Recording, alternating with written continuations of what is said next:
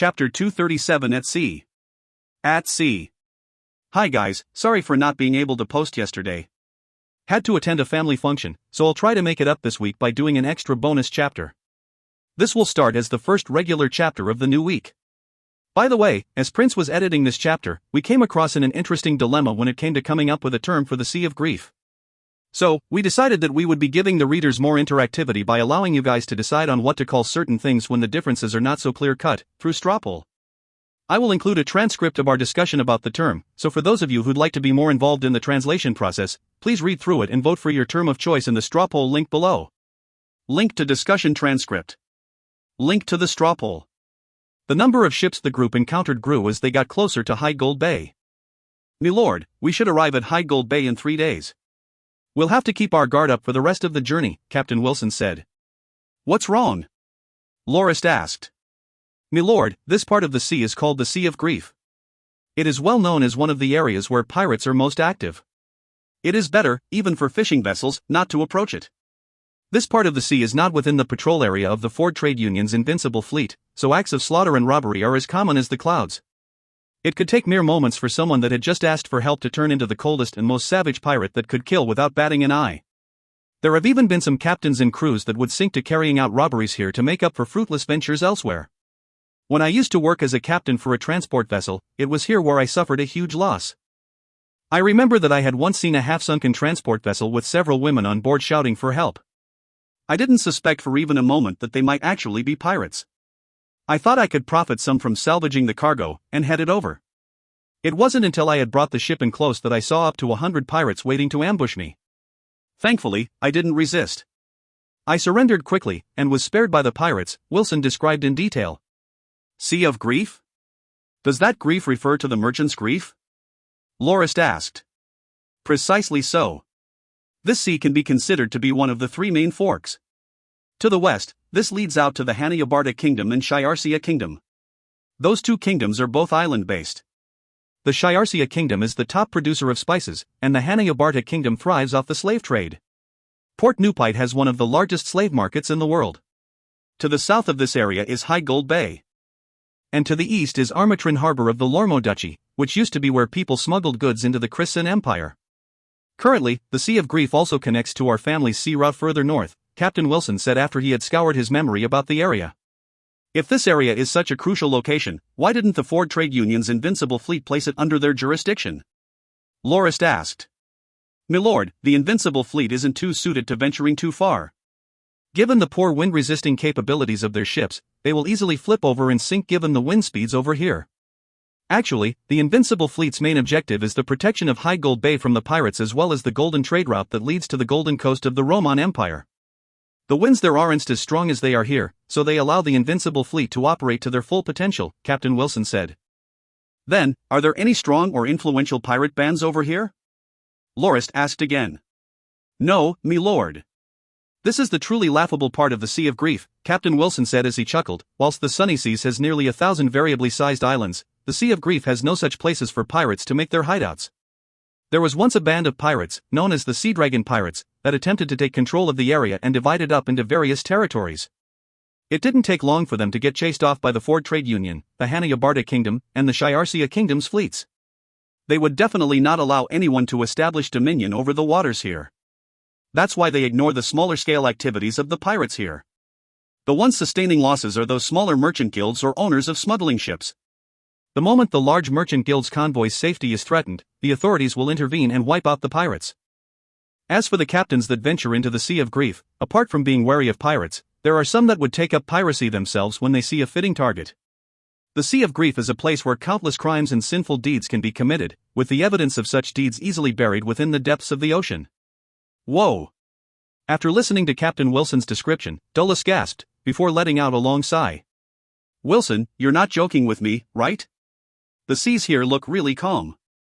Look at those ships over there that are traveling without causing any trouble. It's completely different from the chaotic mess you described earlier. Aren't they doing perfectly fine over there?" "Hee, old Jack," the quartermaster, laughed, "Sir Dulles, it's precisely because they are traveling in a large group that they aren't preying on, or being preyed on by, others. If they were any fewer, they would have launched their attacks long ago. The captain of that fleet over there is no idiot. He's worried that if he attacks other people's ships, his fleet would sustain casualties and fall prey to others. That's why, the more ships you have traveling together, the safer it will be. You may not know it, but quite a number of ships had been on our tail just now. We've managed to shake them all off, however. There were people eyeing us? Lorist exclaimed, why didn't I realize it at all? Milord, look at the cargo vessel roughly 100 meters to our left. There's no doubt that the crew there has malicious intentions. If we were traveling in a straight line, you'd notice that the vessel is constantly turning on an intercept course. If we were on a similar cargo vessel, we would have to slow down if they were in front of us or turn away. They would easily board and rob us otherwise. However, this baby of ours won't be so easily dealt with. After old Jack rotated the ship's wheel, the flying fish of dawn swiftly traveled in a semicircular arc, easily circling past the cargo vessel that attempted to cross their path and leaving them far behind not long after. Cries and curse rang out from the cargo vessel behind them. Old Jack laughed and said, Milord, this ship that you designed is magnificent.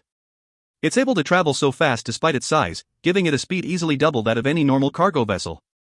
Others can only dream of catching us. The moment old Jack finished, Els patted on the mast harshly and said, Old Jack, you shouldn't have avoided them like that. If they plan to rob us, let them come and see who's the one who gets robbed instead. Josk nodded in agreement. Lorist laughed and said, it's not a matter of who raids who, Els. Even if we manage to take control of their ship, we don't have anyone we can assign to control that vessel. If anything, it would do nothing but delay our journey. Forget it, we'll let them off this time. We'll teach them a lesson if we have a chance in the future. On the 16th day of the 11th month, the skies were cloudy with the winds blowing strong. Thanks to the fins that stretched 3 meters deep into the sea at the bottom of the ship, the flying fish of dawn didn't sway about in the waves like the other cargo vessels. Her sharp bow easily cut through one wave after another. She swam through the water like an agile fish. Given her fully extended sails, she truly seemed like a swift arrow traveling across the surface of the ocean. The winds of the 11th month were incredibly chilling. One would feel as if blades were cutting across one's face when exposed to the winds without any covering. Lorist had Howard stay within the cabin while he stood at the helm and learned how to steer from old Jack. A cry from the lookout at the top of one of the masts could be heard as noon approached. A fleet has appeared 600 meters ahead. It was at moments like this that Lorist regretted not bringing spyglasses. It was an indispensable tool to sailors. It helped one detect enemies far earlier, and in doing so allowed one to react much faster to sudden developments. Instead, a lookout could only spot things happening 1 kilometer away at most. It was already quite formidable of the lookout to have been able to see the fleet 600 meters away given the cloudy weather. 1. After a few moments, the lookout shouted again, 400 meters away, a large merchant fleet with 18 large transport vessels and 20 middle-sized transport vessels are heading south at half sail. Captain Wilson breathed a sigh of relief and said, it's nothing serious. Normally, merchant fleets of that size belong to one of the 7 great merchant guilds of the trade union. Given that they're traveling south, they should have the same destination as us, High Gold Bay. However, it's hard to identify what flag they're flying given the weather now. It'll take us another 30 minutes to approach them close enough to find out which merchant guild it is. 200 meters ahead, a large merchant vessel flying a flag with a sword-impaled wine barrel, encased in a circular frame, the lookout reported after a while. The Chichter Merchant Guild, exclaimed Captain Wilson. Old Jack, change course and overtake them by circling around them. Don't pass between their ships. What's wrong? Why do we have to take a large detour like that? Els asked, displeased. Captain Wilson laughed bitterly and said, Milord, you should know about the Chichter Merchant Guild, right? Lorist patted on Els's shoulder and said, I know they are one of the 7 largest merchant guilds of the Ford Trade Union. Initially, they were known as the Sword and Barrel. Their name only changed after Chairman Chichter took control of the guild because he felt that it didn't sound too good. They are rather low profile within Moranti City, and not many would know that they are one of the 7 largest merchant guilds. Milord, you are right. The Chichter Merchant Guild is one of the hegemons on the ocean, having up to 100 large merchant vessels and countless middle-class cargo vessels as well as 7 or 8 shipyards. They have huge influence over the Invincible Fleet. They also engage mostly in purchasing loads of goods and dumping them in other lands.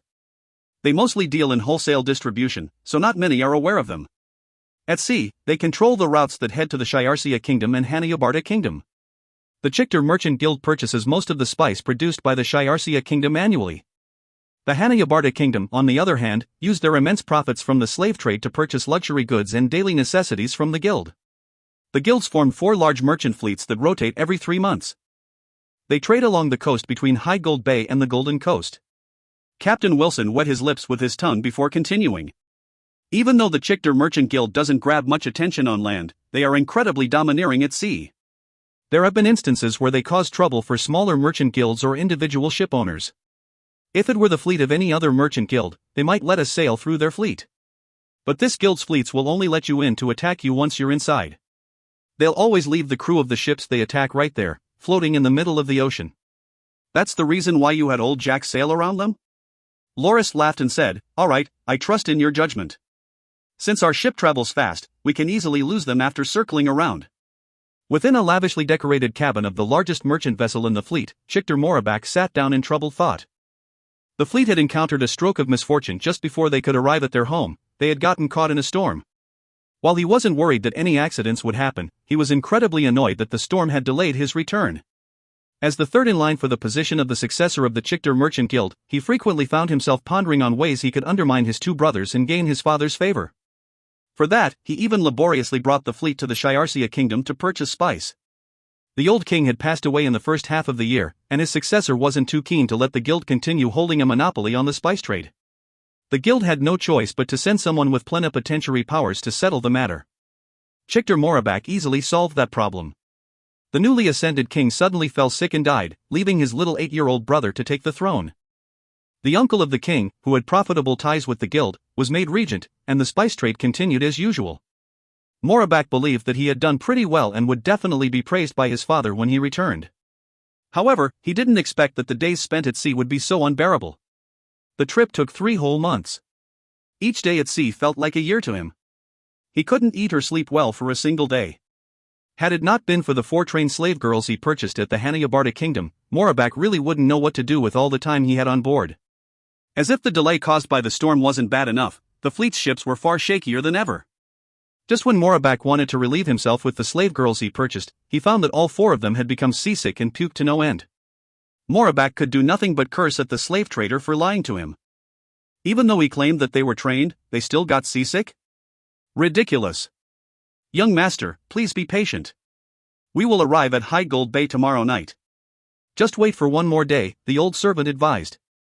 All of a sudden, a commotion could be heard outside the cabin. What the hell is wrong with these noisy bastards? Are they hungry for my whip? Morabak cursed before he exited the cabin. "Young master. Look. That ship is incredibly weird. It's traveling so quickly," exclaimed one of the sailors as he pointed to the distance with a look of awe. Morabak turned to look and was flabbergasted. All he could see was a weird-looking ship that swerved past them at a distance of roughly 60 meters. It quickly overtook the various ships in the fleet and approached the frontmost one. "Young master, that ship is traveling faster than 40 knots. This is the fastest ship I've ever seen," the merchant vessel's captain said. He had already served as a captain for the guild for more than 20 years. "No way," mused Morabak with shock. "Is it really that fast?" "It is, young master. Please trust my observation. They are even able to travel at full sail with the wind blowing so strong. That ship must have great wind resistance capabilities as well as an incredibly sturdy build. Even though the ship's size is rather narrow, it can cruise incredibly stably, unlike our ships which will sway with the waves. The designer of that ship must be nothing short of genius. He has designed a magnificent horse that can race about at sea," said the captain. Morabak didn't have a single doubt for the words of the captain. He trusted that the captain was a loyal man. Since that was the case, he felt that he should definitely obtain the ship for his personal use. As long as he could get his hands on that ship, he could bring it to the shipyards of his family. He could then determine what made it so fast, and use it to improve his family's ships. If he managed to accomplish that, his father would definitely be impressed. At that moment, Morabak felt a burst of excitement build up in his heart, before he instructed his men to blow the horn and use flag signals to express his wishes to see the owner of that ship and ask the ship to approach his fleet. However, after long moments of trying, the weird-looking ship didn't respond to their signals and went its own way. In a few moments, it shrinked into a small, blurry dot before disappearing from sight altogether. Morabak felt as if he had been smacked squarely in the face. He was incredibly furious. Never had he felt such humiliation before. There was actually someone who dared to refuse his well-intentioned invitation. "Very well, it seems that the ship is also heading for High Gold Bay," Morabak thought. "When I arrive, I will definitely seek you out and show you the warm hospitality of the Chichter Merchant Guild." 1. Editor's note: this is an interesting error for an author to make. Barring special climatic circumstances like fog, choppy water, or a dark night, you should be able to see far further than normal. At the standard height of a crow's nest, around 30 meters for a ship of that size, perhaps a little more, you should be able to see about 20 kilometers out to the horizon. It should be easy to spot a ship of similar size, much less an entire fleet of them, at 12 to 15 kilometers.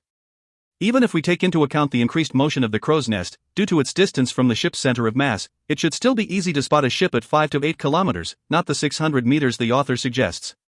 TLDR, the author made a, rather interesting, mistake. You should be able to spot a ship, much less a fleet, at a far greater distance than 600 meters.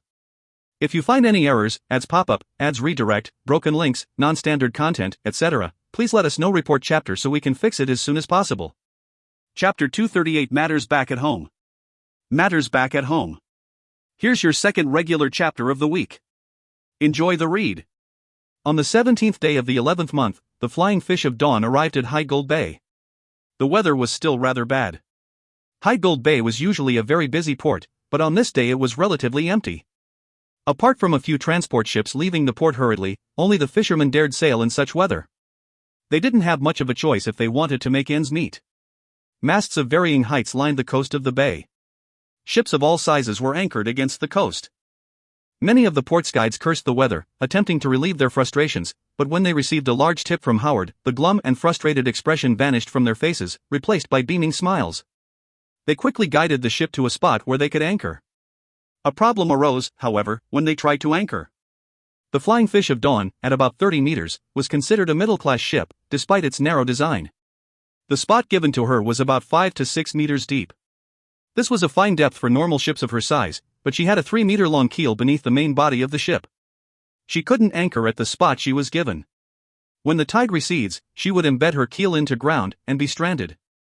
The only solution was for the ship to be anchored further away, at a spot normally reserved for larger vessels.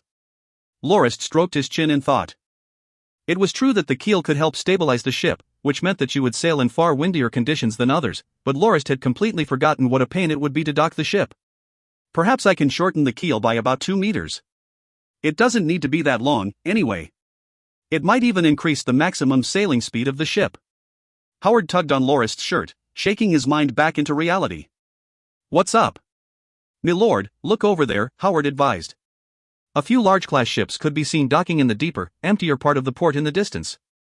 The flags the ships flew depicted a wheel. We'll stop there then. Lorist exclaimed joyfully. I'm afraid that isn't possible, the guide said, troubled. That area is reserved for the Peterson Merchant Guild. That won't be an issue. We are actually on friendly terms with the Peterson Merchant Guild and can be considered their partners, Lorist said. Howard, show him the medal given to us by President Peterson. That medal actually belonged to Charade. Back when he was at the Redleys Kingdom, he introduced him to the Peterson Merchant Guild and managed to close a cooperative deal between the two parties. The deal allowed Peterson Merchant Guild to extend their sphere of influence into the southwestern area of the Redleys Kingdom. In exchange, President Peterson gave Charade a medal that could be used to request the guild's aid, or for special treatment and benefits. For example, they could get a 20% discount for purchases, and could even buy on credit if they didn't have enough money. This medal should be more than enough to get docking space there, right? Lorist thought. As expected, the moment the guide saw the medal, he stopped making a fuss, and even complained to Lorist that he should have brought out the medal earlier. That way, he could have just guided the ship to the Peterson Merchant Guild's docking space right away instead of troubling themselves with figuring out how to dock the Flying Fish of Dawn. The moment the medal was shown to the harbor master of the Merchant Guild's docking space, the Flying Fish of Dawn was given a spot to anchor at. Lorist tipped the guide with 1 gold forward. The man couldn't stop showing his teeth afterward. When the harbor master suggested that Lorist pay an immediate visit to President Peters, he politely declined. I will visit him later in the day, Lorist said. He would discuss the furs he brought along for sale then. He wanted to head to the Red Grace Inn first. The 2 carriages reserved for the transportation of the guild's guests weren't enough, so the harbor master arranged for another 2 carriages to join the small convoy. Lorist brought Howard, Josk, Els, Dulles, and another 10 guards, who were carrying 2 chests filled to the brim with gold fords, off the ship and left on the carriages to the Red Grace Inn. As for Captain Wilson, he brought Old Jack, the other sailors, as well as the shooters of the Carabalista division with him to a sailor's tavern nearby. They had to arrange for different sailors to be on shift to look after the Flying Fish of Dawn. The arrival of Lorist and the rest at the Red Grace Inn gave old Charlando and his wife, Louise, a great surprise.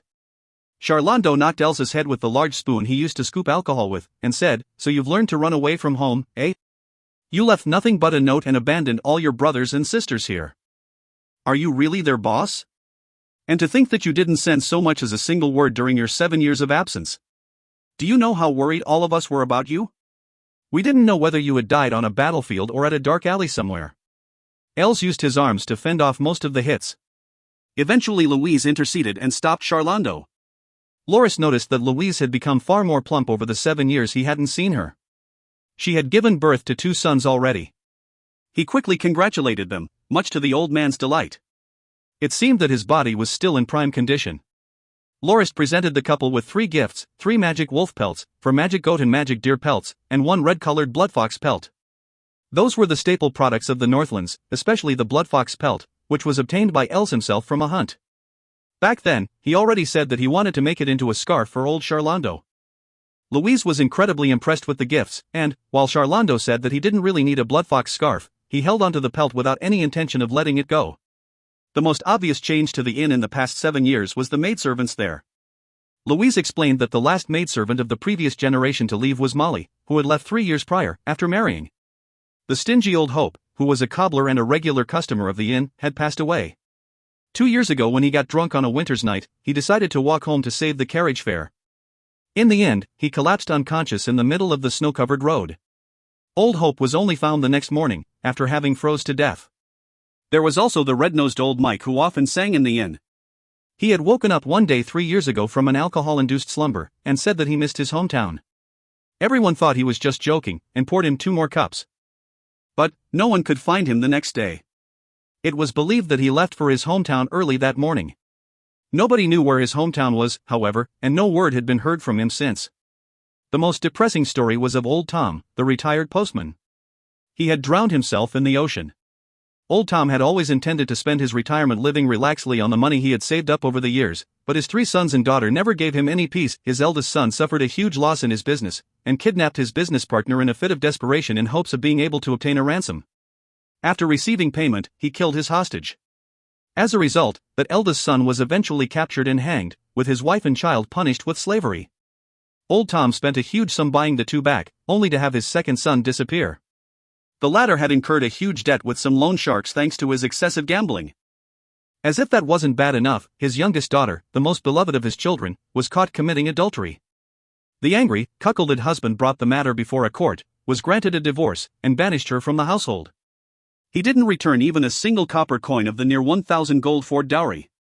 Old Tom couldn't bear the continuous upheavals and misfortunes. In the end, after drinking a cup of ale at the inn and bidding everyone one final, polite goodbye, he vanished. It was said that he jumped into the ocean while carrying a huge rock.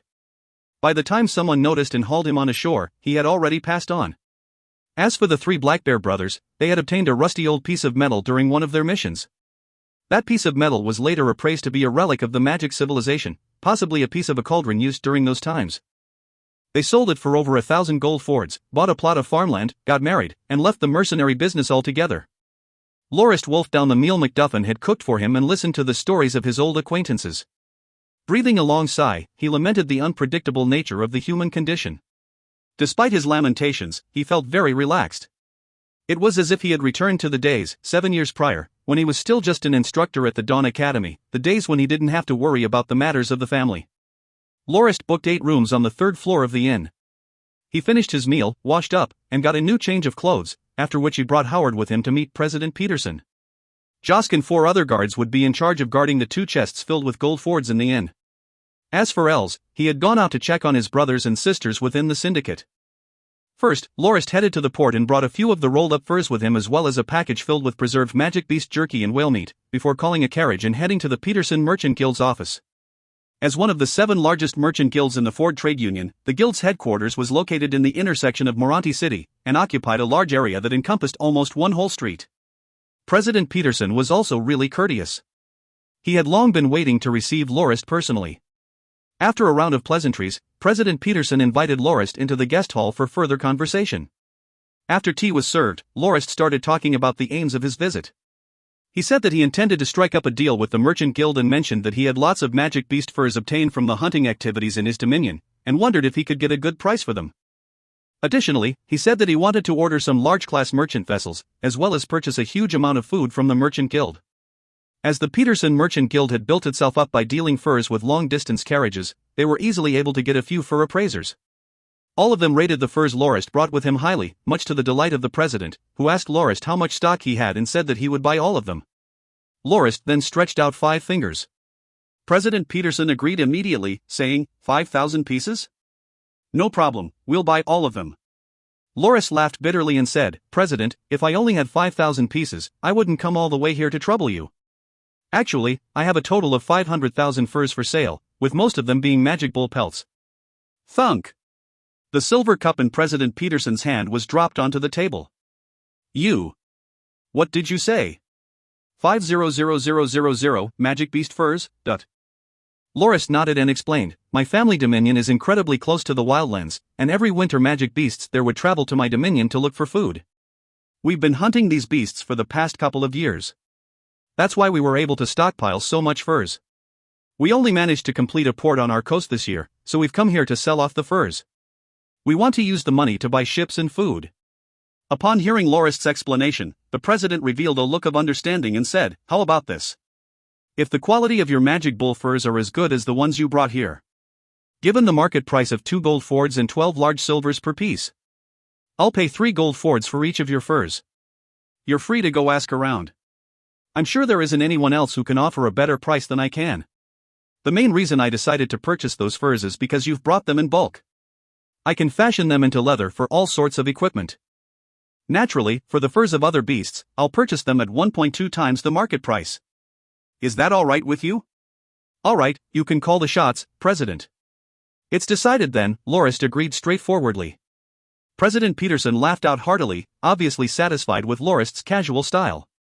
As for food, don't worry. I will definitely be able to meet your demand. You can purchase as much as you want.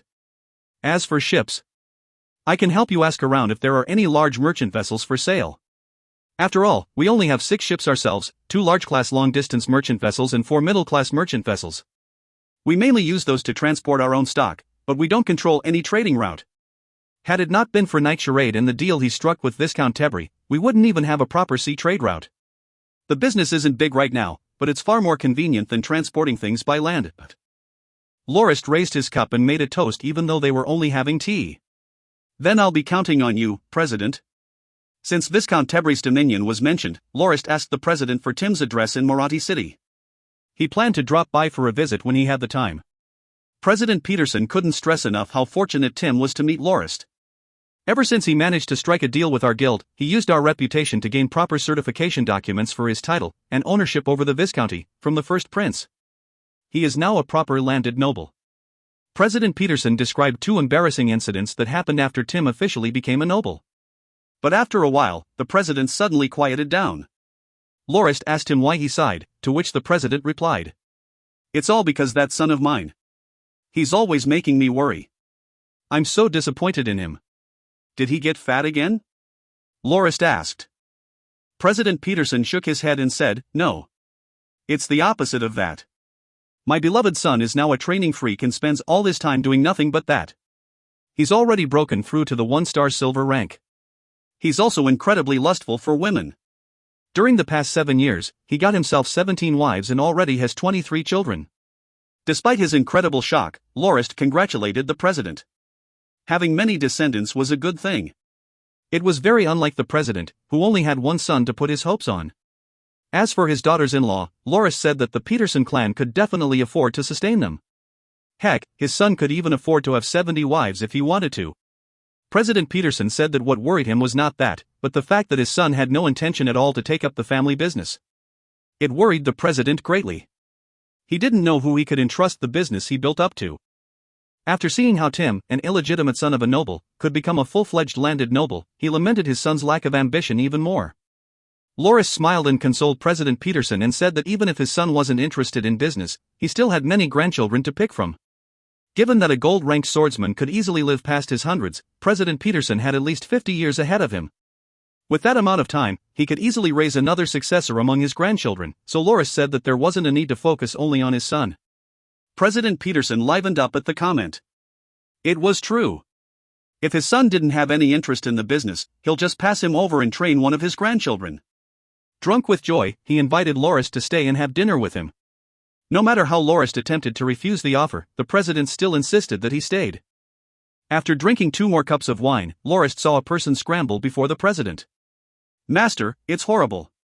The third young master of the Chichter clan is causing trouble at our port. He's insisting that he wants to take away the ship that this guest of ours left there. If you find any errors, ads pop up, ads redirect, broken links, non-standard content, etc., please let us know. Report chapter so we can fix it as soon as possible." Chapter 239 Port Troubles. Port Troubles. Here's the first bonus chapter of the week, brought to you by Joshua L. as well. Thank you for your tremendous support and enjoy the read. President Peterson was incredibly furious. That area of the port was set aside for his clan's exclusive use, and Lorist was his guest. If Lorist's ship was really forcefully taken away there, it would definitely destroy the Peterson Merchant Guild's reputation if anyone found out. The mere mention of trying to take away Lorist's ship was an act that tried the guild's patience. What in the world was going on? Did the Chichter Merchant Guild intend to start a full-on conflict with the Peterson Merchant Guild? Lorist was also quite surprised. He didn't even know the third young master of the Chichter Merchant Guild, nor could he recall if he had offended such a person before. Heck, he didn't even have the slightest interaction with the Chichter Merchant Guild. Why, then, did the third young master want to take away his ship? When the two arrived at the port, they noticed that they were dealing with a fumbling drunk. 2 groups of people were standing opposite one another. One group was the Peterson Merchant Guild and the sailors and marines of Lorist, including Captain Wilson and the others, and the other was a horrible drunk that screamed something along the lines of the owner of the Flying Fish of Dawn not giving the Chichter clan any face. He insisted that they would take the ship away to teach the owner a lesson. Even though many others stood behind the drunk third young master, all of them knew that he was acting rather excessively. They had tried to persuade him to stop, to no avail, and could only stand behind him quietly without actually heeding his order to forcefully take the ship. "What is going on?" asked President Peterson in a deep voice. "Master." The harbor master greeted as he bowed, "I'm not too sure either. 1 hour ago, the fleet of the Chichter Merchant Guild stopped at this area of the port. Initially, I thought they were only going to be here temporarily to borrow some space, so I didn't mind it. This kind of occurrence is actually quite common and we would allow it if it wasn't inconvenient for us. I didn't know that the third young master would barge into Lord Norton's ship. After he was stopped, he ordered his men to take action, and I quickly came forward to stop it, only to end up like this." The harbor master then showed the beaming red palm mark visible on his face. "Who did that?" asked President Peterson with a low voice. The harbor master looked at the third young master, who was having a drunk fit. The third young master continued to clamor around, refusing to stop causing trouble. "You actually dared to offend us. The Chichter Merchant Guild. Are you tired of living? I'm giving you a chance, by taking your ship away. Yet you dare to stop me. I will exterminate you lot." Lorist was enraged as he thought, "You're only a young master of a merchant guild, yet you dare to be so audacious? Do you think that you're second to none but the heavens?" Lorist took a few steps forward, and looked at the people standing behind the drunk man. "I am Count Norton, the owner of this ship," he said. "I don't think that I've had any interaction before with the Chichter Merchant Guild. So, who can explain to me how House Norton has ever offended your guild? Why is your young master trying to take my ship away?" An old man dressed like a supervisor stepped forward, out of the crowd, and said, "Apologies, Count Norton. Yesterday morning when your ship overtook our fleet, our young master ordered us to signal you to stop because he wanted to meet up with you. He even had the tune of invitation blown. But you ignored his invitation and continued on your way. That's why our young master is enraged. He thinks you are looking down on him and the Chichter Merchant Guild. When we arrived, he saw your ship docked here. Coupled with his bad mood after drinking, he began to act up." Lorist looked at the old man with a dumbstruck face, and said, "Oh, so you're the merchant fleet that we overtook yesterday? Is your young master sound in the head? We'd already zipped past your fleet and were more than 100 meters in front of you. Would we be able to see or hear your signals from there? Also, given the strong winds, would we have been able to turn back to accept your invitation even if we did receive your signal? So you think you can take my ship because of this small issue? Isn't the Chichter Merchant Guild domineering?" Lorist laughed coldly, and continued, "So you want to take my ship? Very well. But are you prepared to pay the price?" That old supervisor had misheard Lorist's tone and thought that he had been frightened by the reputation of the Chichter Merchant Guild. "Lord Count, your ship travels incredibly fast. She would definitely be of great use to the Chichter Merchant Guild. If you hand that ship to us, you will gain the favor of the Chichter Merchant Guild." Before he finished, Lorist spat out audibly and said, "Forget your favors.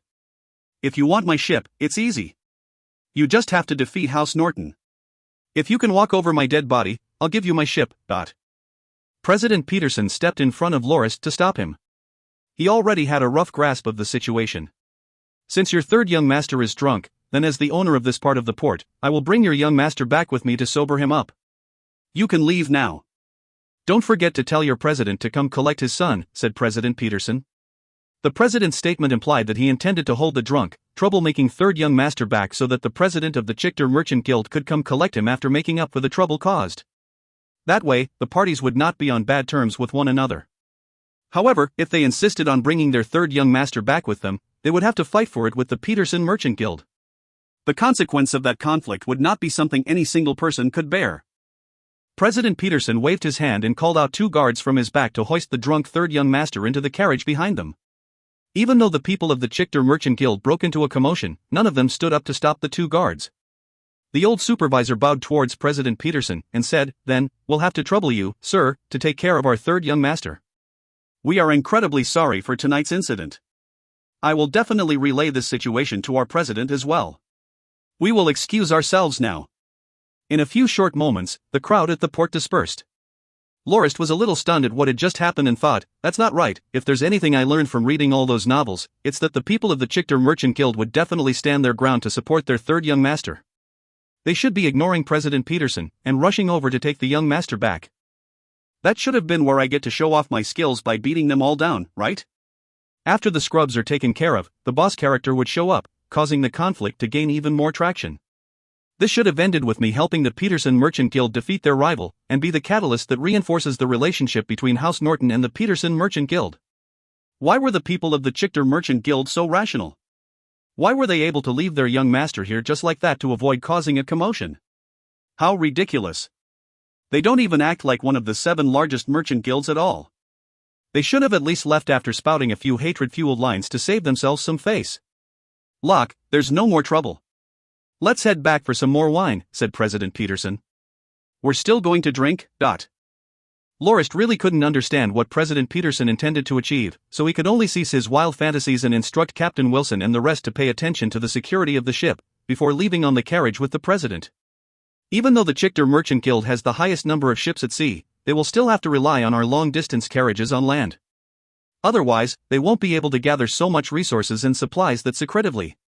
Tomorrow, President Chichter will come to meet us and come up with a settlement since this incident was caused by their third young master to begin with. If he wishes to avoid conflict with us, then he'll definitely make it up to us properly," said President Peterson apologetically. "Then, I'll be counting on you, President. However, I really didn't expect that the third young master of the Chichter Merchant Guild would be so brainless and reckless. He doesn't look that young to me, yet he behaves like a rowdy child. Perhaps he's intentionally trying to cause conflict between your guild and theirs? Then again, I also think that the excuse I gave for not accepting their invitation to be rather lacking. Nobody would truly believe that," said Lorist. President Peterson laughed heartily and said, "Worry not, Brother Locke, this matter is not as complicated as you're trying to make it sound. In fact, I know why the third young master would get so drunk and cause a fit in the first place. Everyone in Moranti City knows what President Chichter is most troubled about. Even though all 3 of his sons are blessed with rather keen business senses that far exceed my own useless son by leaps and bounds, President Chichter still hasn't named a proper successor.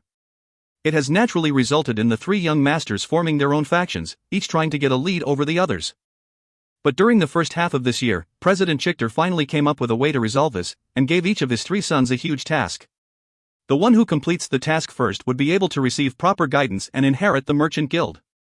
That's also the reason for the third young master's rampant drinking. The deadline for his task was yesterday, but he only managed to make it back today, meaning that he had lost his right to succession by default. That's why he was throwing a drunk fit at our port. The people of their guild didn't even say a word when we wanted to bring him away either." President Peterson paused in thought before he continued, "Just stay at my home for the night. Don't worry, President Chichter will personally come over and offer you his apologies. In the meantime, we can discuss when you intend to hand us the furs you stockpiled." "Oh, I almost forgot about that," Lorist thought. "I've come here to purchase ships precisely for the purpose of transporting these furs. Why don't we meet up at Siloa's Island and carry out the trade there? The island is also a dominion of my house. Siloa's Island, muttered the president, I seem to have heard of that place before. Lorist elaborated, Siloa's Island belongs to the Andinak Kingdom and is roughly 100 kilometers away from Jilin Harbor. It is the largest island of the former empire. Wait, Brother Locke, isn't your dominion in the Northlands? Since when has Siloa's Island become yours? Asked President Peterson. Lorist then detailed his exploits and experiences to the president briefly. With a solemn look on his face, President Peterson said, Wait, then does that mean that House Norton is one of the noble houses of the Andinak Kingdom? In other words, your account of the Andinak Kingdom? That's right. What's wrong, President? Will there be a problem? Asked Lorist. President Peterson let out a sigh and said, It's a rather huge one. I'm sure you've heard that the trade union enforced an embargo on the Andinak Kingdom, right? It's completely true. It's all because the Andinak Kingdom bears the legacy of the Christian Empire, which was the sworn enemy of the trade union for the past 200 years. Even though the empire is already gone, the legacy is still there. The Andinak Kingdom is considered an enemy to the trade union and is therefore under an embargo. This matter is one that us merchants rally up in solidarity for. Troubled, Lorist said, that can't be. I didn't expect that the grudges between the nations ran that deep. Even though there has already been roughly 30 years of peace, and the fact that the empire has already disintegrated, the people of the trade union still hold that grudge? Isn't that a little excessive? Wasn't there a saying about how there are no eternal enemies, only eternal profits? Shouldn't chasing profits be the core of a merchant's being? Excessive? President Peterson laughed and continued, You're right. There are no eternal enemies, only eternal profits. Chasing profits is the core of a merchant's being. Actually, the hate for the Andinak Kingdom is intentionally built up by others. The ones who are actively opposing the Andinak Kingdom are the Twin-Head Dragon Merchant Guild, the Mayflower Merchant Guild, and the Wessia Merchant Guild. The Peterson Merchant Guild is only cooperating with them and carrying out our basic obligations. However, when it comes to the embargo on the Andinak Kingdom, we must definitely play our part too. Brother Locke, since you are a noble of the Andinak Kingdom, then this fur trade will be very inconvenient for us to carry out. If we are found out by others, the Peterson Merchant Guild will quickly be isolated and attacked by the other merchant guilds. Lorist laughed and said, How about this, President? House Norton will not fly the flag of the Andinak Kingdom and only use the Raging Bear flag of our own. Nobody would know that we're nobles of the Andinak Kingdom then. Even if others find out about your deal with us, you still have a bunch of excuses to use. It is common knowledge that there aren't any magic beasts within the Andinak Kingdom. As for the trade, we can carry it out at Viscount Tebri's dominion. We'll ship our goods to him, and you can fetch it there. That way, you can also say that you bought the furs from Viscount Tebri and have nothing to do with us. Alright, that's a sound plan. We'll do just that, said President Peterson with a tone of certainty. Having dealt with the problems regarding the deal, Lorist breathed a sigh of relief. The sale of 500,000 magic beast furs would net them 2 million gold fords, and that was enough for the house to invest in development and stockpiles for the next couple of years. It was something that the stability and prosperity of the Norton house was dependent on. Even though he had closed the deal with President Peterson, he couldn't trouble him with the salt, magic beast jerky and whale meat he brought over. The guild didn't deal with those goods, and they didn't sell for much anyway. Lorist felt that it was better to look for other ways to deal with those items. Even if he couldn't sell them, the Dominion would definitely be able to consume them. After sending a few guards ahead to the Red Grayson to notify Josk, he spent an uneventful night at the Peterson Merchant Guild with the others. At around 10 in the morning the next day, the men of the Chichter Merchant Guild came over. President Chichter came personally and greeted President Peterson intimately, as if they got along very well. The sober third young master was also brought over. He stood by his father with a sour face while the latter expressed his thanks to President Peterson for taking care of his drunk son, and for keeping him from causing more trouble for others. President Peterson was also very courteous and stressed that the 7 main merchant guilds of the trade union were like family. It was completely natural for them to watch each other's backs. However, he advised the third young master to take this lesson to heart and not lose hope after a small shortcoming and resort to drinking as an escape, even to the point of causing others trouble. He marked that behavior as uncultured and uncivilized, and said it was not something befitting a candidate for inheritance of a large merchant guild. After lecturing the third young master of the Chichter clan, President Peterson introduced Lorist to President Chichter as the family leader of the House of the Raging Bear from the Northlands, Count Norton. It was apparent that President Chichter had never heard of House Norton before, since he had never paid attention to noble houses situated at the far borderlands. What he was interested in, however, was Lorist's oddly shaped ship. He was shocked to hear that it could travel at 14 knots in strong wind. Even the fastest sail-powered warship of the newest design could only travel at a maximum of 11 knots. Lorist shrugged and told President Chichter that his ship was not good for much apart from her speed. Because of the cursed coasts of the north, he had to make his ship much narrower. Otherwise, she wouldn't be able to navigate the reefs there. And given the ship's narrowness, it couldn't carry much cargo. It could only be used to transport people. As for her resistance to strong winds, Lorist explained that he had simply added a 3-meter-long keel under the ship so that she wouldn't flip over easily while in transit. It was something a common shipwright would understand after taking only one look at the ship. Additionally, he said that the keel's main usage was to prevent the ship from being damaged by the reef at shallow waters. When the keel hit something, there would still be enough time for the ship to turn back and find another way. Upon listening to Lorist's explanation, President Chichter lost interest in the ship. He mainly wanted a fast ship that could carry large amounts of cargo. Just like Lorist had said, his ship was only good for speed and not much else. He wasn't worried that Lorist would make up an explanation to fool him, since he could easily send a master shipwright to check out the design of the ship. That way, he would be able to know whether Lorist was telling the truth about the ship. To express his regret for Lorist's troubles because of his son, President Chichter brought Lorist a gift. It was an exquisitely decorated wooden box that was roughly 50 centimeters wide. Even though Lorist tried to refuse out of politeness, he still accepted it in the end and opened the box at the insistence of President Peterson. The moment Lorist opened and looked into the box, he was dumbstruck. Within it lay a golden, gleaming firearm. If you find any errors, ads pop up, ads redirect, broken links, non-standard content, etc., please let us know. Report chapter so we can fix it as soon as possible. Chapter 240: The Secret of Gunpowder. The Secret of Gunpowder. Second bonus chapter of the week, coming up. Thank you Joshua L. again for your tremendous support. There was a firearm roughly 40 centimeters long within the wooden box. It had an exquisite design. Both the stock and barrel were decorated with intricate, gold-laden carvings. However, the firearm looked a little weird. Besides the fact that its barrel was shaped like a trumpet, the hammer behind it was simply ridiculous. It was the shape of a two-winged dragon bearing its fangs. It looked positively imposing. The firearm took up half the space within the box. The bottom of the box was filled with rows of small lead pellets. Each pellet also had a cylindrical container. There was a total of 20 pellets and cylinders respectively.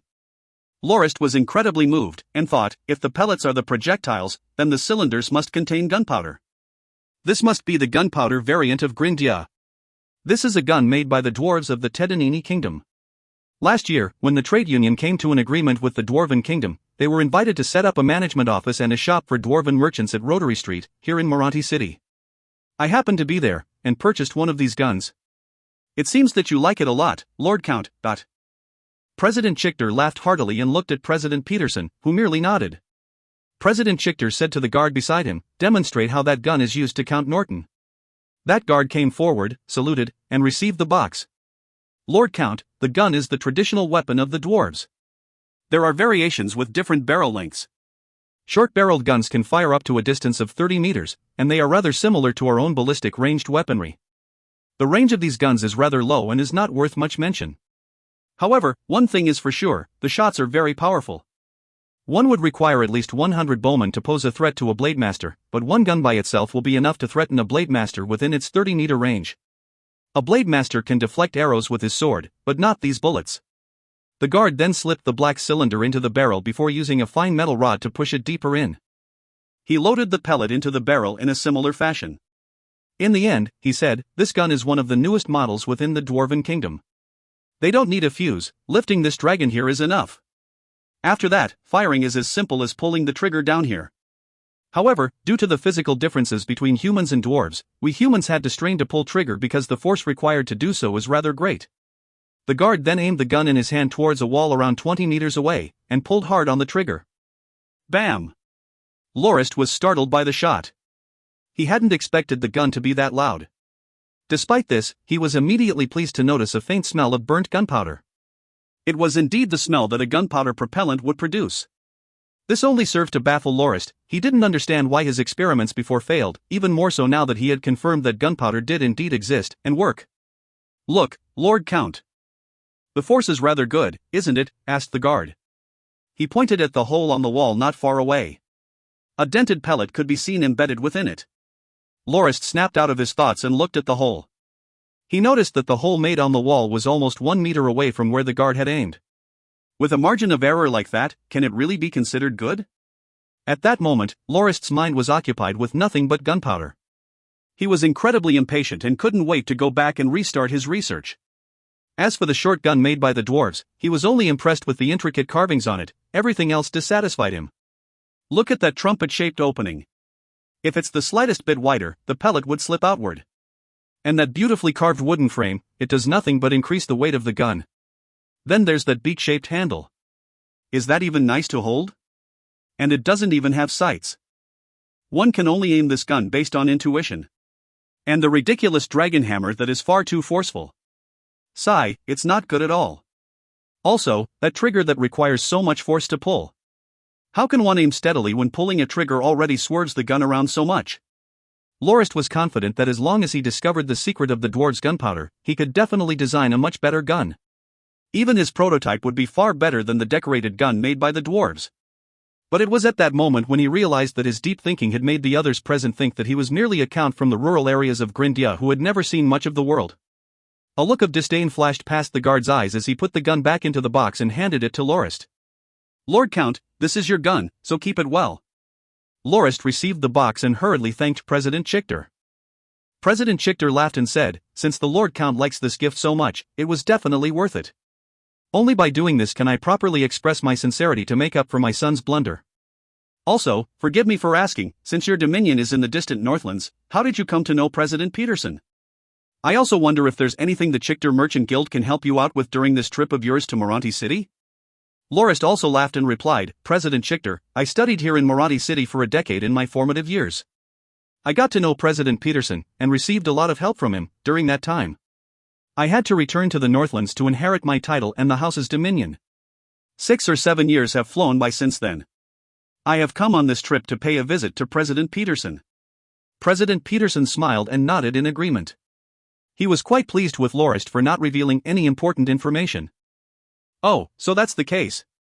I thought you were preparing to secure a sea trade route. To be frank, Lord Count, since you are able to build a ship that is capable of traversing reefy areas, are you interested in establishing a sea trade route? If you're willing, you can let the Chichter Merchant Guild handle the sea transportation for you. As the merchant guild with the most fleets, we can definitely guarantee that we won't disappoint you," said President Chichter, staring Lorist directly in the eye. Lorist revealed a look of joy, before his expression changed from to one of hesitation, then to helplessness. In the end, he even looked rather regretful.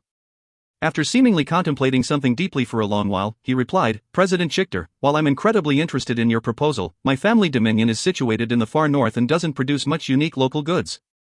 There also isn't anything worthwhile we can offer up for trade. To be honest, we are only barely able to sustain ourselves with the food we produce. I am definitely interested in establishing a trade route by sea, but I know that I will be wasting goodwill if I have you make a pointless trip. Take, for instance, my dominion. It only produced around 6,000 gold fords during the 7 years I was there.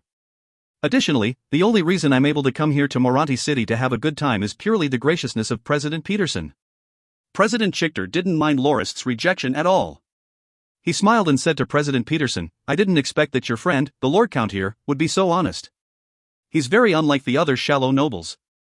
They will stop at nothing to promote their dominions the moment they hear about establishing a trade route, when, in fact, they have nothing much to offer us.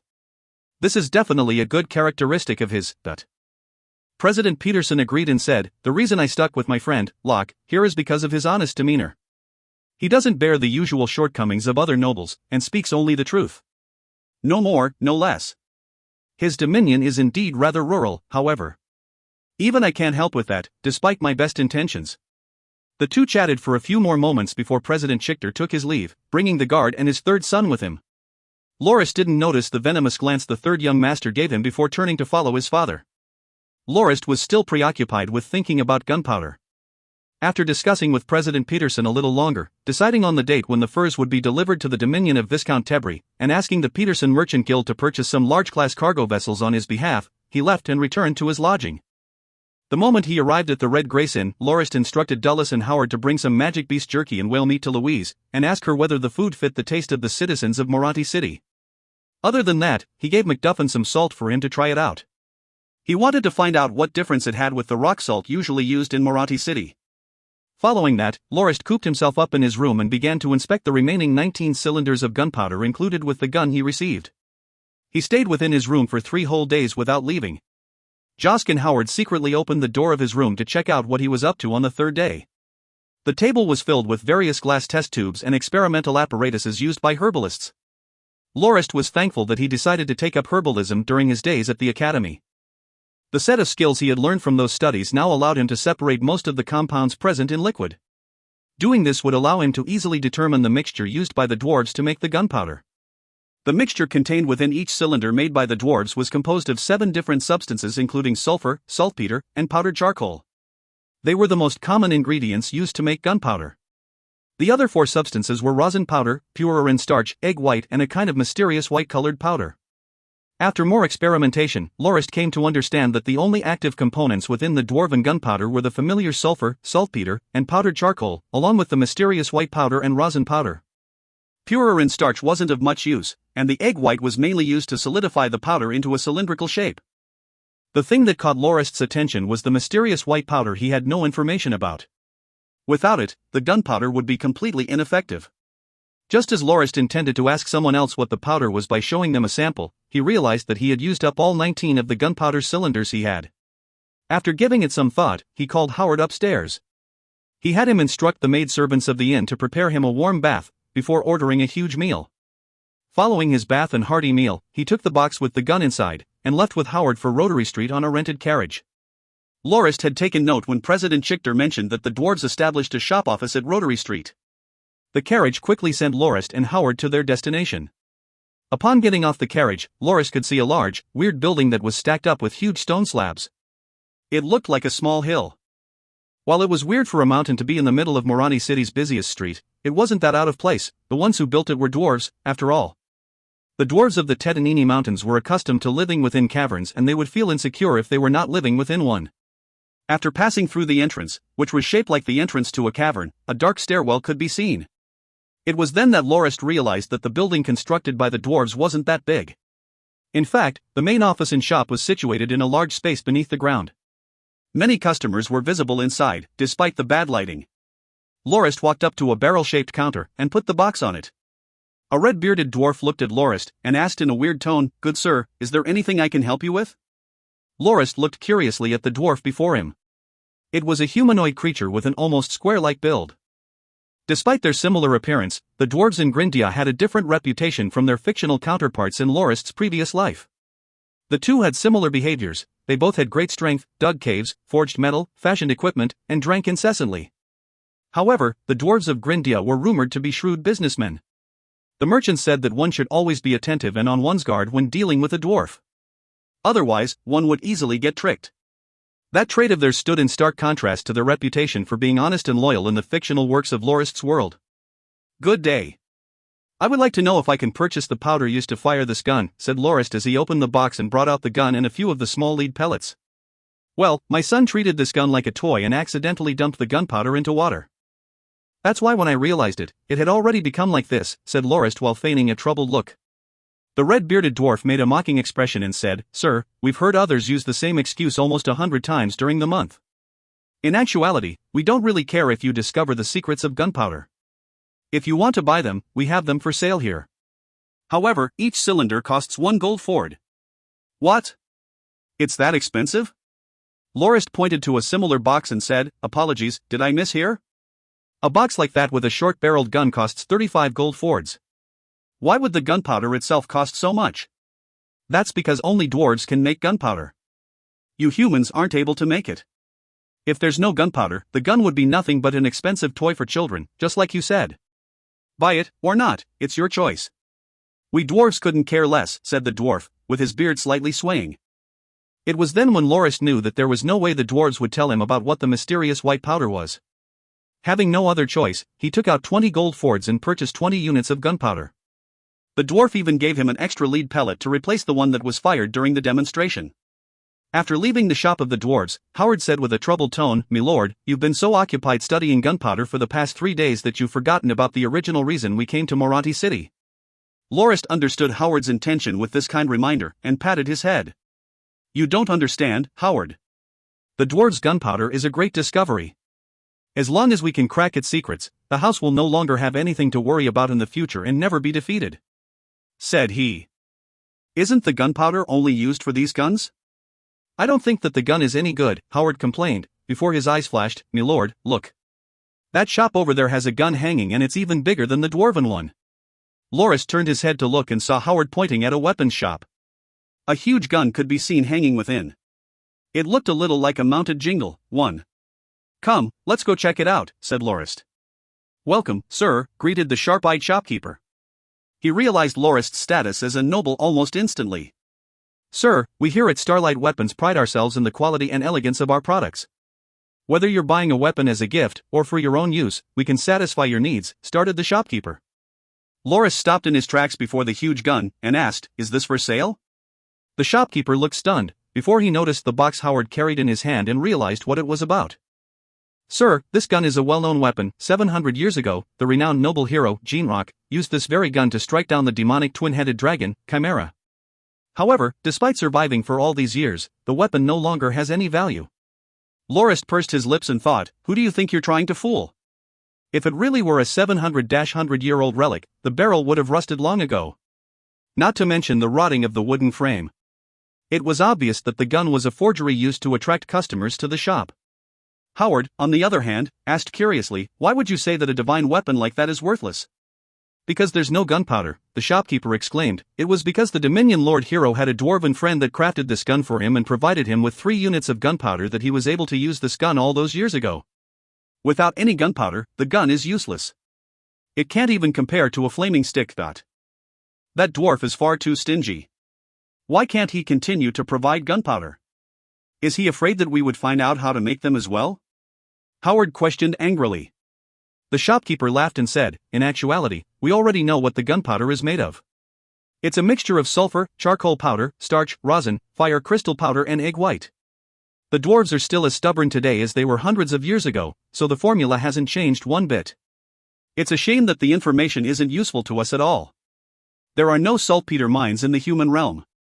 Saltpeter can only be found hundreds of meters beneath the ground, and only the dwarves are able to mine that deep. Without it, there's no way we can make gunpowder." Lorist was shocked to hear the shopkeeper say that they lacked saltpeter to make gunpowder.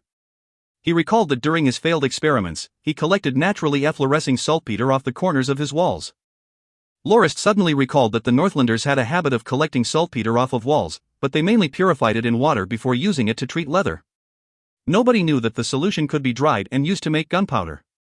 But right now, what Lorist was interested in was the fire crystal powder that the shopkeeper mentioned. "Could you tell me more about fire crystal powder?" asked Lorist. The shopkeeper replied, "Milord, fire crystals are commonly used by smiths to increase the temperature of their forges. Let me think. 2 days ago, we purchased a sack of them from some adventurers. I'll see if I can find them." The shopkeeper vanished for a few short moments, before returning with an old leather sack. He took out a few of the crimson finger-sized fire crystals. "Sir, these are fire crystals, and they are usually only found among the ashes at the opening of a volcano. These are treasures to smiths, who will powder them up and use them to raise the forge temperature while they work. Only if the temperature is raised greatly will the forging be successful." "Oh, thank you. It's the first time I've seen these," said Lorist as he inspected the crimson crystalline object in his hand. The shopkeeper smiled and said, "Sir, these are only useful to smiths, so it's not a surprise that you've never seen them before." "So these are present within the gunpowder made by the dwarves?" Lorist asked. "That's right. This has long been proven by Professor Balba of the Venus Academy. Powdered fire crystal accounts for about 10% of the volume of gunpowder. The main problem with making gunpowder is that over 50% of it needs to be saltpeter. I recall that when Professor Balba published his findings last year, the citizens of Moranti City were greatly shocked," said the shopkeeper who had a great memory. Lorist took out a few gold fords and gave one to the shopkeeper. "This is payment for your stellar service. I'm incredibly satisfied. However, can I purchase a few of these fire crystals from you?" "Naturally, sir. This sack contains around 30 of them." "It will only cost you 2 gold fords," replied the shopkeeper politely. 1. A type of gun. More info, Wikipedia. If you find any errors, ads pop up, ads redirect, broken links, non-standard content, etc., please let us know. Report chapter so we can fix it as soon as possible. Chapter 241 Blasmith. Blasmith. This is the third bonus chapter of the week, as well as the final one brought to you by Joshua L. from the USA. There will be one more released tomorrow to make up for the lack of a third bonus chapter last week, so stay tuned. In the meantime, don't forget to vote on the straw poll at the end of the chapter. Prince and I here just love it when you, the readers, ponder about the plot. This time around we have the poll, which should be a lot of fun to build conspiracies around.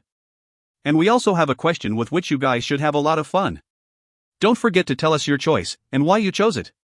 15% sulfur, 15% charcoal powder, 50% saltpeter, 10% fire crystal powder, 5% rosin, 5% starch, add a little egg white and mix evenly.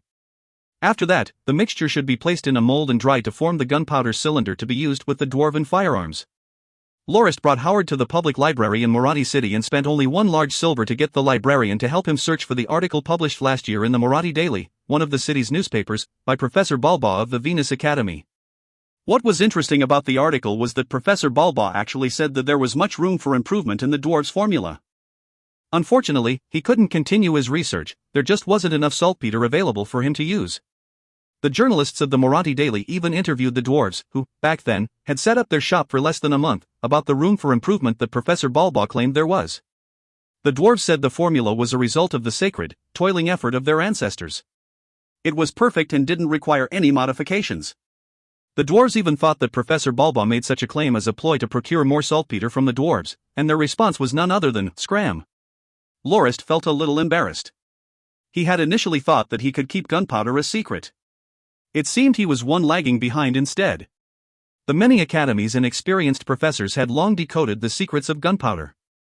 The only fortunate thing was that the saltpeter used by the dwarves had been extracted from ores that could only be mined deep underground. Additionally, the professors still had yet to realize that the nitric acid used to treat leather could instead be used on saltpeter ore.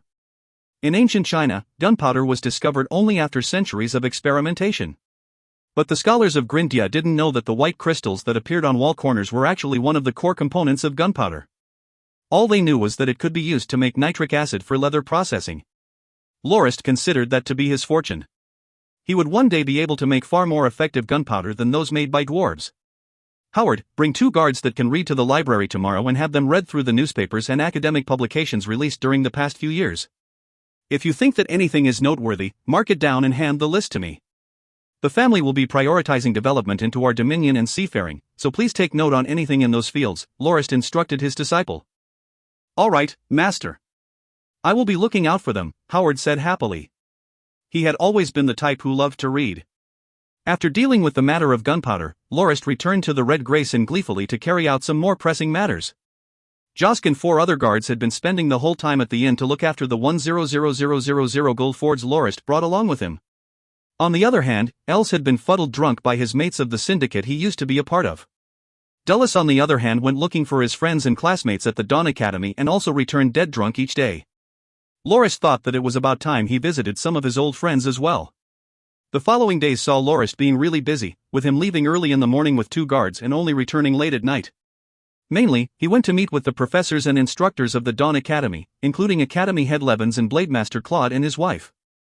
After 7 years, the Dawn Academy stayed mostly the same, but many of the people there had changed. There were quite a few of Lorist's acquaintances amongst the instructors that had already left the academy. However, the bronze statue of Lorist, erected when he obtained a 3,000 win streak against silver-ranked opponents despite being in iron rank himself, looked as domineering as ever, to the point that it was a renowned legend in the academy. Academy head Levens had aged a lot over these 7 years. The gift Lorist brought him was an undamaged magic tiger pelt. It would be a great help to alleviate the pains of his rheumatic condition. As for Blademaster Claude, he just received a great shock. When he first met with Lorist, he boasted confidently that he wanted to give Lorist some pointers in swordsmanship, only to lose in less than 100 exchanges with Lorist in a fight. Dulles, on the other hand, brought Lorist some good news. There were quite a number of Academy alumni that were really impressed with Lorist's experiences and were hoping that they could also follow Lorist and join House Norton. After giving it some thought, Lorist decided to accept them, but only after the risks and dangers were clearly laid out to them. The house needed more talented people, and the alumni of the academy were definitely more than qualified. Since they were his acquaintances and were willing to follow him, Lorist really couldn't think of a good reason to refuse them. Upon receiving Lorist's permission, Dulles happily raised his hoe and began digging into the staff of the Dawn Academy. 1. During the 7 years that had passed, many of Lorist's acquaintances had already become the core staff of the Dawn Academy. If all of them really joined Lorist, Academy head Levens would have a huge headache coming for him. Other than that, Lorist also went to visit Tim. The couple were living in a Gothic, 4-story building not far away from the Academy sector. The Peterson Merchant Guild had played a huge part in their purchase of the building, and they only had to spend up to 3,000 gold fords for a building that was easily worth 4,000 to 5,000 gold fords. The Tebry couple were pleasantly surprised at Lorist's visit. Both of them were incredibly thankful for Lorist's efforts. Tim was saved by Lorist from a huge predicament with Count Cabri, and was also made into the rightful heir of Viscount Tebry as a result. Additionally, he had been introduced to his wife by Lorist. In some way, the blissful days he spent now was only gained after experiencing a fair share of troubles. Tim was a rather well-known noble among the high society of Moronti City. He complained to Lorist that before he became a noble, he was incredibly envious of them. But he understood their troubles now that he had joined their ranks. He had to put up a front all day long when he interacted with the other nobles, which he found incredibly tiring, and he began to feel that nobles were incredibly shallow creatures. Lorist laughed at hearing Tim's complaints. During their casual conversation, Tim revealed a piece of incredibly crucial information. There was a chance that the Ford Trade Union would begin to implement a nobility system. However, unlike Lorist's noble title which was given to him by the royal family, the titles of the Ford Trade Union would be given out by their High Council. Lorist also told Tim about his arrangement with the Peterson Merchant Guild, and relayed to Tim his intentions of carrying out the trade at his dominion. Lorist added that he would definitely pay the necessary taxes. Tim expressed his willingness to help as well as his joy for being able to be of some use to Lorist, and assured that he would instruct old Knight Gemmers who was stationed at the manor at the Viscounty to give his support. When he returned to the Red Grayson, Lorist realized that Els and his good friend, Jinduz, were awaiting his return. Ever since Els left home to become Lorist's knight, Jinduz had taken over as the boss of the syndicate. It was quite apparent that he was far more reliable than Els. Within the short 7 years since Els's departure, Jinduz's syndicate had already become one of the largest syndicates within Moronti City, and they already have control over at least half of the streets there. More than 4,000 people worked for them. Jinduz handed Lorist more than 50 gold ford notes worth 100 gold fords each, but Lorist merely gave him a questioning look, not sure what it was about. Els then explained that the money was the rent that was collected over 7 years from a building Lorist purchased at Rose Street before he left. Before he left, Els had left the unit under Jinduz's management, and he would collect 30% of the profits. The 5,000 or so gold fords were Lorist's share. After the explanation, Lorist recalled that he did in fact purchase a building back then. However, he recalled mortgaging it to Els for 5,000 gold fords to raise funds for the northbound journey. However, that sum was already paid back in full during the journey.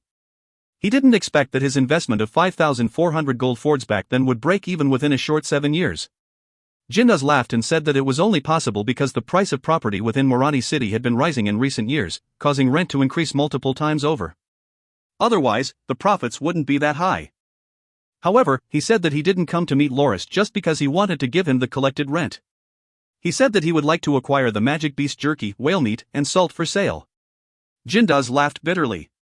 He explained that he had no other choice, there were just too many people working under him. We was forced to look for other ways to earn some money. Nowadays, the syndicate had already taken control of half the shops around the streets of the city, so he felt that it would be rather convenient for Lorist's goods to be sold there. Lorist agreed to Jinduz's request right away, but also said that he required his help for 2 things. First, he wanted Jinduz to find out about the situation of Professor Balbaugh. He hoped that he could recruit the man to carry out further gunpowder research for him. Additionally, he had Jinduz instruct the members of the syndicate to keep an eye out for some talented people who were only lacking a good opportunity. Lorist realized that the house required talented people in many areas, so he had to be on the lookout for them whenever he could. After settling the matter with Jinduz, Lorist was prepared to head to the glass-producing Taribo Kingdom. Charade's father had started a glass distribution company there, and Lorist intended to order the glass he needed from Charade's father exclusively. After all, he was a partner, and he had to deliver Charade's letter to him as well. Charade's father was a successful merchant. It was said that the Taribo Kingdom's royal family even owned some shares in his firm, hence his benefits when it came to dealing in glass. He welcomed Lorist and the others warmly. As Charade had said, his father had yearned all his life to become a landed noble, so when he treated a person of such caliber, he presented himself with an incredibly respectful attitude. "Uncle, you don't have to be so courteous, really. Even though Charade is my family knight, he's also my trusted friend and partner. As you're his father, you are considered my senior as well." Just leave these kinds of things to your servants. You didn't have to go about doing all this personally. If you do, I will feel incredibly troubled, Lorist said, not knowing how to react to the hospitality he was given. After reading Charade's letter, he understood that Lorist was a legitimate landed noble. And when he realized that his own son was serving such a person, he went out of his way to make sure that all of Lorist's needs were met. That was especially the case when Lorist assured Charade's father that after another 3 years, when Charade served for a full 10 years term, he would give Charade peerage as a baron, and Enfef a barony to him. When Charade's father heard that, he teared up in joy immediately and thanked Lorist unceasingly. From that day onwards, Lorist realized that the treatment he received improved even further, to the point that Charade's father would accompany his servant for the smallest things. Even when the servant merely brought Lorist refreshment, Charade's father would be his shadow. That kind of hospitality greatly shocked Lorist. It made him feel rather uneasy. He decided to leave as soon as possible. He would be on his way the moment he had finished his matters. As for the glass products required by the Dominion, Charade's father promised confidently, even thumping his chest, that he would be able to supply as much glass as the Norton house needed, and even assured that there won't be any problems. Not only that, he didn't even require Lorist to pay a single copper coin as deposit. Lorist refused the kind gesture. Even though Charade's father was a rich and successful merchant, the order he made was easily worth 20,000 gold fords. If some unexpected accident really happened, that would affect Charade's family. So, Lorist insisted that the deal be carried out as per usual practice, with the reason that official and private matters should not be conflated. As for the letter Charade sent 2 years earlier, after Lorist failed in his experiments, to ask his father to find out what materials were used to make glass, Charade's father said that he hadn't managed to procure much information. It was mainly due to the degree of secrecy and care on the Taribo Kingdom's part to keep both the ingredients and the process of glass production secret. However, he recommended Lorist go meet a person who had worked in the glass production plants for 32 years. The man, Mancini, had followed in his father's footsteps, and took a position at the production plants. He eventually became a full-fledged glassmith, despite initially working a common laborer. He should have a complete grasp on how glass was made. Charade's father had first gotten to know him professionally, but the two had since become friends. Charade's father mentioned that he had heard Master Mancini complain about his fellow glassmiths. They were dumb as blocks of wood, and only knew how to do what they were told without bothering about experimentation and improvement. Charade's father, being the sensible merchant that he was, began to take note of Master Mancini. Master Mancini was quite troubled these days. He and his wife only had one daughter, whom they treasured and loved with all their life. Now that their daughter had matured, they had started to trouble themselves over her marriage. Unfortunately, during the 36th day of the 9th month that year, on the harvest celebration, the couple and their daughter encountered Viscount Serwa. Viscount Serwa had quite a reputation in Fire City, the capital city of the Taribo Kingdom. The reputation wasn't a pleasant one. He was the nephew of the queen, and as fat as a pig and as lustful as a turkey. He had been implicated in the kidnapping of womenfolk within the capital on several occasions. Each had caused considerable commotion amongst the people. His antics had been toned down somewhat after a harsh punishment by the queen, however. That very Viscount had set his eyes on the daughter of Mancini. While he didn't dare to take her away in public like he used to, he didn't hold anything back when it came to harassing the family. He intended to take the poor girl as his 26th concubine. Given how much the couple treasured their daughter, it was no surprise that they had refused the Viscount's demand without any hesitation. They greatly feared his retribution, and hid their daughter within one of the glass production plant's residences. They hoped they could avoid the Viscount's claws by doing so. While Viscount Serwa wasn't able to interfere with the strictly monitored glass production plant, he managed to bribe the plant's managers to drive Mancini and his family out. It wouldn't take much effort to chase the Mancini family out of the plant, and they could gain the favor of the Viscount by doing so, so naturally the managers didn't hesitate. They accepted the bribe and began to cause trouble for Mancini. It didn't take long for them to issue Mancini an ultimatum. Since his wife and daughter were not part of the plant's workforce, it was illegal for them to be at the plant. But, considering Mancini's 32 years of service, they would be willing to overlook the matter if he sent his wife and daughter out of the plant within 3 days. Otherwise, he would be punished for putting confidential information at risk. Master Mancini was incredibly troubled. He had spent his entire life working for the production plant. Now, in his last few years, he had been forced into such a difficult position. The most laughable part was that, being one of the people who knew the deepest secrets of glass production, Mancini had 2 silver-ranked swordsmen by his side at all times. The 2 weren't there to work as his bodyguards, they were tasked with monitoring him to ensure that what he knew didn't get leaked out. They didn't bother to take any action on Master Mancini's behalf, they simply waited for the drama to start. Charade's father said that Master Mancini's family had just been driven out from the production plant. Viscount Serwa would forcefully marry the master's daughter in 3 days. Currently, Master Mancini could do nothing about it. Charade's father said that if Lorist was willing to give a hand at a time like this, Master Mancini would no doubt pledge his loyalty to the house, giving it access to glass production techniques. That's not a bad idea, Lorist thought as he began to stroke his chin in deep thought. 1. In Chinese, poaching can be literally translated as digging away at a corner. The author humorously made a play on words and described Dullus's action as literal digging. What do you think about the nobility system that is to be implemented in Moranti City? Will it be a good or bad development for the Ford Trade Union? If you find any errors, ads pop up, ads redirect, broken links, non-standard content, etc., please let us know. Report chapter so we can fix it as soon as possible. Chapter 242 The Curious Case of Lux Crimson Winery. The Curious Case of Lux Crimson Winery. Hi guys, sorry for the slightly late release. This is the 4th bonus chapter brought to you by Benjamin T. from the USA. See you tomorrow. Hopefully XD. Viscount Serwa rode atop his horse gleefully. Thankfully, his Xeno horse mount was strong enough to carry a person of his weight, which was easily double that of a normal person's. 2 silver-armored guards held a banner bearing a crest of a golden cup in their hands. It was the crest of House Serwa. Beneath the golden cup was an intricate network of vines that circled around the cup to form a circular shape. A pure white, 7-petaled flower could be seen all around the vines. They were the national flower of the Taribo kingdom, the Turan flower. The presence of that flower on a noble house's crest signified their close affiliation with the Taribo kingdom's royal family. The Western Wall garrison's soldiers got into formation to welcome Viscount Serwa's escort after receiving instructions from their squad leader. The troop was headed for Lux Crimson Winery, which was roughly 15 kilometers away from the city. The winery belonged to Viscount Serwa, and was well known for a century of fine wine produce. It was one of the main sources of income for the Viscount. Viscount Serwa was in a rather good mood. Seeing Master Mancini and his family leaving the city gates with glum expressions, the Viscount couldn't help but crack into a smile. Hee, so what if you're a glassmith? Did you think you could get away from the influence of a Viscount like me? Did you think that you would be safe at the glass production plant? Even if a Viscount like me can't enter it, I can still have them drive you out. You have no choice but to bring your daughter to me obediently. That night, faced with Viscount Serwa's underhanded request for his daughter's hand in marriage, Master Mancini had no choice but to accept the request to let his daughter become the concubine of the Viscount. However, he made 3 demands himself. First, he demanded that the Viscount treat his daughter well in the future. Second, the Viscount had to give an expensive betrothal gift.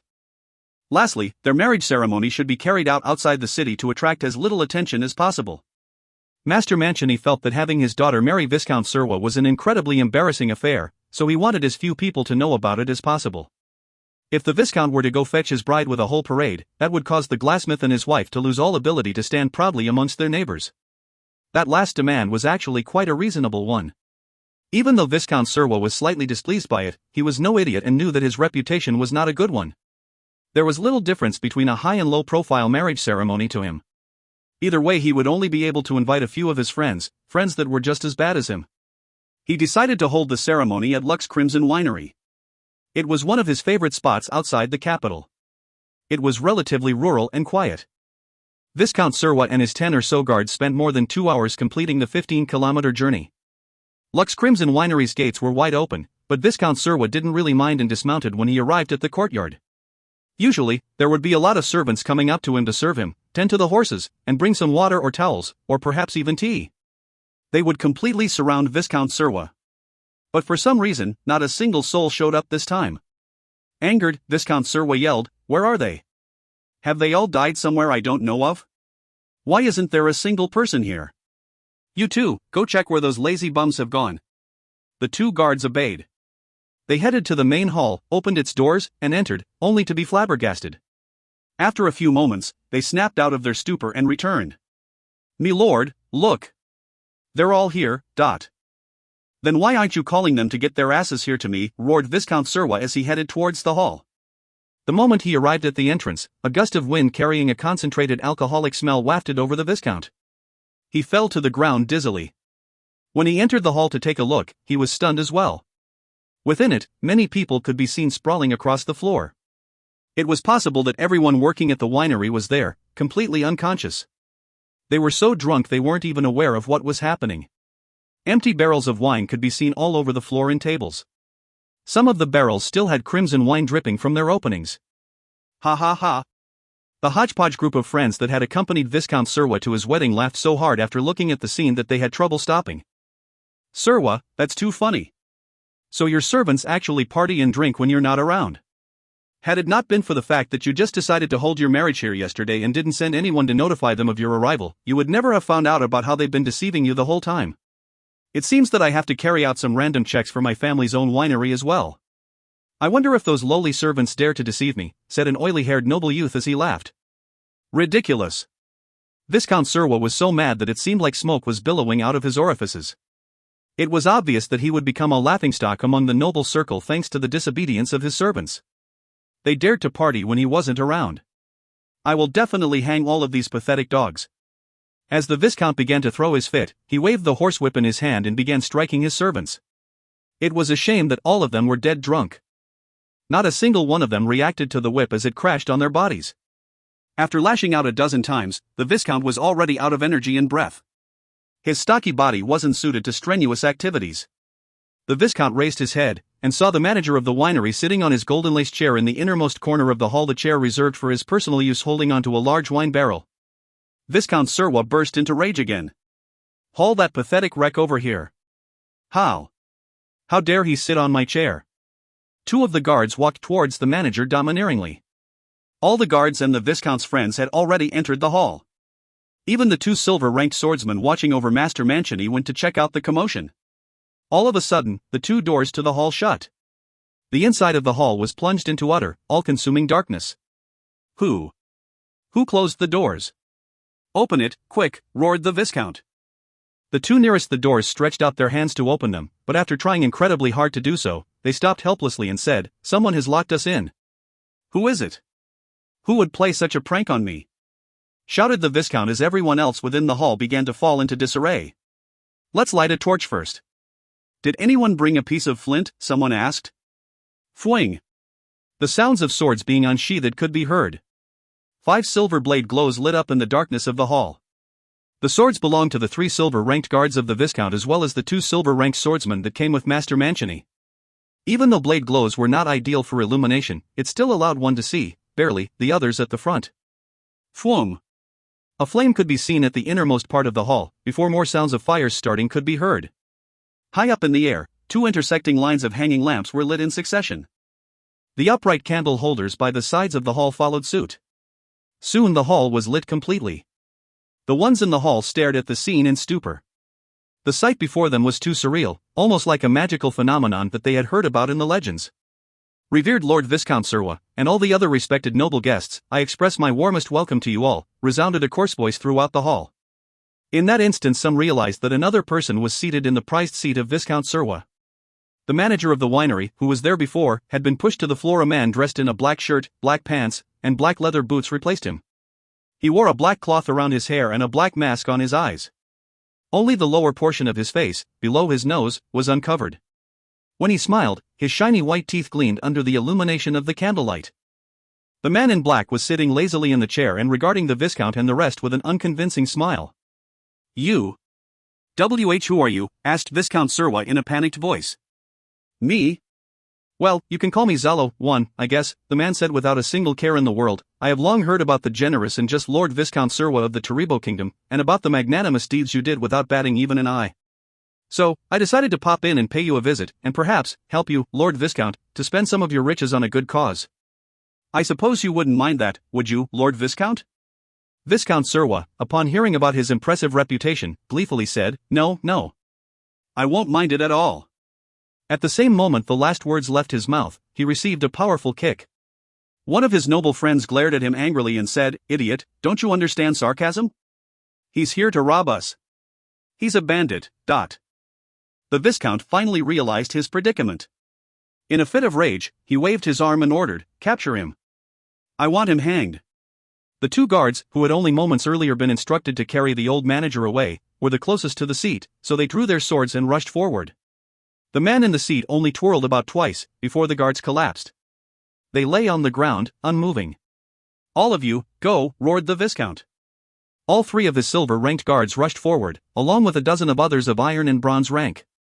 A few short moments later they all accompanied the 2 original sacrifices on the ground. The scene was completely out of this world. The man who called himself Zalo was unarmed, and his figure merely shifted a few times before all the guards were knocked out.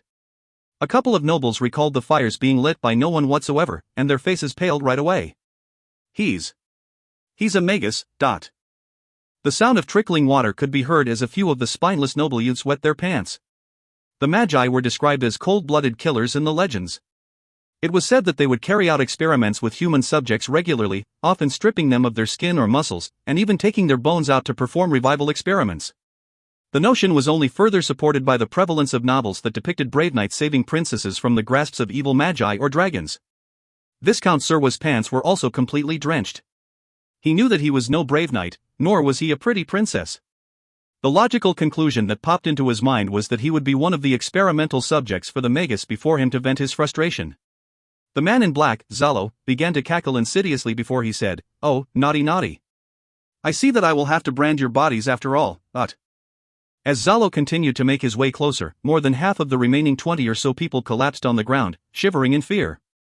All of a sudden, 2 swords flashed out of nowhere. The 2 silver-ranked swordsmen that followed Master Mancini around attacked together in a pincer formation. The tips of their swords pierced directly towards the man's torso. As if he was caught off guard, the man in black stared with shock at the swordsman. "Great, we're saved." "Ugh." One noble youth that thought that Zalo would be cut into pieces by the 2 swords quieted down and sank into despair, right after expressing his cheer of joy and hope. The man called Zalo stood without any harm, but the 2 silver-ranked swordsmen that crossed his figure were not moving in the slightest on the ground. He, are you glad?"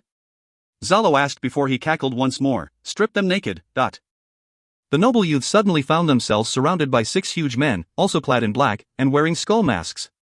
Even though they moved about silently, their strength was unparalleled.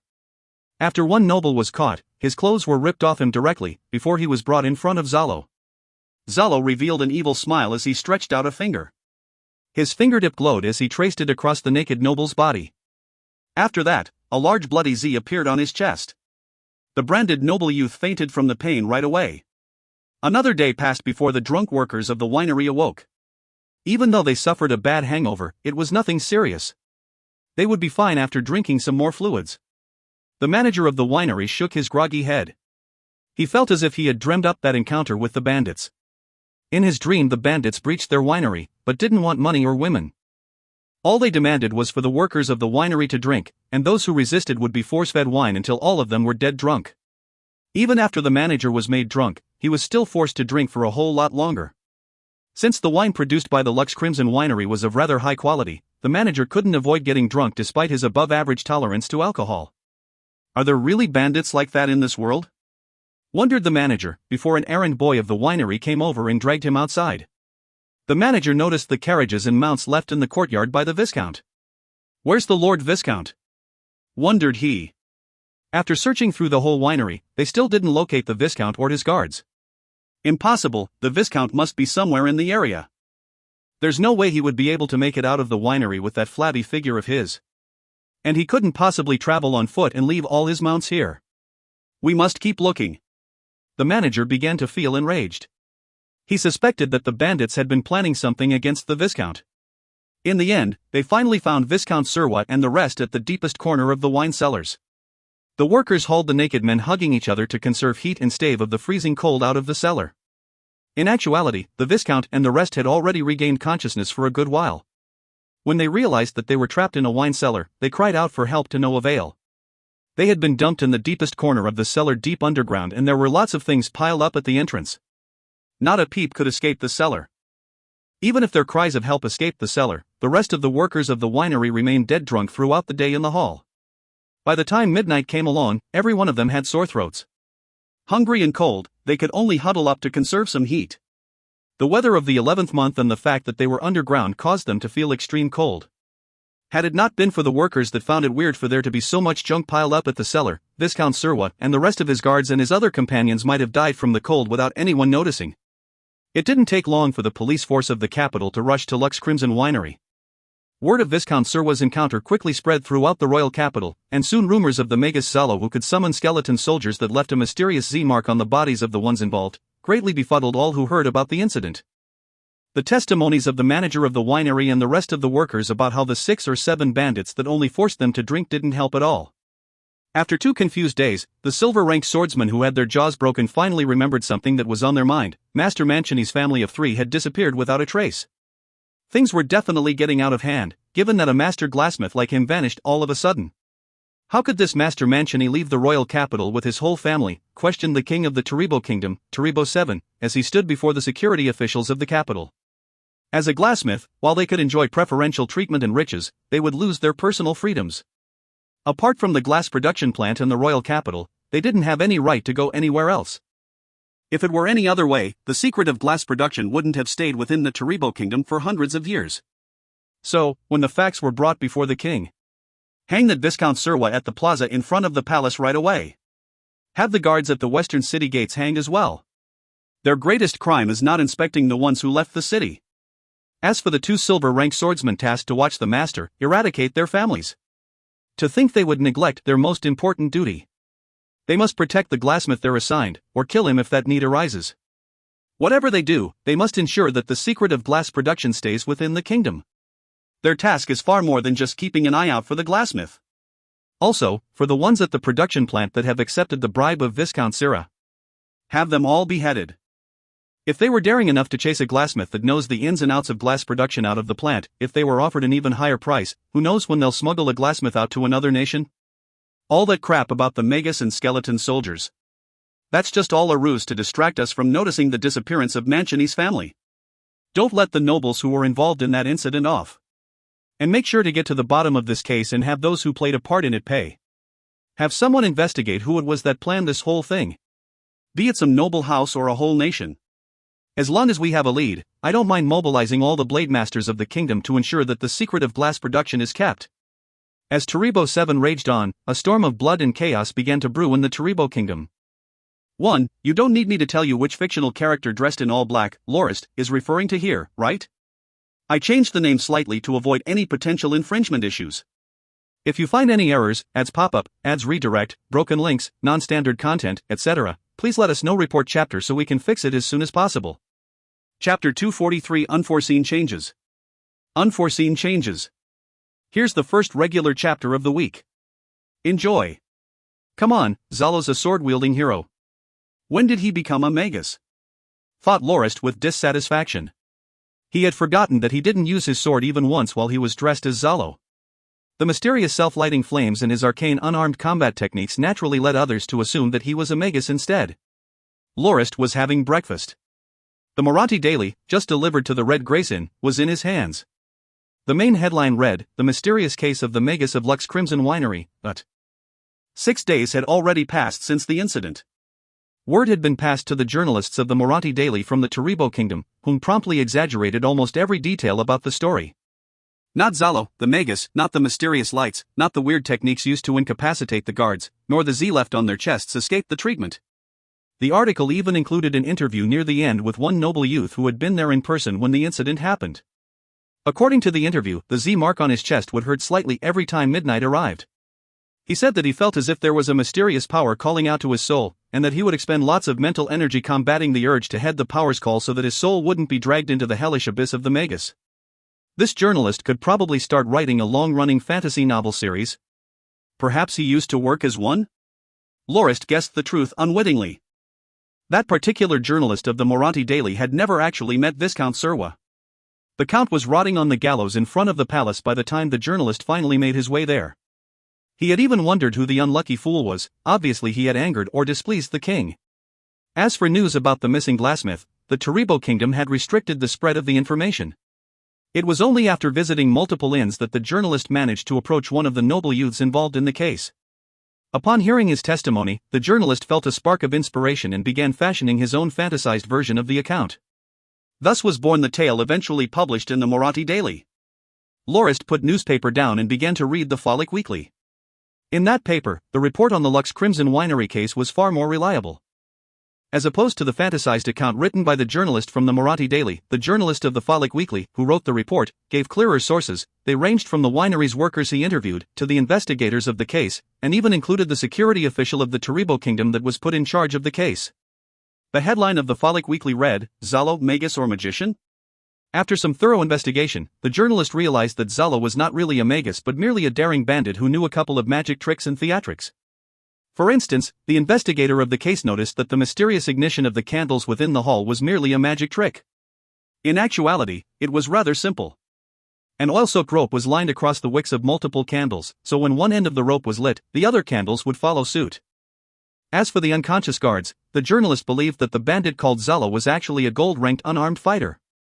The shattered jaws of the two silver-ranked swordsmen was testament of that. In fact, there were signs that the guards were actually struck down by brute force, rather than being rendered unconscious by magic. The journalist was of the opinion that the bandit troupe had merely intended to rob the winery. By making the servants drunk, they would erase much of the traces of them being there. The arrival of Viscount Surwa and his mates was merely coincidental, and they ended up being the unlucky sacrificial lambs. Zalo, the bandit, then turned his sights on the Viscount and the others, as evidenced by them having been robbed clean and even deprived of their clothes. However, the journalist found it weird that 4 days after the case, Viscount Surwa, his guards and some of his friends, were hanged by the gallows by the order of Taribo VII for unknown reasons. The journalist felt that there was a far bigger conspiracy behind the case of Lux Crimson Winery. Even if the ones involved wouldn't divulge anything, the journalist was confident that he could expose the truth. Good luck to that brave journalist, thought Lorist. He understood that Viscount Surwa had been hanged the moment the Taribo kingdom was aware of the disappearance of Master Manchini. It seemed that the kingdom was intent on keeping the news under wraps while they investigated the disappearance in secret. Despite that, Lorist wasn't the slightest bit worried. After he finished dealing with some other matters, he would bring Master Manchini and his family along with him back to the Dominion. He believed that the Taribo kingdom wouldn't even begin to suspect that a glass factory would start in the Northlands. Currently, Master Manchini and his family were in one of the rooms on the third floor which had been reserved by Lorist, and was having breakfast as well. There was no way that the Taribo kingdom's agents would be able to find any trace of them. Lorist had at least that amount of confidence. When Lorist brought them into Marathi City, he had them disguised as the family members of some of his guards, and entered the city just like the thousands of other servants going in and out of the city daily. They gathered at Red Grayson after making their way through the city gates without attracting the slightest bit of attention. The only problem was that something seemed to have happened between Els and the lovely daughter of Master Manchini when they pretended to be siblings during their entry to the city. From time to time, they would give each other yearning glances, which Lorist happened to notice. Even though Els was 16 years older than the girl, it didn't stop the two from feeling attracted to one another. Lorist could only hope that his brother's dreams would come true one day. Lorist put the matters of the Taribo kingdom at the back of his mind, and continued to read the other reports in the newspapers while enjoying his hearty breakfast. In the end, I'm still much more accustomed to the life here at Marathi City. The largest disparity between being at Marathi City and being in the Dominion was the flow of information. In Marathi City, it wouldn't take long for one to find out about the recent happenings on Grindia. Even though the reports might be delayed by a few days or even a month, it was still better than not getting to know anything at all. Thanks to the wide influence of the trade union, journalists from Marathi City could visit many places to collect information without worrying about their safety. As for the Dominion of the House, even though it had undergone several developments during the past few years, and seemed to be on the road to prosperity, the flow of information there was as stunted as ever. Lorist remembered how he was blind to the happenings on Grindia a few years back when he spent all his time at the Northlands. He only got the occasional news from Count Kenmays, but most of them were just about the conflicts between the nobles at the royal court. He would at best have some rumors about the other things happening outside the Iblia kingdom. As a person who came from another world, Lorist understood the importance of information and intelligence. He intended to set up an intelligence network so that the house could grasp the changes of the status quo in the outside world. However, the largest difficulty in carrying that out was ensuring the safety of the intelligence agents. It was something that Lorist wasn't able to do just yet. Lorist thought back to how some of his messengers had been captured and enslaved by other Dominion lords a few years prior. He couldn't afford the loss of agents like that. However, now that he had access to Silawas Island, and the maritime transport it enabled, an avenue for interacting with the world outside the Northlands was finally open to him. Lorist resolved himself to put Lundmore to good use when he returned. That fellow had been forced to marry 7 wives, and he had already sired over 10 children in just 3 years. Most of the time, he had to stay at home to tend to the whims of his wives and children. Rumor had it that Lundmore was slaving away for his wives and children. He even got the moniker of a saint when it came to treating women and children. His reputation in those fields was such that it was said that the moment he applied the salve, the sickness would disappear right away. Once, when he met up with some of his fellow alumni, he cried out after drinking a lot and regretted not being careful with his lower body, ending up in the situation he found himself in now. Before he finished complaining, he was hauled back home to reflect on his mistakes by two of his wives. His fellow mates could only mourn for his suffering in silence. He was a knight of the house after all, he couldn't afford to waste away like that. All 7 of his wives had awakened their battle force as well, and even had potential to be the leaders of the female unit. They were actually quite talented and able. Lorist decided to have Lundmord head to Moranti City to start a herbalist clinic that would double as a base of operations for House Norton with a few of his wives. That way, he could gather information about the happenings all around Grindia, and even recruit much-needed talent for the house to stay ahead in terms of technology. Lorist sighed as he wondered how long it would take for the Dominion to achieve the level of prosperity Moranti City had. It was definitely a daunting undertaking that would take a long time to achieve. Compared to the dominions of other noble houses, the dominion of House Norton was already better and more prosperous than most. For instance, Count Kenmays, Baron Shazine and Baron Phelim all envied the dominion of the Nortons, given their understanding of their dominion. They were impressed that Lorist was so willing to invest so many gold fords in the development of the dominion and the improvement of his subjects' lives. But to Lorist, the apparent prosperity of his dominion was only skin deep. If it didn't persist in his efforts, then, over 5 or 6 generations, the Dominion would return to its former state. He had many plans, establishing basic education to improve the skills of the folks in the Dominion and increase their loyalty to the house was just one of them. He was also considering decreasing taxes. The Norton family had no need to oppress and exploit its subjects, unlike other noble families. There were many ways the family could prosper, and Lorist could use a number of tricks he learned from his past life to do so at any time he chose. However, to achieve his goal, he would have to put in much more effort. Lorist laughed bitterly. Many of his plans wouldn't be able to be executed because of practical restrictions. In the case of education, if the family wasn't able to come up with a breakthrough to make paper, given the high price of beast skins, there was no way that the family would be able to sustain an education system. If he managed to obtain cheap paper like what he had in his past life, the house could not only improve the educational standard, they could also start their own newspapers. They would then be able to control public discourse, and instill in the peasantry a sense of pride in being the subjects of House Norton. Lorist didn't notice Howard's arrival, given his state of deep thought. "Milord, milord," Howard called out. "Oh, it's you. Why didn't you go to the library today?" asked Lorist after he snapped out of his thoughts. Rolling his eyes, Howard said, "Milord, we've been to the library for the past few days and got to know what we need. It was you who told me that we don't have to go there anymore yesterday." Lorist said apologetically, "Sorry, Howard. I was lost in thought just now. Is there anything you want to tell me?" "Milord, the person in charge of the shipyard you visited yesterday, Mr. Millinor, is here. He said that he had to meet you to discuss something," said Howard. "Oh, is there a problem with the ship I ordered?" "Have him come to the 3rd floor, and tell Els not to let him see the Mancini family," instructed Lorist. "Understood, milord," said Howard as he left. On the day before, Lorist had headed to the Vadley shipyard and struck an agreement with Millinor to have a large-class merchant vessel constructed at a price of 6,500 gold fords. Lorist had paid 1,000 gold fords as deposit. The construction of the ship would take 4 months.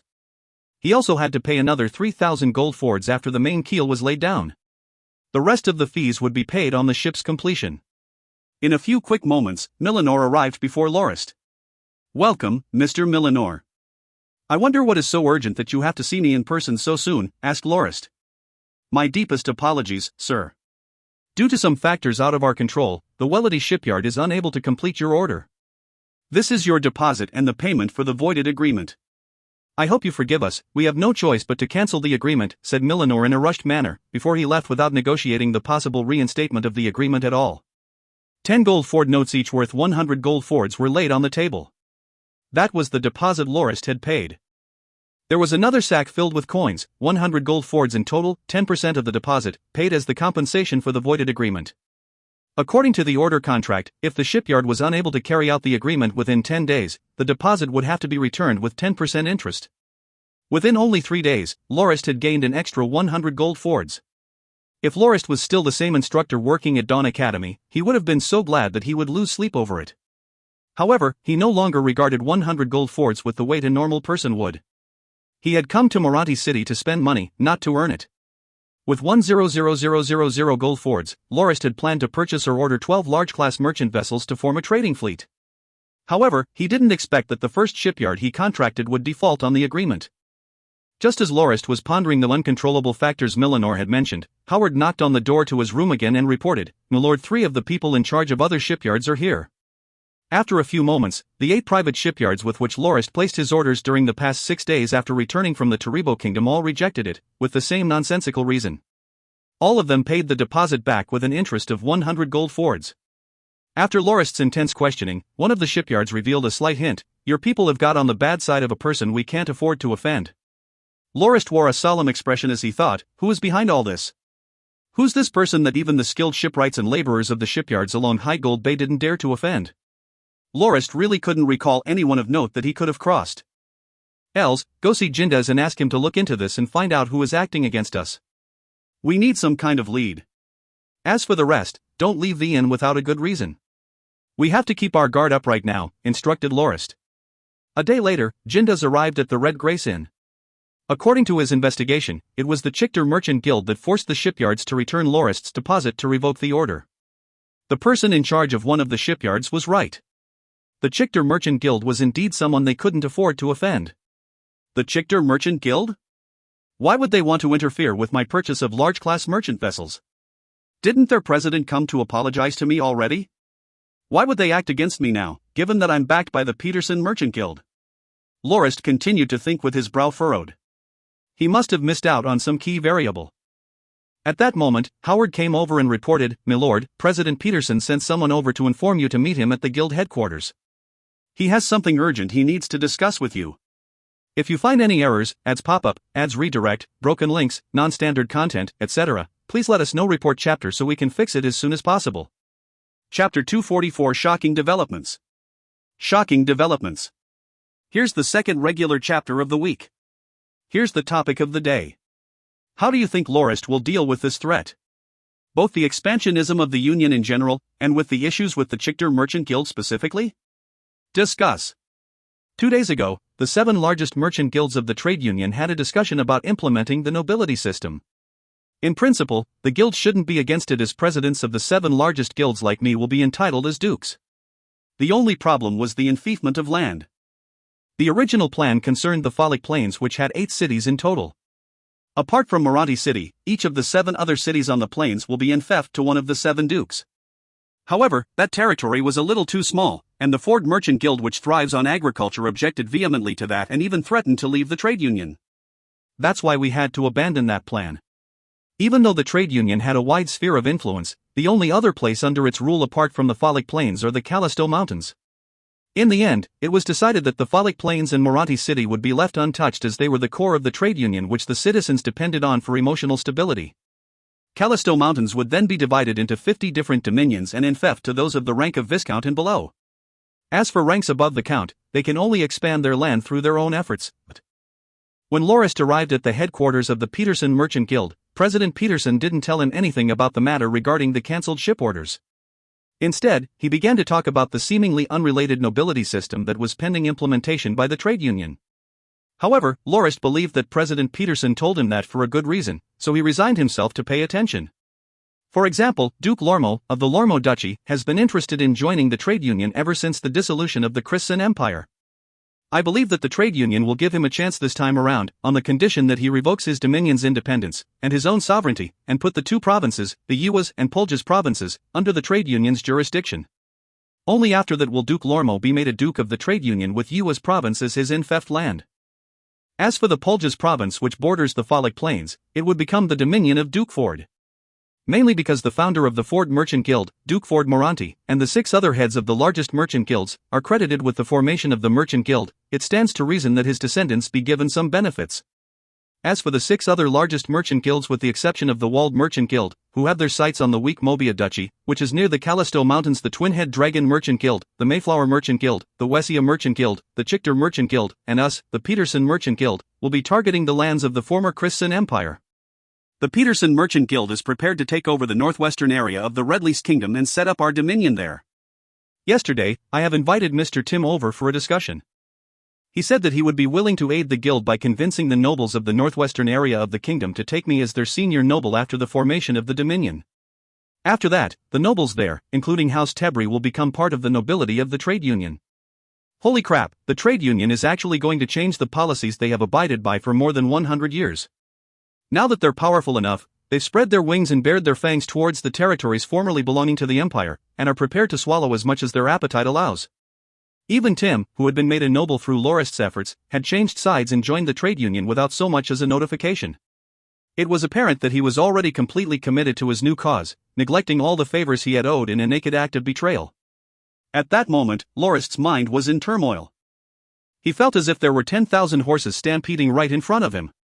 His hand holding the teacup shook slightly. This wasn't a small change, but rather a history-defining development. The implementation of the nobility system by the trade union had changed them, the harmless bunny, into a bloodthirsty tiger with its mouth agape. Even though their current targets used to be part of the Christian Empire, which had been their sworn enemies for the past century, it only applied to the 7 largest merchant guilds of the Union. As President Peterson had said, anyone who wanted titles would have to fight and conquer their own territory. So, what of the second to third-rate merchant guilds? Who would they target next? With the implementation of the nobility system, Grindia would no longer know peace. Even though the trade union wasn't an empire, it was possibly more powerful than one. Whether it be wealth, population, or influence, they surpassed the Christian Empire in all regards. They were not unlike a gigantic, invincible titan. Lorist suddenly thought of the ambitious Second Highness. The man was filled with confidence in his 300,000 troops. He was only waiting for his father's passing to engage in the effort to reunite the empire. Poor Second Highness, it seems that you've missed the opportune time to reunite the empire, and wasted a year of your time. 300,000 soldiers? What a joke. Trying hard to keep his shock in check, Lorist asked calmly, President Peterson, was Duke Lormo willing to accept the conditions of the trade union? After all, he is the head of a duchy. President Peterson laughed and said, sometimes, situations are beyond the control of man. He doesn't have a choice but to accept our conditions. In fact, several influential nobles within the Lormo duchy were already on bad terms with the Duke. Had it not been for our mediation, civil war would have broken out long ago. Even though the trade union accepts his participation, and he would lose his status as the head of the duchy, it will be a kind of release for him. Additionally, the conditions we are offering him benefit him quite a lot. Not only did we give him a loan of 5 million gold fords that's interest-free for up to 10 years, we even sent someone to help him form his own merchant guild so that he can gain observer status in the High Council. As long as he pays back the loan, he will also be able to be one of the core members of the council, and his merchant guild will be the 8th largest in the Union. Darn, that's a new milestone for betraying one's own country for power. Everyone would feel that Duke Lormo got a good deal for selling away his duchy. The trade union was incredibly sincere and generous with its conditions. To Duke Lormo, becoming the head of the 8th merchant guild in the High Council of the trade union was nothing short of a boost in status. Similarly, that was also the ambition of many of the lesser merchant guilds within the Union. No, wait. This is all a ruse, realized Lorist.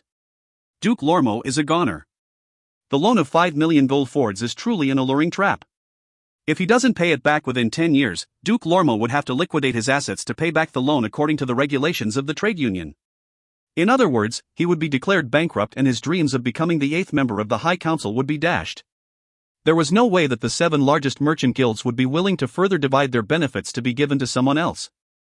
Otherwise, there would have been a merchant guild or two that would attain the same status as the Big 7 over the course of almost 200 years. When Lorist was studying at Dawn Academy, he had heard a rumor about how a merchant guild would be secretly assaulted and ruined upon expanding their businesses beyond the scope of those of the 7 largest guilds. Most of the smart ones within the trade union understood that rule.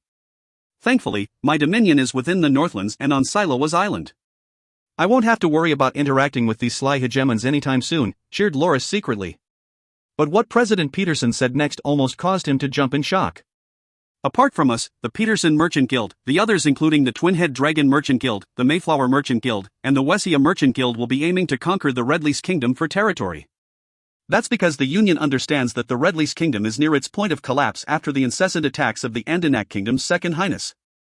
To prevent another nation like the Christian Empire from being formed and threatening our own safety, the trade union has decided to intervene in that conflict to ruin the Second Highness's plan to reunite the empire. The following will be related to you, Brother Locke.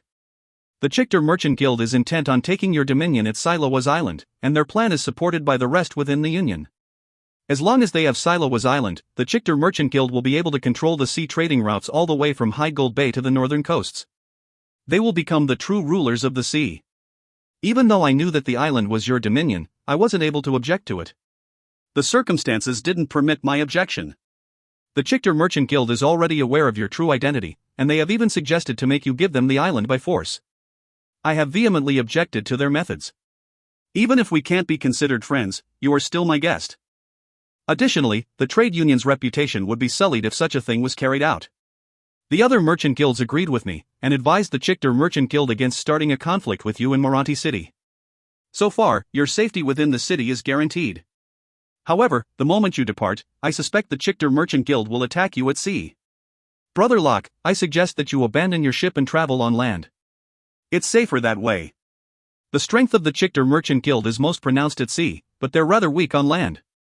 Given your skills, you'll definitely have an easier time escaping.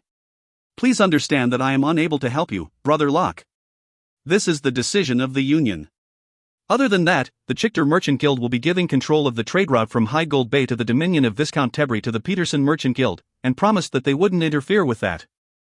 In exchange, we must take a neutral stance between you and them and won't aid any side. Being able to inform you of this news is already the best I can do. Lorist wanted to curse out loud when he heard all that. When trouble strikes, there's nowhere to hide. The Chichter Merchant Guild must have realized the strategic location of Silowas Island. It's no surprise that some sharp minds out there have realized the same things I did. Controlling Silowas Island would be akin to controlling everything from High Gold Bay to the northern seas. It was no joke to say that whoever controlled Silowas Island was the ruler of the northern seas. Brother Locke, if you don't mind, I can help you negotiate with the Chichter Merchant Guild. That way, you can take a page from Duke Lormo's book and sell the island to the Chichter Merchant Guild. We'll definitely make sure that you won't lose out on that deal. Also, I think that's the ideal way for you to avoid conflict. After all, the dominion of your house is located in the Northlands, and through selling Silowas Island for a good price, you can gain the favor of the trade union as well as develop your dominion with those funds, advised President Peterson. Lorist shook his head calmly and said, "Thank you for your kind intentions, President. However, House Norton prides itself in its military background. We are not afraid of the threat of war. Let's forget about selling the island as well. If the Chichter Merchant Guild intends to take Silowas Island, the dominion of my house, then they better be ready to pay for it with tens of thousands of lives. House Norton will definitely make them aware of the consequences of provoking the raging bear of the Northlands." Silowas Island was crucial in Lorist's plans for the house's future. Losing it would cut the family off from its prosperous future. This is what drove Lorist to be completely unwilling to compromise. Since the trade union is going to implement a nobility system and involve House Norton in its troubles, then bring it on. The one thing my house doesn't fear is war. Brother Locke, I hope you consider this thoroughly. The Chichter Merchant Guild is one of the strongest forces at sea. For the other guilds like us, even though we have fleets, the scale of those fleets can't possibly compare to those of the Chichter Merchant Guild. Not only do they have 7 large-scale long-distance merchant fleets, including near 1,000 warships, and more than 10,000 sailors, they also have great influence over the trade union's invincible fleet, as well as the navy of the Hanayabarda and Shiarsia kingdoms. Silowas Island is in the middle of the ocean. I'm afraid your conflict with the Chichter Merchant Guild will end in your defeat. President Peterson felt that Lorist was just being stubborn as a result of his youth and inexperience. Compared with the Chichter Merchant Guild, Lorist didn't even have a single large-class merchant vessel for show. He was like an infant that challenged a giant to a one-on-one battle, and the result of it was all too predictable. To him, Lorist's futile resistance would only bring unnecessary casualties to House Norton. But little did he know that the naval superiority of the Chichter Merchant Guild made Lorist even more resolved. Lorist realized that as long as he was able to trump the Chichter Merchant Guild, House Norton would become the new ruler of the sea. Perhaps, he would have a far easier time dealing with the other merchant guilds at sea than on land. "President, when will the trade union execute the nobility system?" asked Lorist. "It will be done after winter on the 18th day of the 3rd month next year. That is the 175th anniversary for the formation of the Ford Trade Union. Duke Lormo will also become part of the trade union on that day, and will be given title then. At the same time, over 100 people who have contributed to the trade union will be given their titles and infeft their lands," replied President Peterson. "President, the various duchies and kingdoms neighboring the trade union have always been part of the alliance with the trade union and can be considered to be under their influence. During the past century, they've also provided lots of help to resist the invasion of the Christian Empire, thus ensuring the union's victory. Now that the trade union is going to implement a nobility system, apart from the largest merchant guilds who have their sights on the Red Lease Kingdom, what of the territories of the other lesser merchant guilds who will be similarly given titles? Won't their conquest for territory cause turmoil and unrest among the other kingdoms and duchies neighboring the trade union? Asked Lorist. The president nodded and said, the nobility system has been used all over Grindia for more than a millennium. This kind of system has long been engraved within the hearts of Grindians, and gaining a piece of hereditary land for one's descendants has always been one of the greatest dreams one can have. Even though the trade union is second to none on the continent when trading and dealing with the nobles of the duchies and kingdoms, there is an unspoken feeling of inferiority inflicted upon us. It's one of the main reasons the trade union is implementing the nobility system. The most troubling part of that would be the enfeoffment of land. Without land, the titles one holds would be only honorary ones. Actually, some have expressed their desires to absorb the smaller nations 2 years back as the foundation for the new nobility system. However, the High Council felt that it would affect the union's reputation too badly. They would become the public enemy named alongside the Christian Empire. The proposal was denied in the end. This time, the High Council has declared that those who wish to conquer their own territory must do so only within the Red Lease and Andenac kingdoms, since there's more than enough land over there. It would also extinguish any chances of the Christian Empire reuniting and rising again, thus allowing the trade union to no longer worry about anything. The neighboring nations won't be too worried about their own safety following the implementation of the trade union's nobility system either. As a result, the land all the way from the Great Analu Plains to the Red Lease Kingdom would become the territory to be enfeoffed by the trade union. That's also one of the factors the Chichester Merchant Guild wants your Silowas Island. Predictably, the trade union will not allow Silowas Island, which can pose a threat to the coasts of the Great Analu Plains, to be out of the union's control. Finally, President Peterson sincerely said to Lorist, Brother Locke, don't think that just because it's only the end of the 11th month that everything will only begin in 3 or so months. Actually, a lot of preparatory work will have to be done during the months leading up to the aforementioned date. In a few days, Duke Lormo will be signing the agreement to accept the conditions of the trade union and relinquish the independence of his duchy. The Walled Merchant Guild also hopes that they'll be able to take the Mobia Kingdom into the trade union just like the Lormo Duchy. The rest, including the Twin-Head Dragon Merchant Guild, the Wessia Merchant Guild, and the Mayflower Merchant Guild will be building up the military force of the Red Lease Kingdom one way or another. As long as they can fight the 300,000 soldiers of the Second Highness and cause immense damage to both sides, the various merchant guilds of the trade union can swoop in for the spoils of battle and begin conquering their territory.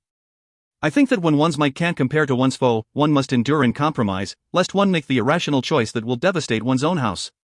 Brother Locke, please reconsider my suggestion. It is not my wish to start conflict easily. Additionally, sea battles are very different from land battles, and the Chichester Merchant Guild is no stranger to the former, with their great experience and advantage in numbers. The cancellation of your ship orders during the past few days is also one of the tactics used by the Chichester Merchant Guild to apply pressure to you. Lorist replied solemnly, All right, President. I will definitely consider this matter seriously.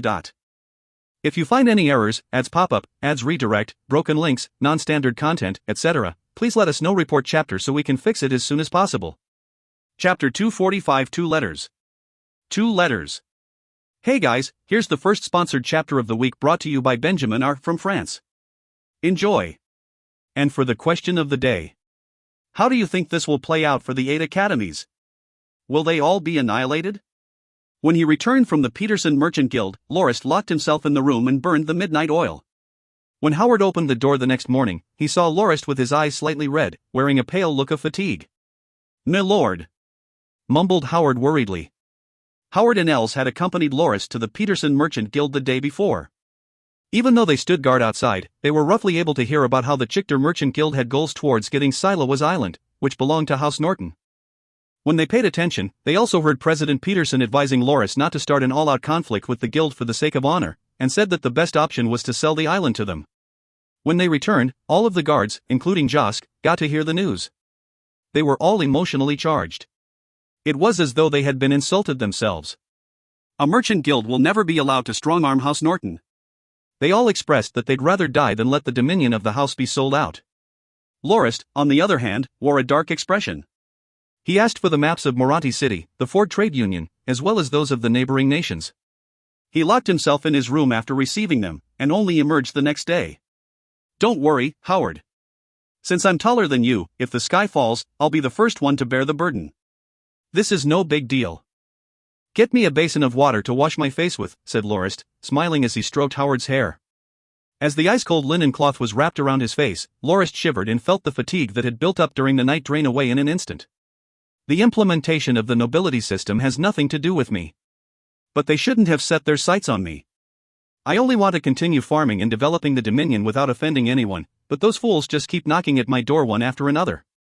A tame horse will be mounted, and a gentleman will be bullied. The idioms of my past life truly make sense. Since that's the case, bring it. So, what if they have 7 large-class merchant vessels, thousands of armed ships, and 10,000 plus sailors?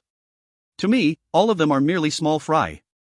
Actually, some have expressed their desires to absorb the smaller nations 2 years back as the foundation for the new nobility system, but the words uttered by President Peterson yesterday echoed in Lorist's head.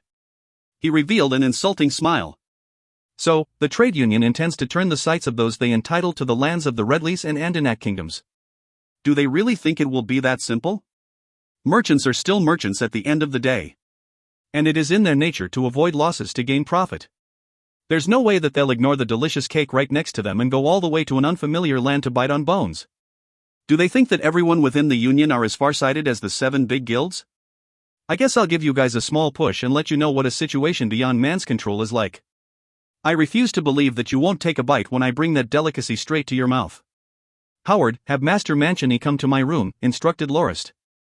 At noon, after lunch, Lorist headed to the Dawn Academy and bid farewell to all the instructors and professors he knew. He said that he would be leaving Moranti City in 2 days and also went to bid Academy head Levens farewell. When Lorist left, Levens and Blademaster Claude looked at the 2 letters left on the table as their faces wrinkled, giving off a troubled look. Those letters were like Pandora's boxes, ready to unleash chaos upon the world. There was only one good way to deal with the letters, and that was to burn them and forget that they ever existed. However, upon considering the potential profit of possibly up to 1 million gold fords, Academy head Levens made his decision. This is not something that our academy alone can bear. Have the other academy heads invited over here? We'll split the profit and divide the risks among ourselves. 2 days later, a piece of shocking news rocked the whole of Moranti City and spread throughout Phallic Plains, eventually reaching the various nations neighboring the Union. The headline of the most distributed publication, Moranti Daily, read, "The Truth." The report began referring back to the case of Lux Crimson Winery which transpired within the Taribo Kingdom, as well as true reason behind the execution of Viscount Serwa, and some others on the order of Taribo 7 in front of the palace. The report stated that a glassmith called Mancini had been kidnapped by the bandits because of Viscount Serwa's error. That meant that the secret of glass production which the Taribo Kingdom had labored to keep for over 2 centuries had already been leaked. The report also stated that a few students from various academies within Moranti City managed to rescue a heavily injured man, who turned out to be Master Mancini, who managed to escape from the bandits that captured him.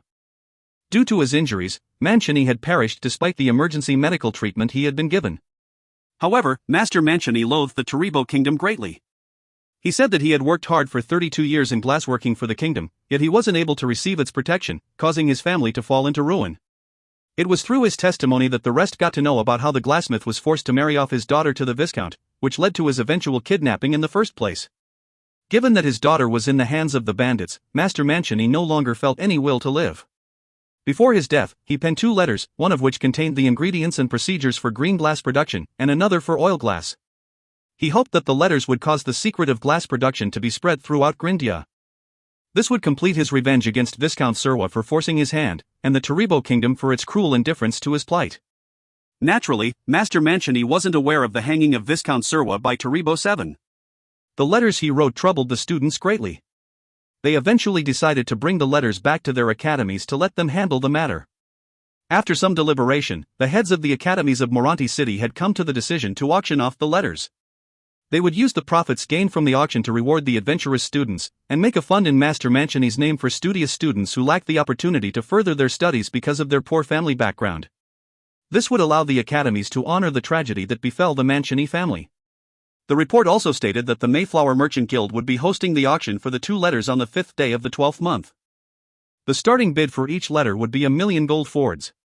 The Moranti Daily article shocked the merchant guilds, and the trade unions neighboring countries, into a stupor. Every one of them was well aware that the Taribo Kingdom was the richest nation after the Ford Trade Union. They made more than 3 million gold fords annually from their glass exports alone. The country's royal family was said to be the richest on the whole of the Grindian continent. With the glass production process leaked, should one nation be able to obtain either letter, the profit they would enjoy would no doubt increase by at least 1 million gold fords annually. To the various nations and merchant guilds, this was an incredible opportunity to make a huge profit. There were less than 8 days until the 5th day of the 12th month, and many people flocked to Marathi City as the date approached. The whole of the Ford trade union had been embroiled in turmoil as a result of those 2 letters. Marathi City was the eye of the storm. The Mayflower Merchant Guild was even more troubled. They were the hosts of the auction, and became everyone else's target. Had it been any weaker power, the guild's heads would have taken the letter for themselves and kept it a secret. The profit they could gain from it was not something to scoff at.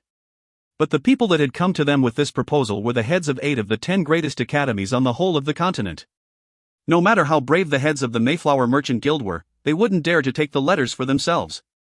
This would still be the case even if the 8 academies had not each sent a blade master to watch over the letters. Protecting the letter was only a pretense, of course. They were actually there to guard against any untoward action by the Mayflower Merchant Guild. Academy head Levins had said to the 7 other academy heads, "There's no way we can begin producing glass ourselves. If we do, we'll definitely become the target of others. We can only profit off this once. I trust that both these letters are worth more than 8 million gold fords. This kind of sum is not one that the Dawn Academy can swallow alone. We have no choice but to find conspirators that will join in. After the auction, each academy will receive 1 million gold fords. Are you guys in or not?" While one academy alone wouldn't be able to go against the 7 largest merchant guilds in the trade union, a coalition of 8 academies would be left untouched. Even though those academies were ranked among the top 10 in Grindia, it was already an incredible feat for them to make a profit of tens of thousands of gold fords per year. Sometimes, they would even operate at a loss. Academy head Levins had once described the accounts of the academy to Lorist. The most of the Dawn Academy's income came from accepting donations.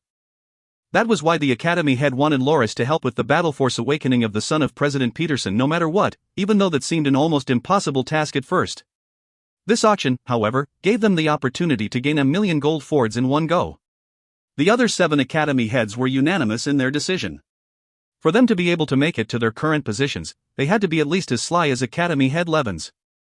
They were well aware that they would only be able to make it out of this matter unscathed if they united. Thus, each academy sent out 1 blade master. A unit of 8 blade masters was not one that could be scoffed at. It was almost guaranteed that nobody would be able to do anything to those letters. When the Marathi Daily's article was delivered to the king of the Taribo kingdom, the king flipped out in anger and smashed whatever he could get his hands on. After that, he summoned his officials and came up with 3 countermeasures after 4 hours of discussion. First, the kingdom would send their envoys to the Ford trade union to have them hand over the 2 letters. Second, the kingdom would mobilize its 50,000-strong army to the borders to let the trade union witness the lengths to which the Taribo kingdom would go to maintain control of the glass production. Third, the kingdom would send 7 blade masters with 10 million gold fords to Marathi City to see whether the Mayflower Merchant Guild was willing to sell the letters for that amount of money. If they weren't willing to sell them, Taribo 7 said, "If we are unable to get those 2 letters back, we must do all we can to destroy them." Glass production is how the kingdom was able to build itself up. I will definitely not allow any other nation, house or merchant guild to grasp its secrets. As everyone's attention was focused on the 2 letters in the hands of the Mayflower Merchant Guild, on the night of the 34th day of the 11th month, Lorist headed to the port of the Peterson Merchant Guild with his guards, Josk, Howard, Dulles, and Master Mancini's family, using 4 carriages. A black-colored carriage could be seen waiting at the port. Upon noticing Lorist and the rest's arrival, Els and 2 other guards hopped out of the carriage with 2 linen sacks, before they carefully loaded the sacks onto the flying fish of dawn. The sacks appeared to contain people. The guild's guards wanted to investigate, but were stopped by the person in charge of the port. "We didn't see anything, understood," said he solemnly. Lorist then bid Dulles farewell. "Dulles, there are 3 reasons for you to remain here at Marathi City. First, take note of the effects of the 2 letters, and try to secretly escalate the problem. Second, recruit talented people and head to the dominion of Viscount Tebri on the ships of the Peterson Merchant Guild when the time comes. We will pick you up over there. Third, begin to collect intelligence on the Chichter Merchant Guild. They will soon become an enemy we will have to face." "Understood, me lord. I will execute your will accordingly," Dulles answered with his chest puffed out. "Me lord, please be careful on your way back." Lorist patted Dulles's shoulder before heading towards the person in charge of the port. He took out a huge sack of coins and handed it to him. "This is my thanks for your tolerating the troubles we caused over here. Also, help us bid our farewells to the president. As the matters of my dominion are incredibly urgent, I won't have time to go thank him myself." The person in charge was stunned when he got hold of the sack. Based on the weight, he surmised that there was at least 100 gold fords within. He couldn't quite hear what Lorist was saying due to his shock and could only mumble yes nonstop. When the flying fish of dawn departed, he was waving his hands nonstop to bid them farewell. As the skies brightened, young Master Morabak of the Chichter Merchant Guild threw a fit of rage. "What did you say? Count Norton left High Gold Bay around 2 in the morning? What the hell is going on with our lookout? You said he fell asleep? Very well, then he shall not wake for the rest of his life. Have the bird breeders release some sea swallows immediately to notify the 2nd and 3rd interception fleets of this news. Have the 1st interception fleet begin pursuit. No matter what, we must have that ship. Count Norton must be brought before me. What are you waiting for? Scram. Understood, 3rd young master. If you find any errors, ads pop-up, ads redirect, broken links, non-standard content, etc., please let us know. Report chapter so we can fix it as soon as possible. Chapter 246 Blockade at Sea. Blockade at Sea, Cliffhanger 1 of 3. This is the second bonus chapter of the week, also by Benjamin R. from France. Thanks for the support. Tales of the Reincarnated Lord. Chapter 246, Blockade at Sea. The purplish tint of dawn covered the whole sky. The endless seas turned red under it. The flying fish of dawn was cruising at full sail, riding the winds and waves. "Milord, Professor Balba and his maidservant are awake. Right now, they're feeling rather confused and agitated," reported Howard as he got onto the deck. Els and the guards had brought Professor Balba, the man who had cracked open the secrets of dwarven gunpowder, and his maidservant, Swyla, on board the previous night in 2 sacks. They had learned that the professor had no children, and had yet to build a family through Els's mate and current head of the syndicate, Jindaz. He did, however, have a young widow by his side. She had served as his personal maidservant for more than 20 years. According to Jindaz, the relationship between Professor Balba and Swyla was a little ambiguous. Perhaps the difference in their status made the professor hesitate to take her as his wife. Despite this possible hesitation, they were quite close, to the point that the professor gave Swyla his entire salary and let her manage his life. Venus Academy ranked rather low when compared to other academies within Moranti City. They were around 21st on the rankings. Professor Balba's salary was also merely 3 gold fords a month. Coupled with the professor's tendency to research weird things, which cost him quite a bit, he didn't live a lavish life. Additionally, the professor didn't really like his job at the academy. He had expressed a desire to change his occupation more than once. Initially, Lorist thought that it would be a piece of cake for him to recruit Professor Balba. Little did he know that the professor was actually an advocate of liberty, and hated nobles to the bone. Lorist was even harshly condemned when he made a personal visit, and was chased out of the house by the professor with a broom. Even though Lorist didn't know what grievances the professor might have with nobles, the limited amount of time he had didn't allow him to play around with the professor. He ordered Els to take a few men and knock the professor and his maidservant out cold. By the time they woke up, they would already be on board and far out to sea. They would have no choice but to follow Lorist then. "Alright, I'll go check on him and try to calm him down," said Lorist. He didn't notice how Howard was rolling his eyes out of his sight. The professor wasn't just agitated, he was on the verge of panicking. That was especially the case when he saw Lorist and realized why he was at sea. In a fit of rage, he uttered all the expletives he knew, much to the awe of those present, who found it hard to believe that a learned professor of an academy would act the way he did. When the professor stopped to take a breath, Lorist said, "Professor Balba, I didn't bear any ill intentions when I invited you here. I just want. Forget it. I won't do as you wish. No matter what you do to me, I won't agree to your demands, you damned." The professor was not in the mood to hear what Lorist had to say. After that, he continued his cursing and even resorted to attacking Lorist personally by comparing his intelligence to that of a mule. Lorist merely pretended he didn't hear all that, and let the professor continue. He looked at the maidservant Swyla, and found that she was a little seasick. He quickly instructed Howard, who was standing outside the cabin, to bring some medicine from his cabin. He also had him make some tea for the professor to moisten his dry throat. The professor was greatly annoyed at Lorist's thick skin. He had thought that he could anger Lorist to the point that he would give him a beating. The beating would give him the chance to prove his resolve. But Lorist simply ignored him completely, and even began to tend to his seasick maidservant. "What in the world do you want, a ransom? I'm just a poor professor and I don't have much. Or is it knowledge? There are so many professors in Moranti City who are far more accomplished than me for that. And didn't you hear about my misgivings with the academy? In the eyes of other professors, I'm just a weird, stubborn guy who puts his efforts in researching oddities instead of proper fields of studies, said the professor after he took a few sips of his tea. This time around, he didn't curse, and only held great suspicion of Lorist's intentions. Lorist smiled. He was happy to finally have a chance to communicate with the professor. Professor Balba, the reason I've looked for you is for the sake of gunpowder, said he. The dwarven gunpowder? Professor Balba muttered with suspicion, that project of mine has long been completed. It was published in the journal last year. Didn't the Moranti Daily write an article about it? You should be able to find it in a library. Everything's reported in the article and nothing was kept from them. No, Professor, what I'm interested in is what you said about there being room for improvement. What I want is the perfected form of it. The professor shrugged and said, then you should go look for the dwarves and get a ton of saltpeter from them. Only then can experiments be performed to refine the formula to perfection. The problem is that there is no saltpeter or to be found in the human realm. Those shorties are also unwilling to sell any to us. After that, the professor cursed a few more times. But this time around, the target for his profanity were the dwarves. Professor, I don't have any saltpeter either. But I will be able to provide huge amounts of the nitrite you'll need for the experiments. That's the reason why I invited you to come with me, said Lorist. That's impossible, the professor exclaimed in shock. How are you able to procure so much nitrite? If you could, you should have told me that the first time you came to see me.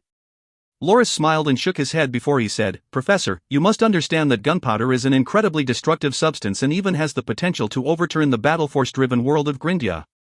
I don't want to become an eyesore for those involved. Nature, on the other hand, is full of wonders. Even though saltpeter or cannot be found in the human realm, I have a method that I can use to gather the nitrite that's found within saltpeter. So far, only I have noticed that method. If you're patient, you will be told the method when you arrive at the dominion of my house. Can't you just tell me about it here? Asked the professor impatiently. Lorist shook his head. The professor glared hatefully at Lorist, but he merely smiled in return. Fine, I'll trust you just this once. You better not be lying, said the professor in resignation. There wasn't much he could do anyway, since they had already set sail. There was nowhere for him to run to. Ships sighted up ahead, battle stations, shouted the lookout. Professor Balba, Miss Swyla, please rest well for a few days on the ship and enjoy the view. When we reach the Dominion, I trust that you'll come to understand that not all nobles are that darned. If you have anything you need, just notify the guards here. I will satisfy your demands to the best of my ability. Well, I'll have to take my leave for now, Lorist said as he lowered his head and rushed out onto the ship's deck. There are 2 large-class, 3-masted merchant vessels, 4 middle-class, 2-masted merchant vessels, and 6 middle-class, 2-masted armed ships heading our way in a fan formation. They seem to bear hostile intent. No, wait, they're flying the sword-and-barrel flag. They're the fleet of the Chichter Merchant Guild. They're the enemy. As the lookout continued to shout at the top of his voice, the ships appeared clearer and clearer in his vision. Lorist got onto the deck quickly, and saw old Jack mumbling while using a weirdly shaped ruler to measure a rope that was left flying freely on one mast. Captain! Old Jack called out, we're traveling against the winds at only 8 knots while those bastards over there are traveling with the wind. Half of them are fast-sailing ships and they're almost traveling at 10 knots. Based on that, there's no way we'll be able to carry out huge turns as evasive maneuvers. They'll be right on our tail in 10 minutes or so, What's going on? Lorist shouted. Milord, it's obvious that those Chichter ships over there aren't coming in peace. Their commander of the fleet is also really experienced. They've laid their formation in preparation to capture us. No matter which direction we rush towards, we'll end up being sandwiched by their ships. The moment they destroy our sails with their ranged weapons, this ship will no longer be able to unleash its potential and speed, and will be at their mercy. I had wanted to turn tail to escape, but the keel of our ship is too deep in the water, which means that we'll have to make a huge turn to change direction. By then, the enemy will already be next to us, explained Captain Wilson. Evade the 2 large ships first. Travel in a Z-shaped path and pass between the 2 ships on our left. Josk, shoot down the sails of those 2 ships. Els, use firebolts with the ballistae, and have them fire at will against those ships, decided Lorist after giving it some thought. Josk stood at the bow of the ship with his green longbow curved into a full moon. A thunderous twang rang out as a bolt of green was let loose from Josk's hand. In a flash, the 2-masted ship sailing at breakneck speeds towards them roughly 60 meters away seemed to have been hit by an invisible fist. The mast at the back of the ship wobbled twice before it collapsed forward. Josk had broken his ship's mast with only 1 arrow. The middle-class ship slowed down after that, and even began to twirl around in the sea in circles, causing a mess to break out on board. It opened a gap in the formation that Lorist's ship could use to pass through. As Josk began aiming at the next ship, it began to move evasively, zigzagging back and forth. Some of the crew even gathered at the front of the ship and began to fire their own arrows in an attempt to distract Josk's aiming. Josk calmed himself and treated the arrows that were flying at him as if they weren't there. However, his second arrow only brushed past the mast he was aiming at without causing it any damage. The crew cheered at his failure. The distance between the two ships had decreased to less than 40 meters. Lorist was already able to see the crew of the enemy ships loading their large ballistae and lighting their flaming projectiles clearly. They were preparing to destroy the sails. Josk took a deep breath before his bow twanged again. The crew of his target ship was sent into another fit of terror. 4 to 5 of the sailors at the front of the ship, who were firing with their bows, clutched their throats before collapsing lifelessly. Not one of the sailors at the front of the ship remained standing. Feeling the sudden emptiness left by their collapsed comrades, the remaining sailors looked for a place to hide hurriedly. They hadn't expected the enemy's gold-ranked marksman to be this powerful. The skill he showed could almost be considered divine and out of reach of mortal men. A loud cry of terror rang out as 2 of the lower sails of the two-masted ship began to contort when the wind blew against it. The 4 arrows Josk just fired had broken the knot holding them in place. The sails fell on the tub containing the flaming balls and caught fire. Smoke began to billow from the approaching ship. The lookout in the crow's nest stared at the flames for a moment before jumping into the ocean, desperate to escape his fiery fate. Captain Wilson turned the wheel hurriedly and directed the Flying Fish of Dawn past the flaming ship. They had successfully broken out of the Chichter Merchant Guild's blockade. By the time the other ships turned around against the wind to give chase, the Flying Fish of Dawn would have long left them in the dust. Release. Roughly 100 meters away at the deck of one of the large-class, 3-masted ship, 5 balls of fire were launched from the boat. The ballistae didn't have the range, though. The balls splashed into the water a dozen meters short of the Flying Fish of Dawn. A brutish, purple-faced man looked to the Flying Fish of Dawn in the distance and calmly said, "Don't fire any more fireballs, it's a waste if they're not in range.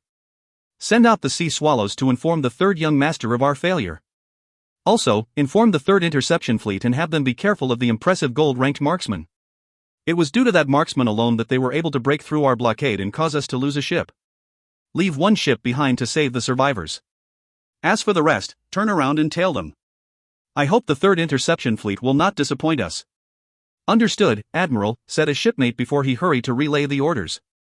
Nearby, another huge man asked, "Elder brother, that ship is incredibly weird, just like a loach. It's too swift and sneaky and will be hard for us to catch up to. No worries, we'll just do what we can." The 3rd young master was unable to forget his desire to possess that ship precisely because of its speed. Had the ship stopped and agreed to ferry the 3rd young master to Moranti City, he wouldn't have been eliminated as a candidate for succession. The 3rd interception fleet has Blade Master Kumori with them, and their admiral is also incredibly experienced. If they receive our report, they will know how to deal with that ship. And if it turns back in an attempt to escape, we'll be right behind it. It's impossible for them to escape. Sounds of cheering echoed on the empty sea from the Flying Fish of Dawn. The Marines and guards were elated that they were able to evade their enemy without a single casualty, and were incredibly spirited. Lorist looked at the flaming balls that fell into the ocean behind them and furrowed his brow as he asked, "What are those?" Captain Wilson turned back and was just in time to see the last ball fall into the ocean. "Oh, that's a fireball, me lord. It's the main ranged weapon used at sea. It's a bunch of mixed clay, fine sand, some hemp, and fuel. It's held together by wine glue. It's set aflame before being placed on a large ballista and fired. Its range is roughly 100 meters. It's usually fine if those things don't hit us. But if they do, it'll be really troublesome. The flames can't be put out simply by dousing it with water and it'll roll all over the place on the ship. Sometimes a single lucky shot will be able to set a whole ship on fire. I've asked in the past why our ships weren't outfitted with those, but the response I received was that those are too old-fashioned and that we have even better and more advanced ranged weaponry." Just as Lorist is about to say something, he could hear Els curse as he walked out onto the deck. "Me lord, these steel ballistae are not of much use at all," said Els. "What's going on? Is there a problem?" asked Lorist. "Me lord, even though we can shoot far with the ballistae, we aren't able to aim accurately. We're not on land and the ship frequently heaves up and down. Also, our targets aren't soldier formations which we can easily hit by roughly aiming in that direction. Ships at 200 or so meters away are only as large as a palm, and they're located quite far from each other, making them incredibly hard to hit. Of the 10 shots I made, only 2 hit their targets. One of them merely landed on the ship without causing much damage while the other pierced a hole through their sail and is nowhere to be seen, complained Els. Lorist realized with shock that he had taken the whole thing too lightly. He understood now that the ballistae used on carriages were unfit for use at sea, and were even inferior to the flaming balls used by the Chichter Merchant Guild's fleet. "Milord, the ideal combat distance at sea is around 30 to 50 meters. Beyond that, half of the shots fired will have to depend on luck alone. After all, we're all in the ocean and moving non-stop. A long firing distance does not offer much advantage. The most common mode of combat at sea is boarding and fighting up close. If the enemy has advantage in numbers, ranged attacks won't help us much either," added Captain Wilson. Lorist nodded and said, "Thank you for your pointers, Captain. When we arrive home, let's have another discussion about which armaments are best suited for our ships." Before he even finished, the lookout shouted, "Ahead! There's another fleet up ahead. If you find any errors, ads pop up, ads redirect, broken links, non-standard content, etc., please let us know. Report chapter so we can fix it as soon as possible." Chapter 247 Bathing in Blood, Cliffhanger 2 of 3. Bathing in Blood, Cliffhanger 2 of 3. This is the third and final bonus chapter for the week. Thanks again to Benjamin R. from France for this chapter. The conclusion chapters to these cliffhangers will be ready by tomorrow as the first regular release of the week, so look forward to it. "It's the enemy. That's the fleet of the Chichter Merchant Guild," shouted the lookout after he identified the flags the ships were flying. However, by then, they were already less than 200 meters apart. There are 2 large-class, 3-masted merchant vessels, 6 middle-class, twin-masted, fast-sailing merchant vessels, and 8 middle-class armed merchant vessels. "Ugh, milord, what did you do to the Chichter Merchant Guild for them to send so many ships? This one's larger than the previous fleet." "It seems that they're fixated on holding us back," said Els jokingly. At that moment, the people on the deck could tell the types of ships that were sailing towards them apart clearly. Lorist laughed as he shrugged and said, "How would I know? The Chichter Merchant Guild just bit on us like a mad dog. To think that they'd send wave after wave of ships to stop us. Will this ever end? I think their main goal is to capture me and force me to hand Silo's island to them." "In their dreams," Josk exclaimed, to which Howard, Els, and the rest nodded in response. Captain Wilson asked, "Milord, what do we do? Do you want us to turn back and circle around them? We still have enough time and distance between us for that." Lorist shook his head and said, "No. If the fleet that we just escaped is behind us, then we'll be walking straight into the trap they set for us. It'll be even more troublesome if we're surrounded by both fleets. We'll just try to break through them like this. Joe, do you have any strength left?" Josk wore a serious expression without saying anything. All he did was wave the green bow about in his hand, indicating that he was fine and that the rest could leave it to him. As long as he had his bow, nobody would be able to stop their voyage home. As Josk made his preparations at the bow of the ship, he waited for the distance between the two parties to close. It didn't take long until the distance was around 100 meters. All of a sudden, the lookout on the crow's nest called out, "Be careful. The enemy has laid chains between their ships. There's no way we'll be able to rush through their ranks." Lorist staggered and almost struck against the railings of the deck. Good soul, what's going on with his eyes? To think that he'd only noticed the chains when we're this close. Now that the flying fish of dawn was traveling at full speed, there was no way she could evade the chains. Even if Josk were able to break the masts of the 2 ships they were heading towards, they would still be hampered by the chains on the ships, allowing the other enemy ships to surround them. By then, the flying fish of dawn would no longer be able to escape. "When I get back, I bet my ass off that I'll get myself binoculars. Heck, even a telescope would do. Now that I have Master Mantiony, glass production should no longer be a problem. The transparent oil glass can be molded into concave lens pieces which I can fit to an iron tube to make a simple telescope." Lorist felt that it was incredibly disadvantageous for them to not have a telescope at sea. Even if the lookout had better eyesight, they would only be able to see ships as small dots from 500 meters away and would be unable to tell friend from foe. Only until they were 200 meters away was the lookout able to see the flag the ships were flying. That would leave far too little time for them to respond. For instance, the chains between the enemy ships were also discovered too late. Currently, the two parties were less than 80 meters apart. "Milord, what do we do?" asked Captain Wilson hurriedly.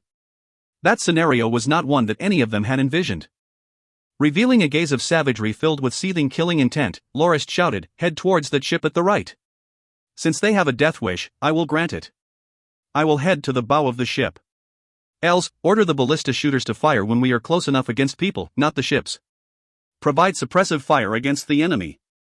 Howard, head to the cabin and lock the door. I will leave Mr. Mancini and Professor Balbaugh in your care.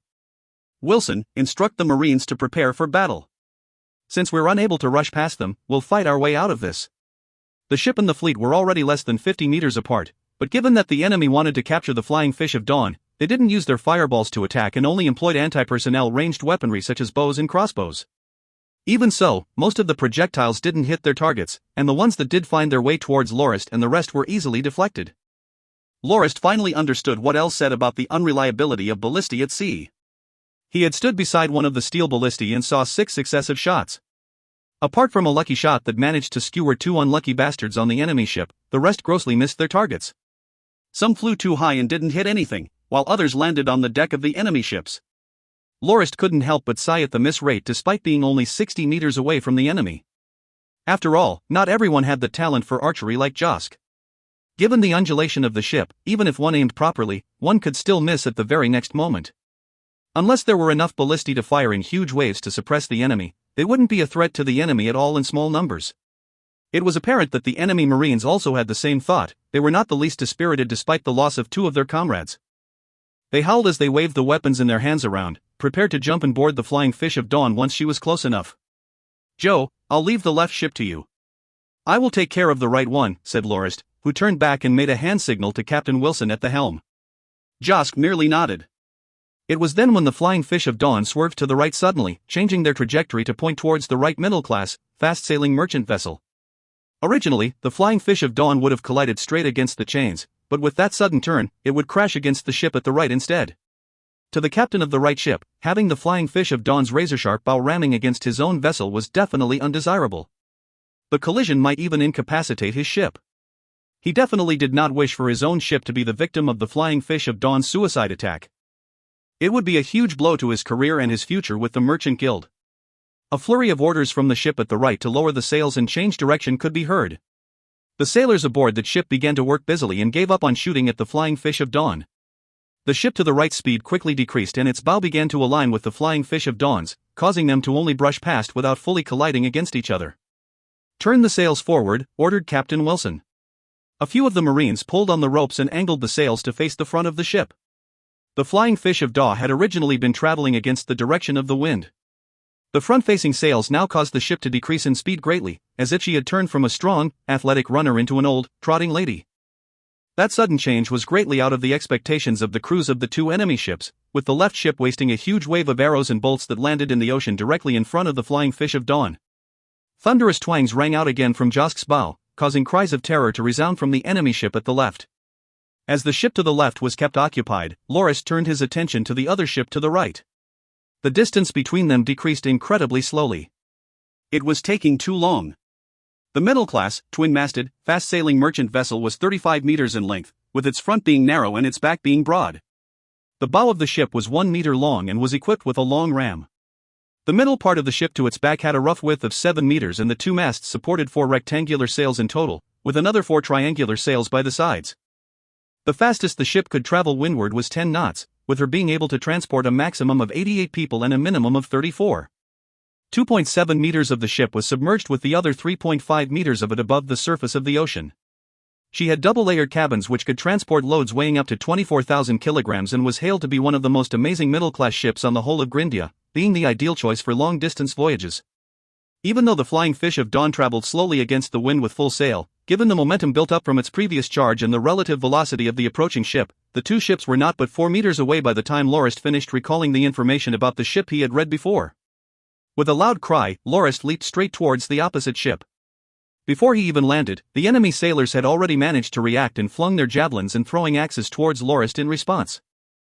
Lorist swung his sword mid-air and deflected both waves before landing haggardly on the deck of the ship. Lorist didn't think he would land flat on his face, but the momentum of his leap was just too much.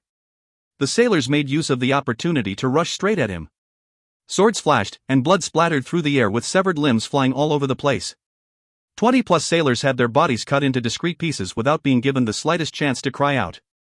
Rubbing his nose as he stood back up, Lorist thought, "Gah, that fall just now saw my nose landing directly against the deck, it's even bleeding. And the enemy even tried to swarm me when they witnessed my unfortunate landing." When Lorist stretched out his left leg to prepare for the landing, his leg ended up amidst a pile of rolled-up rope. One sailor saw the chance and gave the rope a pull, causing Lorist to trip over without being able to react and fall straight onto the deck. Had it not been for his quick reaction, he might have lost his life just then. Wilson was right. The most important thing when it comes to fighting at sea is to pay attention to footwork.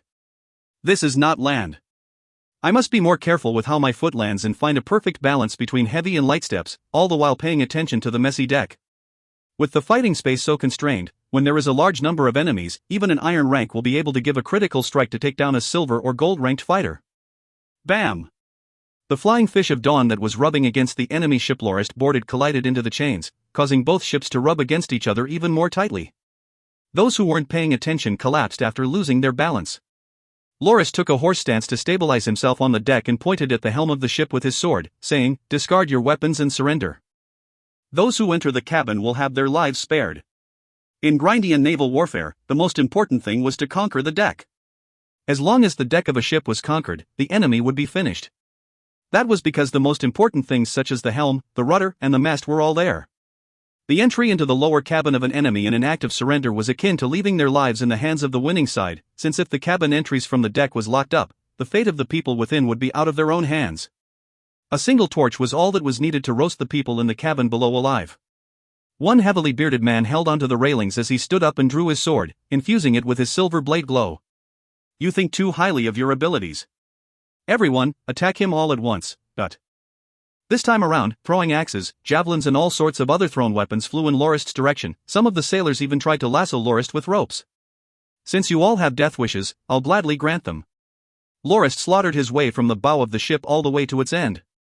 Bathed in blood, he seemed like a frenzied killing demon that had emerged from a sea of blood. The bearded man called out in despair, mumbling, "Demon, demon," until he was finally ended by Lorist's sword. Fresh corpses that continued to bleed out littered the deck. Lorist didn't keep account on how many he killed and was only aware that no one on the ship was left alive. He headed to the left side of the ship where two thick beams were. The chains that obstructed the way of the flying fish of dawn were tied onto the beams. With a slash, Lorist cut the wooden beams apart. But by now, the two ships were already fast against each other. Even though the beams binding the chains had been removed, the ships didn't drift apart. Just as Lorist was about to leap back to the flying fish of dawn, he suddenly felt the ship shake harshly. Losing his footing due to the slippery, blood-covered flooring, Lorist managed to stabilize himself half-kneeling. After hearing a couple of cries from his side, he turned his head to look and was enraged to the brim. Surprisingly, the ship at the left Josk was targeting, and one of the large-class ships that used to be roughly 50 meters away had approached all of a sudden. Just as the large-class, three-masted ship was pushing against the middle-class ship towards the flying fish of dawn, countless people appeared all of a sudden around the side of the ship, using their higher elevation as advantage to rain arrows and bolts towards the flying fish of dawn. A dozen of Lorist's marines collapsed on deck right away. The one who had it worst was the lookout, who was practically indistinguishable from a porcupine. Following that, dozens of men leaped from the large-class ship and boarded the middle-class ship adjacent to the flying fish of dawn and kept on approaching. Josk's longbow kept firing, causing streaks of green one after another to shoot towards the enemy like lightning bolts. But right after only two of the enemy troops were struck, a brown-clad old man stepped out of their ranks and easily deflected Josk's arrows. "A blade master," said Lorist with surprise. He didn't think that the fleet of the Chichter Merchant Guild actually brought with it a blade master. At that moment, he made an urgent leap and landed beside Josk. "You deal with the rest to the back. Let me tussle with that old guy." After that, he made his way to the middle-class ship on the left and stood in front of the old brown-clad man. The old man raised his sword in front of him, appearing incredibly cold and fearsome as he bellowed, "You're still not going to surrender? In your dreams." "Go to hell," said Lorist without bothering to listen to the blademaster's ramblings, rushing forward instantly with his sword. Clang, clang, clang. Echoes of clashing swords resounded. The old man in brown had already lost his first strike advantage and was pushed back by Lorist's stream of attacks ever so gradually. As he parried the incoming strikes coming from his left and right, he began to swerve his body to dodge the following ones haggardly. "Come here and give me some help." The old blademaster was no longer able to hold on and asked for reinforcements without giving the slightest care about his reputation. Two ignorant sailors rushed forward, right into the trajectory of Lorist's strikes. After a few deafening sounds of clashing, the two sailors were both cut apart all the way from their left shoulders to their right hips. Even the axe and sword in their hands had been broken into pieces by Lorist's strikes. But by then, the old man in brown had already turned tail to escape. Fool, I'll see where you can run to when we're at sea, Lorist said, unleashing his killing frenzy. Since the Chichter Merchant Guild was willing to spend so much resources for his capture, he figured that the loss of a blade master would hurt them even more. No matter what, I have to make sure that old guy dies, thought Lorist as he gave chase. The small fries barring his way were cut down like vegetables one after another as the brown-clad man began climbing back onto the three-masted merchant vessel. Lorist was so agile that he seemed to be flying. With but a few steps here and there, he made his way up to that large-class merchant vessel and was greeted by countless blades and spears. A swarm of men rushed towards Lorist quickly while roaring at the top of their lungs. It was at that moment when Lorist suddenly felt that his vision was turning redder and redder. It was as if he had entered a world that couldn't be adequately described with words. Everything that was happening on the large-class, three-masted merchant vessel was within Lorist's awareness, with not the slightest movement escaping his crystal-clear attention. The red silhouettes he saw rushing towards him were moving at a laughably slow speed, allowing Lorist to evade the weapons that were swung at him easily. He put his sword through the throats and chests of the red silhouettes lightly, causing one after another to collapse on the deck of the ship in quick succession. After a few moments, the number of red silhouettes on the deck had already decreased greatly. The remaining ones did not rush forward and instead tried their best to hide from Lorist, but it was a futile effort. In the end, only the brown-clad old man remained. The blade master seemed to have broken while watching Lorist. He mumbled continuously. Sword Saint. Sane. Domain. Do you think you can scare me by bringing up sword saints? Lorist swung his sword, lopping the head of the man off cleanly. He stretched his free hand out and caught the flying head in midair. Raising the decapitated head up high, Lorist began to laugh out maniacally, with each echo of his laughter bringing with it a wave of bone-chilling bloodlust across the sea. "My lord! My lord! My lord! Snap out of it!" The cackling Lorist heard somebody call out urgently to him. Finally, he began to regain his senses and the tint of red faded from his irises, returning them to their former black color. Wait, did I do all this? Corpses could be seen piled up all over the three-masted merchant vessel with the deck awash with fresh, flowing blood. Why did you shout at me from so far away, Els, who called out to Lorist from the deck of the middle-class, twin-masted merchant vessel heard Lorist's query and replied, "My lord, did you think I would be brave enough to go there? Look around you. You killed the whole crew of their ship like a rampaging demon in less than 30 minutes. There was no less than 300 people there." Ah. Was I really that amazing? Mused Lorist as he looked at the head in his hands. Ugh, why am I holding this shit? Thought Lorist before he threw the head away casually. "Me lord, the ships have separated. We're waiting for you to board right now," shouted Els. "Alright, I'll come right out." Just as Lorist was about to head back, he felt an abrupt dizzy spell that drained him of every shred of energy he had left. As his vision turned black, he collapsed. If you find any errors, ads pop up, ads redirect, broken links, non-standard content, etc., please let us know. Report chapter so we can fix it as soon as possible. Chapter 248 Escape, Cliffhanger 3 of 3. Escape, Cliffhanger 3 of 3. Here's the first regular chapter of the week and the conclusion to the cliffhangers. And today's topic of discussion is: what exactly do you think the blood domain is? Is it a sword saint's domain? Or something completely different and unique? Lorist felt as if he was afloat in the sky, free and unrestrained. He was a light and swift feather floating in the wind. The ground was right in front of him and it seemed rather familiar, just like the maps he had pondered upon in the past. Lorist quickly realized something and thought, isn't this the Northlands? The land before him moved quickly. It didn't take long for him to arrive at the dominion of his family. There was the Salas settlement, Firmrock Castle, Felicitas settlement, and the various small factories and workshops, as well as the Black Iron refinery base which he named the Ironforge Castle, and Windstorm City, the main military equipment production base within the Dominion. At that moment, it was as if Lorist had turned into a bird, flying high in the skies and looking down at his own dominion. He traveled along the Bladej Mountains and could see the Nico Academy, which was still under construction. Telesti could be seen inspecting some blueprints with her maidservant, Vinny, hugging little Olagus and humming her a relaxing tune. Lorist later passed above Maplewood's Bastide and saw his chubby and energetic son Waldbeck Nautilus playing hide-and-seek with Irina. After that, Lorist passed by Poplar Town and Blackmud Marsh, managing to take a look at the busily working soldiers, as well as the hectic shipyard. Be it the Navy camp, the port, the endless seas which raged with fierce waves or a small fleet of 6 whaling boats that were riding the winds, Lorist could see it all. It didn't take long before Lorist realized that he was back in the skies above Siloas Island. The mist of dawn that covered the island made it seem ever so calm and peaceful. The island was no doubt a precious treasure that the oceans had to offer. This island is part of my family dominion. I will not allow anyone to take it away. What made Lorist wonder was, no matter where he flew, there would always be a small, red dot following him on the ground. The dot sped up and slowed down in lockstep with him. In the end, Lorist could no longer resist his curiosity and decided to fly to the ground to check out what that red dot was. The ground enlarged as he approached it. He landed on the ground lightly and eyed the little red mark. It was almost as big as a basketball.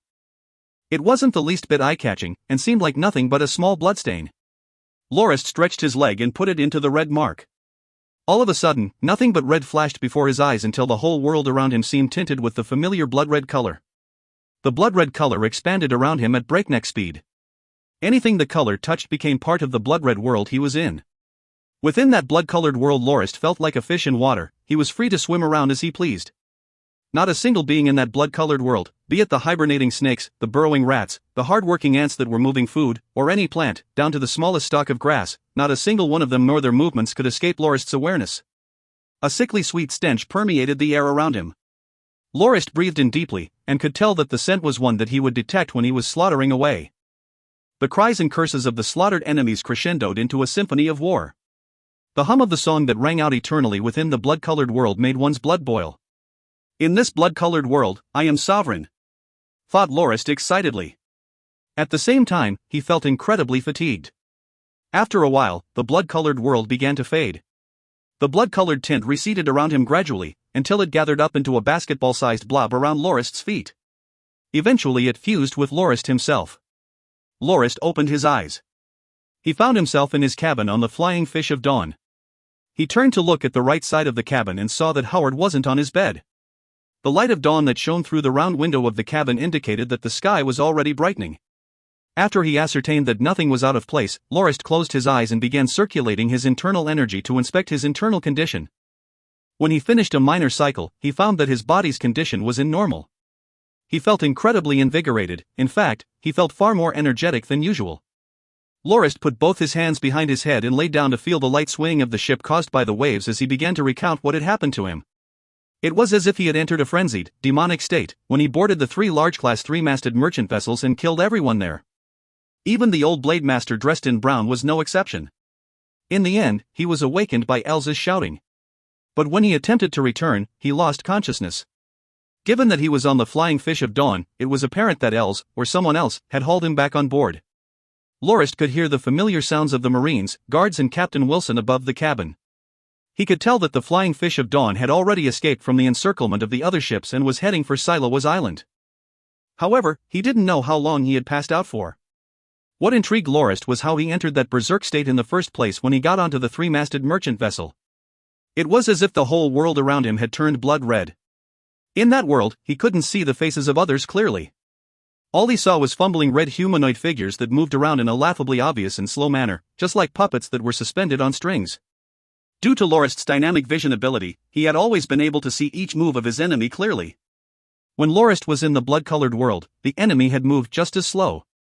However, what differed from usual was how he felt that he had entered a completely different realm. The world had turned blood red, and not a single move made by his enemies, regardless of whether they were in front of behind him or not, as long as they were on that 3-masted ship, escaped Lorist's senses. Taking their lives was as simple as raising his hand. Lorist could still recall how he felt at that moment. He had turned into an unfeeling robot that never tired. No matter how badly the red humanoid figures begged or turned tails to run, Lorist would harvest their lives without a single shred of emotion passing across his face. Some of them, those who had jumped into the ocean for their lives, still managed to be killed by the javelins thrown by Lorist. And why did I have that weird dream after I passed out? People fought during the day and dreamed during the night. Lorist felt that the saying he heard from his past life made a lot of sense. In his dream, he saw his family dominion and loved ones, possibly a sign that he missed them dearly as well as his dedication to protect them as best he could. But why did he see that blood-colored world again at the end of that dream? Also, why did he feel that he was the ultimate sovereign of that world? Lorist started when he suddenly recalled the final words of the brown-clad blade master he had killed. He mentioned something along the lines of a sword saint's domain. Perhaps, he wasn't bringing up a sword saint ally in desperation in hopes to be spared, and was instead referring to the blood-red color he saw? Was that realm of freedom and debauchery actually the domain of a sword saint? Forget it, Lorist thought. He found it hard to believe that he could become a sword saint that easily. It was practically impossible. Even though Lorist was training in the aquametal technique from his past life using battle force, he wasn't willing to believe that he could break through to the next realm that easily. That was especially the case given how he still didn't know how to progress in his training at the dark stage. It was mainly because he didn't have any other reference and didn't truly understand how the mythical transformative stage of his technique would look like, nor how he should train in order to progress to that stage. Before he was involved in the assassination attempt by Blademaster Zarinin, Lorist's combat ability could only compare to a rank 2 Blademaster. That was because he was able to fight to a stalemate with Blademaster Xanthi. But when Blademaster Zarinin attacked, Lorist realized that his skills weren't of much use at all against the Blademaster, who was known to be a quasi-sword saint, causing many of the lives of the soldiers of his house that attempted to save him to be sacrificed. Additionally, Josk and Potterfong were heavily injured, and more than 10 silver rank knights and upwards of 400 other brave and loyal soldiers had to give their lives heroically in order to save him. Even though Reedy managed to save his life, he later lost his memories. In the end, Lorist had fallen into the hands of the mountain barbarians because of his injuries, and experienced the worst kind of humiliation ever to happen to him in both his lives. When Lorist recovered, he resolved himself to train his swordsmanship and internal energy painstakingly. Even after returning to the Dominion, he did not let up and found time to train even on the busiest days. Lorist was determined to never be on the receiving end of another assassination attempt. It's impossible. It's only been a little more than 1 year since then. There's no way that I could have become a sword saint already. At most, I'm only at the level of a rank 3 Blademaster. And even if I become a sword saint, my domain should be Snowstorm or some other frost-based phenomenon, right? What is with the blood-colored world? Viscount Kristoff, who was a rank 1 Blademaster, had said that when he first sparred with Lorist, he was still able to receive more than 100 strikes. Each following spar, however, he found that he lasted for shorter and shorter periods of time, until he wasn't even able to resist 40 strikes. It got so bad that Viscount Kristoff felt it was too embarrassing and refused to accept Lorist's challenges anymore. He had complained that it wasn't because of Lorist's swift strikes that he lost. Instead, every time he received a strike from Lorist, he felt a sudden, unbearable, icy chill. Given that his battle force was of the water attribute, it was perfectly countered by cold chills like that, and it didn't take long until he wasn't able to continue fighting. That was the reason he felt that if Lorist ever became a sword saint, his domain would be based on the same frost attribute. When he made a visit to Dawn Academy recently, Instructor Claude felt pumped and insisted that he wanted to give Lorist pointers in swordsmanship. He said that he would break through to become a rank 2 Blademaster soon, perhaps no more than 7 years of training still had to be done. Lorist couldn't refuse him, so he reluctantly accepted the duel. As Instructor Claude's battle force attribute was fire, he was able to last a little bit longer, but not more than 80 strikes. That was the reason Lorist believed himself to be equivalent to a rank 3 Blademaster instead of a sword saint. If the latter were the case, he would have taken care of a rank 1 Blademaster like Instructor Claude in a dozen strikes. Still, what is the matter with the blood-colored world? If that was a result of my killing frenzy, then why did I dream about it? The feeling of absolute control over the environment is so unique that it's incredibly hard to describe. It's like I'm somehow addicted to it and unable to forget it. Lorist sat up straight and circulated a major cycle. After ensuring that nothing was wrong with his body, Lorist felt rather incredible. When he opened his eyes, he saw a shocked Howard standing before him. "Milord, you've been asleep for 2 days and nights, but you're finally awake now. I didn't want to interrupt you when you were training just now. Are you all right?" I'm fine. I feel great, even. But I'm a little hungry," said Lorist. The deck of the ship was a big mess. A dozen injured soldiers wrapped up like mummies were basking in the sun. The moment they saw Lorist, they cried out with surprise, "Milord! Milord, you're awake!" Lorist nodded to answer their calls before heading to the helm of the ship. There, he saw Captain Wilson with one arm wrapped up as he steered the ship. "You got hurt?" "Yes, milord. I got hit by an arrow accidentally." "Why are you steering with your injuries? Where's old Jack?" Wilson lowered his head and said, "Old Jack is no more.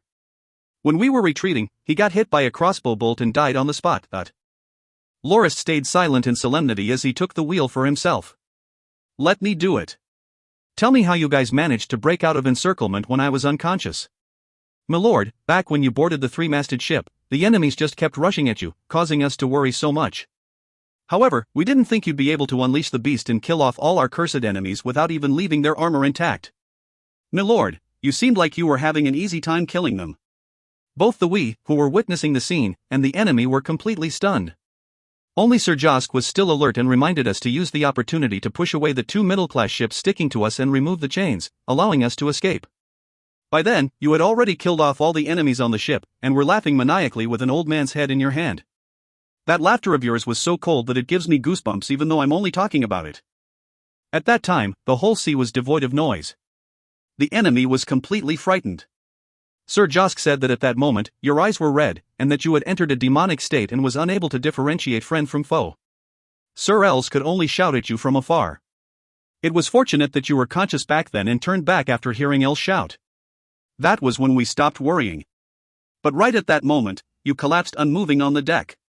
Sir Els then rushed to your side and hauled you back while we hurriedly set sail. At the same time, the enemy began to act when you fainted and fired their ranged weapons at us. Fortunately, we were still trapped between two ships, which helped us take most of the fire before they were set aflame. The smoke from the flames shielded us while we retreated. It was only after we left the two ships that we received a critical blow. The other large Class 3-masted merchant vessel fired a large number of flaming ball projectiles and crossbow bolts at us. Old Jack was steering the ship at that time. One of the fireballs fell at the frontmost mast and it began to catch fire. I took care of it by having our naval soldiers hack the mast down under enemy fire. To toss the mast into the sea. When I called out to Old Jack, there was no response. It was only after I got to the helm that I found him nailed to the helm by a crossbow bolt, dead. Due to losing one of our masts, we traveled at a much slower speed. Our enemy ship was able to catch up after spending quite a while cutting away at the chains. But Sir Josk revealed his skills in the end, and shot down the masts of the enemy ship with only 3 arrows, before shooting at the middle mast's upper section, causing the ship to lag behind us. The enemy stopped pursuing us after that. Captain Wilson described the situation in detail. How many men did we lose? Wilson laughed bitterly and said, only 7 of our 28 sailors remain, with 13 out of commission, and 8 dead. 3 of your 10 guards died, with 5 others injured. Of the 5 steel ballista shooters, 2 were injured. However, our guests are fine. Apart from Old Jack, the rest are still here. What about Josk and Els? Sir Josk said that he was incredibly tired and has been sleeping for a day and night without waking. Sir Els was on duty for the whole night yesterday and just went to get some rest. Milord, it was fortunate that you regained consciousness. The speed the ship is traveling at is lesser than 6 knots right now. We're just about to enter the Sea of Grief and I'm worried that we'll be robbed. We're incredibly short-handed right now, with most of us injured. If we truly were to encounter the pirates, there's no way we can resist, Captain Wilson warned Lorist in a serious manner. Lorist smiled and said, all right, don't worry. You'll have yourself some good sailors and ships soon. If you find any errors, ads pop up, ads redirect, broken links, non-standard content, etc., please let us know. Report chapter so we can fix it as soon as possible. Chapter 249 Senbod. Senbod. Here's the second regular chapter of the week. Sorry for the 1 hour late release. It slipped my mind. P. Fedley Senbod felt that his luck was pretty good. When the Empire's Civil War first broke out, he was merely a 1-star silver-ranked garrison squad leader. After the first prince declared rebellion, he became one of the company leaders of some suicide troopers at the front lines. It didn't take long for him to be abandoned in the midst of battle due to his injuries. By the time he regained consciousness, he realized there was nothing but corpses all over him. Lord Gunmock's corpse was not far away from him on the battlefield. He was shocked to see him lying there. Sir Gunmock was one of the most renowned gold-ranked knights at the city Senbod served at as a garrison squad leader. Rumor had it that Gunmock would break through to the 3-star gold rank soon. Whenever he passed through the city gates, Senbod had to offer his greetings. He was ignored every time. Senbod really didn't think that a person of such caliber would perish on the battlefield just like that. As he dragged his injured leg with him while he crawled towards the corpse of Sir Gunmock, he saw that a crude crossbow bolt had pierced the neck of the dead man. Senbod was dumbstruck at the thought that a gold-ranked knight had died on the battlefield just like that, from a stray crossbow bolt. He hadn't even been given the chance to use his abilities. Sir Gunmock must have died a really horrible death, for him to perish here without anyone knowing anything about it. He couldn't even compare to me. I managed to slay 2 enemies before getting injured. Senbod eventually recovered from his stupor. Since the 2 could be considered to be from the same hometown, he dug a ditch within which to bury Gunmock, lest his body be mutilated by wild birds and beasts. As expected, when he searched the corpse, he found that the dead man was actually a walking treasure trove. The stainless steel, full-body armor, was undamaged as Gunmock had died from a bolt straight to his unprotected neck. Sinbad couldn't help but wonder what kind of unspeakable sin one had to commit to deserve such an unlucky ending. The corpse also had a sack filled with roughly 400 imperial gold coins and several other precious gemstones. There was even a golden bracelet which still had bloodstains on it in the sack.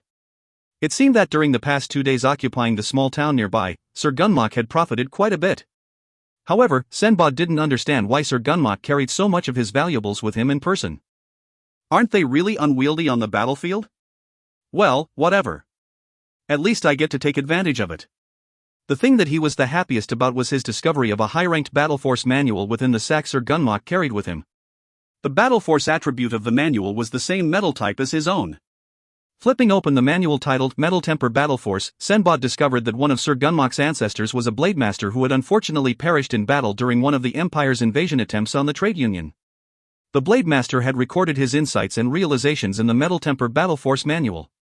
It was to be passed down as a family heirloom so that his descendants would not have to go through trial and error in their battle force training. It was a shame that nobody in the family after him had the same metal attribute battle force, save for Gunmock.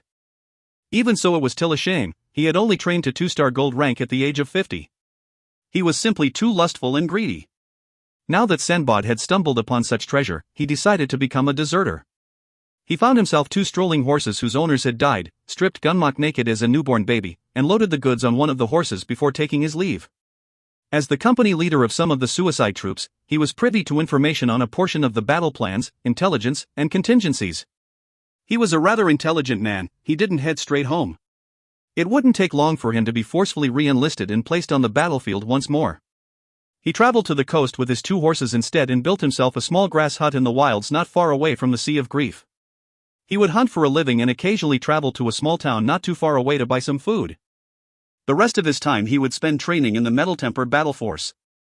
In times of war, the key to survival was to have a well-trained body. Sometimes Sinbad felt that he was like one of those protagonists in the chivalric novels he read. Now that he had his fortunate encounter, his time to shine would soon come. 3 years later, the 27-year-old finally broke through to the 3-star silver rank, on his birthday no less. Just as he was on the way back from purchasing some alcohol to celebrate, he stumbled upon an unconscious beauty and brought her back with him. Just like something directly out of a novel, that beauty described her life, which was full of drama and grudges when she awoke. There was a bandit lair around 2 days' travel from the place Sinbad lived. Actually, it would be more accurate to call it a pirate lair. The men there often raided at sea and seldom operated on land. That was why he wasn't aware that he was the neighbor of pirates all this time. The beauty was, in fact, the daughter of the original head of the pirates, who had been killed off by the second and third heads of the group because he divided the spoils unequally. At first, the third head even wanted to take the beauty as his wife, but the men that were loyal to the beauty's father ambushed the third head when he was about to force the beauty to sleep with him. After that, all hell broke loose. During the conflict, the beauty was injured. She managed to escape, but was pursued. In a fit of panic, she ran as fast and far as she could, before fainting in the middle of the road where Sinbad coincidentally met her. Thus, Sinbad drew his sword for the sake of the beauty and helped her travel along the path of vengeance. He had heard that the pirates originally had 4 silver-ranked fighters among their ranks. The beauty's father was a 2-star silver rank, the second and third heads, as well as a man referred to as Uncle Torin, were 1-star silver ranks. It was Uncle Torin who had brought some others to ambush the third head. At the time, only the 1-star silver ranked second head remained. Sinbad felt that it would be stupid of him to not take that opportunity to intervene. All went according to plan and Sinbad was able to triumph over the second head, helping the beauty exact her vengeance. The remaining pirates then took him as their leader. With the aid of Uncle Torin, he rebuilt the lair of the pirates and took the role of their boss with the beauty as his wife and mistress of the lair. 10 years had passed in a flash and Sinbad already had 2 sons and 1 daughter. He lived a mostly blissful life, but his career was a little lackluster. As the pirate boss, Sinbad understood the principle of the early bird gets the worm, but the early worm gets eaten by the bird. That was why he had always been extremely careful when it came to raiding at sea. Whenever he decided to act, he would only do so against smuggling ships or ships that sailed astray from their fleets, without ever touching those belonging to large merchant guilds or nobles. He also never flaunted the wealth he got from raiding. The pirate lair had developed much during the 10 years and began to resemble a normal fishing village more and more. Its population was already reaching 1,000 people. Sinbad didn't only focus his attention on raiding, he also recruited vagabonds to begin farming and tending to livestock at the wastelands near the hills. As a result of his foresight, the pirates no longer had to rely on trading with the outside world for food.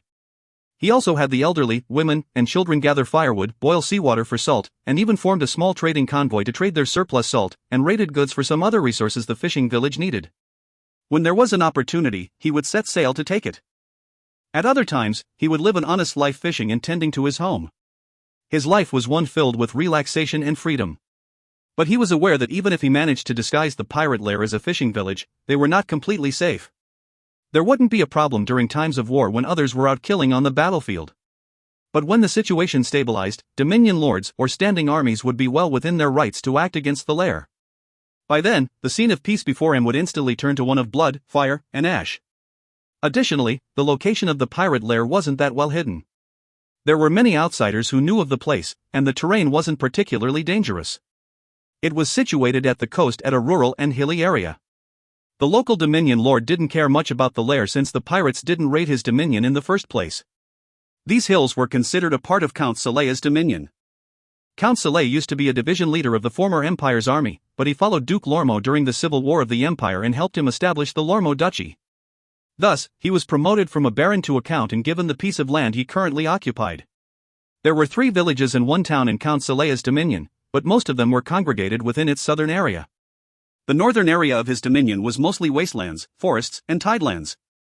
It had been 2 years already since Senbad first got in touch with the count. He had hoped to obtain recognition from the noble, and to legalize the existence of his fishing village. For that, he was willing to become the knight of the count and was also ready to pay a huge sum in taxes. However, Count Saleya was often absent from his own dominion because he served by Duke Lormo's side. Senbad's letter ended up in the hands of the supervisor of the dominion appointed by the count, who looked down on Senbad's pirate background and didn't care for his 3-star silver-ranked battle force. His master was a gold-ranked knight, after all.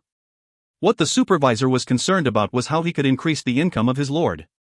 But Senbad would never accept a tax rate higher than 65%, and wouldn't accept the supervisor's request to send some men to operate at the fishing village so that the tax collection process would be easier. The baseline for Senbad was a tax rate of 50%, which would be paid by the fishing villager themselves without any intervention.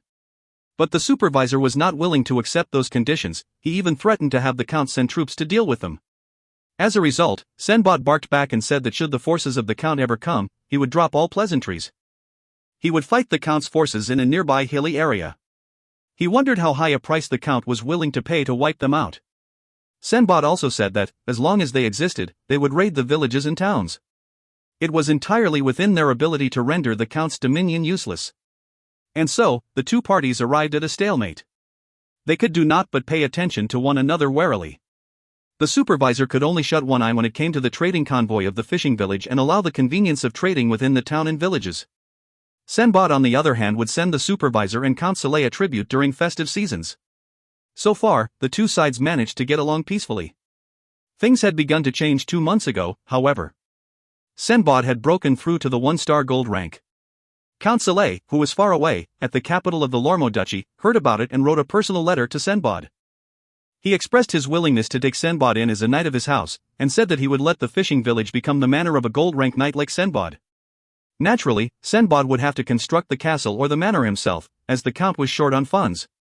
Despite that, there were obvious benefits to Senbad becoming a knight of Count Saleya. In doing so, the folk of the fishing village would be considered citizens of Senbad's manor, and they would only have to pay a tax rate of 30%. However, Count Saleya also stated that he would require Senbad to go to the capital of the Lormo Duchy to do his bidding by his side. The count said that the moment Senbad arrives at the capital, he would knight him on the spot and elevate his status. For Count Saleya, taking in a gold-ranked knight was really different from taking in a silver-ranked knight. Silver-ranked knights were common as clouds, but gold-ranked knights were few and far in between. It was such that the count was even willing to overlook Senbad's background as a pirate. In the battle force-driven world of Grindia, it was as Senbad had thought, training hard to get a high battle force rank was the key to survival in the chaotic times of war. After pondering for a month, Senbad accepted the count's invitation to become a knight of House Saleya. However, he couldn't just leave immediately. He had much to do before he could go, such as picking a suitable place for the construction of his castle. Back then, he only thought of first defining the boundaries of the castle and building a makeshift stone building and a moat there, since he didn't yet have the financial capabilities to build a proper one immediately. 2 days ago, however, Senbad received a letter from the count's supervisor. It stated that the count's 50th birthday would be in 20 days, and that the count hoped that he would be able to knight Senbad on the day as well to add another layer of joy to the celebration. The supervisor didn't fail to remind Sinbad of the Count's hobbies, implying that he should bring the Count a generous gift for the occasion. But not only was Sinbad not well off, he didn't have anything that suited the Count's taste. That was why he turned his sights back to the sea, hoping that he would be able to profit off raiding once more before heading to the capital of the Lormo Duchy to become Count Selea's knight. He hoped his wife and children would be able to live better lives after his departure to the capital. "Boss, there are 2 ships over there that seem tangled together. One of them is a quick, twin-masted, middle-class, merchant vessel and the other looks rather weird.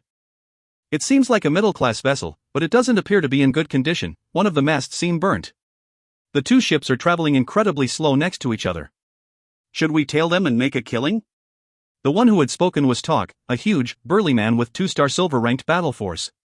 He seemed even more like a pirate than Uncle Torin. Sinbad nodded in reply. It was obvious that the 2 boats had just been raided. Sights like these were common in the Sea of Grief. The winning side would tie the losing ship to their own to continue their voyage. In doing so, they would become sitting ducks themselves. The process of boarding the merchant vessel couldn't be smoother. Nobody resisted or cried out in confusion. In fact, not a single soul could be seen on the ship. On the other hand, there were a few people on the weird-looking ship, all of whom seemed completely oblivious to the presence of the pirates and continued to mind their own business. There was even one youth who placed his finger against his lips and hushed, gesturing for the pirates to be quiet. Sinbad had brought 2 armed, twin-masted ships along with him which could travel rather fast. They could reach a maximum speed of 8 to 9 knots. However, they would face some difficulty when traveling against the wind, and required a more experienced helmsman to steer them. Despite that, that particular kind of ship had great battle potential. It could carry many people, which was perfect for boarding actions. The 2 armed ships carried on them around 330 pirates in total. There were roughly 100 pirates who boarded the weird-looking ship. They filled the deck up completely. On the weird ship was a small table on which many beast skins and a pen were placed. A youth with a black ponytail said to a weathered middle-aged man, "The reason I used your secret technique of green and oil glass production is bait is because I think those are nothing special. Look here at this telescope and the eyeglass. These 2 are the things that'll make us a real profit. Also, there's the magnifying glass, glassware, flat glass sheets, thickened glass dividers, and even patterned glass. These are the directions glassworking should develop in. Mr. Mancini, you've already roughly got an idea of my thoughts on how glassworking can change. When I bring you back to the Dominion, you can be in charge of research and development, as well as production. I'll provide all the manpower and funds you require, and you can experiment to your heart's content without caring about the cost. I trust that my investment in you will multiply 100-fold and benefit our house." Sinbad was confused when he heard all that on the deck. Terms like glassworking, research, and technique improvement sounded so foreign that he couldn't quite grasp the concepts. Also, he felt that the scene before him was off somehow, but he couldn't quite put it into words. Just as he was about to instruct his men to be more careful in case that was a trap, he saw the ponytail-wearing youth turn to him and reveal his shiny white teeth, laughing joyfully at Sinbad and his men. "You guys took too long to come. You're making me rather impatient," the youth said as he smiled. "We've waited here at the Sea of Grief for 2 whole days and only managed to get such a small catch." The youth then looked towards the twin-masted, middle-class merchant vessels and said, "Even so, your ships and crew are in good condition." "That's great."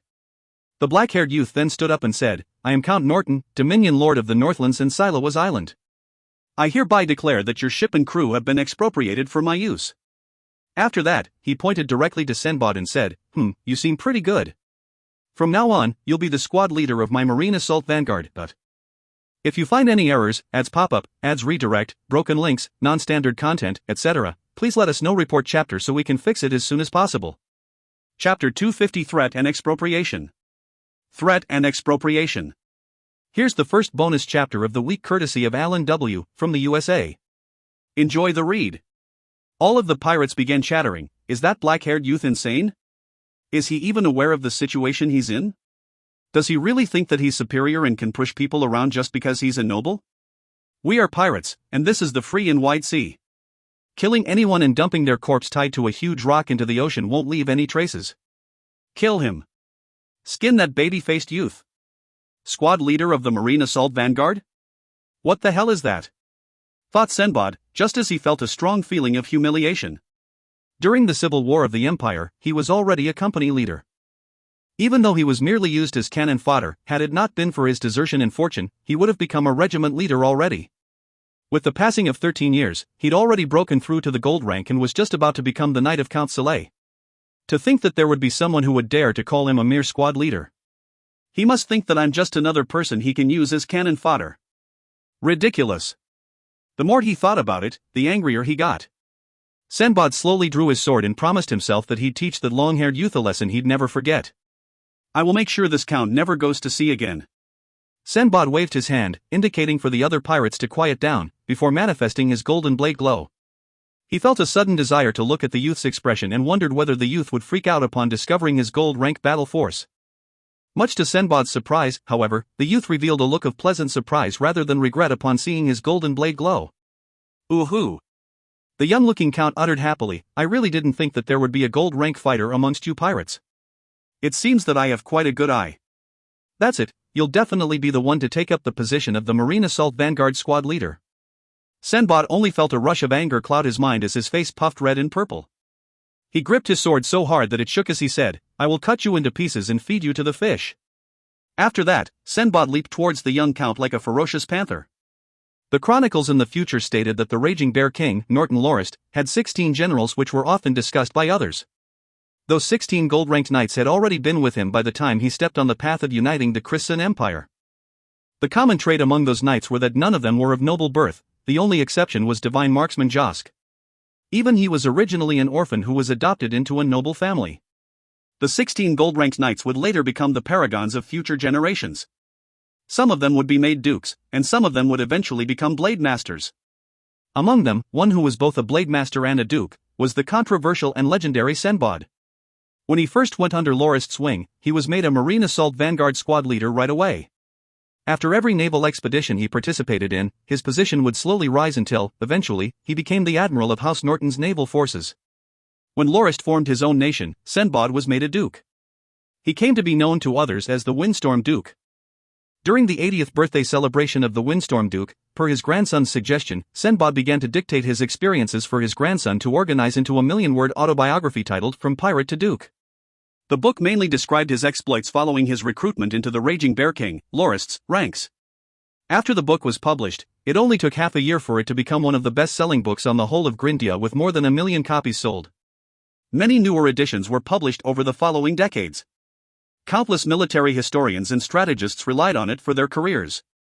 Naturally, the book also had its fair share of criticism. During the time of its publication, many of the pirates who had joined Lorist were still alive. When Count Talk read the first chapter of the book, he claimed that Sinbad had lied about how he felt Lorist's domineering aura right away, which was why Sinbad took Lorist as his lord at the very first moment.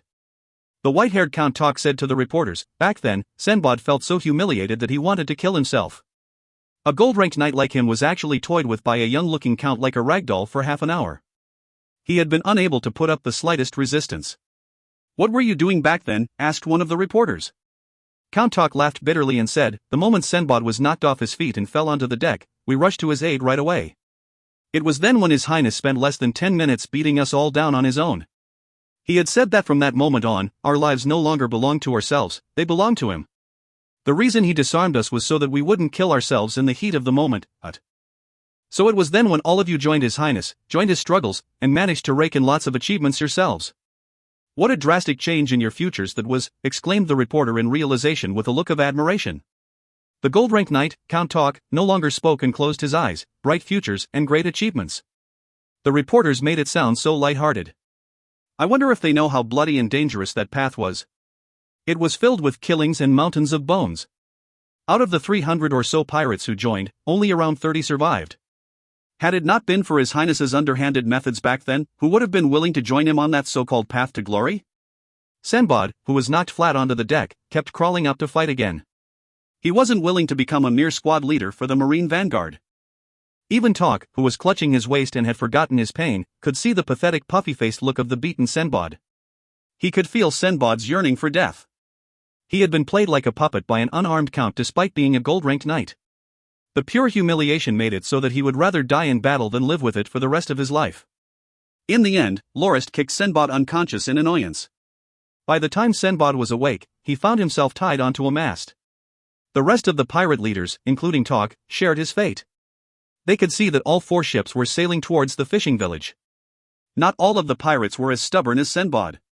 He saw many of his crew working as sailors, per the orders of a stranger he didn't recognize. He took a look at the cursed, black-haired, ponytailed Count and thought, oh, he even had a change of clothes.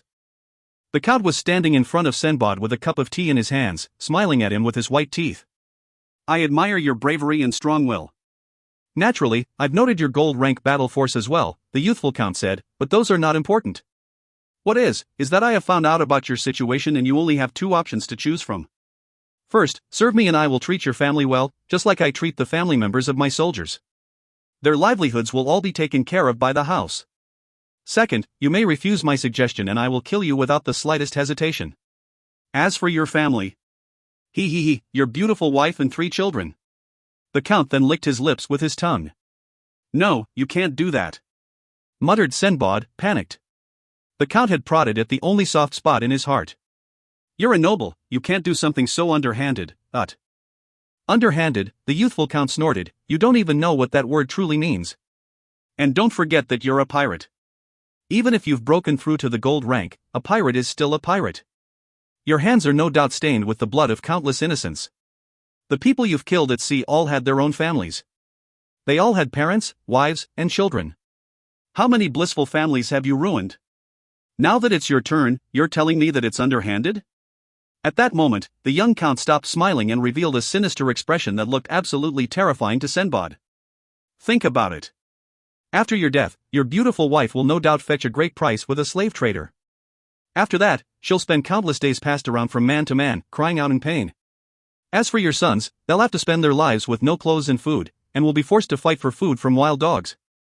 During winter, there's no doubt that they'll die somewhere in the streets, frozen as unmoving statues that get nothing from passers-by but their pity.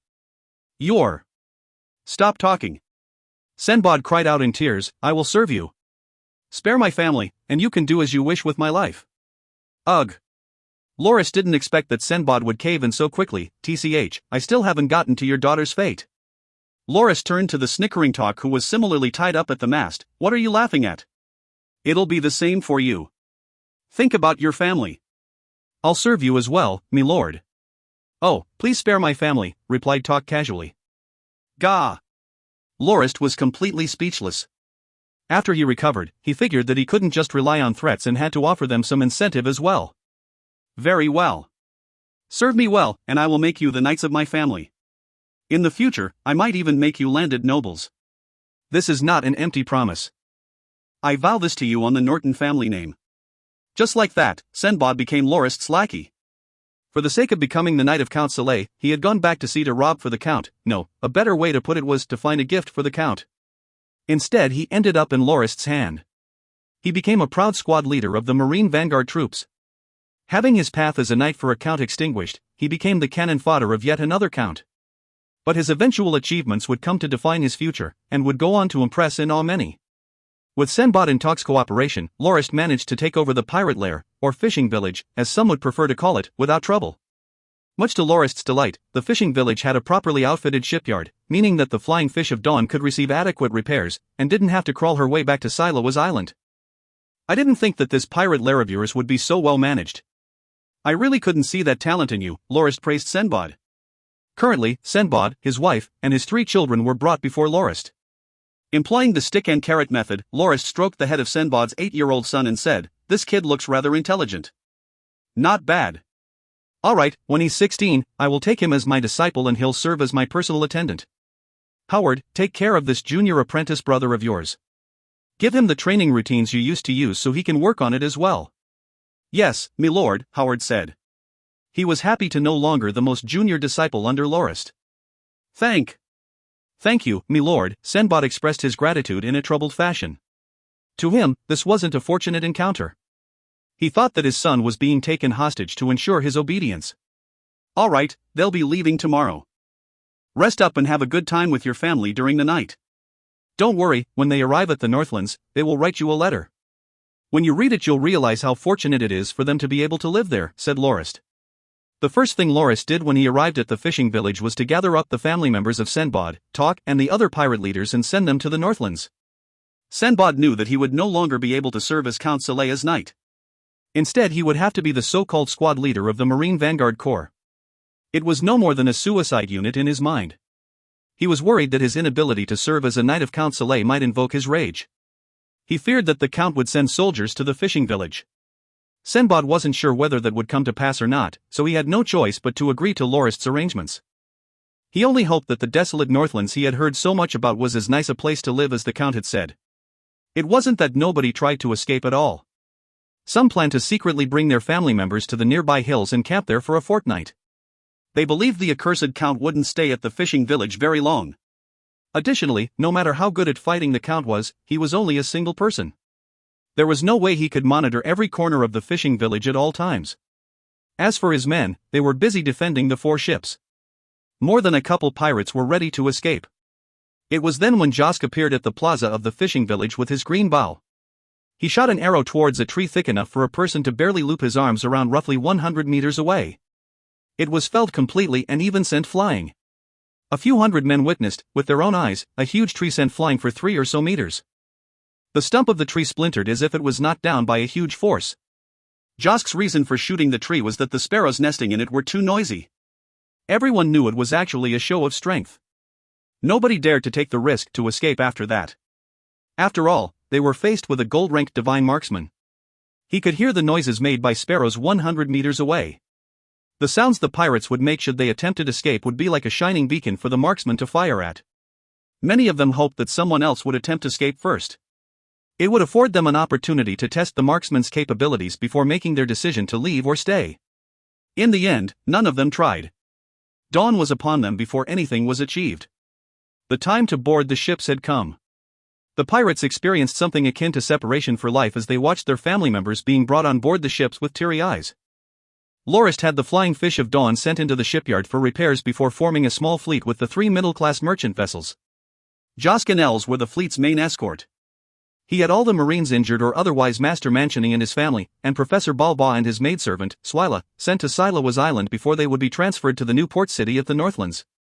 To Lorist, they were people he couldn't afford to lose. With Silawas Island being in the eyes of the Chichter Merchant Guild, there was no way Lorist would allow them to remain there. As a precaution, he felt it was best for him to send them to the main dominion in the Northlands. The other 100 or so family members of the pirates would be sent to Silawas Island using the other 3 ships. They would be manned by some more honest and loyal pirates. After they dropped their passengers off at the island, they would return. As for the ones remaining at the fishing village, because there wasn't enough space on board, Lorist wrote a letter to Charade to tell him how to deal with the matter. The trip to Silawas Island and back would take roughly 20 days. After sending away the small fleet, Lorist focused his attention on the Flying Fish of Dawn. Accompanying him were Howard, Captain Wilson, and 2 other guards. Fortunately, all the Flying Fish of Dawn needed was a new mast, which didn't pose too much trouble. 5 days later, the Flying Fish of Dawn was good as new and set sail for the Sea of Grief once again. As fishing while waiting for other pirates to take the bait and raid them would take too much time, Lorist elected to take a more active stance. Given the advantage in speed and agility of the Flying Fish of Dawn, he raided the ships that caught his eye at the Sea of Grief. Lorist did all that in the name of expropriation.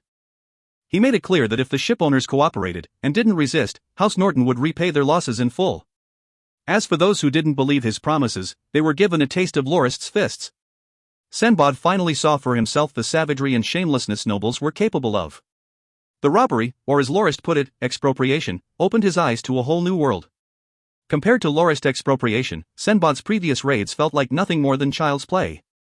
At the same time, the pirates felt incredibly lucky for their encounter. They once saw 2 large-class merchant vessels belonging to the Wessia Merchant Guild with 3 gold-ranked swordsmen and 7 to 8 other silver-ranked fighters on board.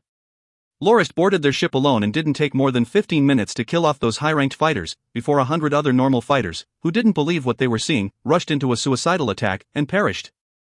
The remaining people on the deck of those ships could only watch and shiver in terror. By the time Lorist returned to them, completely covered in blood, all the pirates lowered their heads to pay their respects. Even Sinbad lowered the head he had probably held high up until then. He understood that, had it not been for the mercy Lorist showed him, allowing him a second chance to serve Lorist, he would have become a dead soul at sea. After 20 days, Josk and Els brought the 3 ships back to the fishing village along with Jim and 500 other guards. By that time, the fishing village's coasts were already filled with up to 50 middle-class vessels and 4 large-class, long-distance merchant vessels. There were so many ships that the coast was almost unrecognizable. Lorist said with satisfaction, "We should have enough ships by now. Sinbad, I'll put you in charge of organizing the crews for the ships. We'll head back to Silawas Island soon, but..." Sanbod lowered his head respectfully and said, "As you will, milord. If you find any errors, ads pop-up, ads redirect, broken links, non-standard content, etc., please let us know. Report chapter so we can fix it as soon as possible." Chapter 251 Dispute within the Chichter Merchant Guild, 1. Dispute within the Chichter Merchant Guild, 1. Here's the second bonus chapter of the week, brought to you by Victor C., Fabong H., and Christopher P. from the USA. This chapter is a two-parter, but not a real tense cliffhanger, so I won't be using the tag here. The next chapter will be released tomorrow, so the wait won't be that long either. Enjoy! As Lorist was loitering about amidst the sea of grief expropriating ships for himself, within a great hall within the Chichter Merchant Guild headquarters at Marathi City, a dozen high-ranking officials were arguing about the failure of the fleet to stop the Flying Fish of Dawn as well as their plan to take Silowas Island. I really don't understand why our guild wants Silowas Island as the location for our dominion. Apart from its wide area, what benefits does it bring to the table for the development of the guild and the future of the clan? Don't tell me that our clan is going to convert into those rural noble families that we look down upon so much? And are we going to give up our dominance of the trading routes near the southern seas along the Golden Coast in the meantime? The one who spoke so passionately was the second young master of the Chichter clan, Sabioff. He had always been the one in charge of the Merchant Guild's armed fleet. He was the one who exterminated pirate organizations large and small, and guaranteed the safety of the guild's fleet on their voyages. His extensive battle experience caused him to carry with him an air of military brusqueness. Given that the high officials of the guild mostly had aloof, calculative personalities, Sabioff didn't get along too well with them. He was the one who objected most to making Silowas Island their dominion. He felt that it would slacken the control of the clan on the southern seas and have huge effects on the coastal nations near the Golden Coast. Silowas Island was located far to the north. If the Chichter clan made that its dominion, it would take far too long for news to reach them should anything happen in the southern seas. They would have too little time to react. I hope that all of you can analyze the situation there clearly. The clan currently only has 7 fleets. Apart from my own armed fleet, 5 of the other 6 merchant fleets' main responsibility is the trade voyages at the southern seas. Their operations account for roughly 80% of our profits. On the other hand, we only have 1 merchant fleet in the north and they deal mainly with the spice trade we have with the Shiarsia Kingdom and other resources from the Hanayabarta Kingdom. In total, this fleet only accounts for the remaining 20% of our profits. Young Master Sabioff casually held a small wooden stick up and pointed to the large map that was hung on the wall, and said, "Even though trade in the northern seas have the potential to be more profitable than that in the south, we must not forget that the situation here in the south took 170 years to set up. That's 170 years of effort and sacrifice made by our ancestors. Had we not had the dominance in the southern seas, there would be no way for us to be able to monopolize the trade routes to the Shiarsia and Hanayabarta kingdoms." At that moment, Morabak, the third young master, stood up from his seat. He loathed his second brother the most. He felt he wasn't the slightest bit inferior to even his eldest brother, Sarahanum, in terms of talent and capability. "Since you're the second in the family, I can understand if you don't wish to fight for the position as the successor to the clan, but why are you helping that good-for-nothing first brother become the successor? I am the one that suggested the northern expansion strategy, and the plan to take Silowas Island has also been approved by the high officials of the guild. Yet you're trying to sabotage my plan now? I will definitely not have that. Second brother, the situation is actually not as you have described. We are indeed the hegemons of the southern seas, but that's precisely why we need to expand our trade routes northward. There is no space left for our clan to grow in the southern seas. The north is the only direction our clan can grow in. Also, Silowas Island is a great and strategic location as a main base for our clan. By occupying that island, our merchant guild will have access to the whole northern coastlines of the territory of the former Christian Empire. By then, the profits there will be at least 1.5 times that of the southern seas. I trust that the merchant guild only needs to add 3 merchant fleets in the north to meet the huge trade demand," argued Morabak, intent on winning the hearts and minds of the officials of the guilds with the promise of future profits at the north. "Ha ha ha." Sabioff laughed coldly and said, "Don't count your chicks before they've hatched. You can only see the potential profits this expansion would bring, but have you considered what kind of price we would have to pay and the risk we would have to take before any of these profits are certain? Leaving aside other matters, the winds and waves at the north are erratic and unpredictable. The weather conditions are even more whimsical. Can the cursed coasts of the north really compare to the southern seas and the tranquil Golden Coast? Merely filling up the reefs of the northern coasts will cost us huge amounts of manpower and money. While your idea to take Silowas Island as the dominion for the clan is not a bad one, look at the state of our 2 interception fleets now. Our guild spent so much resources and time and only managed to train 4 blade masters, yet you've already lost one of them on the very first interception attempt. That blade master you lost is actually one of the cornerstones of our fighting strength, the big 7 merchant guilds of the trade union. I've already said this long ago. Even though the Christian Empire has dissolved, with the nations formerly belonging to it being at war for so long, that was a result of the Big Seven's painstaking efforts plotting and planning over tens of years. The Christian Empire didn't just collapse out of nowhere like a rotting beam of some house. While the various guilds in the Union want to gain the territory of the Andanak and Redlease kingdoms for their own dominions, not one of them actually want to face off against the 300,000-strong army of the Andanak kingdom's Second Highness. Instead, they hope that he will waste his strength on taking out the Redlease kingdom before the guilds sweep in and take advantage of the situation. A camel that's starved to death is still bigger than a horse. That's a saying that you will have to comprehend. Even though the empire is no more, that doesn't mean that the nobles formerly belonging to the empire no longer have power. You didn't even bother to check out the background of House Norton before antagonizing them, and look at the results of that. You've kicked on an iron plate you couldn't break and got injured yourself. Think about it, Silowas Island is the former principality of the Second Highness, yet he was willing to enfeoff it to some other noble just like that. Given the might of the Second Highness, Auguslo, there must be a reason for his actions. And yet you're over here running your mouth over how weak and impotent those nobles are. You even attempted to forcefully restrain the other party and force them to hand Silowas Island to the guild. What kind of daydreams were you having? Enough, Sabioff. Stop speaking, President Chichter, who was seated at the top, interjected. Your younger brother is merely doing his best to ensure the prosperity of the guild. The difficulties we face so far are only temporary ones. We, the Chichter Merchant Guild, are one of the 7 big merchant guilds of the trade union. We can't actually retreat just like that, can we? While we probably aren't strong enough to take on a whole kingdom, a single-landed noble should not be something that we find difficult to digest, but...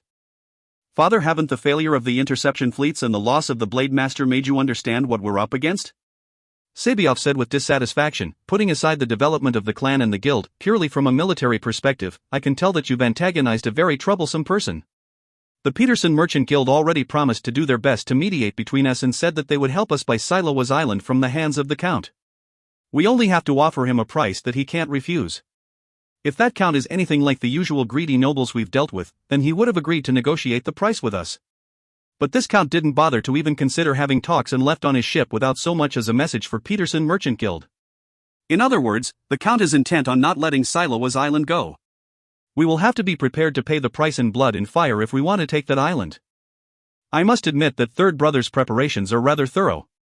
Even though the first interception failed because our lookout wasn't paying attention, the second interception fleet is led by Admiral Panjid, and the third interception fleet is led by the incredibly experienced Admiral Ari.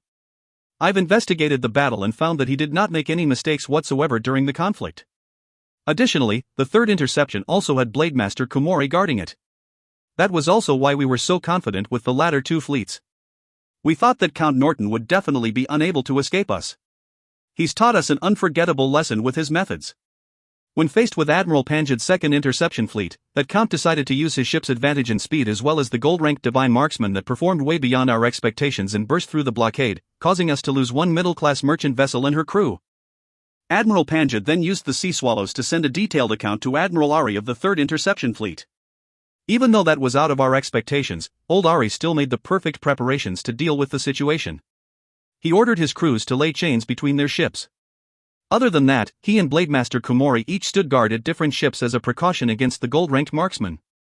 To prevent Count Norton from employing the same trick again, Blademaster Kumori even intentionally went to the leftmost large-class ship. All that should have made the plan perfect, right?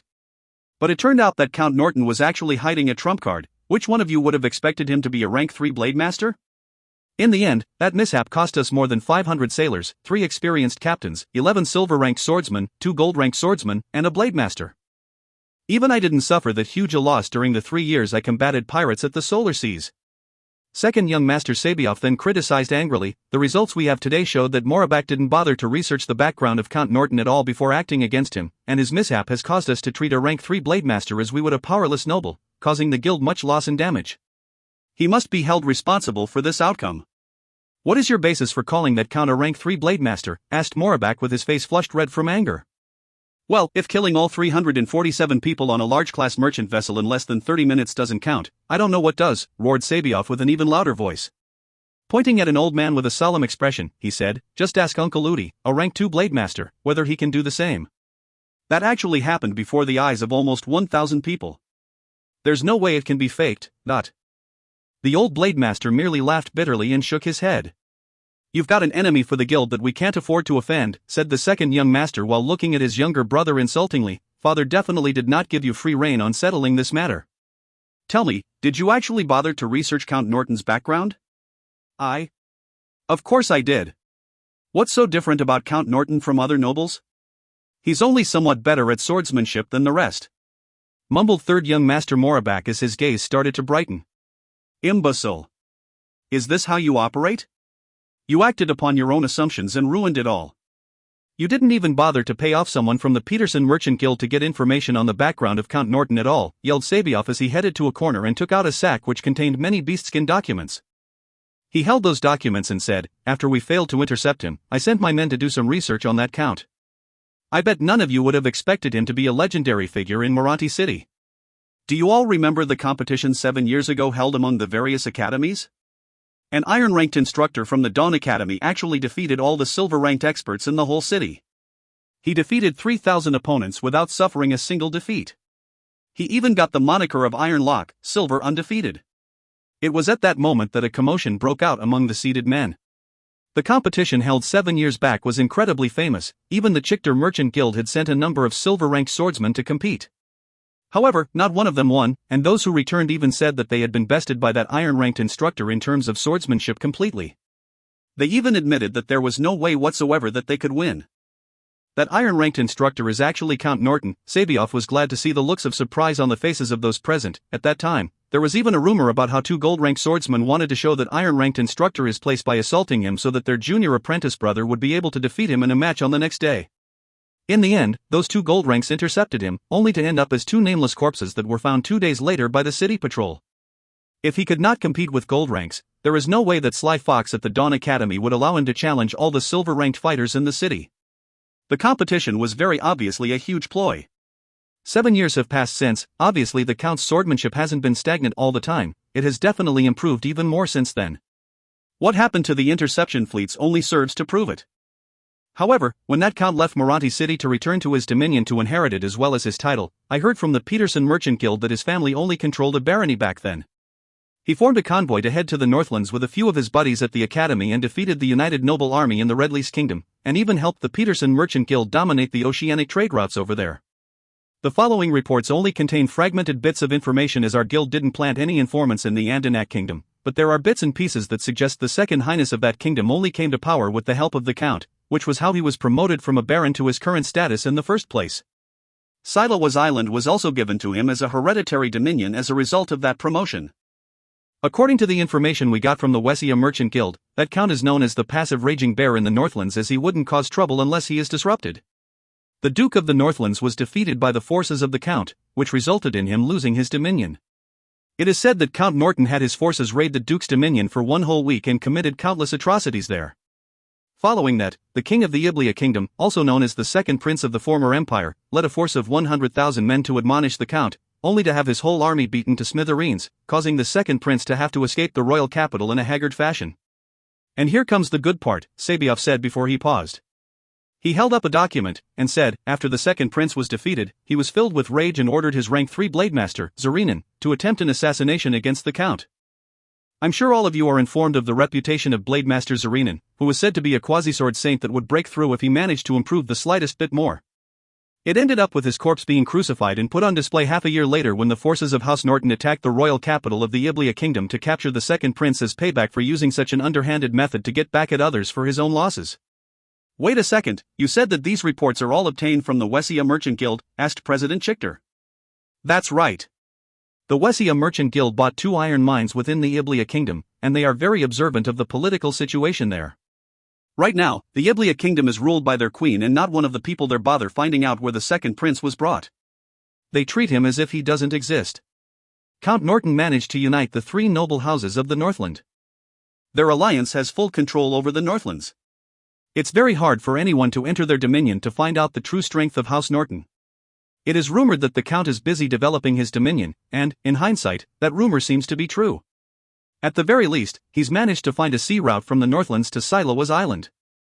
That's how he came to Moranti City in the first place. Sabioff put the documents in his hand down, and continued, "Now do you know how grave a mistake you have made? My brother, you actually treated a noble house with a history of military achievements as the common, rotten and corrupted noble houses. Do you know the kind of price we would have to pay for your plan to claim Silowas Island for ourselves? Even if we managed to obtain victory at the very end, the losses we sustain would still shake us to the core and possibly force us to give up the dominance we have at the southern seas to some other merchant guild. It would also cause us to be unable to compete with the rest of the big 7 guilds. Heck, we might even be at the mercy of those second or third-rate merchant guilds we look down on so much.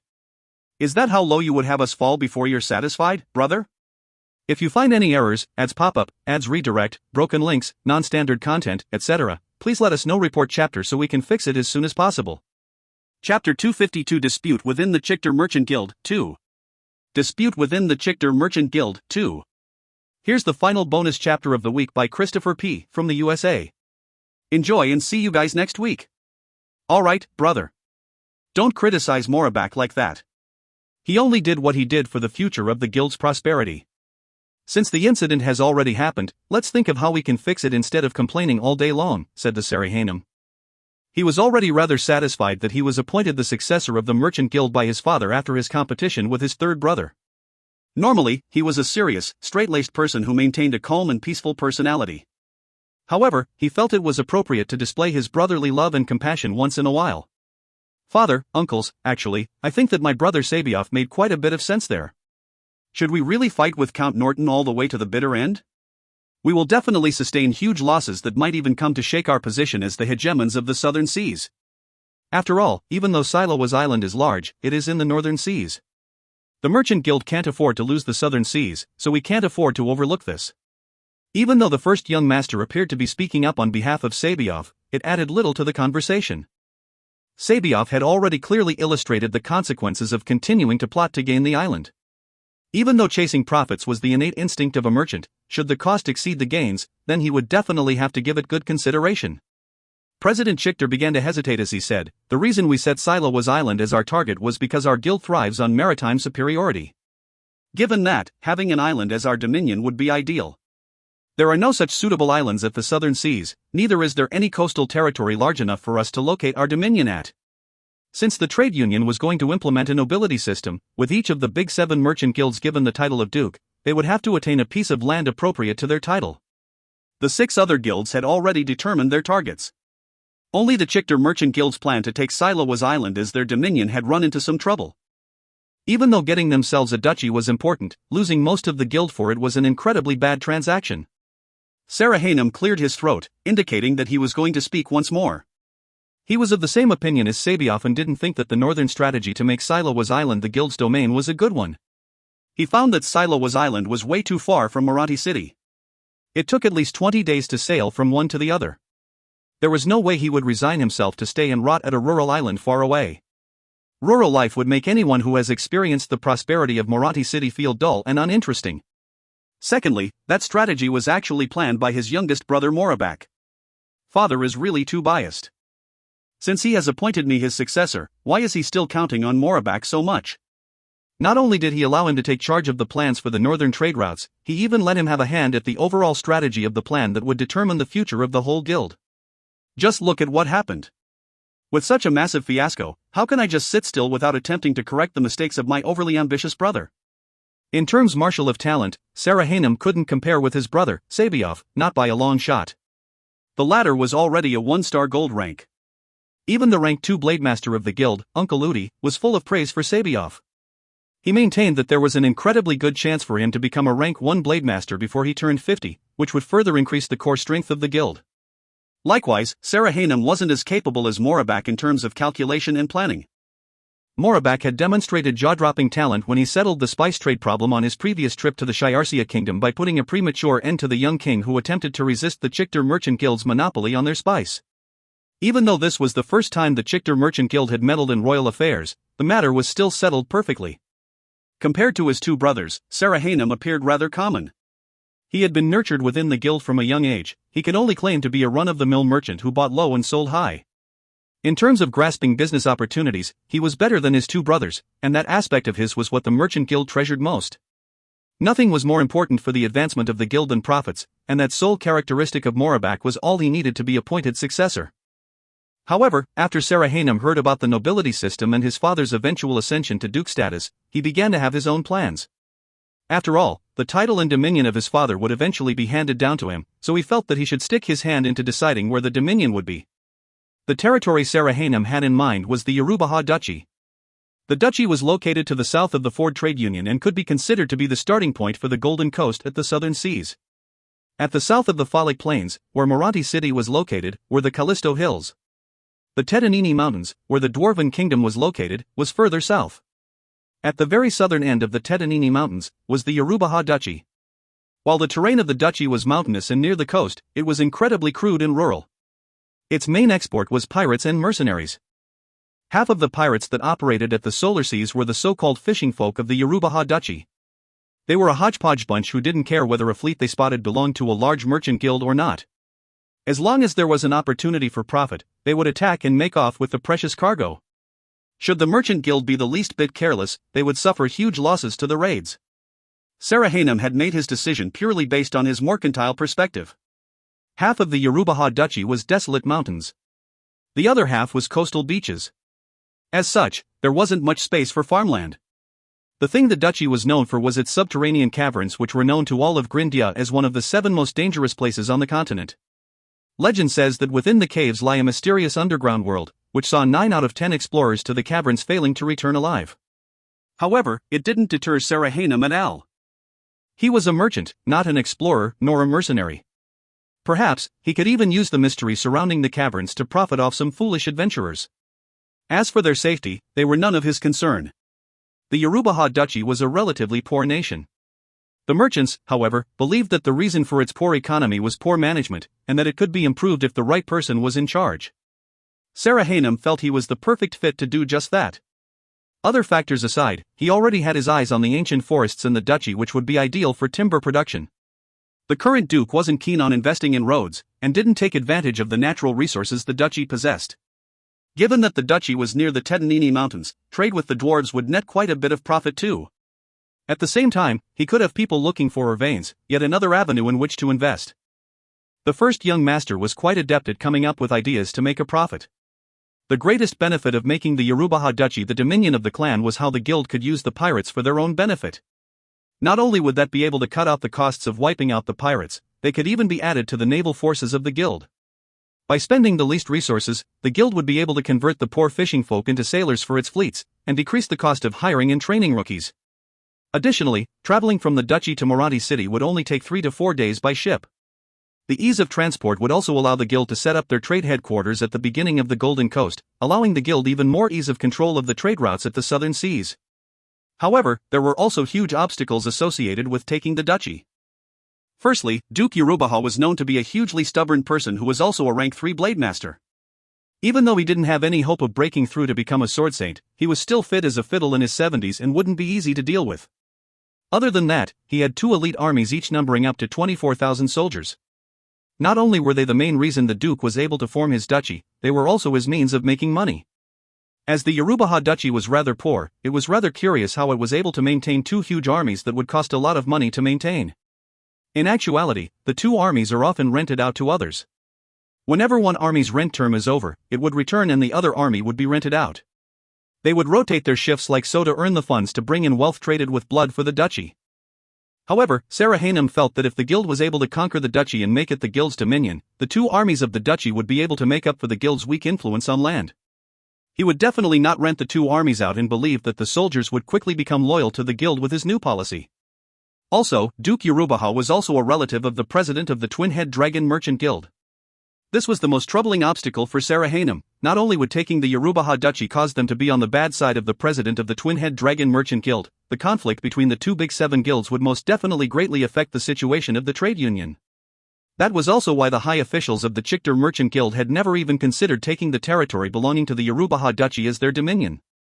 For Sarahanum, those obstacles wouldn't pose much of a problem. The only difficulty he had was how he would go about convincing the higher-ups of the guild to agree to his idea. He would need at least 10 million gold fords to build up the infrastructure of the duchy, that's if he even managed to take it, to improve the living standards to win over the duchy's inhabitants.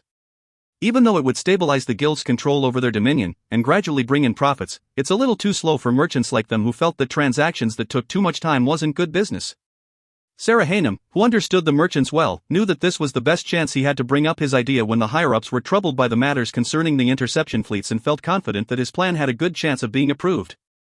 He believed that the cost the guild would incur in their fight against Count Norton was better off invested in the Yorubaha duchy. At the very least, the latter had a far greater chance of returns. It's too bad that Sarahanum was just one step late in bringing his plan. Sabioff stood up at that moment and said, "I have a suggestion." Sabioff hung up a large map of the solar seas, a map the high officials of the guild were familiar with. It depicted thousands of large and small islands and reefs. No way. Most of the islands in the solar seas can only hold a small village at most. Even the largest islands are mostly mountainous. There's no place that can be made into residential areas. How could those places be fitting as the guild's dominion? Thought most of them present. However, Sabioff soon showed them what thinking out of the box meant. Look here. The solar sea's located at the south. There are around 1,000 islands there. Even though the largest of the islands are smaller than a common barony, these islands are mostly located at shallow waters.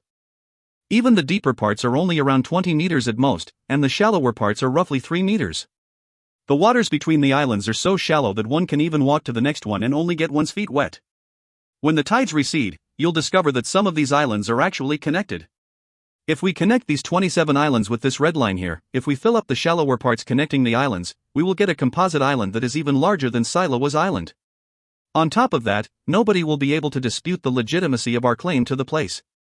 Our guild will be able to strengthen our hold on the solar seas gradually by clearing away the pirates one after another, firming our hold on the dominion and establishing our clan's foundation for the next millennium in the process.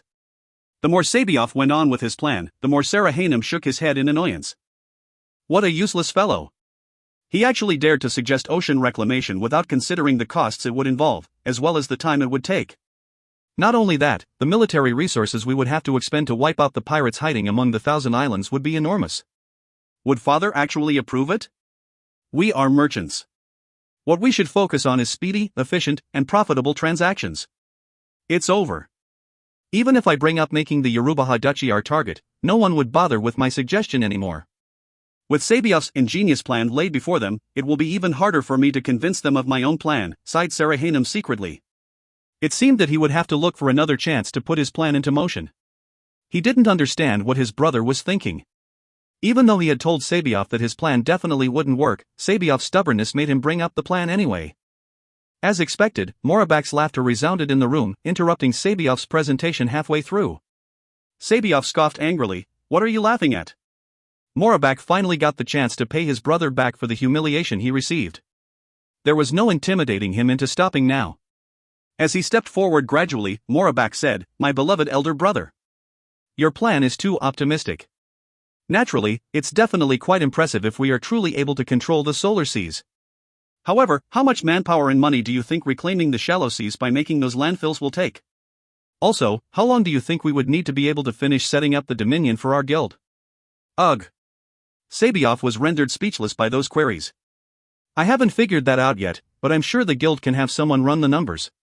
There's no need for that, I have already made a rough estimate. To fill up the shallow seas and connect the islands together, the guild would have to invest at least 2 to 3 million gold fords every year as well as use 1,000 large vessels to transport the dirt and rocks needed for such huge undertaking.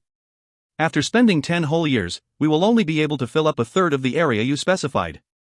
Seeing Sabioff's stupefied look, Morabak continued, "Brother, do you know how much the guild's revenue is? We only make 2 million gold fords annually. Deducting the expenses and bonuses we have to pay out, less than 400,000 or so goes into the treasury. Why did you think the guild refused your request to form another armed fleet? We can't afford to maintain another one. Have you any idea how much it costs us every year to eradicate pirates? 500,000 gold fords, almost as much as the yearly revenue of the Northern Fleet. I really don't understand how you could come up with such a brainless plan. Filling up the solar seas? Only a person like you would even conceive something so ludicrous. Do you think that this is something a merchant guild like us should do? Only an empire can complete a project on that scale, to say nothing of the dozens of years it could take us. Our father is the president of a merchant guild. Even if he gets a title, it's only the title of a duke. It's far from what we need to lay claim over the entire solar seas. Do you want our father to become the laughingstock of the whole continent for the next 1,000 years? Why can the other dukes forcefully conquer others' territory and make it their own, but not us? The trade union will be implementing the nobility system in just a few months. By then, the 6 other guilds would have established their dominions already, and we would have nothing. How do you think our guild will be able to stand on equal footing with the other guilds? Do you think we should tell them that we're filling up the seas and will have our dominion ready in another 10 years? No matter how much you object to my plan, even you must have to admit that there isn't any other place more suitable for us to establish our dominion than Silowas Island. So what if they're a noble house with a military background? What's the big deal of a rank 3 blade master? Isn't he human all the same? As long as he is not a sword saint, we will have many methods available to us to deal with him. Even though our guild has suffered huge losses due to carelessness and lack of intel, I believe that we are still able to hold our ground against our enemies. Now that we know enough about Count Norton's background, we will definitely triumph as long as we carefully execute a few thorough plans. You don't understand how scary a rank 3 blade master can be, especially one as young as Count Norton. He even has a good chance of becoming a sword saint in the future. Your irresponsible actions will doom the whole guild to oblivion, roared Sabioff. You're giving up before bothering to try. Morabak retorted, if that's the case, all we have to do is to put him to death before he becomes a sword saint. He is still just a rank 3 blade master, after all. We can even ask for outside help if necessary. The Twin-Head Dragon Merchant Guild and the Mayflower Merchant Guild each have a rank 3 blade master among their ranks, while the Wessia Merchant Guild has 2 rank 2 blade masters. All we have to do is spend some money to hire them. Any problem that can be solved with money is no problem at all. If 4 blade masters aren't enough, we'll hire 8. As long as we wipe that count out, his house will slowly begin to crumble. Then we will no longer have anything to worry about. No longer able to argue against his brother, Sabioff rolled up his sleeves angrily and attempted to strike him. Stop, Sabioff. Stand down. President Chichter shouted while giving his second son a harsh glance. The idea he proposed to fill up the seas was nothing but a big joke. Morabak's arguments had deeply resonated with his own thoughts. Indeed, Silowas Island was the piece of land most easily obtainable. All they had to do was wipe out the blade master, Count Norton. Second uncle, what do you think? President Chichter asked Udi, who was seated beside him. The Chichter Merchant Guild was not one that was controlled completely by one family. Initially, they were known as the Sword and Barrel Merchant Guild, which was originally formed by a group of close friends. Eventually, when one of the ancestors of the Chichter clan took over and brought the guild to the ranks of the other largest guilds in the Union, the Chichter clan obtained 70% shares of the guild and changed its name to its current one. Also, the position of president could only be inherited by the descendants of the Chichter clan. As for the families of the other founders who were part of the guild, the incompetent ones would survive on the dividends of the guild, while the competent ones would eventually serve as the high-ranking officials within the guild. After Blade Master Udi was discovered to be talented at a young age, he was raised with the utmost care and attention. This caused him to become a force that the guild could rely on. In terms of seniority, even President Chichter had to refer to him as uncle. Udi shook his head with a smile, and said, I boarded the ship Kumori died on and took a look at the traces the battle had left behind. To be honest, I don't think 4 blade masters will be enough. It's better to hire 8. All of them should also be at least at the 2nd rank. Since we're choosing this route, it's better to not skimp on the costs. As long as the guild exists, we will be able to make the money back. President Chichter thumped on the table lightly and announced, all right, then the decision to set up the clan's dominion at Silowas Island is confirmed. There will be no more discussion of this. Morabak, send someone to get more information about Count Norton and his house as well as everything we need to know about Silowas Island. If there is another mistake, I will not forgive you again. Sarah Hainham, contact the various rank 2 blade masters and see how much they would charge us for this assignment. As long as it is reasonable, accept their offer. They shouldn't be able to criticize us for being stingy when it comes to asking them to risk their lives on a mission like this, but... Yes, father, said Sarah Hainham respectfully as he stood up and bowed. If you find any errors, ads pop up, ads redirect, broken links, non-standard content, etc., please let us know. Report chapter so we can fix it as soon as possible. Chapter 253 Mayflower Merchant Guild Assault Incident. Mayflower Merchant Guild Assault Incident. Sorry for the later than usual release. This is the first regular chapter of the week. Here's the question of the day for you to discuss. How do you think this incident will affect the political climate of Grindia? Morabak was satisfied that the Merchant Guild eventually settled on his initial plan to expand to the north. Not only was his second elder brother reprimanded harshly by his father, his eldest brother was working earnestly on hiring the other blade masters. The word he had received during the past 3 days wasn't bad. The Twin-Head Dragon Merchant Guild's Rank 3 Blademaster, Kafso, and the Rank 2 Blademaster from the Ford Merchant Guild, Rollick, had both accepted the mission. As for the 2 Blademasters of the Wessia Merchant Guild, they were not in Moranti City at the moment and would only return during the end of the 12th month. Additionally, the Mayflower Merchant Guild's few Blademasters were occupied with guarding the letters about glass production and couldn't afford to leave until the auction was over. Morabak believed that there wouldn't be a problem in hiring them after that. Following that, Morabak began to gather intel seriously. He painstakingly formed 3 groups of loyal and elite members of the Merchant Guild and disguised them as a few smaller merchant guilds to sail to Silowas Island secretly. After all, if one wanted to launch a targeted attack on the enemy, one must know the enemy's whereabouts. They couldn't let the Blademasters wander around like aimless flies, after all. Morabak would never have imagined, however, that the 3 middle-class merchant ships he sent were all expropriated by Lorist at the Sea of Grief, along with the whole crew, who were forcefully absorbed into the ranks of Lorist's Marines. It took 3 months for a few of them to return to the guild. However, by then, the Chichter Merchant Guild no longer paid any heed to Lorist and Silowas Island. Just when Morabak was patiently and confidently waiting for his plan to be carried out, a piece of news was released, shocking the whole of Moranti. At that time, Morabak was discussing the matters of the floating port with his trusted aides.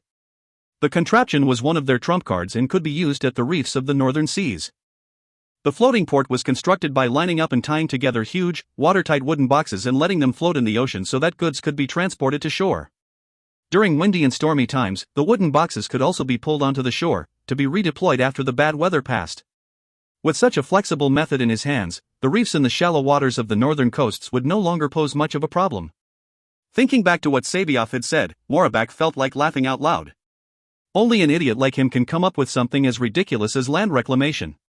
When the guild successfully obtains Silowas Island, I will bring up this floating box port of mine, which will instantly boost the impression the higher-ups have of me in the guild. If First Brother makes a mistake sometime in the future, then I will naturally be able to replace him as successor without any difficulties. Just as he was drunk on his fantasies, Morabak heard a commotion outside. One of his personal attendants barged into his room and said, Master, it's horrible. Something big has gone down. Just moments ago, the Blade Masters of the Taribo Kingdom launched an attack on the Mayflower Merchant Guild. The guild has suffered huge casualties. Right now, the old master and the rest have already rushed over there. Morabak jumped from hearing the shocking news. The Taribo Kingdom. Why would they, against the Mayflower Merchant Guild? This. Their courage truly knows no bounds. Stammered he. As the saying goes, one won't die if one does not seek death. The Mayflower Merchant Guild truly had it coming for them. Had they auctioned out the 2 letters concerning the glass production methods on the agreed-upon date, the 5th day of the 12th month, then they would have shed the heavy burden they bore and nothing else would have happened. However, the vice president of the guild believed that it was too short notice. Most of the ones who had come to the city and were interested in the 2 letters required more time to prepare the funds. Additionally, the Merchant Guild believed that they could use this opportunity to make the guild one of the biggest auctioneers on the Grindian continent by making more thorough preparations, hence the decision to delay the auction of the letters by another 10 days. The ambassador of the Taribo Kingdom had actually been sent on a supremely important mission to Moranti City, accompanied by a few Blademasters and gold-rank knights. He kept his travels low-key and arrived at the city on the 4th day of the 12th month. He paid a visit to the high officials of the guild. The moment he arrived to discuss whether they could take back the 2 letters in exchange for 10 million gold fords. The guild's president courteously declined, however. Since word of the auction had already spread out, it was no longer possible for them to settle the matter privately. It would cause irreparable damage to the guild's reputation. However, the president said that Taribo Kingdom was more than welcome to join the bidding war during the auction. He did say, however, that he felt 10 million gold fords would only be enough for one of the letters. The chance to have the Taribo Kingdom join the auction was another reason it had been delayed. The kingdom needed time to prepare its funds. If the Mayflower Merchant Guild had made the sale on the very next day, on the original date for the auction, the Taribo Kingdom wouldn't have had a chance to react. But the 10-day delay allowed the ambassador to keep in contact with Taribo 7. Letters were delivered one day after another by their messengers, but the guild didn't mind. They believed the kingdom busy gathering funds. Little did the guild imagine that the kingdom had other means at their disposal, the destruction of the 2 letters themselves. In the letter Taribo 7 sent to his ambassador, he expressed angrily that the production methods were the rightful property of the kingdom and that the auction was like putting up for sale a wallet one picked up instead of returning it to its rightful owner. Despite the owner of the wallet bringing 10 million gold fords as a sign of gratitude to reclaim the wallet, the merchant guild still didn't yield. Taribo 7 was truly mad at the recent developments. For all of the past century, the Taribo kingdom had provided selfless support to the trade union to fend off the invasion of the Christian Empire at the Phallic Plains. Not only that, one Christian Empire ambassador who had visited the Taribo kingdom to garner their support was even beheaded in a show of goodwill. Incredibly troubled, Taribo 7 thought, father, grandfather, and great-grandfather. The goodwill you have shown the trade union has amounted to nothing more than feeding a hungry wolf. Back then, when the trade union was pressured into a corner by the empire, it was the Taribo kingdom that formed an armed alliance with the other nations around us to reinforce Moranti city. Only after that was it possible to defeat the Christian Empire. Taribo 7 believed firmly that the trade union was only able to triumph over the empire because of the kingdom's support. Without them, the trade union would have long faded from existence. That was why he felt that the trade union should be thankful for them and offer them aid when they needed it to return the favor. But to the people of the trade union, they were the ones who had to weather a whole century of assault from the Christian Empire. It was their blood that was spilled, and it was through their own sacrifice that the various neighboring nations were able to retain their freedom and autonomy. The trade union took for granted the aid of the other nations because they felt that they deserved it. Should the trade union fall, the other nations around them wouldn't able to escape theirs either. They were all in the same boat. After all, if it was sunk by the Christian Empire, all of them would sink together. It was also the pride of the Moronites and the main source of their self-perceived superiority over the people of the other nations. During the previous century, it was the Moronites who marched to the battlefield with their heads held high while chanting their war cry. All the neighboring nations did was provide support. Even though the resources were far from enough on the front lines, the generous Moronites wouldn't fuss over such small matters, as it had been their own ancestors who were fighting on the battlefield bravely, saving the neighboring nations from their fate. This was the main difference in the viewpoints of Taribo 7 and the Moronites. While the Big Seven merchant guilds, who were in power, weren't as shallow as the average Moronite, they couldn't help but be affected by that mindset. For the Big Seven, even though they acknowledged that the Taribo kingdom was one of the biggest supporters of the trade union, through their incredible contributions during the trade union's war with the empire, they believed that the trade union also repaid them in the form of generous benefits or conditions for the trade they had done over the years. Other matters aside, the Taribo kingdom was given monopolistic access to the trade union's market for glass and were exempt from taxes. This was the way the trade union intended to pay back the kingdom's support.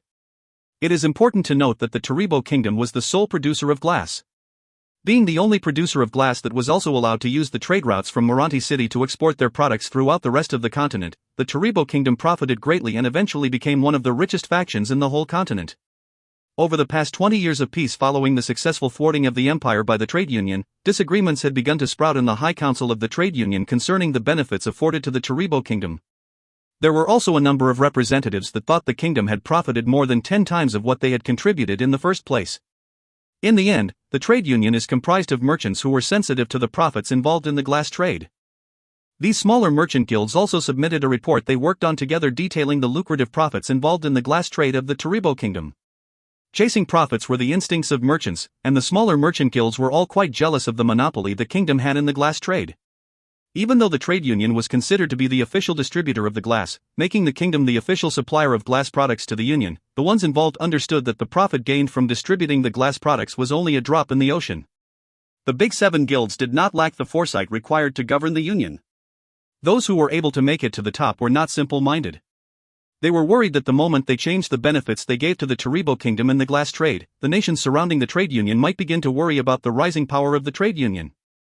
After all, the trade union didn't rely on drastic policy changes to widen their influence and instead resorted to subtler, sneakier methods to expand their power and influence over the other nations to develop in the trade union's favor. That was why the Big Seven guilds suppressed the opinions of the representatives of the smaller guilds and increased coverage in their newspaper on the contributions the Taribo kingdom had made to the trade union, further cementing the rhetoric that the friendly relationship between the union and the kingdom must be upheld, thus justifying the continuation of benefits given to it in the glass trade. In actuality, that was only one of the methods the Big Seven guilds employed. The other was to put clearly the dissident opinions towards the kingdom so that they could, for themselves, in essence, say, look, we here at the union have already shown the Taribo kingdom much generosity, and it is now the kingdom's turn to give something back. As the party that profits most from the glass trade, shouldn't the kingdom take a step back? Even if the benefits given stay the same, at the very least, the kingdom should help out with some donations or charity events so that the relationship between the kingdom and the union wouldn't look so awkward. It was too bad that the trade union's hints were as useless as lighting a candle for a blind man. To Taribo 7, the benefits were what the kingdom deserved. He even thought that the praise the Moranti daily had for them was a sign of weakness from the trade union. Happily, he proclaimed to his officials, "Look, those merchants can't afford to have us leave on them. That's why they are broadly publicizing our friendly relationship with them." Taribo 7 is nothing but a simple-minded idiot, was the common opinion those of the Big Seven held. It was why all of them were unanimous in the decision to use the auction of the 2 letters held by the Mayflower Merchant Guild to give the kingdom a huge blow. Taribo 7 should know his place and treat the trade union with some respect. Additionally, the increase of glass producers would be incredibly beneficial to the trade union. This was the difference between how nobles and merchants viewed the matter of the auction. The people of the trade union felt that the auction was nothing but a common transaction which they did not have to bother interfering with, while the nobles, especially ones as straight-laced as Taribo 7, felt that it was a matter that would threaten the existence of his kingdom. Whatever it took, he had to stop the letters from being sold. As such, when the ambassador passed on the non-interference stance the 6 other members of the Big Seven were taking, Taribo 7 blew up completely. "Since you guys don't care about the survival of the Taribo kingdom, then don't blame me for not giving the trade union any chances." With a solemn expression, he gave the order for the 2 letters to be destroyed. On the night of the 8th day of the 12th month, the Taribo kingdom's ambassador once again paid another visit to the Mayflower Merchant Guild and tried hard to negotiate for the reclamation of the 2 letters, to no avail. In the end, he left the Merchant Guild shrugging and saying, "Well, you can't say I didn't try my best," before leaving on his carriage. Less than 30 minutes after his departure, the guild was under the assault of 7 blade masters and more than 20 gold-ranked knights. The assault was far beyond of the expectations of most. Many of those on the site were dead. The assailants were incredibly cruel, they didn't show the tiniest bit of mercy to their adversaries. Their goal was clear: head to the vault the ambassador visited before and wipe out the 4 blade masters that were guarding it. However, the guild intentionally did not tell the ambassador that the letters weren't in their hands. Instead, it was guarded by the 8 blade masters from the academies as well as the rank 3 blade master sent by the guild.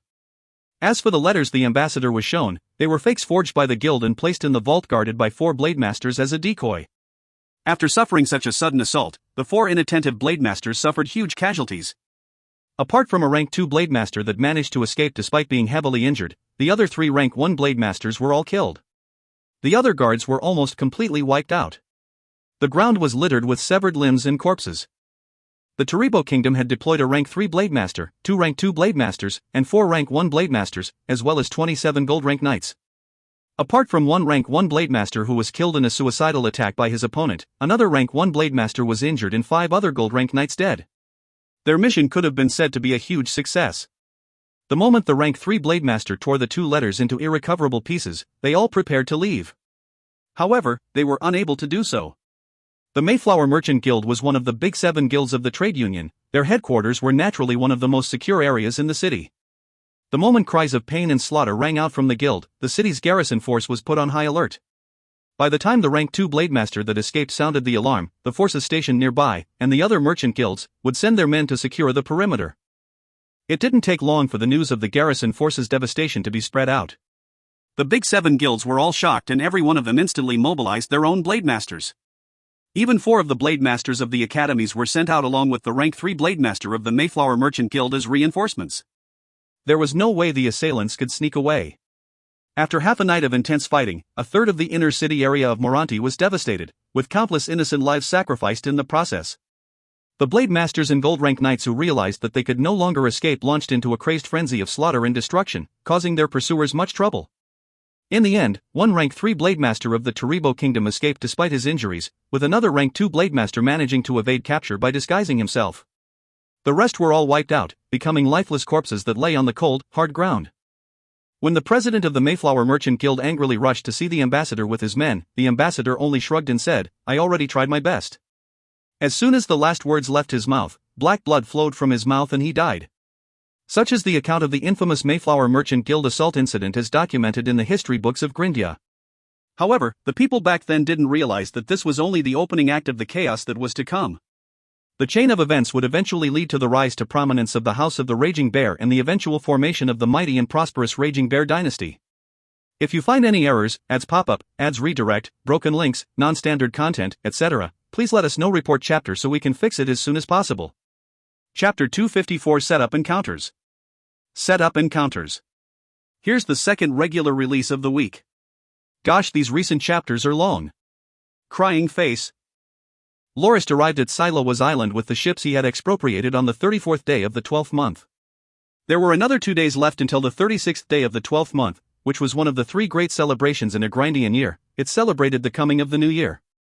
In ancient times, the weather was cold during New Year and snow fell constantly, so Grindians would stay at home, indoors, to welcome the new year. People would celebrate in their homes by feasting and sleeping without doing anything else. It was also why the day was known as the Day of Rest. But with the improvement in warmth-retaining clothing, people started going out on the streets during the Day of Rest. Some shops even used the opportunity to have sales, further reinforcing the day's festive air. Charade awaited Lorist's arrival worriedly at the port. Even though Lorist had sent him a letter, it was incredibly lacking in details.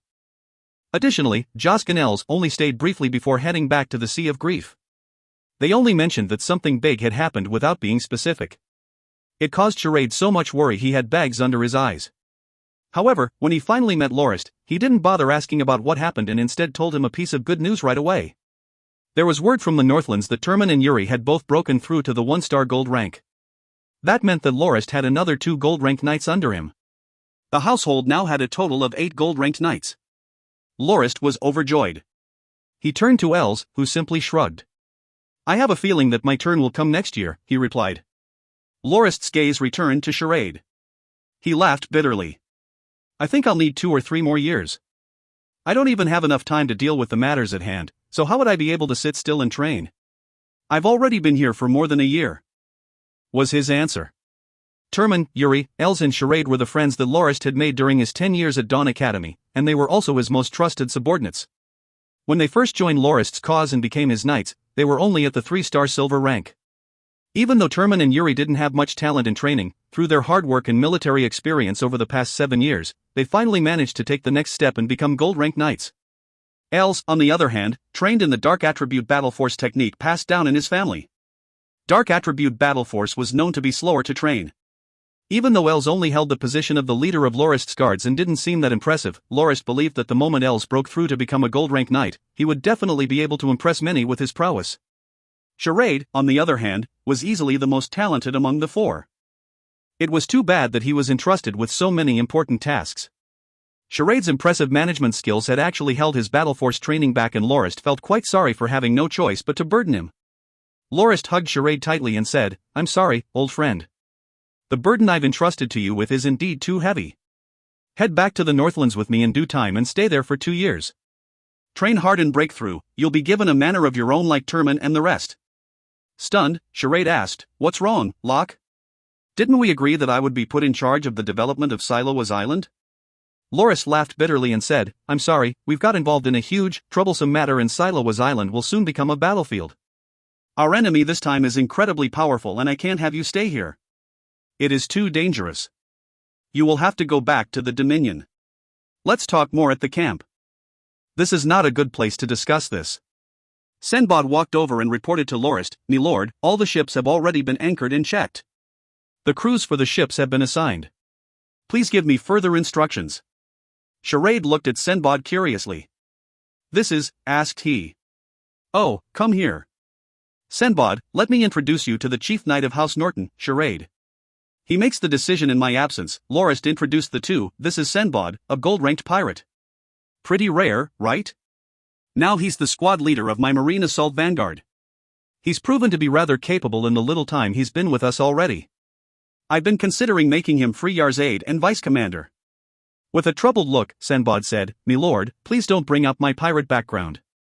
I'm now your subordinate. If I am a pirate, then you're the pirate boss. Initially, Senbod thought the position of the squad leader of the Marine Assault Vanguard was nothing more than a glorified title for Suicide Squad captain. However, when they were raiding, or rather, expropriating ships at the Sea of Grief, Senbod realized that Lorist rushed into battle even sooner than he did. Many times, Lorist was able to subdue a whole ship all by himself. Most of the time Senbod's job was to clear up Lorist's mess. His tasks ranged from deciding on the expropriated ship's quartermasters, restructuring the crews, and capturing the prisoners. Lorist had even praised his resourcefulness a few times. Charade nodded towards Senbod and said, "Nice to meet you, Senbod. Don't mind what Milord says. He likes to joke around a lot. You should work hard now that you've joined the household. You'll have a bright future as long as you do." Charade resolved himself to start training hard so that he could break through to the gold rank as soon as possible. Seeing many of his friends break through the milestone, and how the ones Lorist recruited were also of the gold rank, Charade felt it would be a little unseemly for a chief knight like him to only be on the verge of the 3-star silver rank. Freyar, come here. Senbad will be your aide from now on, called Lorist to Freyar, who had his eyes fixed on the large-class merchant vessels at the coast. Freyar got off the ship. Good day. I'm Freyar, the leader of the Navy Marine Brigade, he said. Lorist continued the introductions. This here is Talk, the vice-captain of the Marine Assault Vanguard. He's also quite capable in naval battles. He will serve under you. Freyar, this is Uncle Torin, Talk's father, and he's quite capable with logistics. Senbad only managed to keep so many ships in check with his help. Your Marine Brigade will finally have a proper supervisor. Charade asked, "Me lord, did you expropriate all these ships yourself?" Lorist merely nodded. Everyone present had an unspoken understanding of what expropriation meant. "My lord, why did you have to resort to that?" asked Charade hesitantly. He understood Lorist's personality well during his years of interacting with him. He had heard Lorist say that robbery was the most unskilled crime that had no bottom line. It was not but a result of oppressing the weak with force. Seeing that Lorist had expropriated so many ships, Charade thought that he must have had some good reason behind it. He thought about what Lorist had said about Silowa's Island becoming a battlefield. He couldn't help but wonder what was really going on. "Let's talk about this when we go back." "You'll know the truth soon enough," said Lorist with a sigh. When they returned to the camp, Charade was informed of what had happened. Angrily thumping on the table, he said, "Ridiculous. What does the implementation of the nobility system have anything to do with the Chichter Merchant Guild taking Silowa's Island as their own dominion?" Unlike the enraged reaction of Pat, Nors, Jim, Hansk, and Kedden, Senbad, Torin, and Talk were all shocked. They felt it was thanks to the trade union that they had so unfortunately drawn the attention of Lorist. Lorist's frenzied sweeping of all the ships at the Sea of Grief to form a fleet against the Chichter Merchant Guild shocked them greatly, but at the same time, it generated a sense of excitement for them. They never expected that hit-and-run pirates like them would have a chance to confront the ships of the trade union. The Chichter Merchant Guild was the hegemon of the southern seas, however.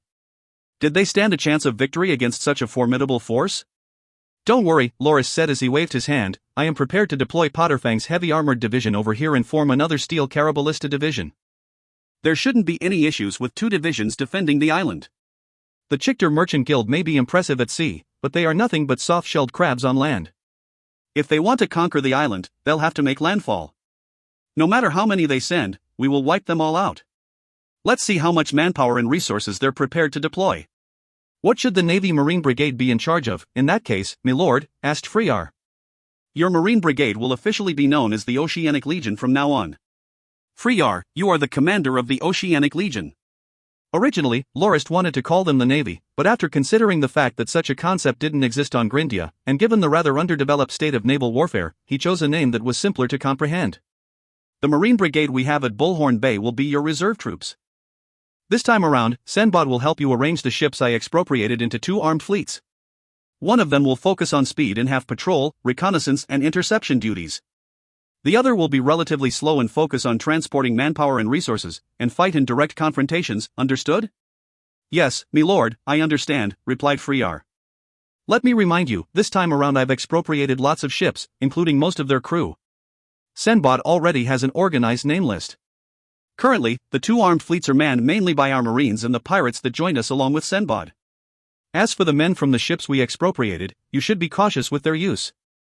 If anything goes wrong, it will become incredibly hard to keep under control. If these fellows perform well, we must naturally treat them as we would our comrades. Discrimination is completely forbidden." "Yes, me lord. I will do as you say," promised Freyar.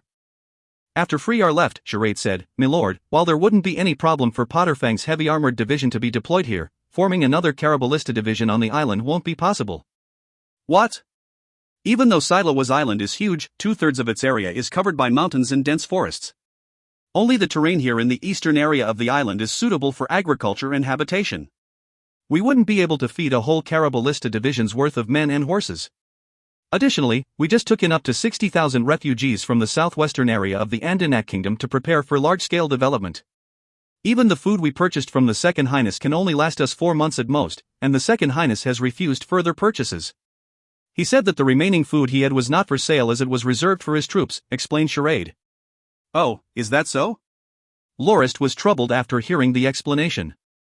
He had forgotten that Silowas Island was barely able to sustain its population with on its own agricultural produce alone. Bringing in more soldiers would cause a food shortage.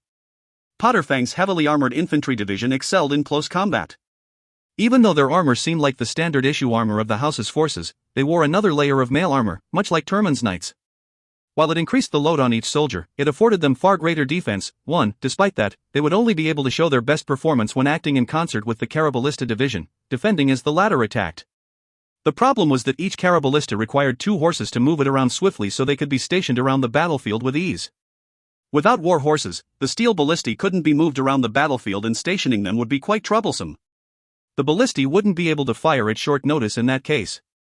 The most Lorist could do about this was to return to the Northlands and discuss how they could resolve the issue with Grandmaster Sid and the rest. Additionally, there were quite a lot of matters back at the Dominion that Lorist had to deal with personally, such as setting Professor Balba's gunpowder research into motion, as well as Master Manchini's glass production. Lorist also had to start experimenting with cannon and gun designs. Once he had functioning designs, he could equip his ships therewith. Once that was done, the Chichter Merchant Guild would be in for a nasty surprise. Who the true hegemon of the seas was a question that would have to be reconsidered. Lorist wasn't too willing to leave Silowas Island even so. He understood that House Norton lacked high-tier battle power the most. Based on military power alone, if Lorist claimed House Norton to be ranked second in might, nobody would dare to claim the first spot. Be it the quality of their soldiers or of their equipment, the House's forces completely trumped the other powers by leaps and bounds. Even the Second Highness' 300,000-strong army didn't pose much of a threat. However, apart from Lorist, there were no other Blademasters serving the House.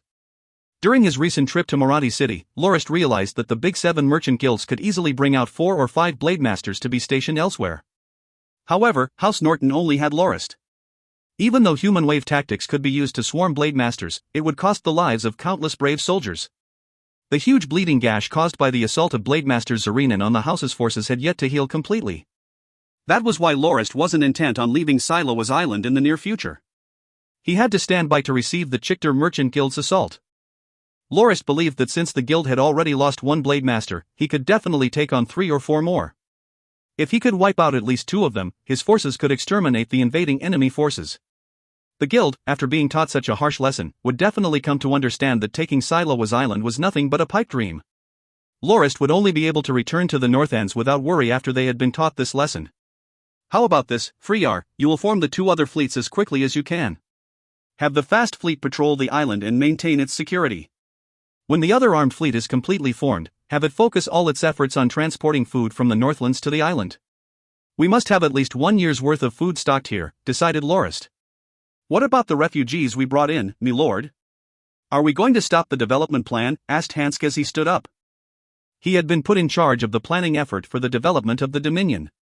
His hand, full of beastskin documents which he seemed intent to report on, attested to this fact. Lorist almost freaked out as he thought, why are so many transmigrators I read about able to spend their days in luxury, earning money and hooking up with girls? And even when a war does come to them, they would be able to send tens of millions of soldiers onto the battlefield easily? In contrast, I don't even have enough food to supply 2 divisions of soldiers here. And given the amount of other stuff I have to tend to, I'm usually busy for the whole day. Rubbing his temples, Lorist asked, summarize it for me, Hansk. Tell me how many development plans you have finished preparing. Hansk flipped through the beastskin documents in his hands a few times before replying. My lord, the main ones concern the move of Whitebird Town, the expansion of the port area, the construction of the defensive walls, and other infrastructure for Whitebird Town and the commerce area, the construction of the embankment at the east part of the island, as well as the replanning and rebuilding of the 7 villages and farmland. The renovation of Seaview Manor is nearing its end, and the location for the port for exclusive use of the Marine Brigade has also been decided. However, the location on which the local defense brigade citadel is to be constructed has not been decided yet, mainly because of the folk of Whitebird Town's objections. Oh, what's up with that? My lord, the folk of Whitebird Town believe that they will not need another local defense brigade because they already have a town garrison of 500 men. They think that the garrison alone is sufficient for the defense of the town.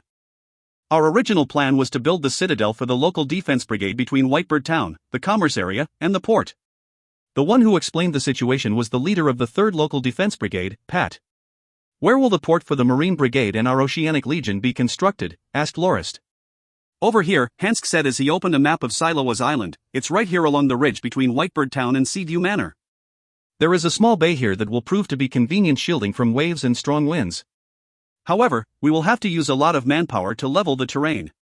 Lorist nodded, then, station the 3rd Local Defense Brigade where Farama village used to be.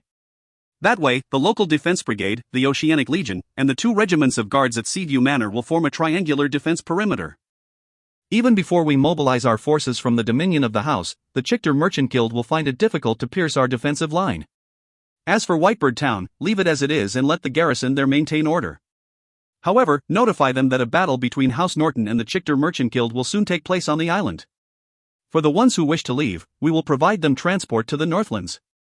The garrison can choose to maintain a neutral stance in the conflict between us and the guild. They intend to take the island as their own dominion, so I'm sure they wouldn't do anything to the folk living here. Just after he finished speaking, Els, who was in charge of the patrols, rushed in with a white letter.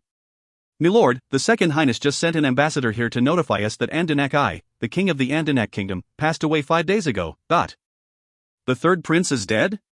The founding king of the Andanak kingdom, who was officially the heir to the legacy of the Christian Empire and unfortunate enough to be injured as a result of the assassination plots between his 2 other brothers, Andanak I, had finally left the realm of man.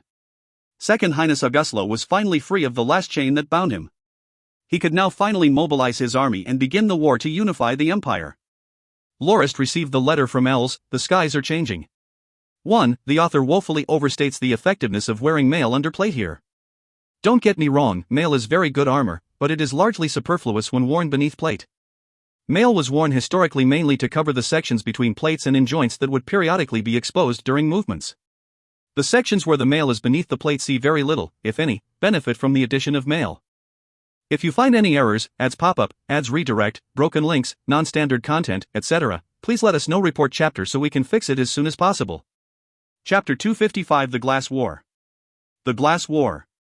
Here's the first bonus chapter of the week brought to you by Christopher P. from the USA. Liking the constant stream of updates, winky face. Even though the earlier part of the week was barren. Charade went to the imperial capital to pay his respects. Lorist hadn't gone, so Charade was there as his representative as well. What a joke. Going to the imperial capital at this time? The reason Lorist was so against meeting the Second Highness was that he would definitely be asked to contribute to the kingdom in every which way. Another reason for his resistance to a visit was that he could not afford to take the risk of leaving and having the Chichter Merchant Guild attack during his absence. Lorist felt that it would be best for him to stay put at Silowa's Island and wait for the enemy to attack. This time around, he had to teach the Chichter Merchant Guild a lesson they could never forget. The preparations for the battle continued smoothly and those who wanted to evacuate left successfully. Pat also visited Lorist secretly and asked him to write a recommendation letter to be sent to Telesti. Actually, he had successfully wooed White Restaurant's Martha. Both she and her mother were willing to head to the Northlands to start a new restaurant by the port city. Business on the island wasn't going particularly well, so it wasn't a hindrance to their decision. However, Martha's mother, Natalia, hoped that their neighbor, Professor Hugo, and his family would be given the same treatment. After asking around, Pat found that Professor Hugo was actually a literature and history professor from the Royal Knight Academy at the imperial capital who had returned to his hometown to escape the Civil War. Pat thought that, since Telesti was building Nico Academy, it would be a good idea for Lorist to write a letter recommending Professor Hugo for a teaching position there. After asking around as he wrote the letter, Lorist realized that he had met Professor Hugo before. He was the puffy, drunk man at Whitebird Restaurant when Lorist had first visited. No wonder that old guy didn't fear a Dominion lord like me and even dared to say that all nobles are perverts. He must have seen lots of things in the imperial capital. He probably understands what truly lies beneath the pleasant and mannered visages of most nobles. Not many of Silowa's Island's residents chose to leave. Most gave their familiarity with island life and the absence of any desire to move as their reason. As long as they were allowed to continue to live as they had been, they didn't care who their Dominion lord was. House Norton hadn't bothered to care for the island for 5 whole years after receiving it as a fief, so they felt little to no loyalty to it. They felt that they could live as usual whether there was a person lording over them or not. In fact, there were quite a number of complaints after Lorist arrived at that island. Many of the residents felt that while the developmental plans their Dominion lord had in store provided many money-making opportunities for them, it also gave them lots of trouble, affecting their peaceful daily lives. However, the beauty, Martha, and her family managed to convince a bunch of island residents to head to the Northlands with them, roughly 100 people in total. They were families of substantial wealth. They were worried that their houses and belongings would be raided during the battle, so they felt it would be better for them to move to the Northlands. The manager in charge of convincing the islanders' move promised that they wouldn't have to worry about accommodation or work in the Northlands. The port city's construction was completed, so there would be enough housing as well as some more benefits to make up for their losses. Additionally, the Northlands required all sorts of talents. They needed not worry about finding employment.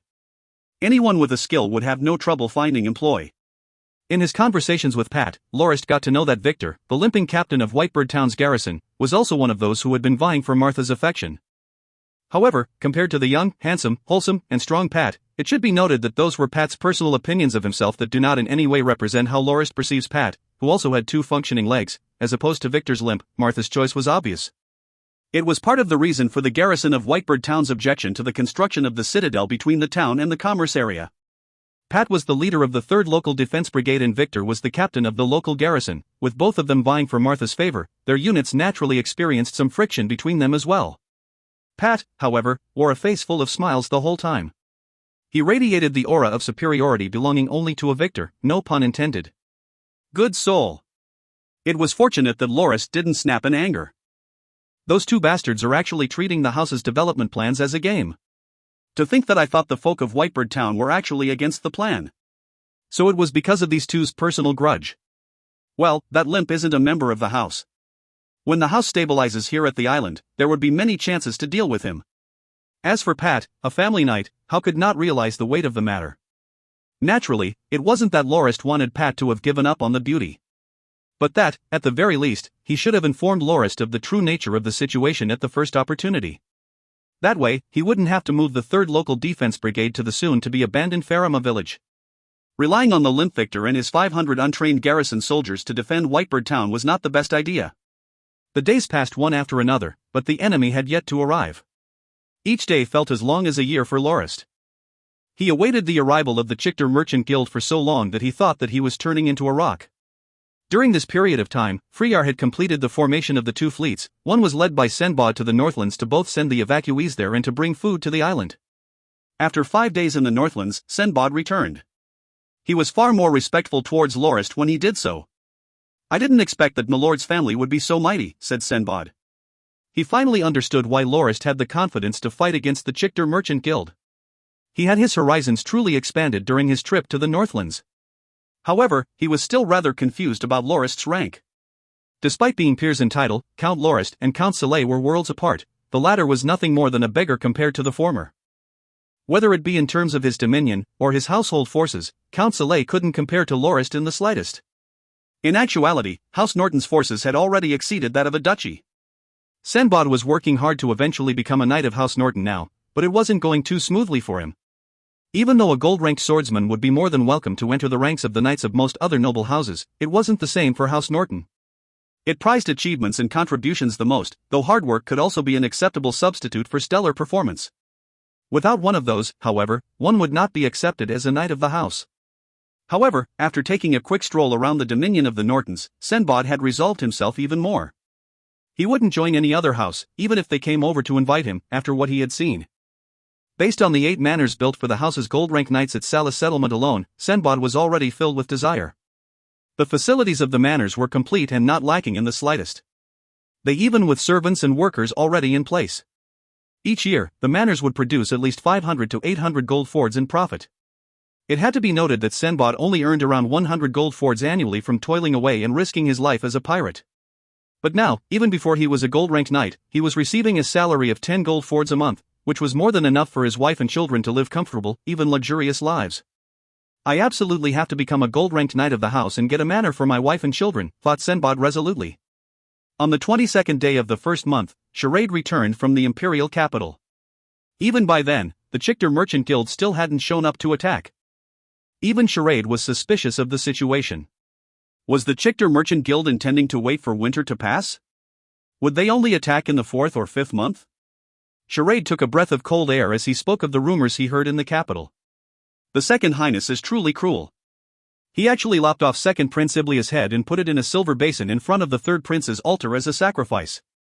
The poor Second Prince never would have expected to die at the hands of his own nephew. Even in death, the prince's severed head still wears an expression of shock and terror. What a horrible way to die. Also, Second Highness Auguslo gave a rousing speech at the plaza in front of the palace. He claimed that nobody can suppress the desire of the empire's people to reunite and said that anyone who wanted to stop them would be mowed down by his army. Naturally, the tens of thousands of people cheered after the speech ended, shaking up the whole capital. All of the people there, soldier and civilian alike, felt that something was lifted off their shoulders following the death of the third prince. Right now, Second Highness Auguslo's army is making the final preparations for war. I estimate they will engage Redless's forces in the 4th month after the harvest of the winter wheat. Lorist continued to wait on the island until the 11th day of the 2nd month, on which 2 large-class, long-distance merchant vessels of the Peterson Merchant Guild arrived at the island. The vice president and several others from the guild were on board, as well as Dulles and the 40 or so talented men he had recruited in Moranti City. "Milord, you should stop waiting here like an idiot. The trade union is already in a bloody battle with the Taribo kingdom and have no time to bother with taking Silowa's island," said Dulles after greeting Lorist. After hearing Dulles and the vice president's explanation, Lorist came to understand that the move he made before leaving Moranti City, that is, the release of the 2 letters, had an unintended effect. The letters actually served as a catalyst for the conflict between the trade union and Taribo, and the smaller conflicts at their borders eventually developed into an all-out war. Lorist was more than elated when he heard the news. Initially, he only thought of causing some trouble for the trade union by releasing those 2 letters. However, he only thought that this would cause enough tension between Taribo and the trade union to cause them to dissolve their friendly relations.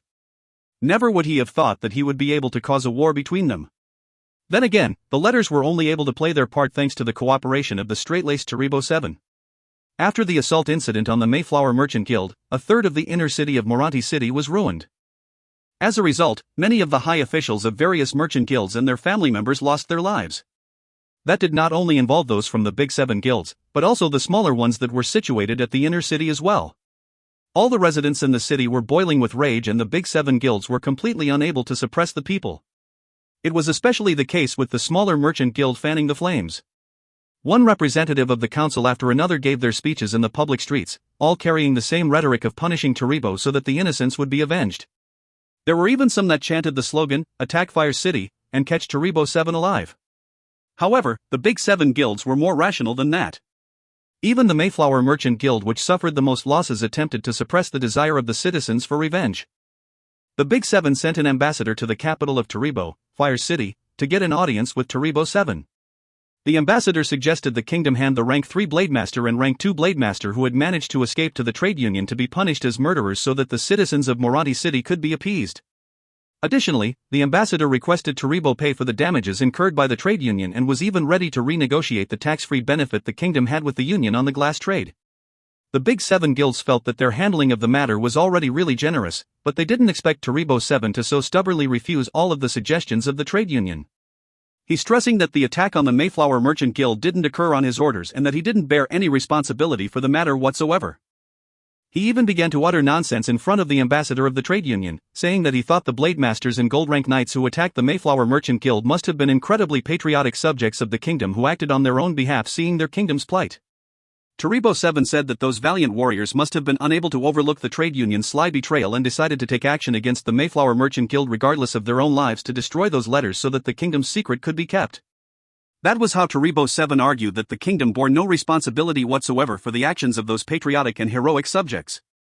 They also insisted that the ambassador's demands were nothing but nonsense. Taribo VII's response infuriated the ambassador of the trade union to the point that he almost spit out blood in anger. Even though the proof was laid in front of him, Taribo 7 refused to admit to the allegations. The ambassador really couldn't believe a matter between 2 nations was being handled in such a childish manner. Just when the ambassador was leaving, having said that Taribo 7 would definitely bear the consequences of his actions, Taribo 7 lashed out once again. He gladly declared that he would award the brave warriors with the highest honor and hold a ceremony at Fire City in memory of the brave heroes that were willing to give their lives to protect the interests of the kingdom. This time around, the ambassador truly coughed up blood.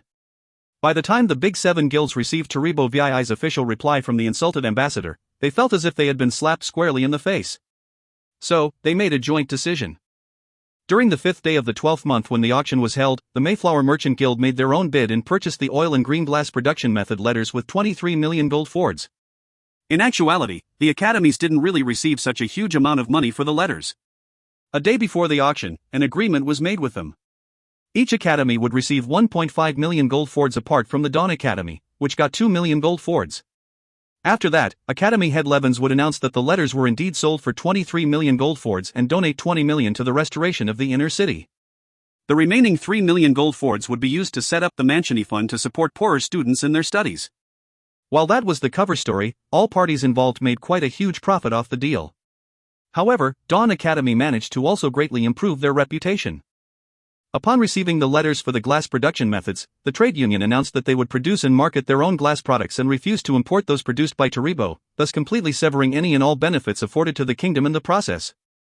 The moment the kingdom received word of that, Taribo 7 jumped in rage. What?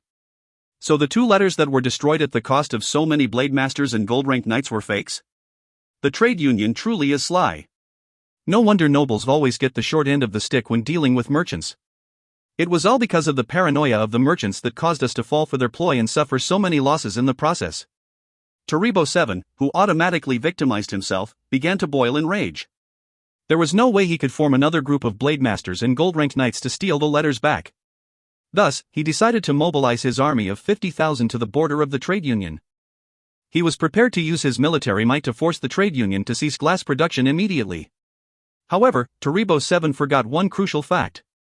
Even the impressive Christian Empire boasting an army of 300,000 men wasn't able to make the Ford trade union cower, not to say much about the Taribo kingdom's 50,000. The trade union soldiers often bumped into Taribo kingdom soldiers and would delve into a round of verbal abuse. It was fortunate that both sides didn't fight with their weapons, but bare-handed brawls were not uncommon. In the end, one of the trade union's villages near the border fell victim to a squad of Taribo soldiers. They barged into the village for some food and rest. In the meantime, some of the soldiers felt the need to show the womenfolk of the village what a true Taribo man was capable of in bed. Who would have expected the soldiers to encounter a Moranti City mercenary group there? Mercenaries weren't beholden to as many regulations as formal defense soldiers. Normal soldiers would have to first lodge a formal complaint after sending the offending enemy soldiers back to their camp and request the other party to punish the offenders for violating military regulations. However, when the mercenaries realized the village folk were oppressed to no end, they instantly broke into a fight. The Taribo soldiers that managed to escape reported that they had been ambushed, causing several squads of reinforcements to be sent to the village. As a result, the slaughter of the mercenaries began. That incident attracted the trade union's defense forces, further growing the scale of the border conflict. When Taribo 7 heard about the battle at the border and the number of deaths among his soldiers, he was elated and thought that he could use that as an excuse to teach the trade union's unruly mercenaries some manners. So, he ordered his 50,000-strong army to launch an attack on Moranti City, intent on encircling the city and forcing the trade union to sign a treaty. The war effort progressed without trouble at first as the trade union didn't think that Taribo would actually launch an attack. They had been assaulted in a completely unprepared state, allowing the Taribo kingdom's army to occupy the 2 cities at the border of the Folic Plains. The act was akin to prodding a nest full of hornets. The trade union declared war against Taribo immediately with the pretext of self-defensive retaliation. They wanted to let Taribo 7 taste the consequences of his own actions, which had started the war. The moment the trade union unleashed their forces, Taribo came to understand the saying, "A dog that bites doesn't bark." Right before Dulles boarded the ship heading to Silowas Island with the others, not only did the trade union take back the 2 occupied cities, their forces even breached Taribo's defenses and crossed its borders, conquering 7 of its commanderies, which was about half of the kingdom's whole territory. The Taribo kingdom only occupied an area roughly equivalent to 4 provinces of the Christian Empire. It didn't use provinces to split up its territory and instead split it up into 15 commanderies. Right now, Taribo 7 is crying out for the neighboring nations to reinforce him and even mobilized everyone he could in his kingdom, swearing that he would resist the heartless enemy that forgot all the aid his kingdom had offered. He said that the army of the trade union even broke a taboo by taking over heaps of the kingdom's territory, said Dulles in a snickering voice. If you find any errors, ads pop-up, ads redirect, broken links, non-standard content, etc., please let us know. Report chapter so we can fix it as soon as possible. Chapter 256: The Haphazard War. The Haphazard War. The second bonus release of the week was brought to you by an anonymous donor. Enjoy. The glass war that occurred during the first month of the year 1773 between the Ford Union and the Taribo Kingdom caused much distress among the military historians. There were many arguments regarding the event and no consensus was ever reached. One historian argued that the 30 years of peace enjoyed by the Union had caused their people to forget how to go to war. As for the performance by Taribo 7, it was even more laughable. During the war, which lasted for 8 months, the confrontations were at most skirmishes over a village or 2, there wasn't a single account of either side launching a proper attack, or of a field battle between the 2 sides. The war was fraught with betrayals, surrenders, trades, and ploys, however. In the end, the war was recorded in the Chronicles of Grindia as one that greatly influenced the political situation of the whole continent. Although the war lasted only 8 months, it resulted in the destruction of the Taribo kingdom and 7 other neighboring nations to vanish. In actuality, the conflict was a disorganized, brainless, and messy affair, nothing more than an insane banquet of insidious plots. If you were to read a whole book on the subject, you would be unable to breathe afterward. Death by laughter would be written on your tombstone. Taribo VII, for instance, ordered a Count Edmund, at one point to attack Moranti with his 500,000-strong army. The Count instructed his troops to march on Bluewek, a Union city in the Falic Plains. He even ordered the marching band to perform as they marched. One might argue that the Count intended to use a hitherto unheard-of tactic to confuse his enemy before launching the attack, but the truth was that he simply thought it was standard military procedure. The Count's troops actually did manage to confuse the garrison, if only because of the complete illogicality of their behavior. In fact, the garrison troops even thought the Union had struck some sort of agreement with the kingdom. The garrison didn't bother to stop the advance of the troops, they merely watched the performance. The soldiers even informed their captain to come out and receive them as guests. The captain, upon witnessing the scene, was confused as well. Why on earth had he not received any notice of their impending arrival beforehand? The kingdom's troops, who, at this point, had marched to the gates of the city, hadn't even bothered to send out scouts. The impression they gave was that of a friendly army. The garrison's captain could only curse the messenger he believed to be drunk somewhere for not bringing him the notice due. Despite his misgivings about the situation, he headed outside to prepare the reception. And that was how one of the Union's cities was lost. After the city's successful capture, Count Edmund ordered his troops to continue on to Rit. It, too, fell by the same token. Had Count Edmund known his success was thanks to the confusion his own ignorance had wrought on the enemy, he would have attacked a few more cities before the enemy could react. His fame would have soared overnight had he done so. It was a shame that he didn't. He thought, instead, that the garrisons had surrendered out of fear, that they had been terrified by his army's confidence. He didn't bother to question the 2 officers, whose names were indicative of their peasantry. He simply locked them up. What Count Edmund did pay attention to was the arrival of tea time. He was already rather satisfied with conquering 2 cities within a day and felt that he should throw a banquet during the night to congratulate himself. There were a number of noble-born widows in Rit. The Count felt that some might just choose to follow him after hearing of his magnificent military exploits. The Count ordered his troops to lock down the city and prevent any entry or exit and prepared his magnificent banquet. As he went about preparing for his feast, his soldiers began harassing the citizens. At the same time, a patrol outside the city realized what had happened and began to take action. The Union's garrison forces couldn't really be blamed for being so careless. They had been indoctrinated with the idea that the Taribo kingdom was a great ally to the Union. Even after the Mayflower Merchant Guild incident, most of the people felt that it was just some kind of freak accident that the higher-ups would sort out sooner or later. The other reason for the failure was winter. Even though the Falic Plains were far warmer than the Northlands during the winter, there had been no precedent for battles breaking out during the season. Most of the garrison had taken leave to spend time with their families. The patrol troops were left even more confused when they saw the kingdom's army advance with a marching band. Nobody would imagine that an attack would accompany the performance. During the evening, news of the kingdom's attacks and the lost 2 cities spread to Moranti. In stark contrast to the cheers and excitement the city's folk had shown when they had heard about the war, the Big 7 guilds were completely terrified. They didn't know how strong the kingdom's forces actually were for them to be able to take 2 cities in a single night. It should be noted that the Union's garrisons had experienced incredibly gruesome sieges in the past.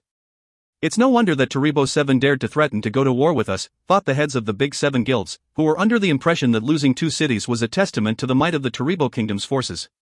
However, they did not cower even though the enemy was already at their doorstep. Quickly, the Union decided to formally declare war. After considering the harshness of a dragged-out conflict, they announced that any citizen would be allowed to participate in the war, and those with contributions would also be awarded titles and land following the implementation of the nobility system. The Twin-Head Dragon Merchant Guild's president, Coblight William, solemnly took up the role of commander-in-chief. He had undertaken painstakingly careful preparations to combat the might of the kingdom's forces. The plan was to build an army and deploy it at Calidor, the 3rd closest city to the kingdom, and their next logical target, by the 3rd month. President Coblight contacted the Calidor's garrison immediately and forbade them from going into battle, no matter how much they were provoked by the enemy, and make defense their only priority. As long as they could defend Calidore, the Union's army could use the same strategy they had used against the Christian Empire a couple of decades earlier, that would drag the conflict on for as long as possible and bleed the enemy white. When the enemy was pale, they could launch a single, decisive counterattack that would end the war and give them ultimate victory. The Union didn't put much emphasis on military might. Despite being at war with the Christian Empire for more than a century, their standing army had always been quite small. It couldn't even rival the forces of a standard, small duchy. The whole of the Union, across the rich Folic Plains, the Callisto Hills, and High Gold Bay was only defended by 3 armed forces, namely, the garrisons of the respective cities, the patrol regiments, and the Invincible Fleet. Apart from Moronti, 7 other cities were located on the Folic Plains. However, each city was only defended by a 2,000-man garrison. Moronti was slightly better off. Their garrison numbered 4,000. The rest of the Folic Plains and the Callisto Hills were only defended by a small regiment of patrol troops that did monthly rounds. The most well-funded force was the Invincible Fleet, and that was mainly due to them having to deal with raiders and pirates on a regular basis. After all, those parties were what truly threatened the interests of the Union. There had also been suggestions to put the Invincible Fleet under the complete control of the Chictor Merchant Guild since it was already the hegemon of the sea. The Union would no longer need to fund the fleet, it could instead leave it entirely to the Chictor Merchant Guild. However, the Chictor Merchant Guild rejected the suggestion. They argued that its fleets only engaged in ocean combat to protect its monopoly on the various trade routes. They even threatened to keep the fleet anchored at High Gold Bay. It would serve only as a symbolic deterrent, without any actual combat capabilities. The most underfunded segment was the garrison forces.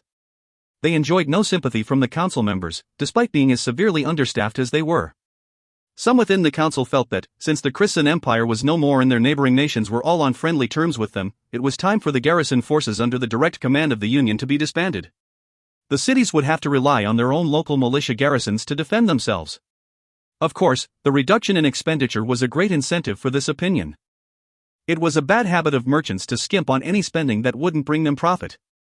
Every annual council meeting saw countless arguments concerning military spending. The Big 7 guilds were markedly more rational than the rest, however. They had jointly vetoed the proposal to disband the state-funded garrisons as well as proposals to decrease the Invincible Fleet's funding. As a result, the retaliatory army formed by President Koblight had a regiment of garrison soldiers from Moronti and a regiment of light cavalry patrol troops from the Callisto Hills as its main force. The rest of the army included 7 armed regiments belonging to the Big 7 guilds, which were considerably more capable. The rest of the army consisted of civilian companies from smaller merchant guilds, mercenary bands, as well as some Moronites who wished to answer to the Union's call to arms. Within the span of 3 days, President Koblight managed to gather an army of 500,000 men, though they were not but a ragtag bunch of troops. The president didn't mind that it wasn't a cohesive unit, however. After all, the Union was quite experienced with siege battles.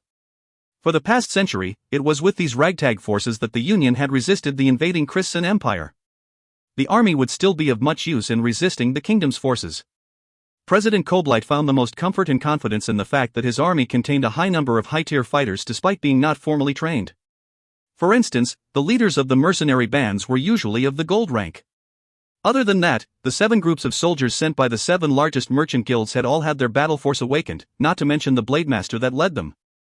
While a group like that wasn't easy to deal with, it would definitely serve as a real pain defending against the enemy. Should the Taribo kingdom wish to take the city, they would have to lose lots of experienced soldiers and high-tier fighters. This was the foundation of the Union, which had resisted the Christian Empire's 100-year-long invasion. Naturally, there would be a lot of factors at play on the battlefield that couldn't be accounted for beforehand. As countless military historians have pointed out, while the Union's army was a disorganized bunch, the Taribo kingdom's army was nothing but a joke. When President Koblight led the Union's forces towards Calidore to set up a defensive line, he heard some rumors from Rit that sounded like something out of a legend. Count Edmund had already been held up at Rit for 3 days, mainly because he got intimate with 2 beauties there and wasn't ready to part with them yet. So, the Count reported to his king that he was sitting out battle during the winter. He stated that the bad weather made it incredibly hard for troops to travel. He would continue his advance when the snow melted a little bit more. Taribo 7 was quite convinced with the Count's excuse, given the Count's reputation. He proceeded to wait patiently for news of the Union losing the war to come from the front lines. Never did he consider how long it would take for messengers to travel between him and the front. The night before President Koblight arrived at Calidore, Rit was thrown into utter turmoil. One of the garrison's top officers, gold-ranked swordsman Jespan, had been absent during the original attack. Of the original 2,000 or so soldiers in the garrison, 1,418 had escaped the city during the original assault. Of the remaining forces, 300 had been put to death for their resistance, and another 400 held captive. Brothers, our garrison force has always been neglected. Those council members can't wait to disband us and have forgotten the sacrifice and contributions we made during the Christian Empire's invasion. Even though we are a proud unit, we also have a rather embarrassing record. We lost Rit just like that. I refuse to live with the shame of losing the place we were supposed to defend. So, I will ambush our enemy tonight. Is there anyone here who is willing to die fighting alongside me? Jespan had asked those who accompanied him. All 1,100 plus garrison soldiers responded fervently. They would rather die in battle. So, they secretly snuck into the city under Jespan's lead and began their suicidal assault on the city hall. Over the century-long conflict with the Christian Empire, the Union's garrison forces had gained a lot of experience. For example, they knew that all walled cities had 3 or 4 secret paths to the outside which could be both used to escape in a time of crisis. Even if a city was taken by the enemy and heavily defended, the rightful rulers could use the secret paths to begin their assault and catch the enemy unawares. This assault was no exception. The 1,000-plus garrison soldiers' attack greatly surprised the troops occupying the city. As Count Edmund, who was staying at the city hall, heard the sounds of fighting encroach upon him, he jumped out of his bed naked and stretched out his hand. However, he didn't manage to grasp his clothes and instead caught his hands on a band he wore around his waist in formal attire. Count Edmund thus rushed out of the building naked without batting an eye. Arriving at the stables, he quickly took one of the horses and began riding. At the same time, the soldiers that barged into the Count's room only saw 2 confused beauties. By then, the Count had already managed to rush out of the city hall and went his own way. As for the soldiers who noticed the commotion at the hall, they hurriedly prepared to eliminate the enemy, only to be greeted with the sight of Count Edmund riding towards them butt naked. As he swayed, he called out, "I'm Count Edmund. Quick, let me through the gates." The gates had only been opened slightly when the Count was already through and on his way to the horizon. Seeing that their general had run away, the soldiers who remained didn't bother to fight either and made their escape. So transpired the greatest recapture of a city in the entire history of Grindia. The Union's 1,100-plus garrison soldiers' suicide attack against the 45,000 Taribo soldiers stationed at Rit ended with the enemy general, Count Edmund, escaping naked on horseback, and the remaining soldiers crumbling in disarray. There were roughly 10,000 who escaped and 27,000 who surrendered.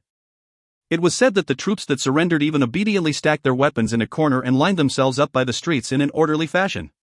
Regiment Captain Jespan, who had become famous because of the battle cry that night. Where would he find the food needed to feed the 27,000 prisoners? Upon receiving Jespan's message, President Koblight hurried to Rit to take in the prisoners. Count Edmund took 2 cities in a single day and lost them in a single night as well. After he escaped from Rit, he went to Bluewek and shouted beyond its gates. There were 5,000 Taribo soldiers stationed there. By the time the gates were open, clouds of dust had begun to form behind the Count. Ah, that must be from the soldiers who escaped. Wait, what if they're actually the enemy? Gah, I have no time to differentiate between them. After finishing the thought, Count Edmund quickly fled to the Taribo kingdom. The moment the soldiers stationed at Bluewek witnessed his retreat, they thought that since the force of 45,000 that went ahead of them had already lost, there wouldn't be much of a point to them remaining. So, they began their retreat as well. Bluewek was miraculously recaptured that very night. After 2 days, President Koblight arrived at the border of the 2 nations with his 500,000 troops. As for the conflict, the Taribo kingdom's forces crumbled even before any actual battle began. Given the situation, was the Taribo kingdom going to be on the losing side? Even though the big 7 guilds were considering what they should do to wrap up the situation, the smaller merchant guilds, mercenary bands, and volunteer soldiers were unhappy. Since all of them were there because they were promised land and titles for their achievements, if no battle occurred, wouldn't they have wasted their trip? So, the decision was made to breach the kingdom's border. After the big 7 guilds hesitated for 2 days, they received word that 2 of the kingdom's commanderies had already been conquered. The Mayflower Merchant Guild's president said, "Since it has boiled down to this, let's just wipe Taribo out. We will need land to infect for those with achievements, after all. Other than that, the simple-minded king will only cause us worry if left to his own devices right next to the Union. And since we already have the secret of glass production, we might as well take the source of their ingredients, Quartz Mountain. That would save us even more capital for venturing into the glass business. Since the Taribo kingdom is such a delicious dish, we shouldn't abstain from enjoying it now that it has already been brought to our mouths," thought President Koblight as he grit his teeth. He converted his retaliatory army into an invasion force and sent it marching towards the Taribo kingdom. If you find any errors, ads pop-up, ads redirect, broken links, non-standard content, etc., please let us know. Report chapter so we can fix it as soon as possible. Chapter 257 Clash of the High Tiers. Clash of the High Tiers. This third bonus chapter of the week was brought to you by an anonymous supporter. See you next week. The Union managed to push the kingdom's army out of their territory in just 10 days? Does that mean that the Taribo kingdom will fall in another month? Asked Dels. Dulles clicked his lips and said, "The situation is already beyond me. When I arrived, the Union's main force was in a standoff with 4 allied nations' armies. The army they can muster now has to be from Taribo 7 requesting aid from his neighboring kingdoms. I have no doubt that they are desperate to chase the Union out of the kingdom. According to them, however, they have come to mediate the conflict. The reason they stopped the Union's forces from advancing was to prevent peace from being further disrupted.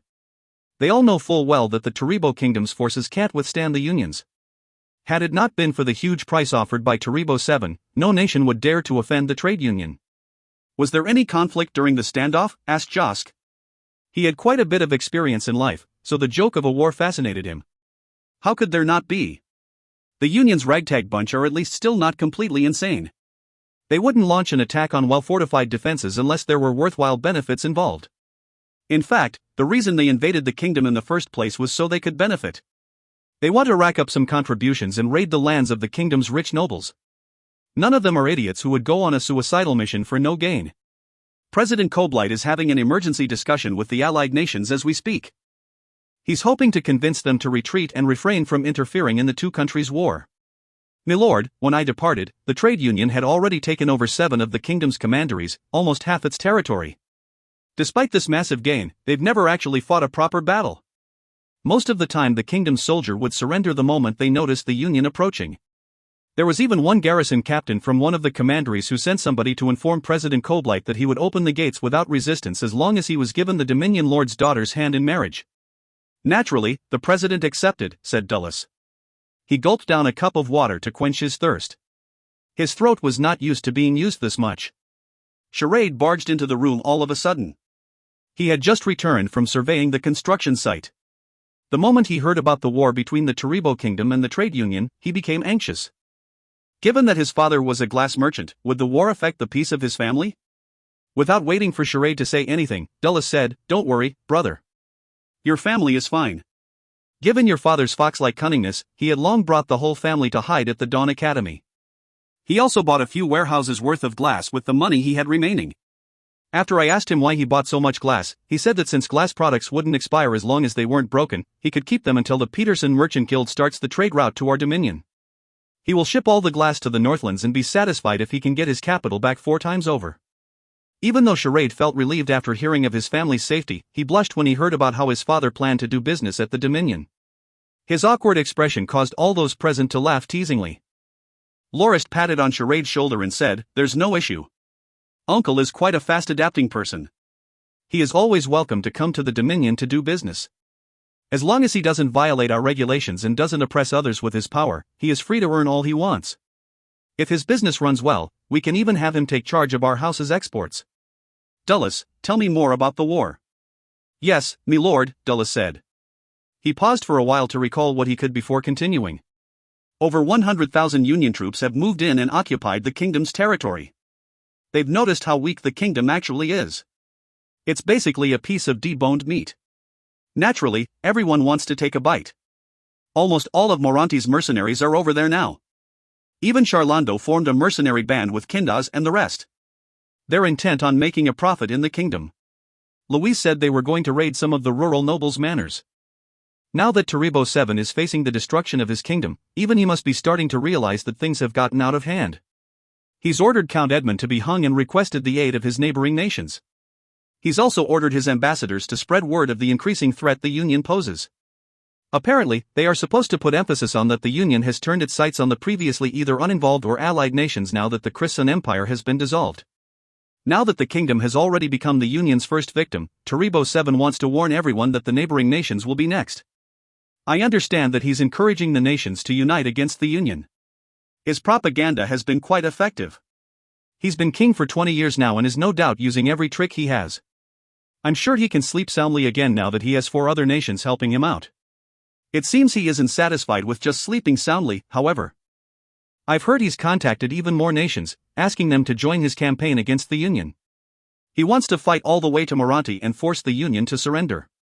Aside from the benefits he wants to demand from the Union, he also wants to include the prohibition of glass production in the terms of surrender. Sol, if that isn't excessive, I don't know what is. Taribo 7 truly is simple-minded. Even at a time like this, he's still not willing to give up on glass, commented Els. Dulles continued, of course it is. Apparently, it's left his allies dumbstruck. The Union has already flatly rejected his demands. They're only willing to accept a ceasefire if Taribo 7 reimburses them for the damages caused during the Mayflower Merchant Guild incident. They've also demanded that he cede the territory the Union currently occupies. Right now, the Allied army is in quite a pinch. They only have 47,000 people. They can't possibly take on 100 Union soldiers. They might have accepted Taribo VII's offer, but that doesn't mean they're willing to clash with the Union in full-on battle. Given that they won't even clash with the Union at all, Taribo VII's dream of having them fight all the way to Moranti is just wishful thinking. It's never going to happen. They just want to end the conflict so they can go their own ways. They don't realize, however, how troubled President Koblight is. He only controls half of the troops. The other 50,000 are acting independently, and thus don't take orders from him.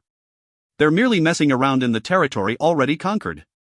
The trade union's own forces only include those of the Big 7 guilds, the patrol regiment, and the garrison regiment. However, these people number fewer than 30,000. They have even taken on a defensive stance just in case the Allied army decides to ambush them. So far, the kingdom's forces are also watching the negotiations defensively. There was an article in the Moranti Daily that mocked the war for being a stagnated one with no end in sight. Not one of them expected the war to stay at a stalemate for 3 long months. When Dulles left Moranti, the stalemate had already lasted for little over 10 days. Are you sure the Big 7 guilds have their attention fully focused on the Taribo kingdom? Even the Chictor Merchant Guild? They won't be coming over to fight for Silowas Island anytime soon, will they? Asked Lorist.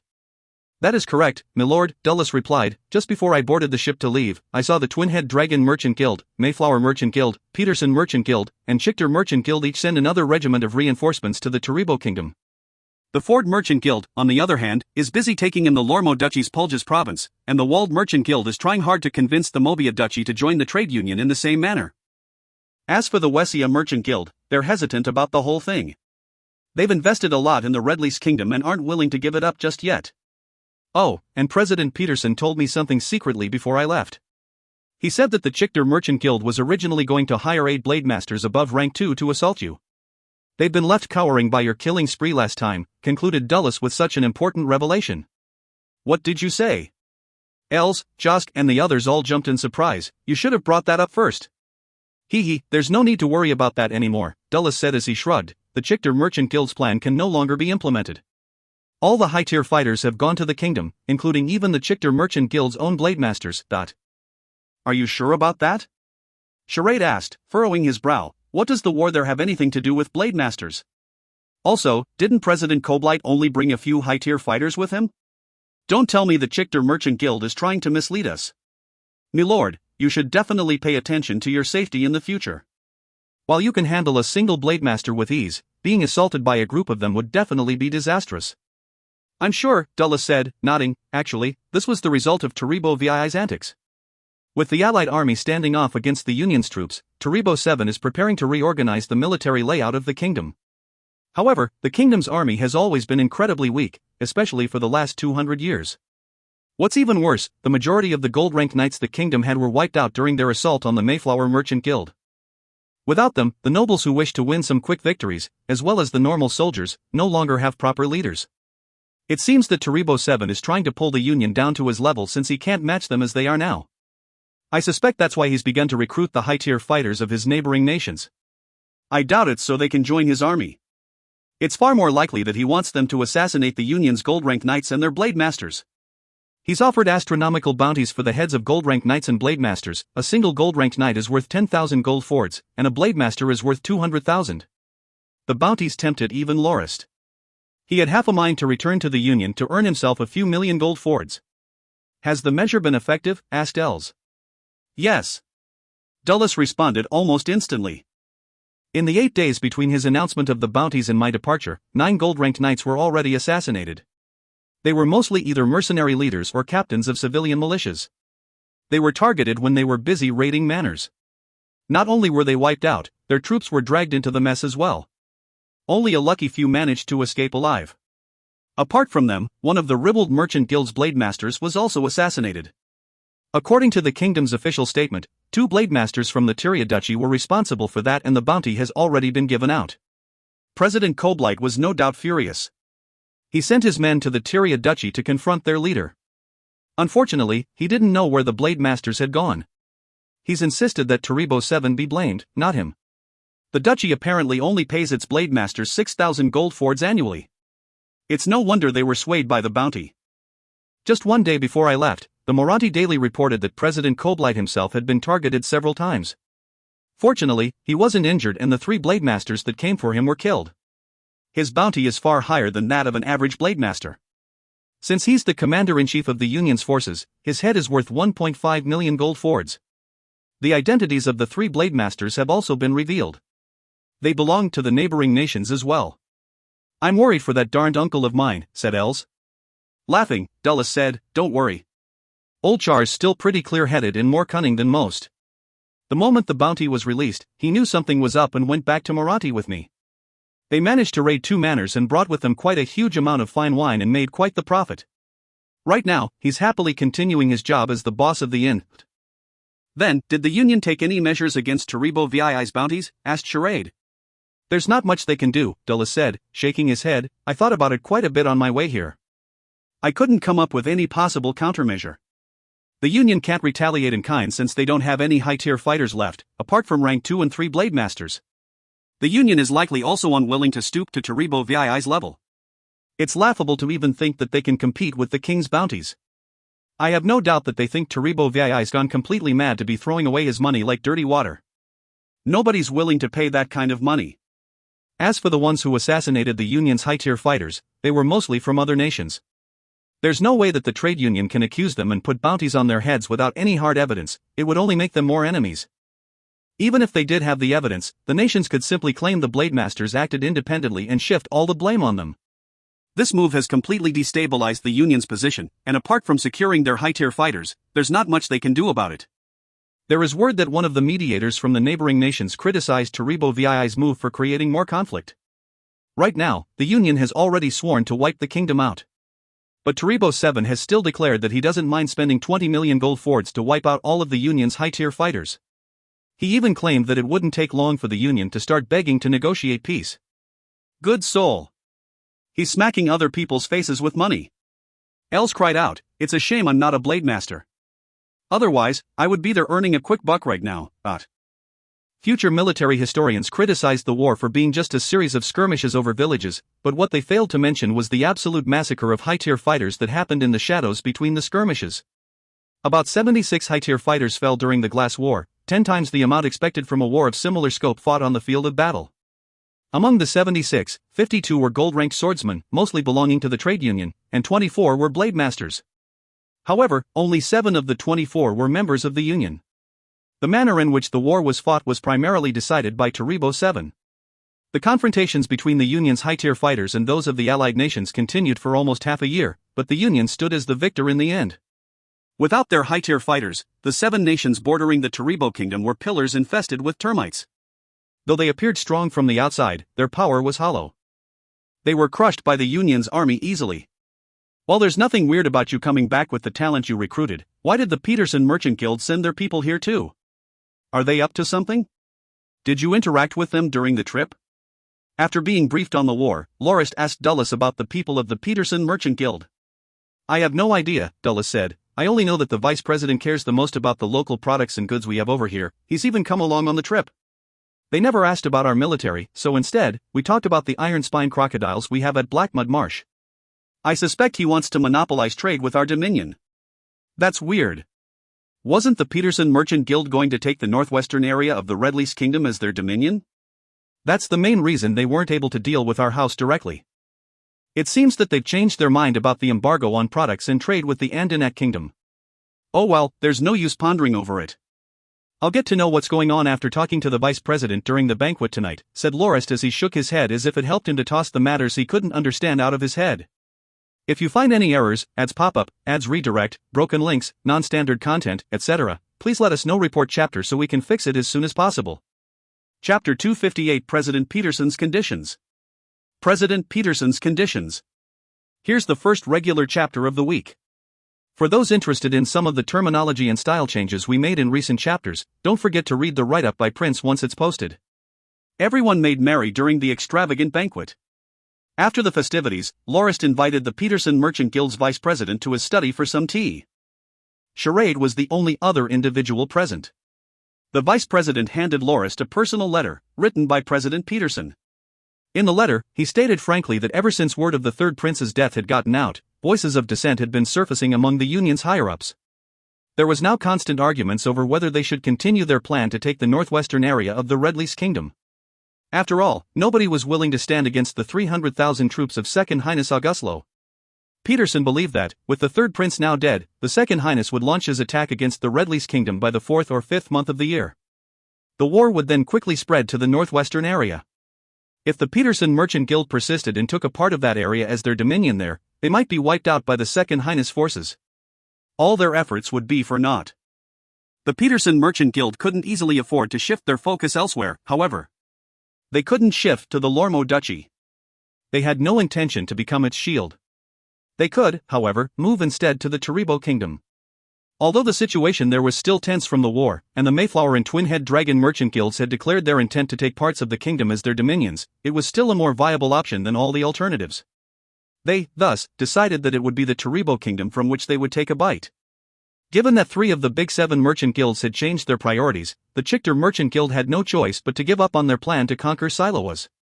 If they insisted on doing so, not only would they become eternal enemies with House Norton, they would also be a target for the Second Highness. As Silowas was the dominion of the Nortons, it was considered to be part of the Andanek Kingdom.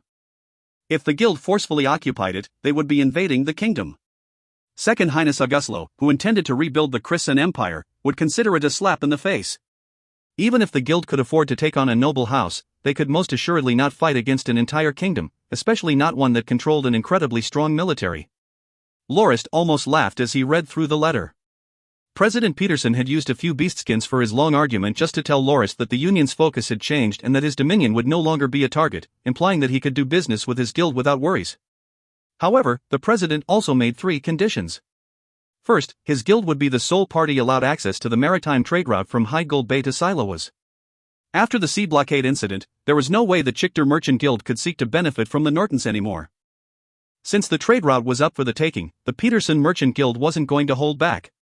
Some issues had cropped up as a result of the war, which meant that the guild couldn't gather the 2 million gold fords for their fur deal with the Nortons anymore, thus the second deal. The president hoped to barter for the equivalent of their shortage. The deal was very important to the guild, it would help to relieve their burden and ease their position. The core of the letter was in the president's third condition. Even though the Union had only been at war with the Taribo Kingdom for little more than a month, President Peterson had already begun to realize his guild was rather lacking. It wasn't that the guild lacked high-tier fighters, but that they lacked an organized force with which to defend themselves or mount attacks. As one of the Big 7 guilds, the guild controlled the fur trade and were also the leaders in long-distance land-based convoys.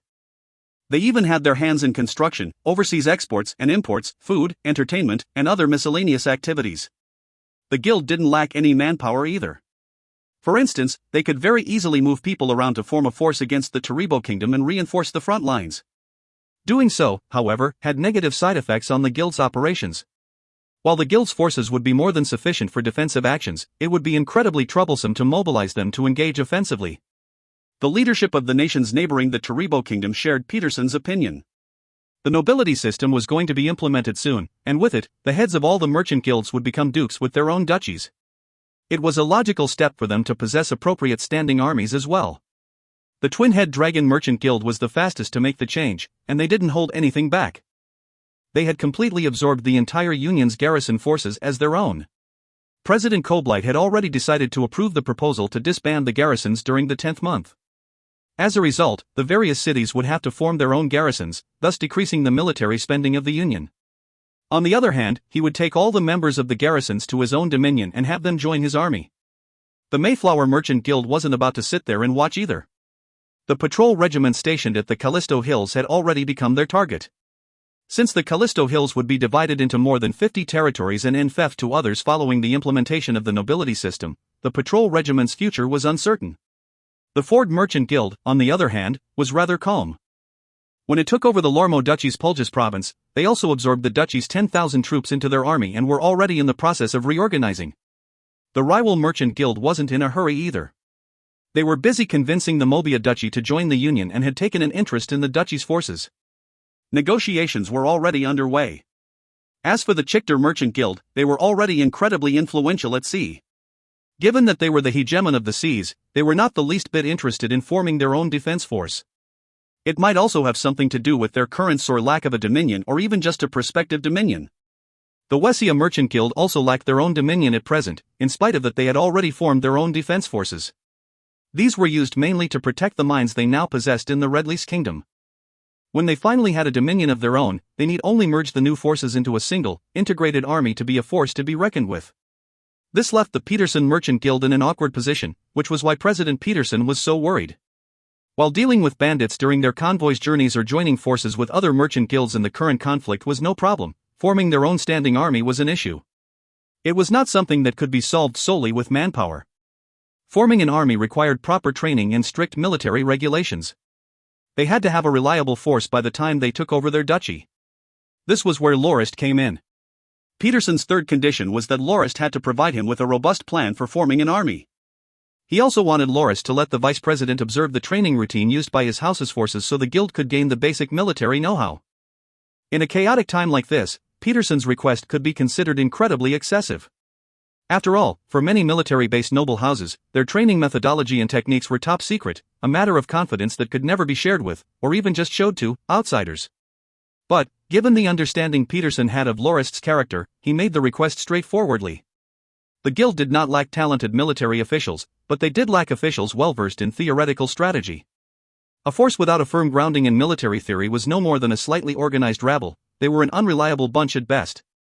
If the guild formed a standing army like that, they would be nothing more than a punching bag for others. If that were to be the case, there was no point to forming one in the first place and it would be better to abandon the endeavor now. House Norton was a noble house with a long and star-studded military heritage. Their performance over the past 2 years, best exemplified by their defeat of the Duke of the Northlands as well as the extermination of 2nd Prince Iblia's 100,000-strong force, was more than stellar. They had even conquered the Iblia Kingdom's capital and forced Duke Faizablant's frontier legion to retreat. It would be nothing but a strike of ultimate fortune if the guild could get help from Lorist in this regard. This was also why the president was trying to leverage their past dealings to get Lorist to do just that. He trusted that Lorist would give him a satisfactory answer. President Peterson does know his stuff. It seems that our force's reputation has spread, thought Lorist gleefully. After reading the letter, he passed it on to Charade. Charade's expression as he read through the letter shifted from a hearty smile to a frown. As he finished reading the letter, he could only shake his head. Lorist understood what the gesture meant. Initially, Charade was glad to read President Peterson's breakdown of the situation.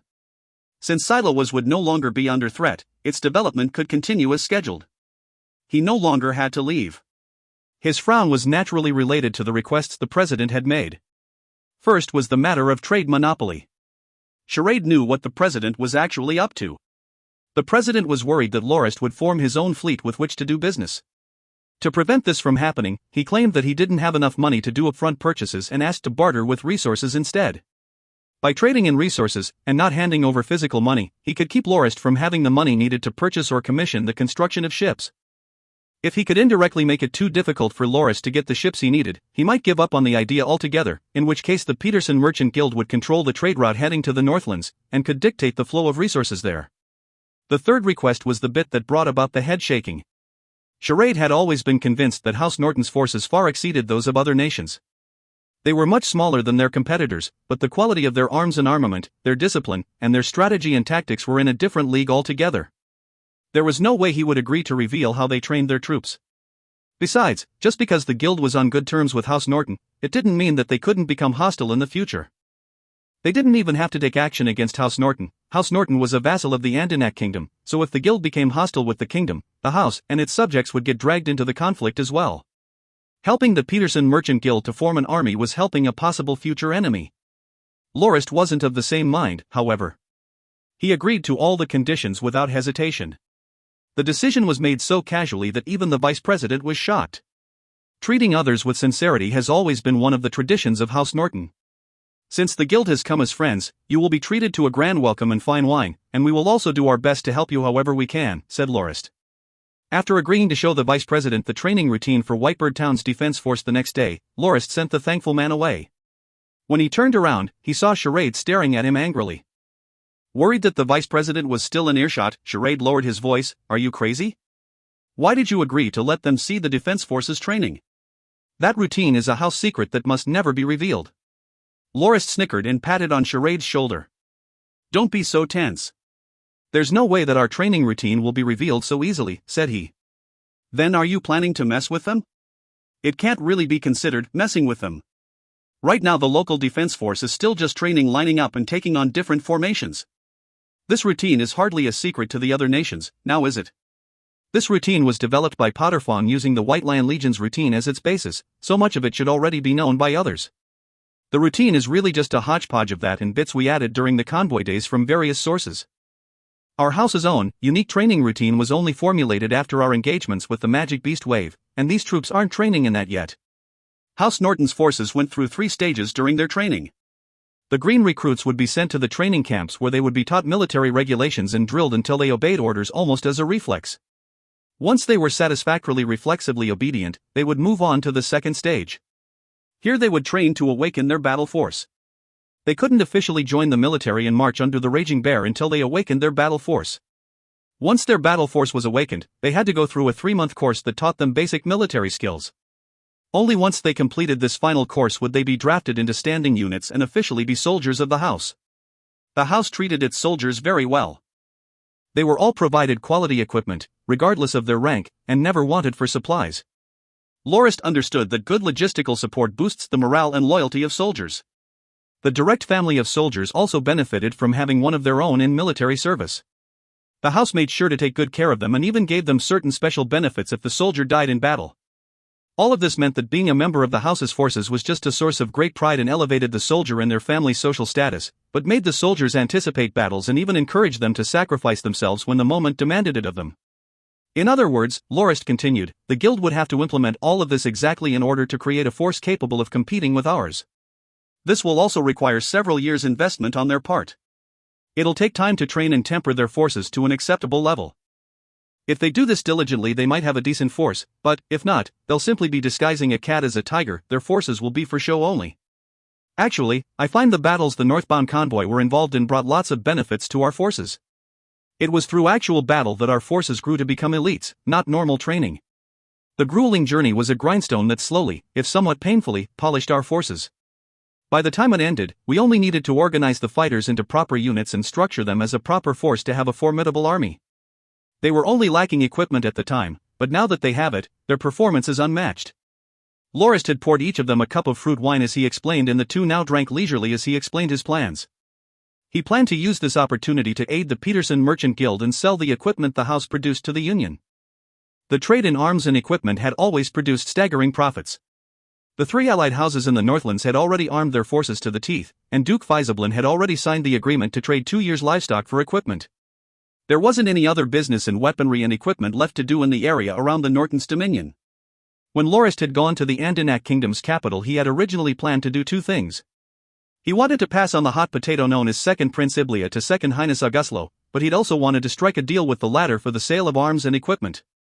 He had not expected that the Second Highness had emptied his treasury just so he could feed his army. Once he knew, he didn't even bother to bring the deal up.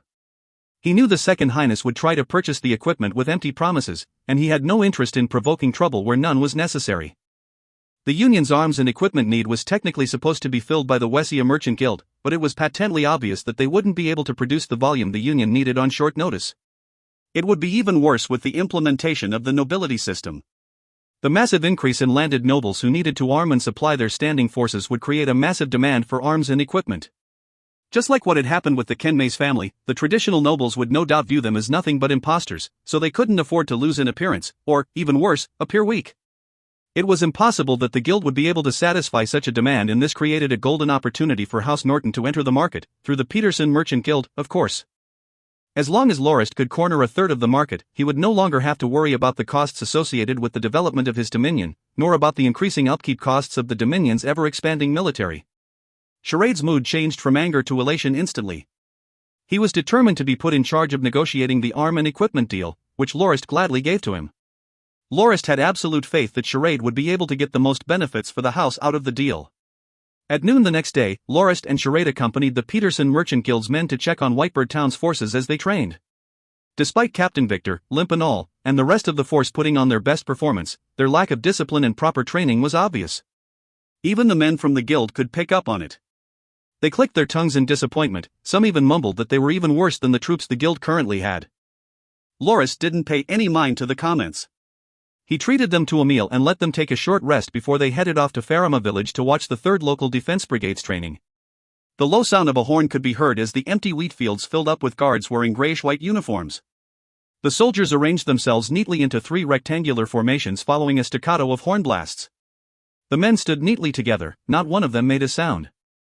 They had turned into statues, there weren't any detectable movements, only an intense killing intent radiated out from the groups.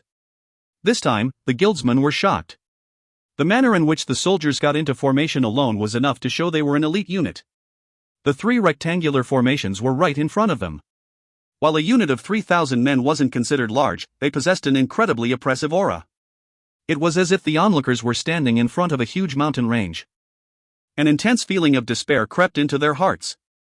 The vice president took a deep breath and asked with a smile, "So, this is the elite unit of House Norton?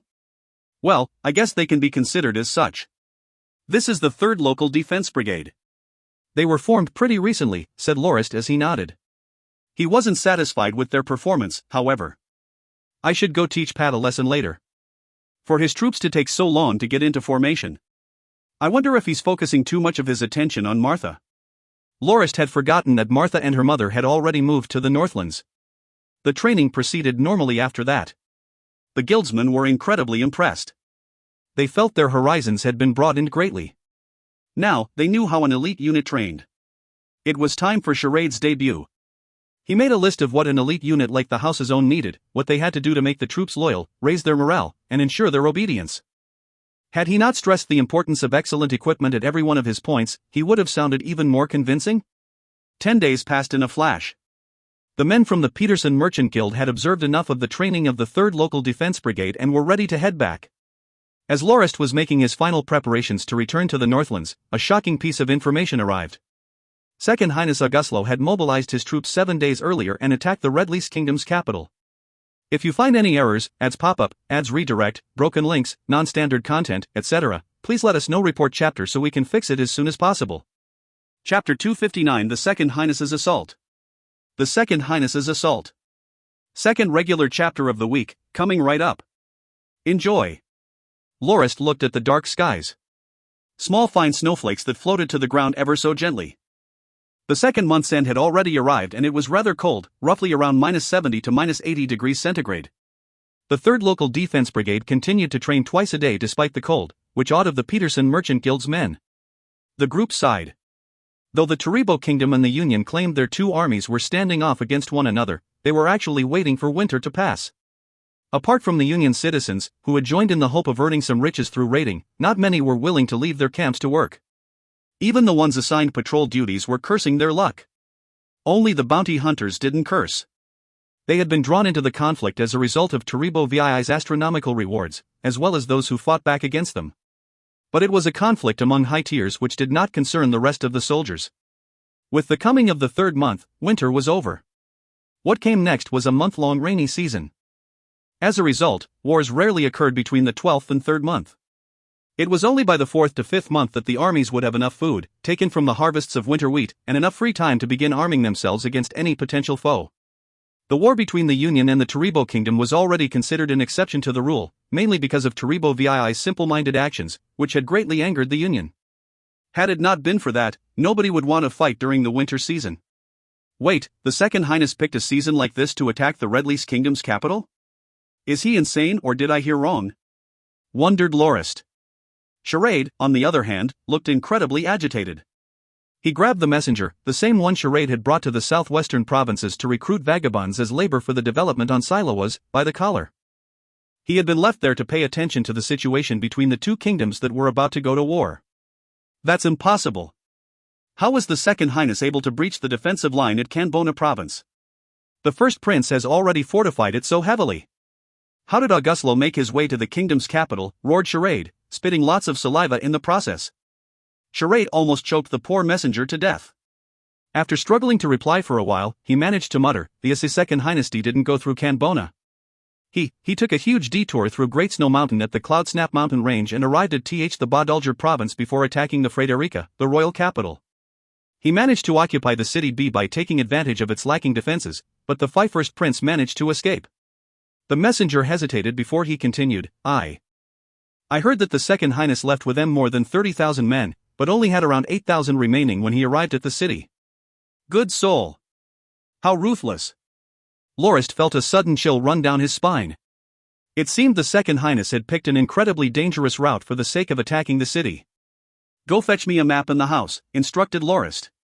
5 years earlier, the Second Highness had exterminated the first prince's force of 30,000 elite troops at Flowwater Creek and had continued his assault on the kingdom. After encircling Frederica with his troops, he forced the first prince to sign an agreement to cede 2 provinces to the Andanet kingdom. The new border was drawn along the northern province and the Canbona. The northwestern province was the hilly coastal area Lorist and the convoy had passed through all those years ago. Neither the Second Highness nor the first prince paid any attention to it. To go to the Redleys kingdom's capital from there, one would have to first cross the wide Morrison River. One would also have to pass through Canbona. The ideal route for an attack on Frederica was through this very province, which was why the Second Highness had managed to capture it during his previous invasion. He could not do the same thing this town around. By the time the Second Highness had gathered his 300,000 soldiers, the king of the Redleys kingdom, first Prince Chrisson Redleys, hadn't just sat by idly. He had gathered up large sums of money and a lot of resources to reinforce the forces stationed in Canbona. All over the province, there were well-defended citadels with wide moats and tall walls. If the Second Highness wanted to reach Frederica, he would have to conquer one citadel after another to clear his path to the capital. Auguslo will sustain at least 200,000 losses in Canbona, and the remaining 100,000 soldiers will be exhausted. They will never be able to conquer the capital. After this battle, I can promise you the punk will not dare to attack our kingdom for at least 20 years, the first prince had once said to his officials proudly. The prince understood the importance of wearing down the 300,000-strong army well. He had gathered all the family members of military officials above the rank of squad leader in Frederica under the ruse of keeping them safe for that very reason. Everyone knows it was just a ruse, however. If they didn't do enough damage to the Second Highness forces, and the city fell, their families would fall with it. It was the prince's plan that this knowledge would motivate the forces defending Canbona to fight to the death. The prince felt that, even though his move was incredibly cruel, this was the only way his soldiers would be desperate enough to take down 3 soldiers before falling. In essence, the first prince was prepared to sacrifice 70,000 soldiers to grind away at the Second Highness's forces as much as possible.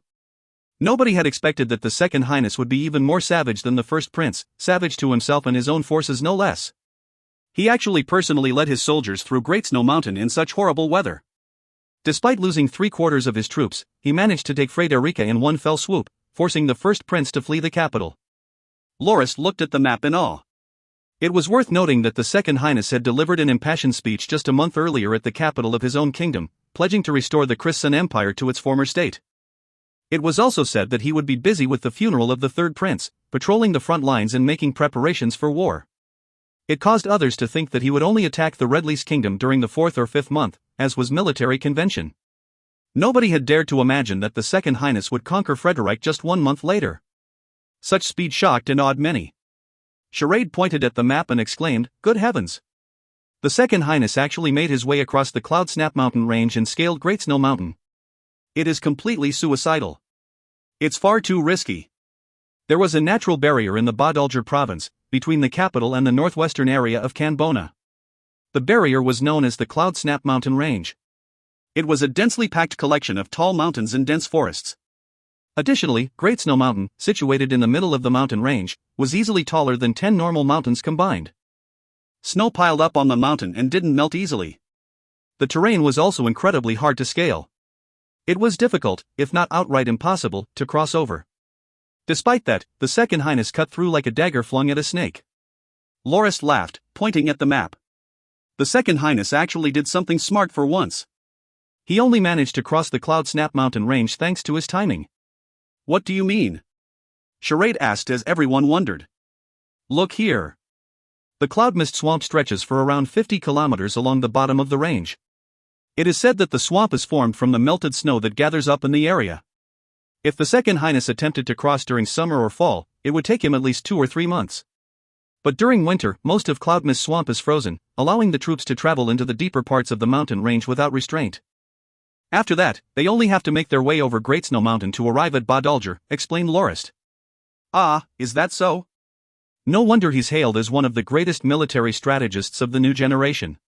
To think that he actually grasped an opportunity that hidden, his fame is completely deserved, exclaimed the vice president of the Peterson Merchant Guild.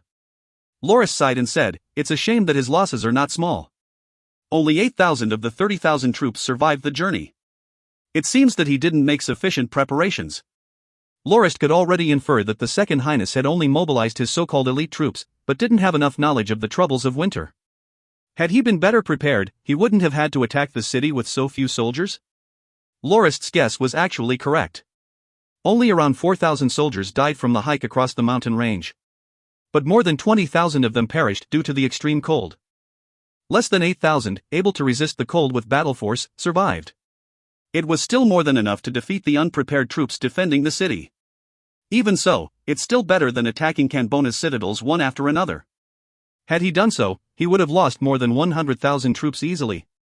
Considering this, his choice was the wiser, despite the losses he suffered, argued one of the military officials of the Peterson Merchant Guild.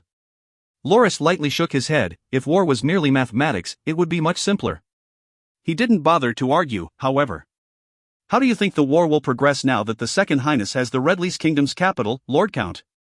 Does First Prince stand a chance to make a victorious comeback? Asked the vice president, who cleverly changed the subject. The current situation has already mostly stabilized. Unless some sort of miracle happens, the First Prince will not be able to escape defeat, commented Lorist. That's hard to say. The Second Highness only managed to conquer Frederica thanks to the element of surprise. The 8,000 soldiers he has at hand now is far too little. If the First Prince manages to form an army a few 10,000 strong, the Second Highness might just lose, said the very same military official, still taking the other side of Lorist's argument. Ha ha ha. Lorist laughed. Before he continued, it would be great if things were that simple. How would the First Prince be able to gather more troops, now that Frederica has already fallen? Who would bother to aid him now that he's on the run, powerless and poor? And who would be willing to fight to their deaths for him just to retake a city that isn't their home? But he's still the king. His righteous cause is reason enough. The military official was still not convinced. This time, it was Charade's turn to speak. Righteous my ass. The First Prince is nothing but a traitor, one of those who raised the flag of rebellion and caused the empire to split. While he was definitely worth reckoning with when he had troops, the loss of Frederica means that he no longer has any riches left with which form an army. Who, then, would bother with a beggar like him? It's already incredibly merciful not to outright kill him on and present his head to the Second Highness. Well, Lorist interjected, I doubt anybody would go so far as to kill him. Kingslayer is not a name any noble wants to have. Traitor or not, he's still a king. But the title will do him no good. The nobles will help him superficially at most. Even if he did get a couple of soldiers, there's no way he'll be able to take the city back, which is his own fault given how heavily he fortified the city's walls. Also, all the valuable resources and equipment are kept within the city. The Second Highness is no idiot. After conquering Frederica, he will definitely use his spoils to recruit more troops. Even though he only has around 8,000 right now, his force will definitely grow 3 to 4 times in less than a fortnight. When the First Prince arrives at the capital, he'll realize that the Second Highness already has tens of thousands of troops waiting for him. Lorist thought deeply for a while before he continued, if the First Prince is smart, he will begin gathering as many troops and resources as he can and retreat to the Magic Province for now. If he does so, he can draw out the conflict at the very least and wait for opportunities to turn the tide. Will the Second Highness actually afford him that kind of time? Asked Charade. He will. Right now, the Second Highness only has 8,000 soldiers with him and can't do much apart from defending the capital. Pursuing the First Prince is out of the question. Even if he does manage to gather more troops, he'll deal with the 70,000 soldiers defending Canbona first. Fortunately for him, the First Prince had moved the family members of officers to Frederica as hostages. He can use them as bargaining chips to force surrender. And by the time the 70,000 troops switch allegiances to the Second Highness, the 100,000+ soldiers he stationed at the two southwestern provinces will begin their march towards Frederica. With that, the Second Highness won't need to break a sweat to destroy the Red Lease Kingdom and to eliminate all nobles that refuse to yield. That's why I believe the first prince will have the time he needs to gather troops and resources. Magic's terrain will make sure the Second Highness troops are stalled for a period of time. There is no doubt, however, what will happen after the Second Highness main force arrives in a month or two. The northern province won't be a threat to Second Highness Auguslo. Once he obtains final victory over the prince, he can just send an ambassador there. There's no need to mobilize his troops. As for the 70,000 troops stationed in Canbona, they're sandwiched between the Second Highness main force and Frederica. Their supply chain is completely cut off. They have no choice but to surrender. The fates of Canbona and Badalger were indeed set in stone. What came next were the Anderwath and Magic provinces. Anderwath was the main military center for the Red Lease Kingdom's nobles. The joint forces of around 30 noble houses were nothing to scoff at. Together, they had the same standing as the first prince himself. They had always been at odds with him, much to his misfortune. When he asked for aid, he received only mockery. If Anderwath's nobles thought they could treat the Second Highness the same way, they were in great trouble, however. The Second Highness, with his army of more than 100,000 soldiers, definitely didn't mind letting his men win some military contributions by fighting the soldiers of the noble houses. Magic was close to the Handra and Farkle duchies. It had served as the springboard for the first prince's invasion into the four central duchies. It had been reduced to a collection of ruins by the latter's counterattack. Even after 5 years, it had yet to be repopulate. Lord Count, where do you think the Second Highness will turn his attention to after destroying the Red Lease Kingdom? Asked the Vice President. Well, there are many options. It's most probable for the Second Highness to use the troops he's gathered to attack the four central duchies and force them to relinquish their independence.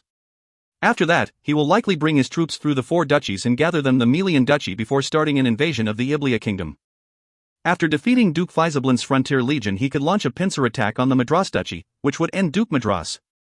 He'll only turn to the Lormi Duchy after all of this has been achieved. If the Union doesn't want the Lormo Duchy to rejoin the Empire, the 100-year conflict between the Union and the Empire will restart again. However, the Second Highness would have reunited much of the territory of the former Empire. He'll likely declare himself emperor after he takes back the Lormo Duchy. He'll be immortalized as the one who reunited the Christian Empire, as Auguslo I, speculated Lorist. The vice president looked rather pale. Lorist's guesses were well within the realm of possibility. He half bowed to Lorist and said, Lord Count, I thank you for your kind hospitality over the last couple of days, but I believe the time has come for us to leave. We will handle the deal between you and the guild, so please rest assured.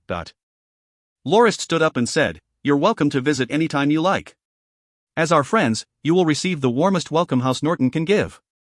Also, this here is my letter to the president. I'll have to trouble you to hand it to him on my behalf. If you find any errors, ads pop-up, ads redirect, broken links, non-standard content, etc., please let us know. Report chapter so we can fix it as soon as possible. Chapter 260, the 5th day of the 4th month. The 5th day of the 4th month. Here's the first bonus chapter of the week, also brought to you by an anonymous donor. Looks like the plot is getting rolling again. Drops fell from the sky. With them fell the smell of the sea. Milord, you should return to the cabin and rest. We know this route well enough to complete the rest of our journey with our eyes closed. We need not travel so slow, nor need we anchor for the night. We'll travel at full sail for as long as the winds allow. It only takes us 11 to 12 days to travel between the island and the Northlands. We'll reach Bullhorn Bay in another 2 days, advised Freyar. Clad in a black raincoat, Lorist stood amidst the raindrops. I'm fine, he said, I only came to take a look and breathe some fresh air. You should go back to work. You don't have to worry about me. The ship Lorist was on was a large Class 3-masted merchant vessel.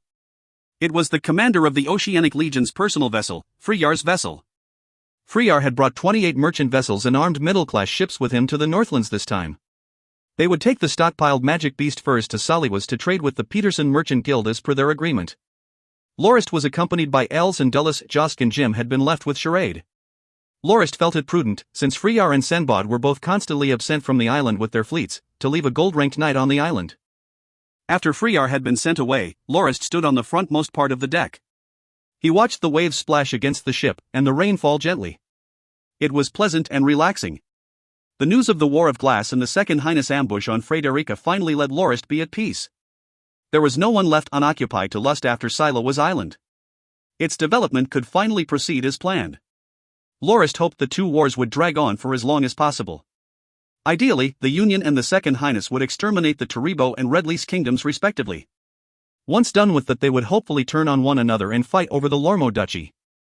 The longer there was war occupying others elsewhere, the longer Lorist could spend developing his dominion in peace.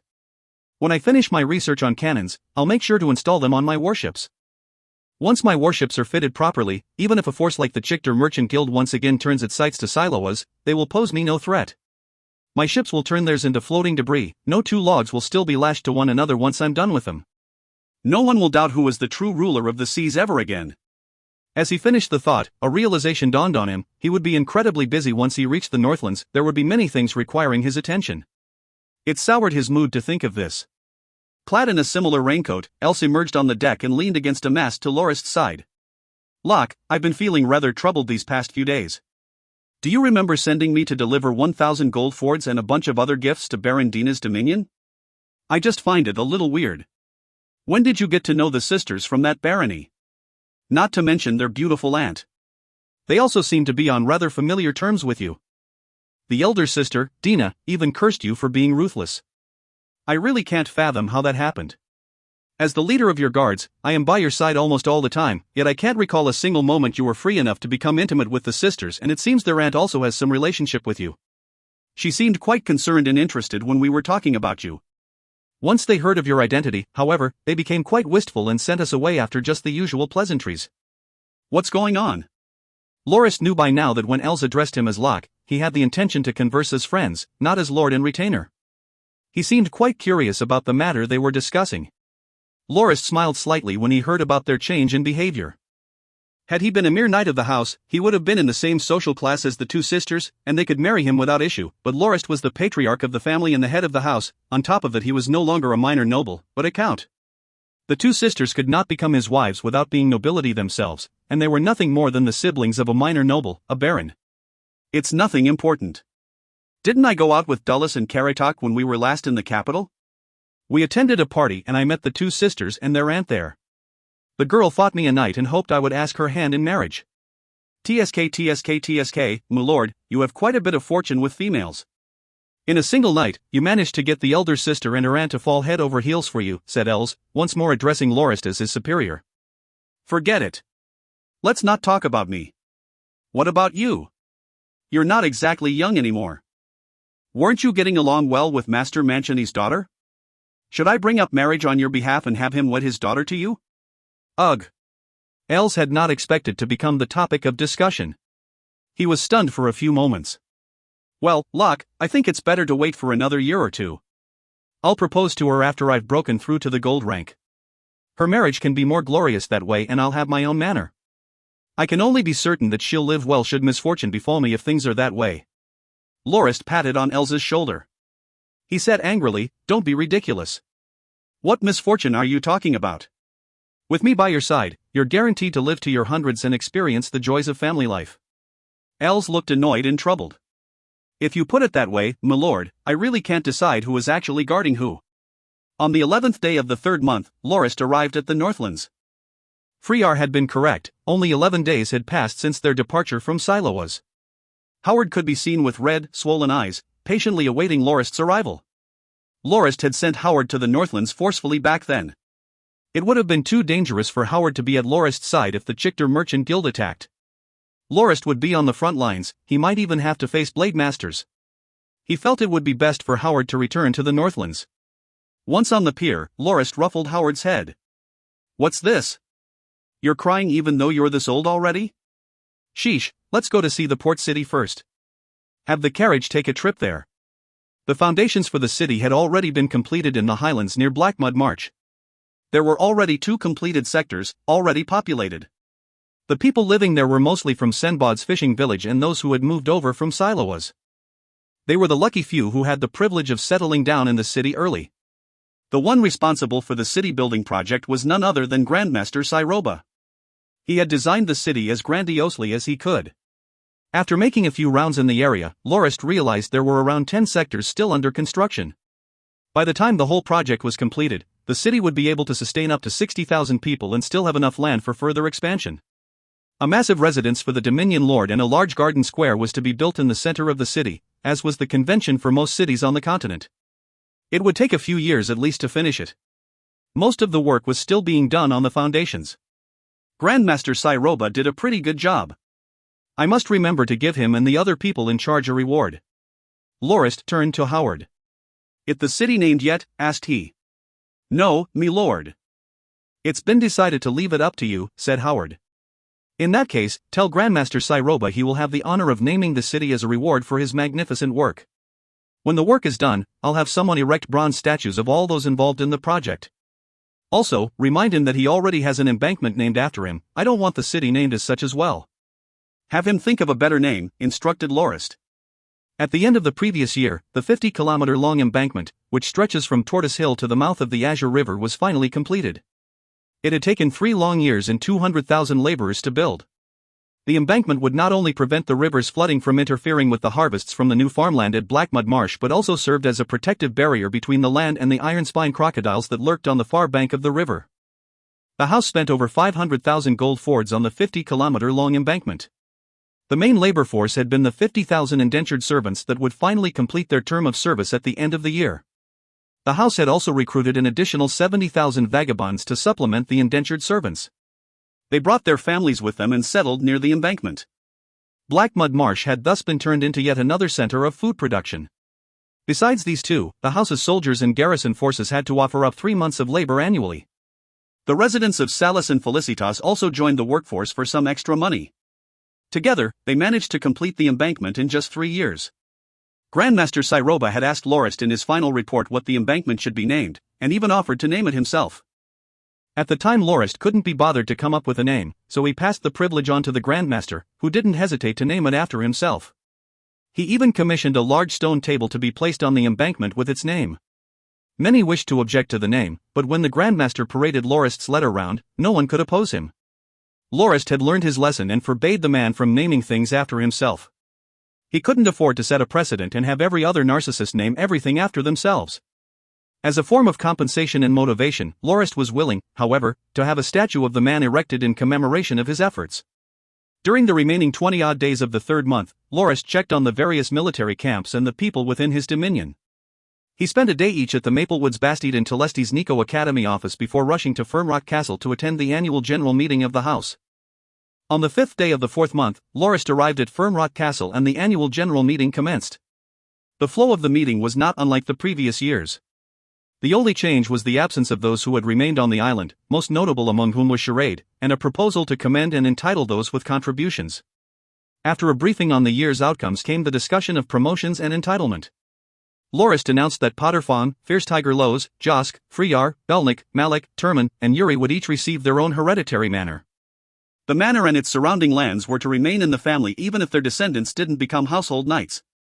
Lorist instructed Shadecamp to plan for 8 new farm towns and 8 manors to be built in the Red River Valley. It was the land that had originally belonged to the Kemnays. He named the place Redriver. His proclamation caused many to wonder how House Kenmays would react to the, now official, occupation of their original dominion. Lorist merely laughed it off. House Kenmays is now preoccupied with their dominion in the eastern Northlands. Practically speaking, they've abandoned the Red River Valley for several years now. They won't develop lands so close to our dominion. In fact, this move will make them feel more at ease. It will reassure them that we've truly buried the hatchet. The final item on the agenda concerned the expansion of the house's military through the recruitment of the 50,000 captives, those who had previously worked on the embankment and were about to complete their term as indentured servants. Despite comments to the contrary Lorist had made in he past, the Second Highness' 300,000-strong army had unsettled him. It was anyone's guess whether the Second Highness would leave the north in peace, or return to wipe it clean after he finished with the Iblia kingdom. It was better to be prepared than not. Potterfang's heavy armored troops and Loza's pike cavalry troops were expanded to 2 divisions each. Dulles was also put in charge of forming another Carabalista division. He needn't prepare any horses, however. Lorist wished to try out an idea.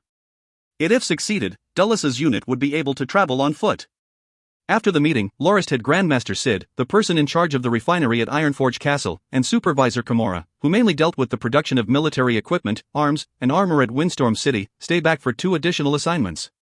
The first regarded the idea Lorist had. He drew a design similar to a wheelbarrow and wanted Grandmaster Sid to test whether a steel ballista could be fitted to it. That way, there would no longer be a need for carriages and horses for the ballistae. They would still have the same levels of mobility and agility, however. Additionally, the wheelbarrow design allowed for the ballista to be dragged up hilly terrain to higher vantage points, which was much easier than moving a whole carriage uphill. The other assignment was for a set of glamorous armor that was slightly weaker than White Land Legion armor in terms of defense. The armor was to be sold to the Union. Given the disposition of merchants, the better the armor looked, the more they would be hooked. That same afternoon, on the front lines of the Taribo Kingdom, President Koblight, Commander-in-Chief of the Union's army, saw that his force had already grown to the 150,000 mark. With the passing of winter, he could finally stop arguing with other officers in his tent all day. He was finally about to release his ultimatum to the four nations' army. Should they not leave within 3 days to allow the Union passage, they would be attacked without mercy. The consequences after that would be borne by the Allied army alone.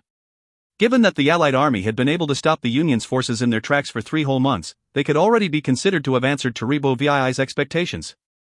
Additionally, nobody wanted to antagonize the Union. Thus, the Allied army promised they would retreat within 3 days, ending the stalemate that had lasted for 3 whole months. At the same time, in the occupied capital of the Iblia Kingdom, the first group of soldiers belonging to the main body of the Andanak Kingdom's Royal Local Defense Army appeared outside the city. Second Highness Auguslo, who watched their arrival from the walls, finally breathed a sigh of relief. For the past month, after his ambush on the city, he had not had a single night of good sleep. He seemed to have slimmed greatly and a thick beard could be seen on his face. The negotiations with the 70,000 troops defending Kanbona province had taxed him greatly, but he had managed to make them surrender. Now that his main army had finally arrived, what remained would be the capture of the first prince. Heed my orders, send an ambassador to Anderwolf's nobles. Order them to bend the knee and pledge allegiance to me, or face extermination. Yes, your majesty. Your will is my command. But what should we do if the nobles have other demands? Are they in a position to make demands? It was they who joined the first prince in rebellion and forever disturbed the empire's peace. I'm already being incredibly merciful by sparing their lives and those of their family. Is that not enough? Tell them that if their behavior is to my satisfaction, the most they would face is a decrease in their peerage and relocation. I trust that this will be enough. Yes, your majesty. I will leave right away to pass on your decree. If you find any errors, ads pop-up, ads redirect, broken links, non-standard content, etc., please let us know. Report chapter so we can fix it as soon as possible. Chapter 261 Fury Bear. Fury Bear. This is the second bonus release of the week, also by an anonymous donor. These recent chapters are so long. Clang clang clang clang. The clashing of swords sliced the air. Lorist returned his sword to its scabbard and nodded in satisfaction. Not bad, you've improved quite a bit. Given your current swordsmanship, you should be able to take on a 1-star gold-ranked knight. You have to try harder, got it? Reedy held his hand in front of his chest respectfully and said, Yes, master. Lorist noticed that Reedy had improved at an incredible speed of the past year. After he began his training in the hall at the back of Fernrock Castle's mountain, Reedy did nothing else for a long time. Not only had he broken through the 3rd stage of the Dan Ocean key refining technique, thus reaching the bright stage, his swordsmanship had also improved by leaps and bounds. You should start stabilizing your power at the 3rd stage before traveling to get some experience. Breaking through to the 4th rank in the Dan Ocean key refining technique requires actual insight, not just mindless training. Perhaps, you might even have to experience a few life-threatening situations first. During normal combat situations, you need to be far more clear-headed and maintain a calm demeanor. You must not be enraged easily, understood? I understand. Thank you for your teachings, master. Lorist was just preparing to return to the central castle with Howard after he left the training grounds when Els showed up. Milord, Knight Tarkle and Supervisor Kimura are both waiting for you in the guest lounge. Nodding, Lorist said, have them enter my study. You should come along too. Time had really flown by. When they had last met, Lorist was just a person in charge of a convoy heading north to return to the house's dominion. They had even been attacked by Count Cabri's spear cavalry on the way. It had ultimately ended with the defeat of Count Cabri and with Lorist occupying the northwestern province's city, Geldos. Back then Tarkle had merely been a guard for one of the prison camps in the city. He was a 2-star iron rank and cowardly as a mouse. Lorist was convinced that he had his talents and dragged him to the Northlands forcefully. On their arrival, however, Lorist was swamped with urgent matters and forgot to tend to Tarkle. The latter was forced to join Yuri's light cavalry scouts just to make a living and look after his family. The time he had spent with the unit had changed him completely. There wasn't a trace of his previous cowardice left, and in its place was a rare bravery. The many life-threatening battles he had experienced had also pushed him to the peak of the iron rank. He was now courteous and respectful towards others. When Lorist finally got round to Tarkle, he immediately made him his personal attendant. A year later, having broken through to the silver rank, he was taken in as a household knight. Lorist had sent Tarkle all over the place on one task after another over the next 2 years. The tasks themselves were thought eccentric by most. One of the longer trips lasted a full 3 months. Tarkle was required to write a report on every location he visited, including any personal thoughts or opinions he might have on it for that particular trip. Tarkle and Supervisor Kimura both gave a knight's salute as they entered the study on the second floor of the castle. "Good day, my lord," greeted they in unison. "Good day to you too," Lorist answered. His gaze settled on Tarkle first. "You've done rather well for the past 2 years. I see that you've been rather industrious with your battle force training as well." "You're already at the 2-star silver rank?" asked Lorist, surprised. "That's right, me lord. After receiving the battle force manual from you, my training progressed even faster than when I was using the manual given to me in the military," replied Tarkle gratefully. "That's because your battle force is fitting for the technical manual I gave you," said Lorist as he smiled. His gaze shifted to the silent Kimura. "Kimura, if you want to awaken your battle force, I can give you a hand." The supervisor made a bitter smile. "My lord, please stop joking around. I'm already in my mid-40s. I was informed that people over 35 can no longer awaken their battle force." "That's a common misconception," Lorist retorted. 10 years ago when I was studying at Moranti, I heard that someone managed to awaken their battle force at the age of 48. Naturally, it was also rumored that the man used lots of precious medicinal supplements to help him out. It no doubt cost a fortune, but if you desire to awaken your battle force, I can definitely be of help. It'll take a while, however, at least 3 months and possibly even a whole year. It won't be easy. You'll have to change your habits and daily routine according to my instructions if you want to succeed." "Do you wish to give it a try?" asked Lorist out of nowhere. Kimura's expression turned glum. He was silent for a time before lowering his head. "Please show me the way." "Very well," Lorist said as he took Kimura's pulse. "You've lived quite a harsh life in your childhood and that has caused the growth of your bone structure to be slightly stunted. In your youth, you toiled hard for most of your life, resulting in a rather weak foundation. However, your life improved markedly when you reached your middle years. Despite that, you did not slip and managed to keep healthy habits resolutely, though you do seem to be experiencing some anxiety and stress that has accelerated the loss of your hair, as well as a lack of good sleep. You wake up in the middle of the night and find it hard to go back to sleep, right?" Kimura looked at Lorist like he was a ghost. "Me, my lord. Why, you were able to diagnose my sleep condition just by taking my pulse," stammered he. "Of course," Lorist said with a smile. "Actually, that part was a lie. I got to know about your sleeplessness simply by asking your guards. They saw the lights in your room lit every night as they did their rounds. Despite this, your physical condition is still passable, save for your anxiety that deprives you of good sleep. How about this, hand most of your tasks to your aide and take half a year off.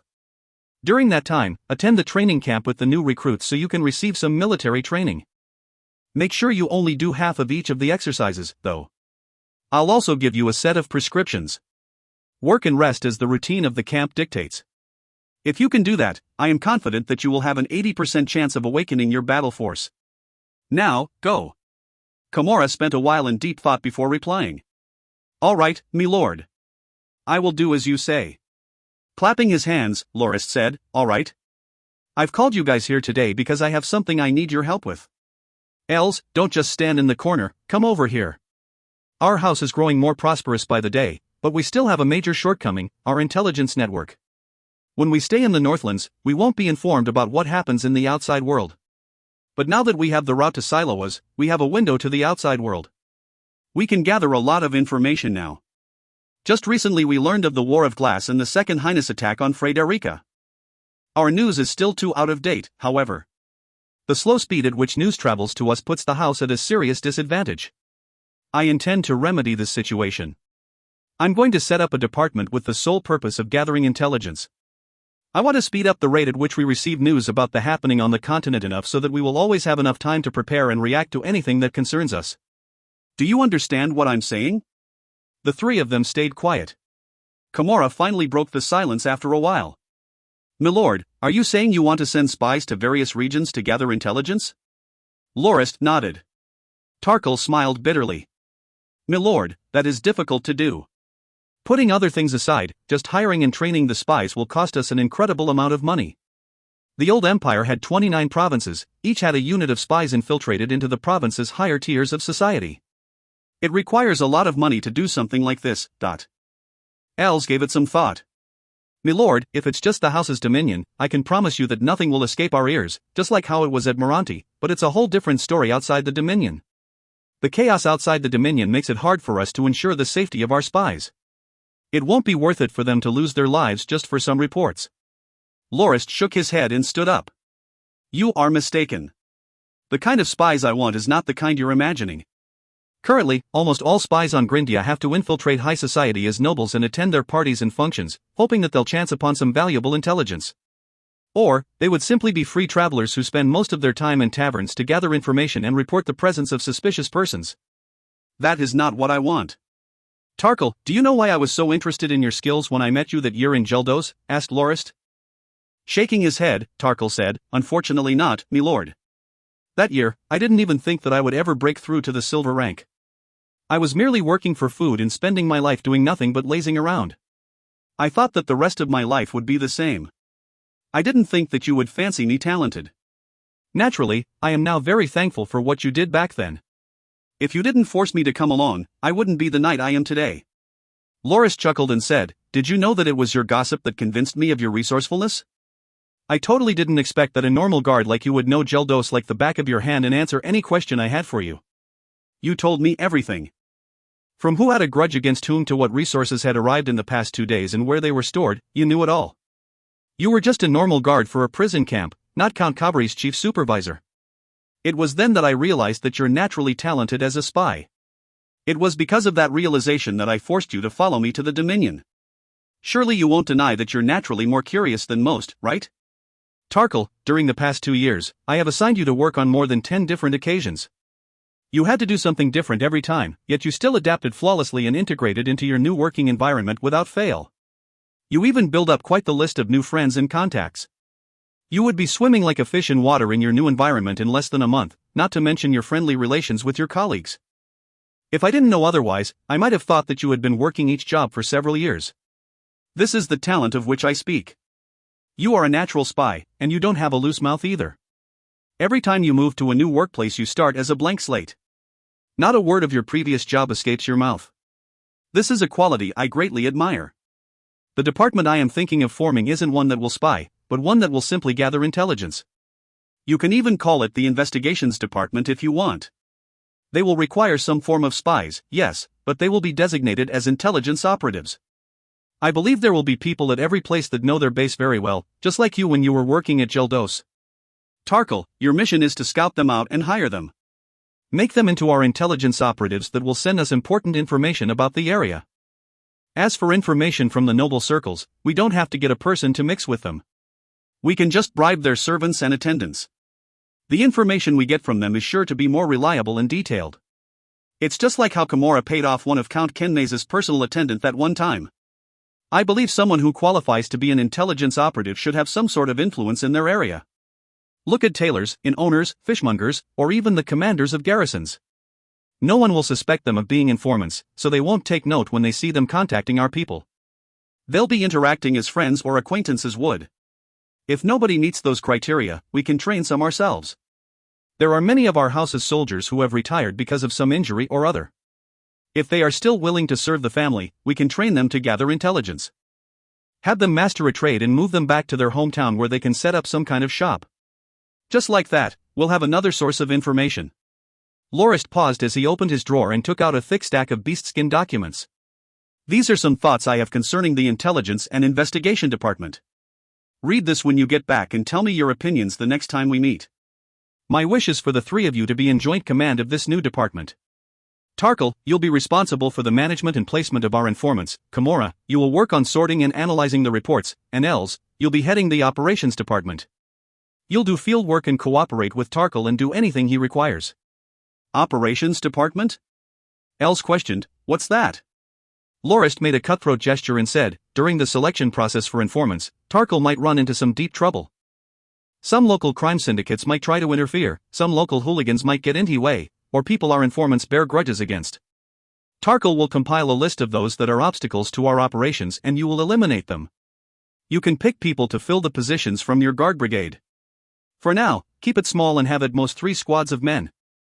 Understood, me lord, acknowledged Els. I'll be skipping out on the training camp, in that case, me lord. I must first finish the protocols for the organization of the reports for the department, said Kimura. No, your tasks are not that urgent. Just go to the training camp to prepare for your battle force awakening. Take note of quick-witted recruits that are potential intelligence operative candidates as well. After you make sure they are of the reliable sort, have them transfer to the new department for training to form its foundations. We will send them out in the future as required. After all, Tarkle alone can't go everywhere to set up our intelligence gathering facilities, can he? It said Lorist. This matter is not that urgent, we should take it step by step. I will be satisfied if we can have a preliminary intelligence network covering the former Empire's territory set up within 3 years. The House will provide all the funds and resources you require. But before that, we still face one huge problem. How will the informants send their reports? Given the chaotic state of the lands, messengers traveling on horseback aren't that reliable, as Els has mentioned, they're relatively slow as well. By the time the news reaches us, it will already be out of date. Tell me, do you have any thoughts or suggestions? Asked Lorist. Milord, can we breed sea swallows on a large scale and use them to pass letters just like how ships at sea communicate? Asked Els. That won't do, Lorist said, shaking his head. I've already asked Senbot about this and according to him, sea swallows have too many limitations. Firstly, a sea swallow will have to be hatched and raised on the ship for it to treat it as its home.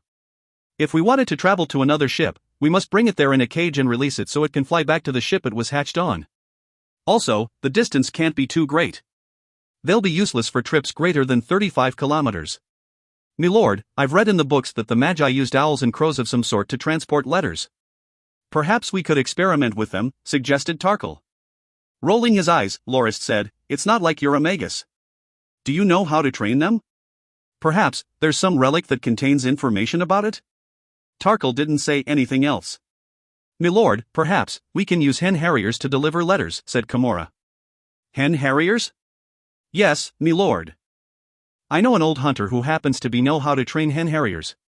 I've seen him tie several types of medicinal ingredients to the claws of the birds and have them deliver it to his son's shop in a city 50-odd kilometers away, explained Kimura. Very well, have somebody ask around. If hen harriers can indeed be used for communication, we will begin breeding and training them en masse. The House is willing to invest a lot of money in this endeavor. Perhaps when we do have hen harriers that can deliver letters, the forces of the House can react more swiftly to sudden changes on the battlefield. Lorist hoped sincerely that hen harriers proved useful. If they did, he had no qualms investing unlimited amounts of money. Milord, I have another question, Tarkle said. What will this intelligence investigation department of ours be called? A name? The KGB? The CIA? The NSA? How about the Stasi or the Gestapo? Maybe MI6? Lorist mumbled the names of the intelligence agencies of Earth that were known to him as they flashed in his mind. None of them felt adequate, however, so he settled on an alternate phrase for Raging Bear as pronounced in English. Fury Bear. We'll call it Fury Bear then. If you find any errors, ads pop-up, ads redirect, broken links, non-standard content, etc., please let us know. Report chapter so we can fix it as soon as possible. Chapter 262 The First and Third Young Masters.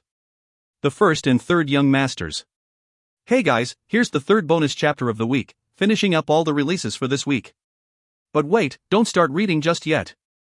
Prince and I have some important announcements we'd like to make along with the chapter release, so do hold off on the chapter reading for a bit, or promise to come back to read the announcements below after finishing the chapter. First, for those of you who haven't checked the main site announcement, LiberSpark's public Discord server is now live. On it, you'll be able to chat with other readers as well as translators, editors, and other staff from LiberSpark. Also, we have novel-specific chat channels where you can discuss stuff related to the plots with more fluidity and flexibility.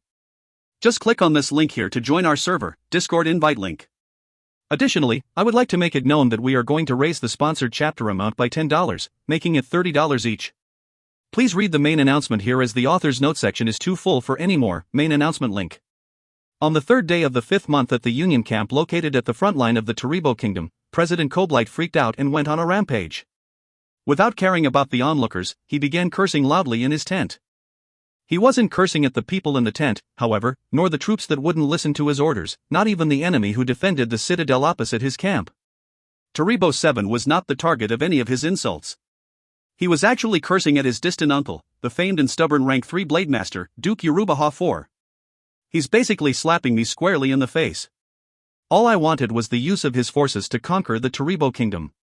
I even offered him such a good deal, not only would I pay for the forces, he'd even receive a lot of benefits. But instead, he goes and pulls this. It was no wonder that the president was bathed in such extreme fury. 2 months earlier he had written a letter to the Duke asking to employ the duchy's army. The Union was willing to pay handsomely for their use. The president considered the benefits and promised business with the Twin-Head Dragon Merchant Guild offered to the Yarubaha Duchy reason enough for the latter to stand on the Union's side, even without the familial ties they shared. In Yarubaha IV's reply, he expressed his support for the Union's actions and emphasizes how he loathed Taribo VII's actions. He noted with regret, however, that one of his armies had already been rented and could, thus, only be given to the Union when they returned. At the time, President Koblight was incredibly happy with the response and even showed the letter off to the masses. The duchy's support lent further credence to the justice of their cause against the Taribo kingdom. After forcing the 4 allied nations' army to leave, the president prepared to attack 2 more of the kingdom's commanderies. Their defenders retreated or surrendered without resistance, so the Union took the 2 commanderies over with ease. However, just as the president was about to strike once more, to capture Taribo VII and conquer the rest of the kingdom in one go, his army, a ragtag bunch of nitwits, stopped following his orders and instead went raiding and looting for more riches. Before he even had the chance to punish them for their insubordination, he received several distress calls. Some gold-ranked swordsmen and some mercenaries had been captured or assassinated while they were out raiding. In barely any time at all, 14 more gold-ranked swordsmen and mercenaries became headless corpses. Their heads popped up in the Taribo kingdom shortly after in exchange for the rewards promised by its king. With no other choice, President Koblight launched another anti-assassination initiative and gathered up all the soldiers in the 2 commanderies. They all moved to the army's camp. It took him a month of hard work to reorganize the troops and implement new regulations. Only thereafter did he set out once more. The army hadn't even marched for 2 days, however, before they came upon a citadel blocking their path. The president could have dealt with them using temptations or threat, had they been the kingdom's troops, but Taribo VII knew very well how unreliable his forces were and had hired another army to man the citadel. This army was none other than the one promised to the Union by the Yarubaha Duchy, the Crimson Legion. The Legion was rather small, at just 24,000 men, but it was very well known, especially amongst the neighboring nations. They had been used to suppress many uprisings, had swept entire provinces clean of bandits, and had even helped the successor of a small kingdom regain his throne. They were famous for their loyalty, reliability, hardiness, and determination. President Koblight had wanted to hire one of the duchy's armies exactly because of this reputation. Other than that, they followed orders strictly and didn't charge much to employ. The Legion only cost 100,000 gold fords to rent each month. With a rented army that would obey all his orders, the president felt that he could keep the ragtag bunch in check while simultaneously showing them how a real army should behave. Little did he know that the army he had wanted to hire had become his enemy's reinforcements and even stood right in his path. The surprise almost caused the president to spit out blood in anger. 2 days later, the truth of the matter was presented to President Koblight. As he had expected, Taribo VII had offered Yarubaha IV over 3 times the normal rate. He had paid 1 million gold fords for just 3 months of service. The offer was so irresistible that Yarubaha IV didn't care for his promise to the president and the Union, and gladly took Taribo VII's side in the conflict.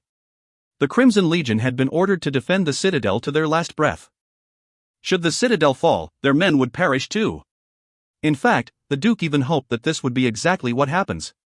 His deal with Taribo VII stated that if he lost the Legion, the king would pay an additional 5 million gold fords as reparations and he would replace all the lost military equipment. Human life was the least valuable thing in the duchy to the Duke. It didn't matter how many soldiers he lost, he could always just recruit others to replace them. The president cursed his uncle for being so unfaithful and greedy. If it was for money, the Duke would ignore his family's pleas for help without reservation. The care the Twin-Head Dragon Merchant Guild had shown to the duchy had also been conveniently forgotten. No one in the tent tried to interfere, they all understood the president's troubles. Even though the Union had around 150,000 troops that also had experience fighting defensive battles, it would be a long stretch to ask them to mount an assault.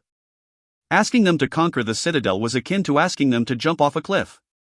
It was especially true given the Crimson Legion's reputation for being incredibly tenacious defenders. Perhaps, the saying that the battlefield is the best place to learn made sense. Should he actually force his men to attack the citadel? Even if he succeeded, he would suffer huge casualties. How many of his men would each of the Crimson Legion soldiers kill before falling? They would definitely not surrender. They followed orders to the letter, and they had been ordered to hold the citadel or fall with it. 3 per soldier? 4? Maybe even more? Would incurring such a huge loss just from attacking a citadel be worth it? The president knew that if he lost half his troops, he would lose the whole army. The rest would have no courage left and scatter. But what would happen if he didn't attack? If he turned back, he would be the laughingstock of the entire continent, the general of 150,000 soldiers defeated by 24,000 in a citadel, and without a fight to boot. Rumors would spread quickly that he had chickened out in front of the legion, his reputation would be ruined. And yet he couldn't attack. The citadel's defenses had almost no flaws. The moment he launched an attack would be the moment the land would be submerged in a sea of blood and a field of corpses. If that happened, some would no doubt criticize the Union's war as nothing more than a millstone used to grind away at the smaller merchant guilds to keep the Big Seven in power. There was no good way to deal with this. President Koblight's hatred for his uncle seeped into his bones. It was as if all past favors and their familial relation didn't matter in the face of money. After a long sigh, he slumped back into his chair. Shortly after he realized there was still someone in the tent. It was the third young master of the Chichter Merchant Guild, Sarah Hainham. "Oh? Why are you still here?" asked President Koblight curiously. Sarah Hainham bowed respectfully and said, "President, I have an idea that might not require us to attack the citadel." "Oh, what is it then?" asked the president, reinvigorated. "Well, can we confirm that the only orders the Crimson Legion received were to defend the citadel itself?" asked Sarah Hainham. President Koblight nodded. "They have no orders to take offensive actions, right?" asked Sarah Hainham in another effort to confirm the facts. "None whatsoever," replied the president. "Then it'll be simple. President, I would like to be sent to the citadel as an ambassador and meet with the Legion's commander." "Please give me permission to do so," requested Sarah Hainham. "What are your intentions?" "Perhaps, we can help them reinterpret the definition of defending the place to their deaths," said Sarah Hainham, before he revealed a sly smile. 2 days later, the Union's 150,000-strong force bypassed the citadel and continued their assault. First young Master Sarah Hainham and the commander of the Crimson Legion stood at the citadel's gates and observed the Union's forces march westward. "Thank you, Commander Syria. I must tell you once more how grateful the Chichter Merchant Guild is to you. Perhaps, we will be able to have another chance for cooperation," said Sarah Hainham sincerely. Commander Syria of the Crimson Legion was a rather bulky man in his 40s. He was also a 2-star gold-ranked knight. He shrugged his shoulders and said, "There's no need for you to be that thankful. We're only acting with our own interests in mind. Just like you said, nobody actually wants to die, and neither do I want to see the young lads in my legion sacrificed for no good reason. Also, we didn't disobey any orders by doing this. We didn't keep the citadel secure and didn't let it fall into your hands. As for your circling around the citadel, that has nothing to do with me. It's not that I received an order that required me to prohibit your troops from doing so." On the 11th day of the 5th month, the Union's forces successfully passed around the citadel defended by the Crimson Legion to continue their invasion. Taribo VII lost his cool the moment he received the news. He hurriedly offered more money to the neighboring nations to send reinforcements and sent some men to find out what the heck the Crimson Legion was up to. All Commander Syria did was bring up the orders he had received. He responded proudly that he had managed to keep the citadel from falling into the hands of the enemy, and that he didn't violate any orders he received at all. As for where the troops of the Union had gone, they were none of his concern and not what he was responsible for. Taribo VII was infuriated when he received the commander's response. He wrote a letter to Yerubaha IV. As a result, Yerubaha IV mobilized his other army for Rent, the Tricolor Sword Legion, to the kingdom to stand with the 4 allied nations' army, officially taking the kingdom's side. And so began yet another stalemate that lasted for 3 more months. As for what transpired after that, that's a topic for another time. On the 14th day of the 5th month at the Hanayabarta Kingdom's port city of Nupite, more than 30 vessels belonging to the Chichter Merchant Guild anchored. Countless badly dressed slave youths could be seen busy moving cargo around like trails of ants. One of the aged slaves slipped and fell. The cubic parcel he had been carried smashed into the ground. The crisp sound of something breaking rang out. The slaves around him looked at the scene with terror and quickly left the area, lest they be involved in the trouble that was to come. The slave who'd slipped sat on the ground and revealed a cathartic smile on his face. Quickly, a few angry-looking men rushed over and pinned him to the ground. One of them tugged on his hair while another swung with his sword. Head and body separated. Blood fountained from the slave's bare neck. What a merciful end for an animal like him. What a clean and painless death, the leader of the group said before he spun the parcel around and saw the marking on it. He cursed, "This is something that belongs to Master Wask. Damn it. We'll be reprimanded for this again. He might even force us to reimburse him, this is going to be expensive. Cursed slave, have a few of them come over and impale the head on a stake. And toss that filthy corpse into the ocean." It was a common sight for the Chichter Merchant Guild's men. This kind of thing happened quite often in this country built on slaves and was nothing to marvel at. Within a luxurious building in Newpite, the third young master of the Chichter Merchant Guild, Morabak, was receiving the local lord's hospitality. He was accompanied by more than 10 other slave owners and traders ranked at the top of the port's hierarchy. The fleet had started their journey on the 12th day of the 4th month. They had first stopped at the Shiarsia kingdom to purchase half a year's worth of spice and sell some of their own goods, before heading to Newpite. They had already been traveling for about a month and Morabak felt incredibly worn out. He had no choice but to stay energized the best he could to deal with these influential slave owners and traders. The slave traders, their mouths loosened by the alcohol, complained about the difficulties of their business over the last year and how their stock had been unsatisfactory. Morabak asked curiously, "What's causing such a huge change in the slave trading business?" There were many different responses from the different traders, but they all had one thing in common, the sudden rise to power of Second Highness Auguslo. One of the slave traders began to tell his story of the better days of the past. During the years when the empire was embroiled in civil war, the nobles of the former empire were extremely welcoming to us and treated us like princes. Those nobles were more than happy to sell their captives, disobedient folk, and refugees to us. Back then, a young captive only cost 1 small silver.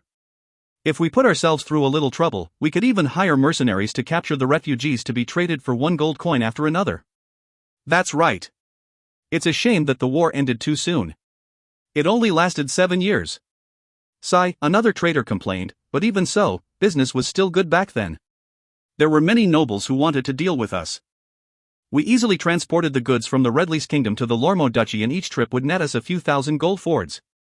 To think that the Redleys Kingdom's king, the first prince of the former empire, would actually be defeated by his nephew, the second highness of the Andanak Kingdom, and be forced to cede 2 provinces to his nephew. Our trade route through the 2 provinces has been cut off. Do the first prince and the second highness not want to deal with slaves? Asked Morabak.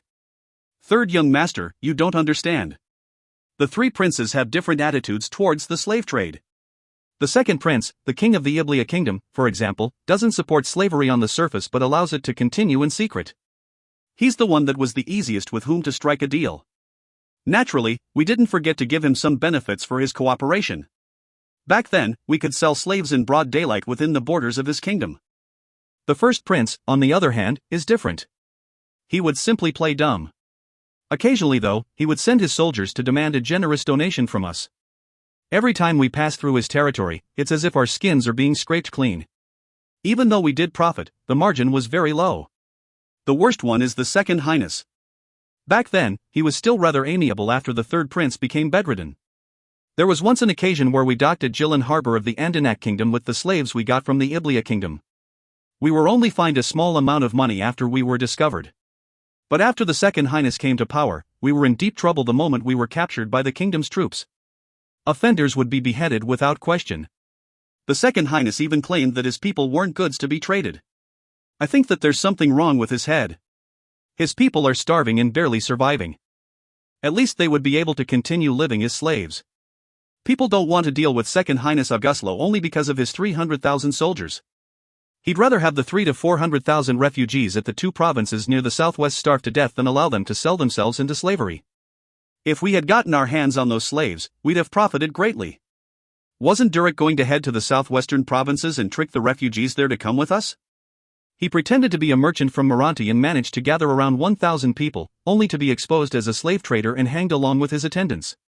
Oh, third young master, has the second highness begun fighting with the first prince? I hope that we'll be able to reap some profit when they enter a stalemate, said another slave trader. Sigh, stop dreaming. When I left Moranti, I heard that the second highness had successfully crossed the Cloudsnap mountain range to ambush Frederica. The first prince was forced to escape haggardly. I suspect that by the time I make it back, I will receive word of the Redleys Kingdom's extermination. With the Second Highness having so much power, it's best if you don't get your slaves there, said Morabak. At the same time, he told the slave traders and owners of his original northern strategy. It's a shame that the plans won't be executed now. My guild's higher-ups are terrified of the Count just because of the loss of one rank 2 Blademaster and 3,000 other soldiers. Now that the whole political climate has shifted, there's no more hope left. Most of what Morabak said flew in one ear of the slave traders and out the other, however. One of them asked, "Third young master, you mentioned that this House Norton is undertaking huge development efforts and even brought more than 50,000 refugees to their island?" "That's right. That bastard no longer has to fear my clan's attack on Siloas. So, he gathered up around 60,000 refugees from the 2 southwestern provinces and began developing the island," mumbled Morabak before he passed out from the alcohol's influence. "If you find any errors, ads pop-up, ads redirect, broken links, non-standard content, etc., please let us know. Report chapter so we can fix it as soon as possible." Chapter 263 Research and Improvements. Research and Improvements. Here's the first regular chapter of the week. There's more stuff planned during this week, so stay tuned. It was the 18th day of the 5th month. Lorist was at the house's heavily guarded glass factory at Morgan Hills. He instructed a smith to fit 2 lenses that had just finished being polishing onto 2 separate holders. Even though there was already a detailed blueprint, a lot of effort had to be spent modifying the design before Lorist's requirements were met. 2 shiny telescopes, one larger than the other, were finally in Lorist's hands. The old smith, whose face was incredibly wrinkled, was surprised that Lorist didn't allow him to make detailed engravings on the telescopes. He thought that Lorist didn't want to indulge him in showing off his workmanship. After Lorist messed about with the 2 for a while, he passed the telescopes to Master Mancini and said, "Look, this is the telescope I was talking about." Master Mancini mimicked Lorist's movements and let out gasps from time to time. "Do you see it now? That's what I was talking about when I referred to the real use of glass. The telescope is only one of the many possible applications of glass. We can polish oil glass until it becomes a lens.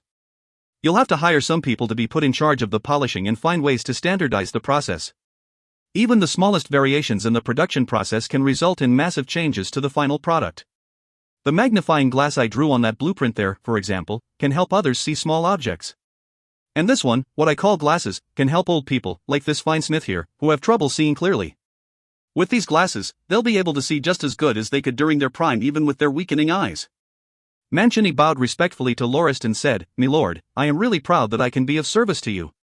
You have expanded my horizons and allowed me to see the greater realm that I could never have to imagine exist." Smiling, Lorist replied, "Flattery will get you nowhere.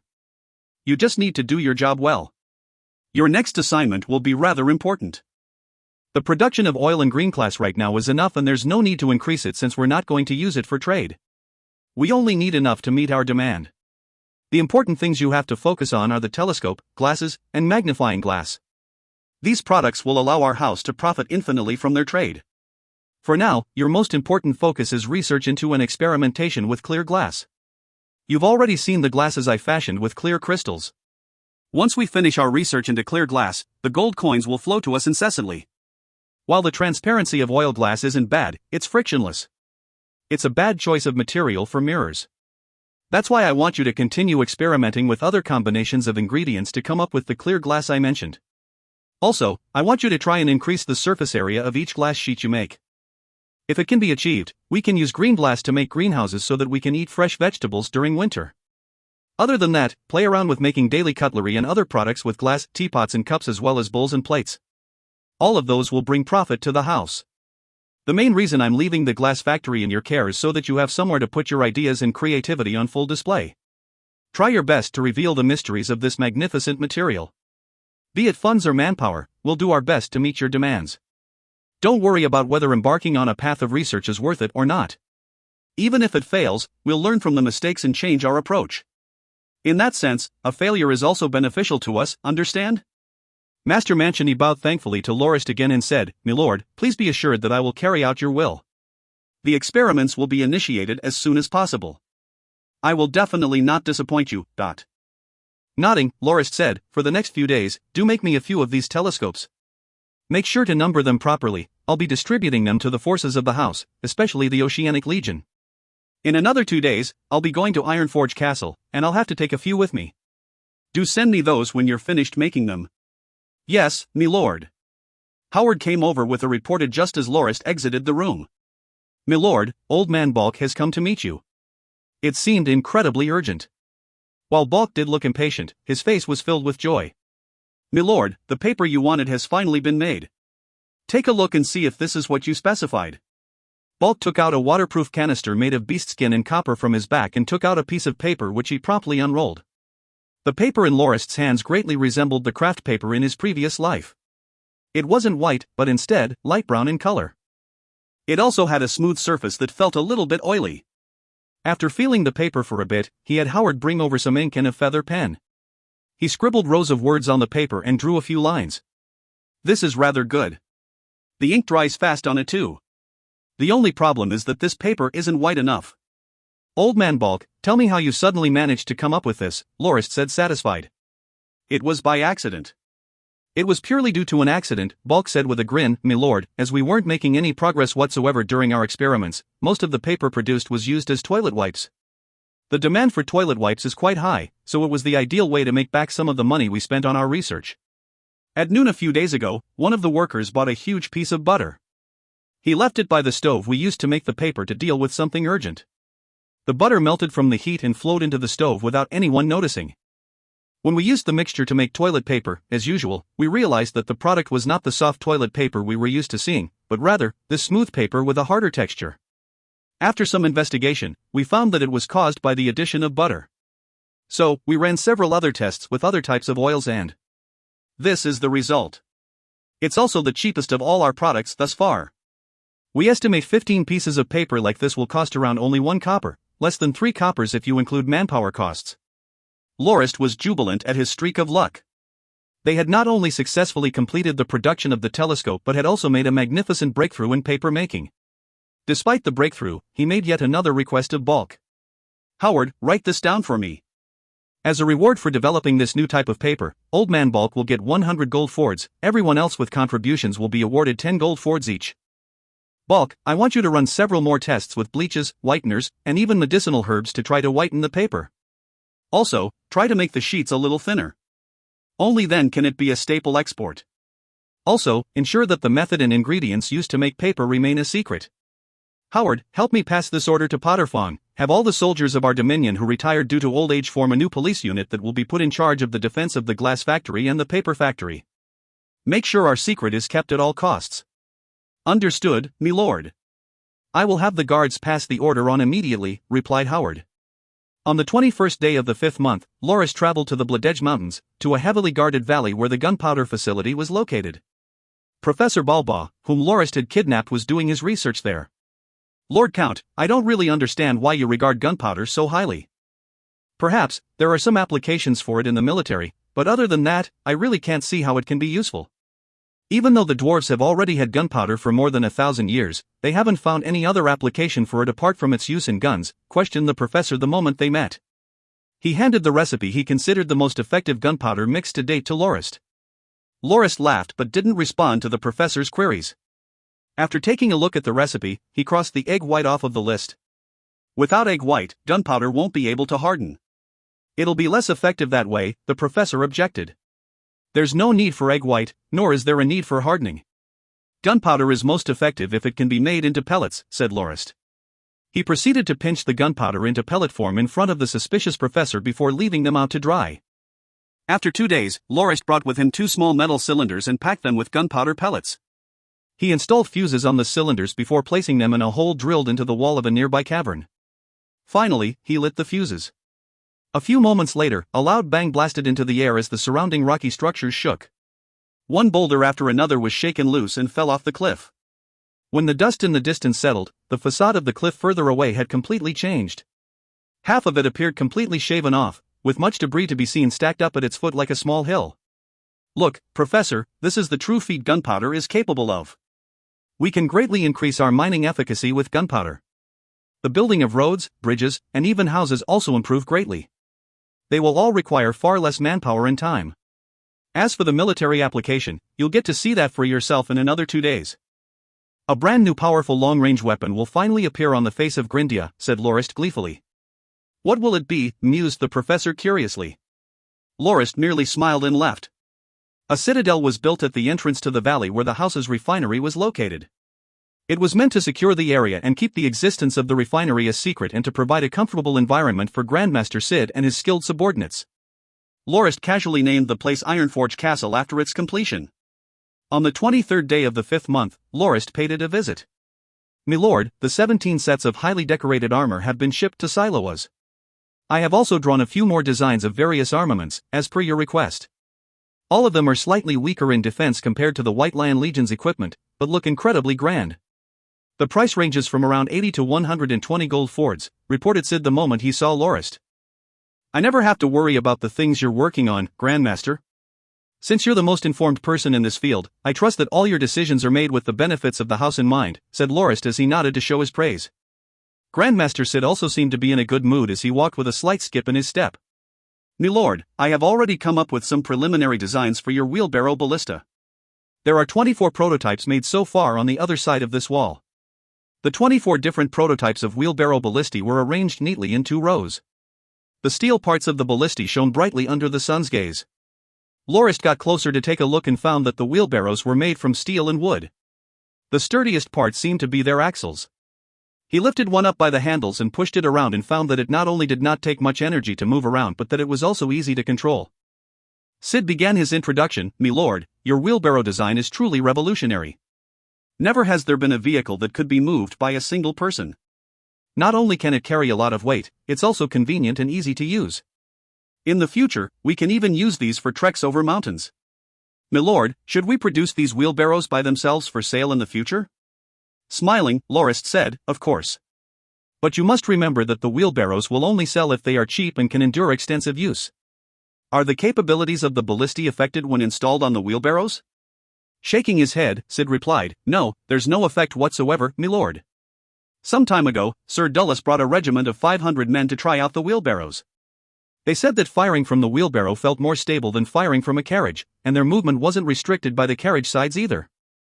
In the past, they sometimes had to work together to aim and fire the ballistae properly.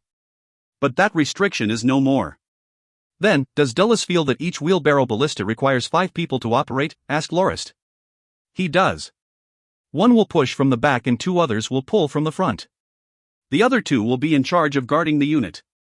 They can even switch roles if required.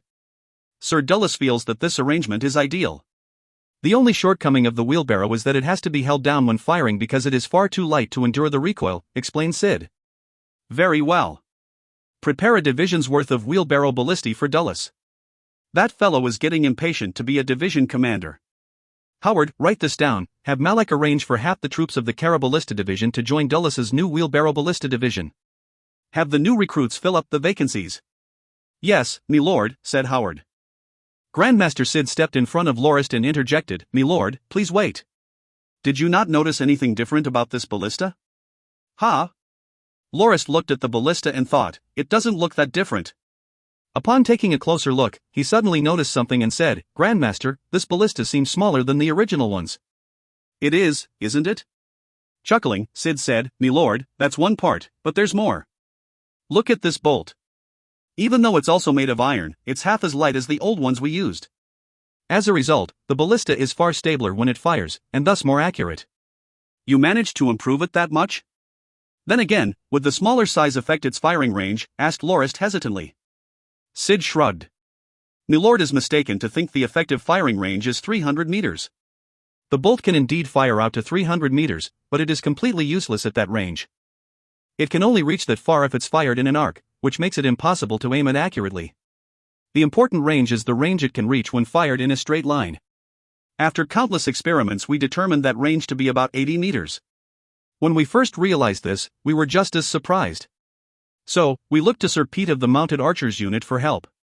He brought a squad of mounted archers to help us with our experiments. In the end, we also debunked the myth that gold-rank knights would be threatened by an arrow fired from less than 100 meters away. Naturally, a divine marksman like Josk is an exception to the rule. All the bowmen would acknowledge that even though they can aim properly up to 60 meters away, targets outside the 100-meter range seem smaller than a thumb. So, the bowmen would raise their sights slightly higher before firing. In essence, the projectiles they fired also travel in arcs. As for the ballista operators, they are unable to even see a target clearly from 300 meters away.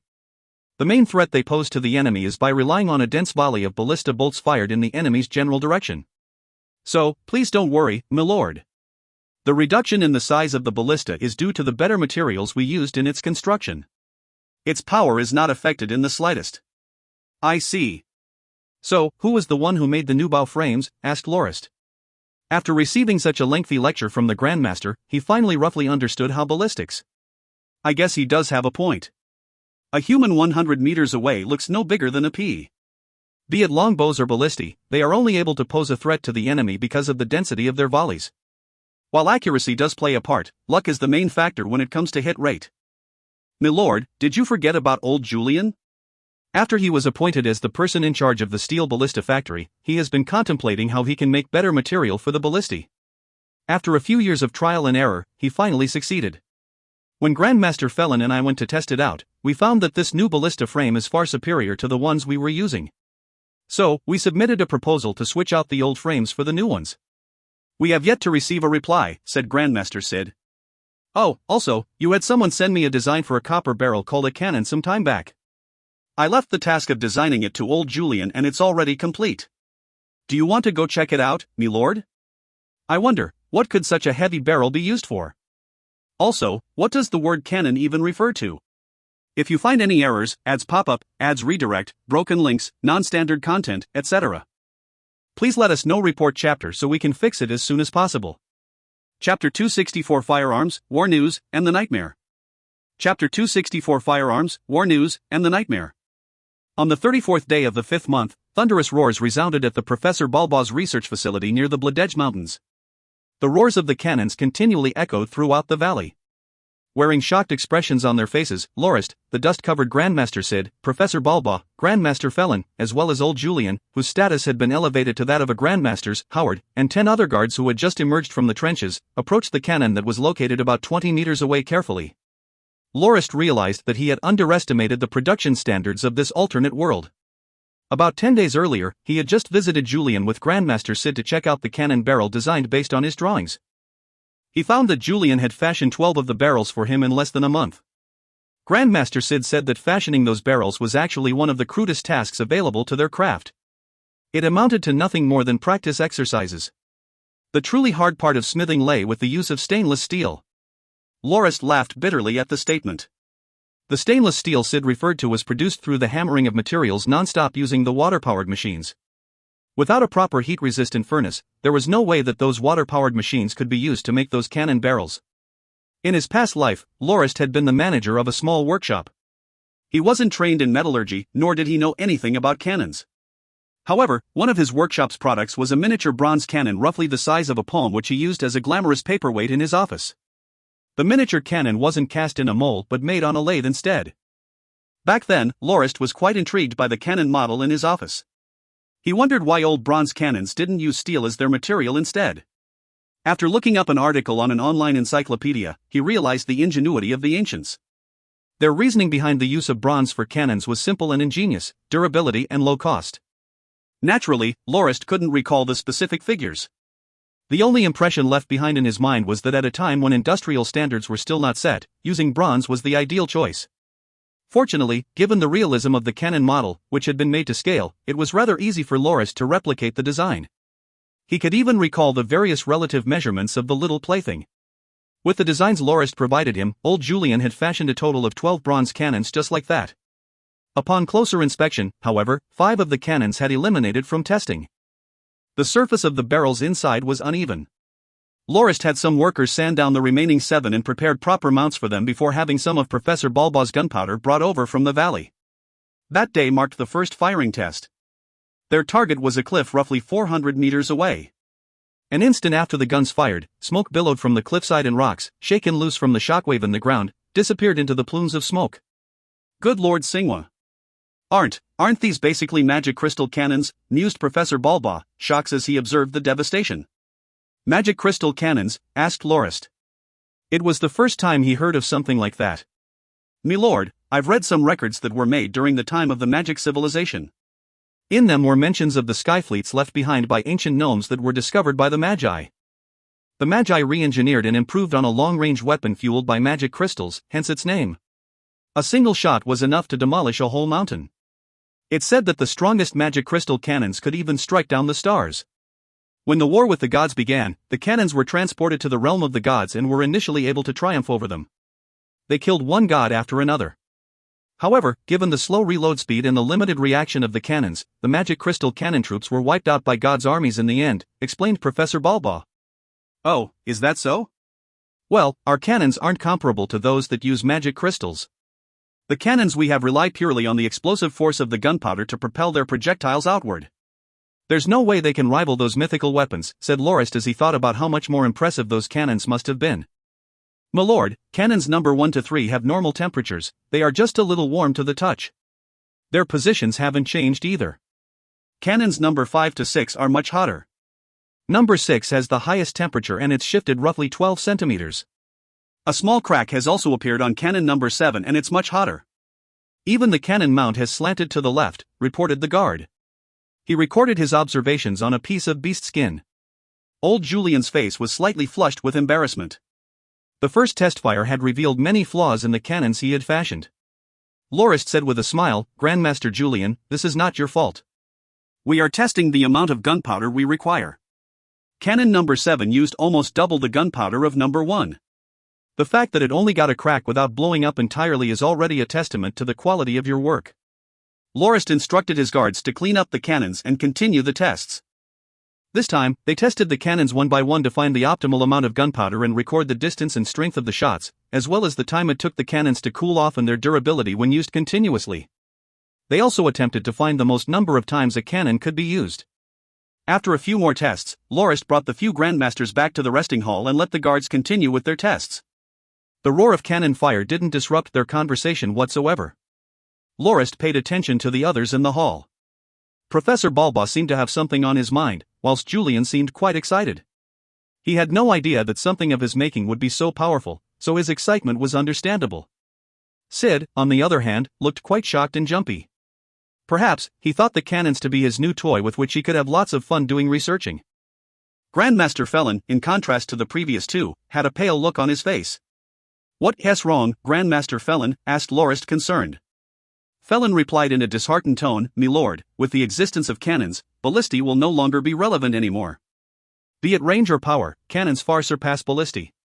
The cannons will only improve as time goes on, whereas the development of ballistae is already nearing its apex. I believe that a Grandmaster Arbalist like me will no longer be needed and cannons replace ballistae entirely. I will no longer be able to contribute to the house. Oh, so that's why, realist Lorist. Lorist consoled patted his shoulder lightly. Things aren't that simple, Grandmaster Felon. Ballistae and catapults are cold arms while cannons are firearms. They are fundamentally different weapons. You're a Grandmaster in cold weapons and it is my belief that the ballistae you manufacture are at the apex of ballista technology. There are none who can surpass you.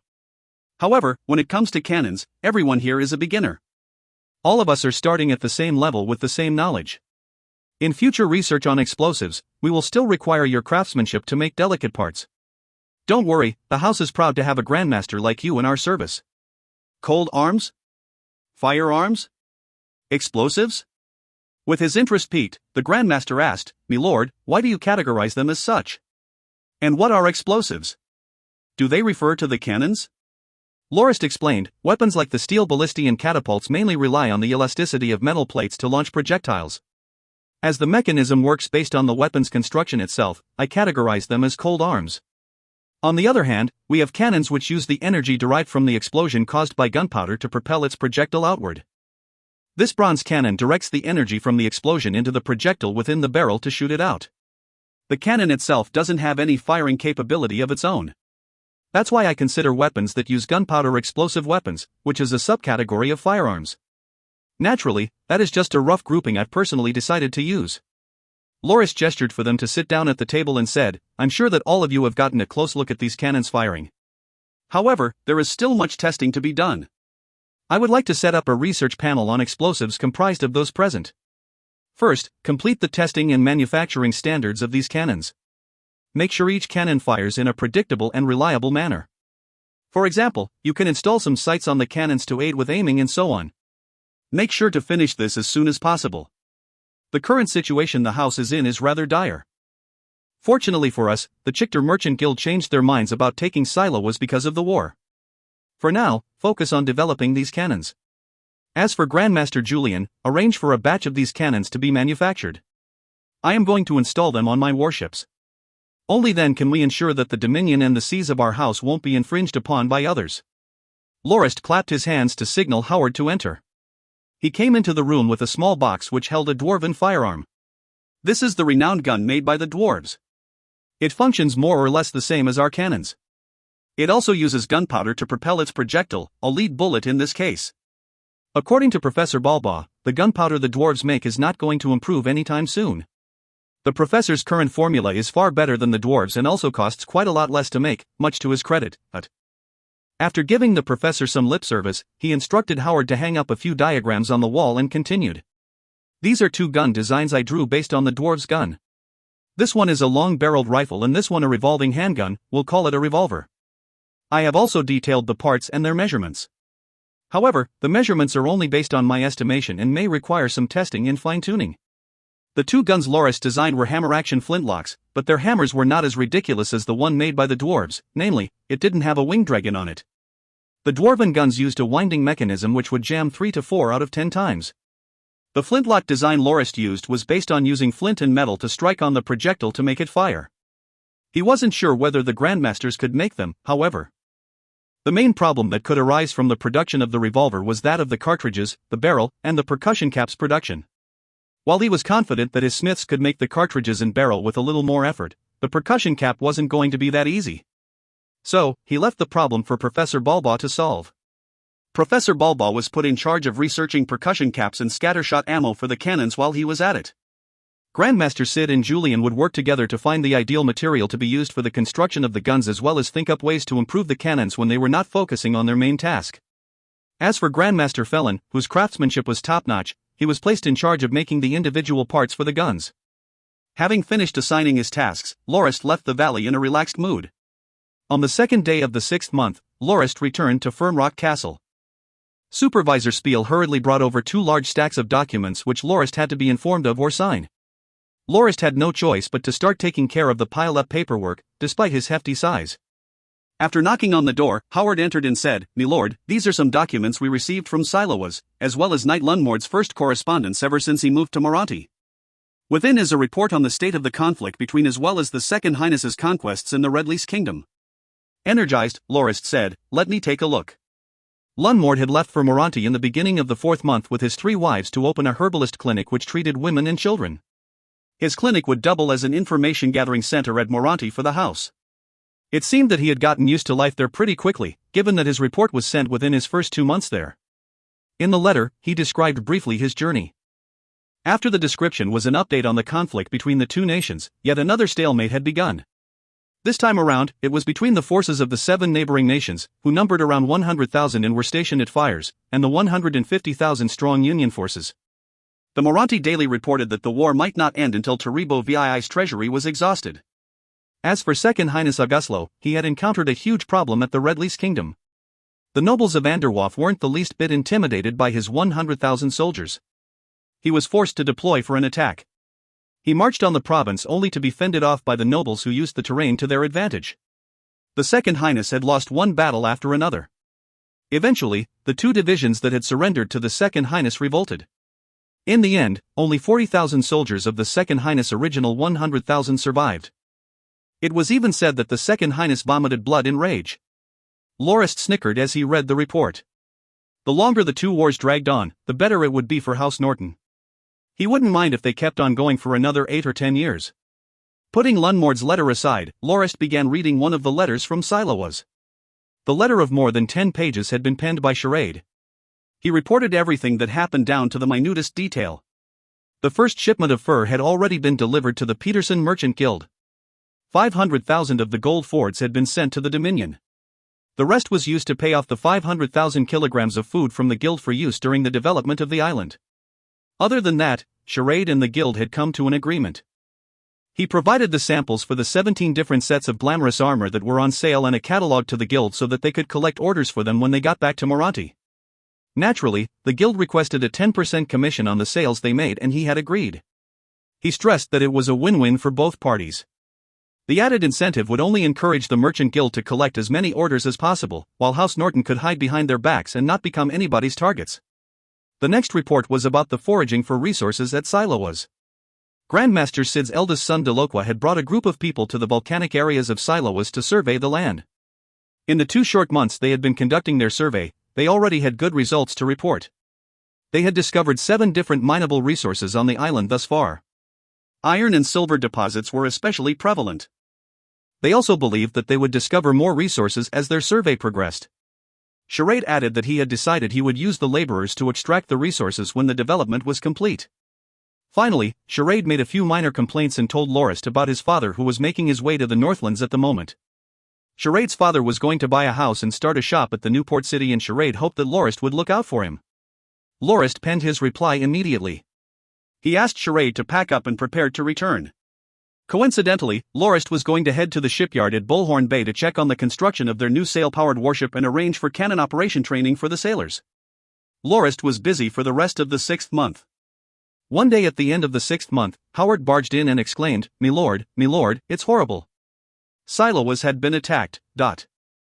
If you find any errors, ads pop-up, ads redirect, broken links, non-standard content, etc., please let us know. Report chapter so we can fix it as soon as possible." Chapter 265 Assault from the Hanayobarta Kingdom.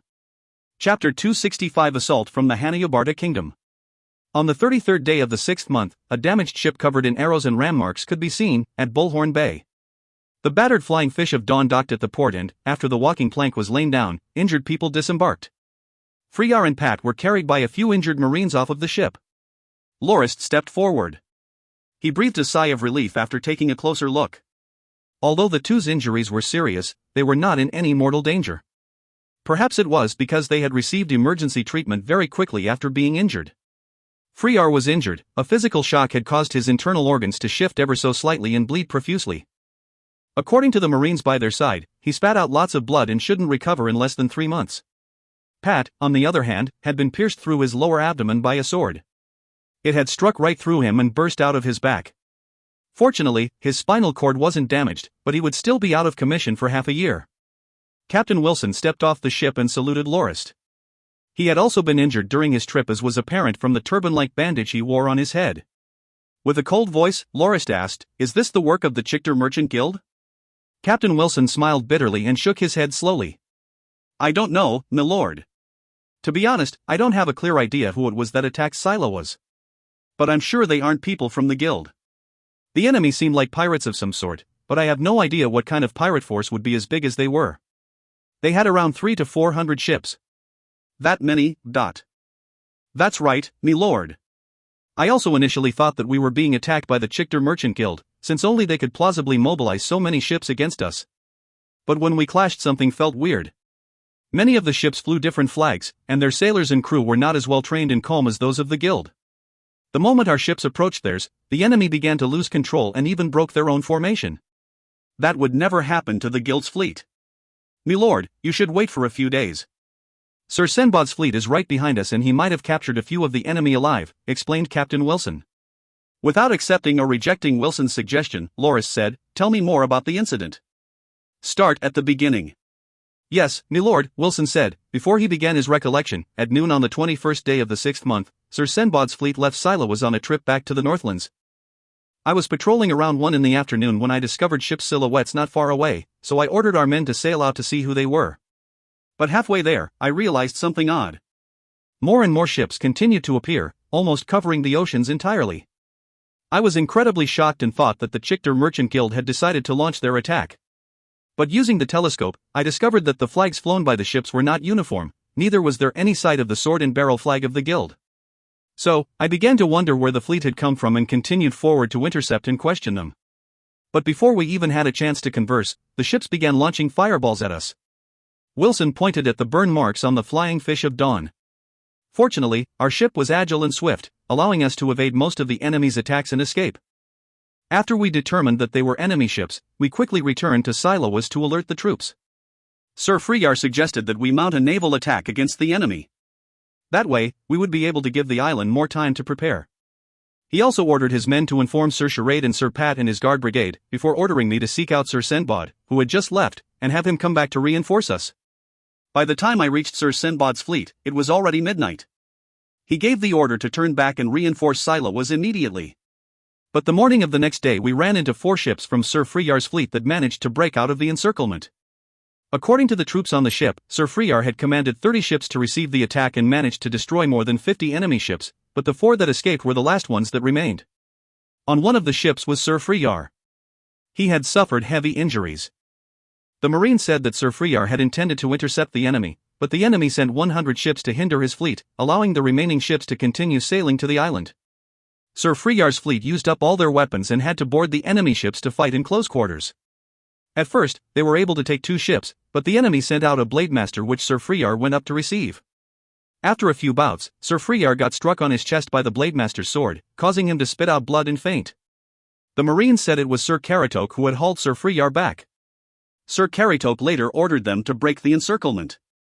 But right as they were about to leave, Sir Caratok was struck down by the enemy blademaster. Sir Sinbad ordered the 4 ships that escaped to travel with his fleet. We managed to arrive at Silas. Wilson paused as his face turned grim. "Milord, by the time we got there, flames and smoke filled the skies of the island. Cries of pain or grief could be heard all around. From the telescope, I could even see corpses littering the port. Rivers of blood flowed all over. Though those pirates, they killed, maimed, and did all manner of terrible things on the island. It's hell. Silas has become hell." The enemy's ships were docked at the southern coasts. Even though we fought with them for the whole afternoon, their numbers just seemed to grow more and more. We managed to burn down more than 20 enemy ships, losing 7 of our own in the process. In the end, Sir Sinbad had no choice but to order a retreat. The enemy didn't bother to pursue us either. They were content with us leaving the island. Sir Sinbad still had to circle Silas a few times before we lost the enemy. Only after that could we rest. He said that since Swordfish Ridge still flew our Raging Bear flag, he would sneak into the Marine camp near the bay during the night to make his way up to the ridge. When midnight came, Sir Sinbad brought us into the small bay and we realized that the fires were still lit at Swordfish Ridge. So, he brought his men up there but left me outside. They returned after a good while and had us hurriedly retreat. According to the Marines who went up there were lots of enemies waiting there. Given that we only had 1,000 or so men with us, we had no choice but to retreat. We could no longer defend Silas.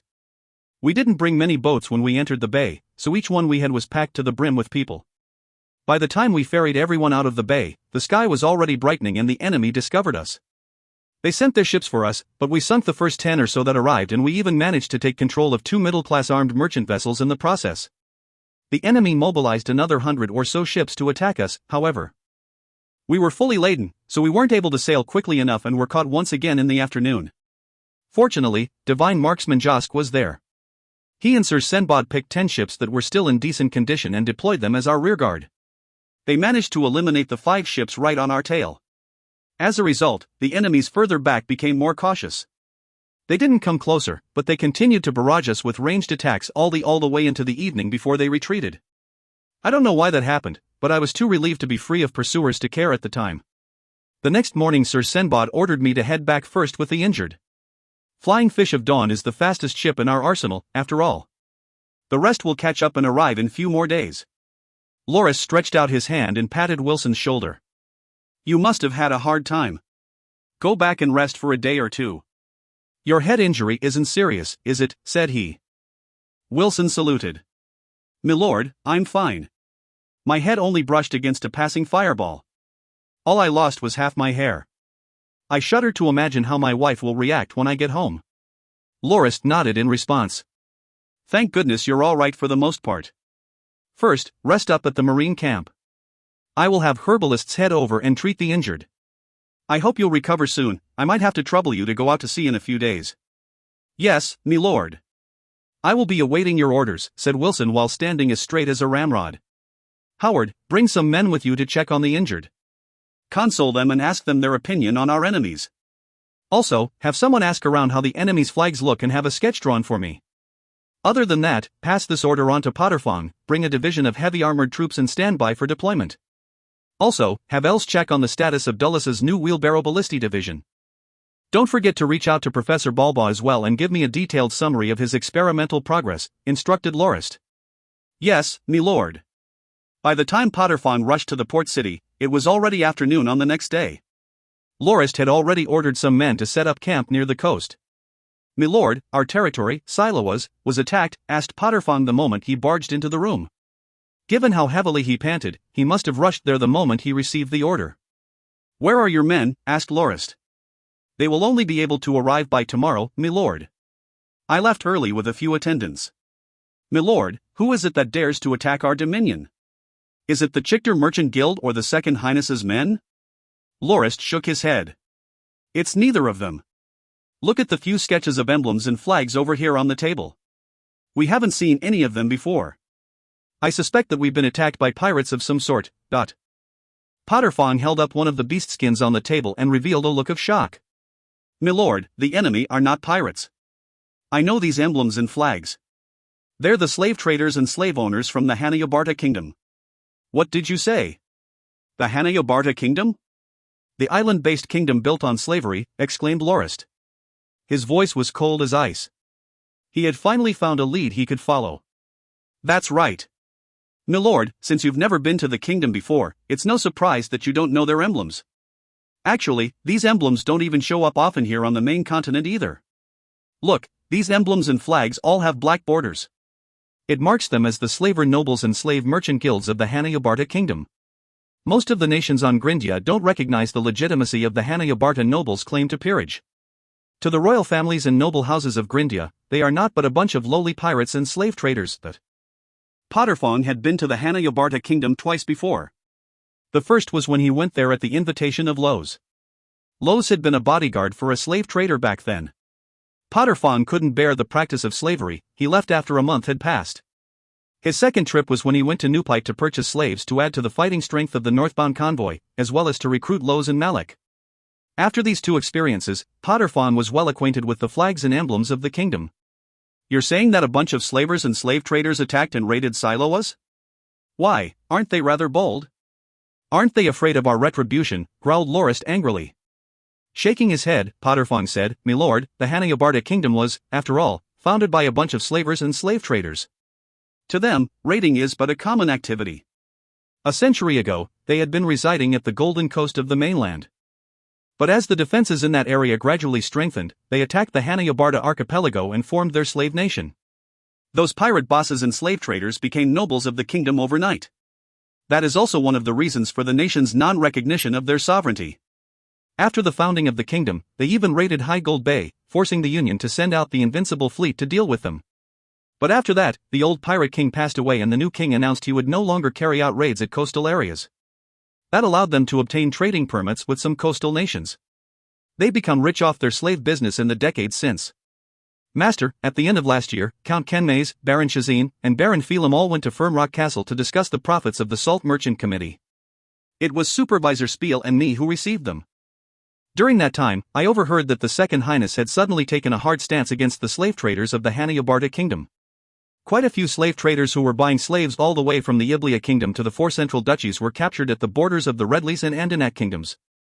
Second Highness Augustla ordered for them to be sent to the gallows without a second thought. Also, it is said that the Hanayabarta slave traders hate the Second Highness to the bone. The slave trade at the four duchies and the Iblia Kingdom soon became less than ideal and is basically extinct there now.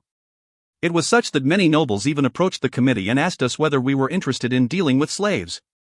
All of them held grudges against the Second Highness for what they considered personal business, adversely affecting their income in the process. That's why, milord, I think that the Hanayabarta Kingdom slave owners and traders were the ones who attacked Siloas.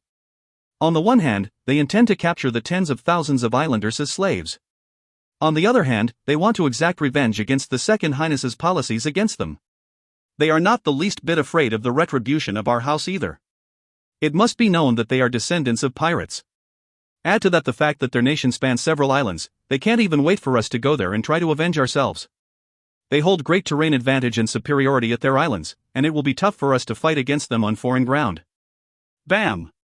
Lorist thumped heavily on the table before sitting down slowly, not exchanging any words with Potterfong. After a long pause, he instructed, Pog, make some reorganization with your heavy armored division when your troops arrive tomorrow. After Dulles finishes grouping the 3 wheelbarrow ballistae brigades, place him under your command as well. In another 2 days, the whaling crew will be back and I will have them start preparations to set sail. By the time Senbod's fleet arrives, you will mobilize your troops and reinforce Siloas. If it really is as you had described, I suspect that the enemy would have long escaped by the time you arrive. Should that be the case, take care of the aftermath left on the island and await further orders. If there are any enemies left on the island, exterminate them immediately. Other than that, watch out for your safety. Wilson mentioned the presence of a Blademaster among the enemy. Don't carelessly get into a fight alone with him, alright? Just order Dullus's wheelbarrow ballistae brigades to deal with him. Standing up straight, Potterfong said, "Yes, me lord." "Come in," called out Lorist towards the tent's entrance. Howard walked in and said, "Me lord, what is your will?" He nodded slightly to his father as well.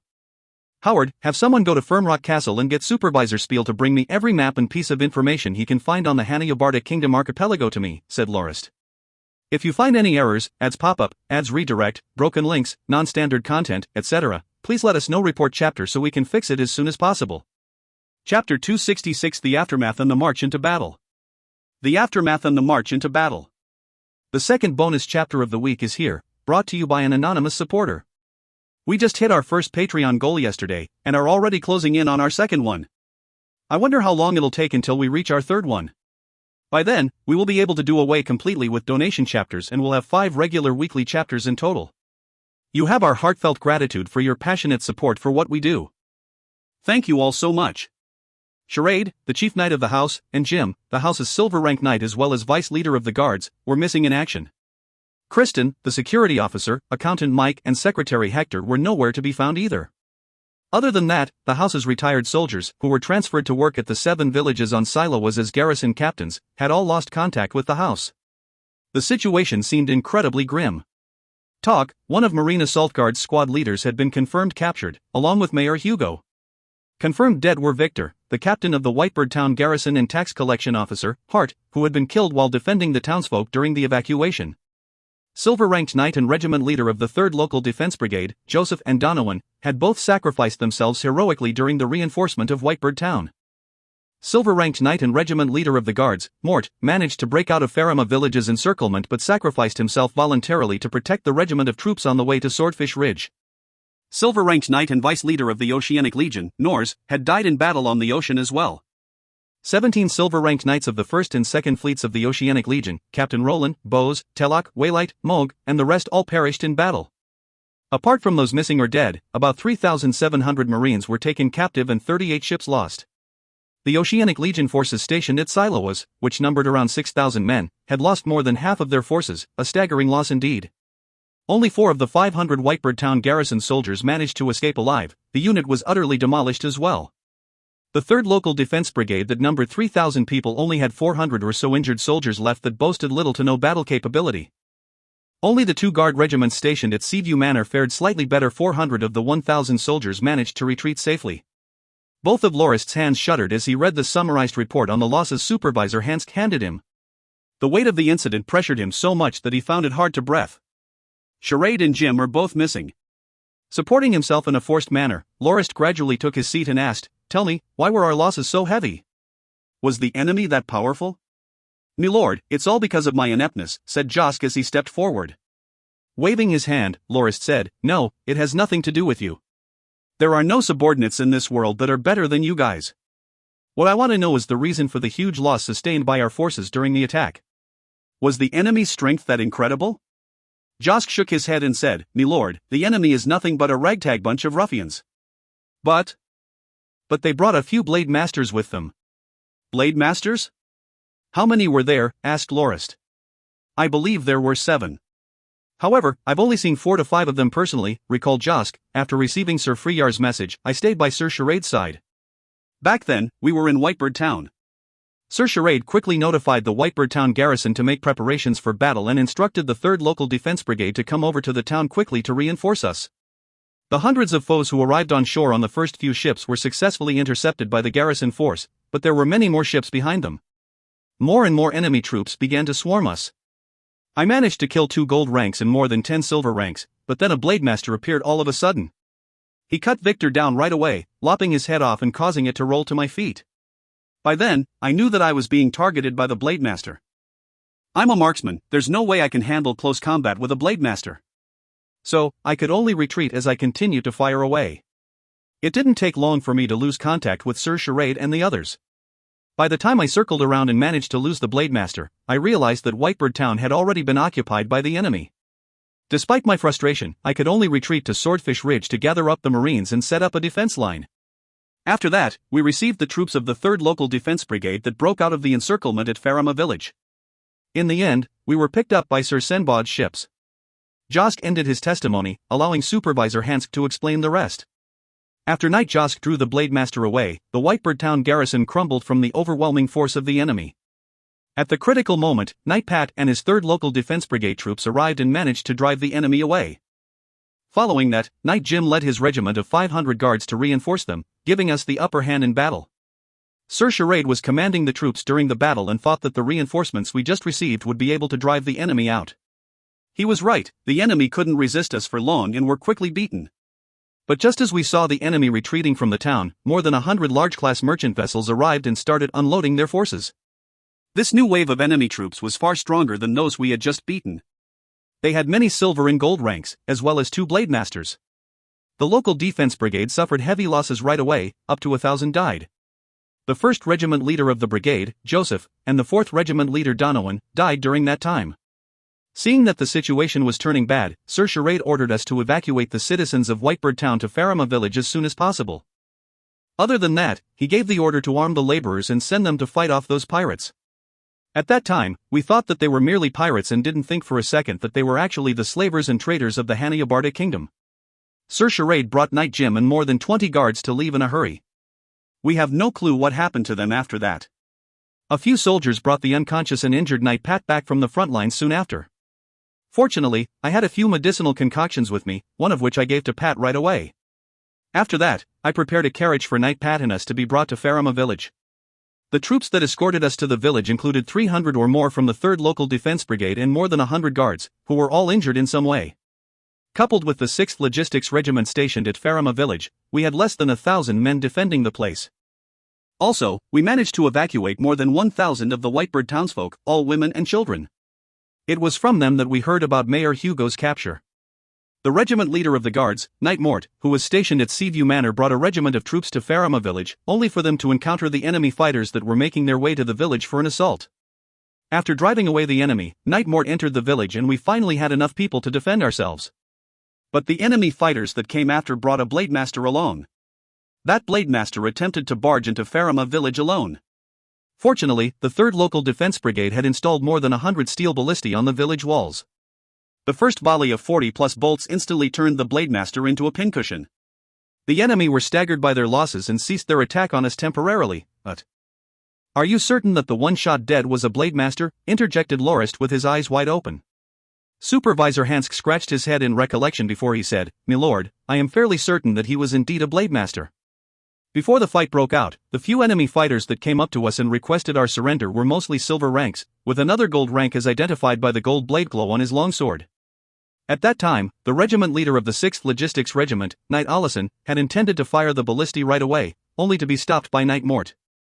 Knight Mort said that we should use longbows to drive those fellows away to make them think that we don't have other long-range weapons to defend ourselves with so that we can catch them by surprise with our ballistae when they mount a full-scale attack. Only with that can we cause them a huge loss. After that, the Blademaster arrived on a carriage. Every one of the enemy fighters, including the gold-ranked knight, cheered.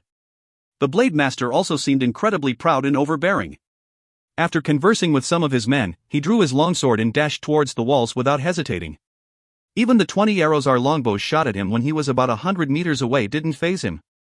Seeing him approach, Knight Mort ordered his men to use the 40+ ballistae mounted on the wall to fire in 2 separate volleys when the Blademaster was less than 60 meters away. While the Blademaster managed to deflect 4 bolts heading directly for him at first, the second volley pierced through his torso entirely. He was dead on the spot. Knight Mort was afraid that the bolts weren't enough, so he ordered the longbow troops to fire 2 more volleys at the Blademaster. There was hardly anything left but the bolts and arrows when we were done. The Blademaster's death shocked the enemy greatly. They all stood there without a word. When Knight Mort determined that the enemy fighters were less than 200 meters from the village, he ordered the ballistae to fire again. They didn't expect our ballistae to have such a range. They lost around 50 of their men before running off, tails between their legs. I finally felt relieved when that happened. I thought we could still use the walls to hold our ground a little longer. But the moment Knight Mort and Knight Allison heard the report of some guards and soldiers that just came over, they decided that there was no way that they could defend Farama village. According to the men, the enemy had 2 more blade masters with them. While that wasn't that huge a threat during daytime, the night would impact the vision of the ballistae operators greatly. The effective range of our ballistae would be greatly reduced. The moment a single blade master got close, it would be the end of us. Knight Mort believed that we should use the opportunity when the enemy fighters were retreating to make our escape. Only by reaching Swordfish Ridge would we be able to defend ourselves until reinforcements arrived from the mainland, given the advantage the elevated terrain afforded us. As long as we defended the routes up the hill with our ballistae, no number of blade masters would be able to break through our ranks. Knight Allison thus ordered the 6th Logistics Regiment to mount all the steel ballistae onto carriages to serve as escorts on our flanks. The sky was still somewhat lit during our time of departure, but it didn't take an hour for the darkness to blanket us. When the enemy found our tracks, they followed along and called for more reinforcements. This was when Knight Allison elected to stay back. He took just over 100 local defense brigade soldiers and guards with him and prepared an ambush for the enemy. Not long after we resumed our escape, sounds of fighting broke out in the distance. However, it only lasted half an hour. By the time it quieted down, we had already arrived at the foot of Swordfish Ridge. The way up was not an easy one. Given that the enemy was going to arrive at any moment, we prioritized getting the women and children up the ridge, all the while forming a semicircular defense line with the Caraballistae to defend the route uphill. We held our position against the enemy for over an hour, but the ballistae became worn and ineffective from the repeated use. Knight Mort quickly ordered 20 of those ballistae to be brought uphill along with half of the bolts we had left. The rest of the bolts were used by our remaining ballistae. We would destroy the ballista when we ran out of bolts for it and retreat to the ones that still had to make sure they didn't fall into enemy hands. By the time I was halfway uphill, I saw Knight Mort cutting the last ballista in half, ignoring the sword swung by the enemy behind him. In the end, he was impaled through the chest by a pike. Mort! It was as if Lorist could see 2 beggar-like people waiting for him, grasping on his legs and crying. They were Mort and Roar, messengers of the northbound convoy who had traveled far and hard. Of all the people in the group that had set off to find him, only those 2 had made it, the rest died along the way. Lorist's eyes began to tear up. Roar had already been killed during the night attack he launched on Bread Hills by a ballista bolt. Mort on the other hand had followed him all this time, slowly training and breaking through the silver rank when he was part of Lorist's personal guard squad. Later, he was made a knight of the house and took on the position of the regiment leader of the guard brigade. Now, he was gone. He had died a heroic death and was willing to give his life to protect the secrets of the house's steel ballistae. Supervisor Hansk continued, all the guards and local defense brigade soldiers died after a long and grueling battle. Right at the most crucial moment, Knight Josk rushed down from the ridge and began firing, causing the enemy to flee once again. Only then did the remaining people manage to go up to Swordfish Ridge. With 20 ballistae and Sir Josk's marksmanship defending the routes uphill, we felt a lot safer. On the next day, the enemy didn't attack Swordfish Ridge. But flames of chaos still burned bright across the island. From the ridge, we were able to see the enemy force the various villagers to move to Whitebird Town. Cries of pain and despair filled the surroundings, and from time to time, some older villagers were dragged out of the group and beheaded. Angry as we were, there was nothing we could do about it. When midnight came, Sir Senbod brought his fleet and arrived at the small bay. He got up to Swordfish Ridge and met up with us. After understanding the situation, he asked us to board his ships quickly, saying that the enemy was busy with raiding and wouldn't care about Swordfish Ridge. Swordfish Ridge wasn't built to be a citadel, there was no way we could defend that place in the long run. When the enemy sent another group of fighters to attack us from the bay and the foot of the hill, we would not be able to escape. Thus, we began our evacuation immediately, prioritizing the women, children, and the injured soldiers. After that, Knight Josk brought some guards and the 20 ballistae aboard the ships. However, we had delayed for too long, and by the time everyone got on board, the sky was already brightening. The enemy realized where we were and instantly signaled the rest with their horn. It didn't take long for the enemy to send a fleet after us. Luckily, they weren't properly prepared. The first batch of 10 or so ships didn't have enough crew members, so they were quickly exterminated. Sir Senbod and Knight Josk even managed to nab 2 large-class armed vessels. But 40 more enemy ships were spotted in the distance. Sir Senbod's fleet had also suffered some casualties from the previous battle, and 2 of those ships were full of people, causing their speed to be rather low. So, Sir Senbod and Sir Josk decided to pick 10 of the armed ships in the best condition to launch a counterattack by mobilizing all the marines, guards, and local defense brigade soldiers from the rear. They managed to wipe out 5 of the enemy ships closest to our tail and tangled along with the remaining ones until the evening, when the enemy finally retreated. When Sir Senbot and Knight Josk finally returned, they questioned one of the captive sailors and found that the ones who had attacked the island were in fact slavers and slave traders from the Hanayabarta kingdom. Those captives said that the operation involved almost all the slaver nobles and slave traders of the kingdom. Their naval force already included more than 400 ships, 30,000 people, and 7 blade masters. This was nothing short of a full-scale invasion. Supervisor Hansk brought out a thick beastskin document stack and said, "Milord, here are the records of the captive interrogations." Lorist flipped the records and said, "Heed my orders." Howard stepped inside and said, "Milord. Have the guards erect crucifixes on the coastlines and nail the captives to them," said Lorist in a light voice, sealing the tragic fates of the captive sailors of the Hanayabarta kingdom. Ugh! The ones present in the tent gasped with terror. Being hung was a far more pleasant way to die than being nailed to a crucifix. After all, one would only die when all the blood drained from one's body after a long time. "Milord," mused Hansk in an attempt to advise against that. "Stop it, my decision is final," Lorist said as he waved his hand. "They are the accomplices of the slavers and slave traders. They are far worse than the likes of pirates. They treat people as commodities and don't value human life at all. My only regret is that there isn't a crueler method I can use to put them to death." "Howard, what are you doing still standing there?" "Yes, milord, I will pass the order on now," said Howard before he hurriedly left. Standing up once again, Lorist stepped forward to Senbot and said, "You did well, incredibly well. Far beyond my expectations. Senbot, let me ask you. Are you willing to become one of the House of the Raging Bear? Stunned, Senbot quickly snapped out of it and kneeled down on one knee, saying, "Milord, it is my pleasure." "Senbot, are you willing to heed the tune of the Raging Bear's horn and fight to your death for it?" "I am willing." "Senbot, are you willing to begin your conquest under the banner of the Raging Bear, never to stop, never to falter, until either you are successful, or all life is drained from your body?" "I am willing." "Senbot, are you willing to stand proud bearing the crest of the Raging Bear to the end of your life, even in death?" "I am willing," shouted Senbot loudly. Lorist drew his long sword and patted on both of Senbot's shoulders. "Stand tall, my knight. You have won the trust of House Norton with your courage, bravery, and loyalty. I welcome you, my brother." After Lorist gave Senbot a tight hug, the other knights in the tent came forward to do the same. The last one to do so was Potterfong.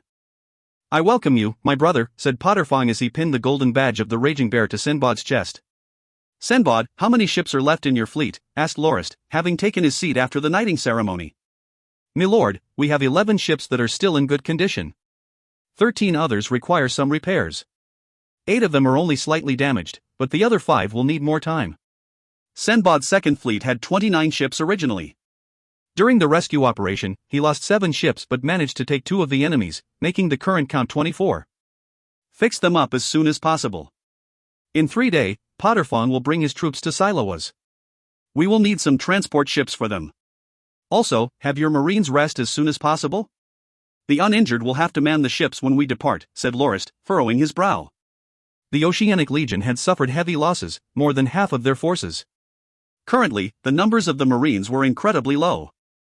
He had no choice but to redeploy them in another 3 days even though they had just survived a grueling battle.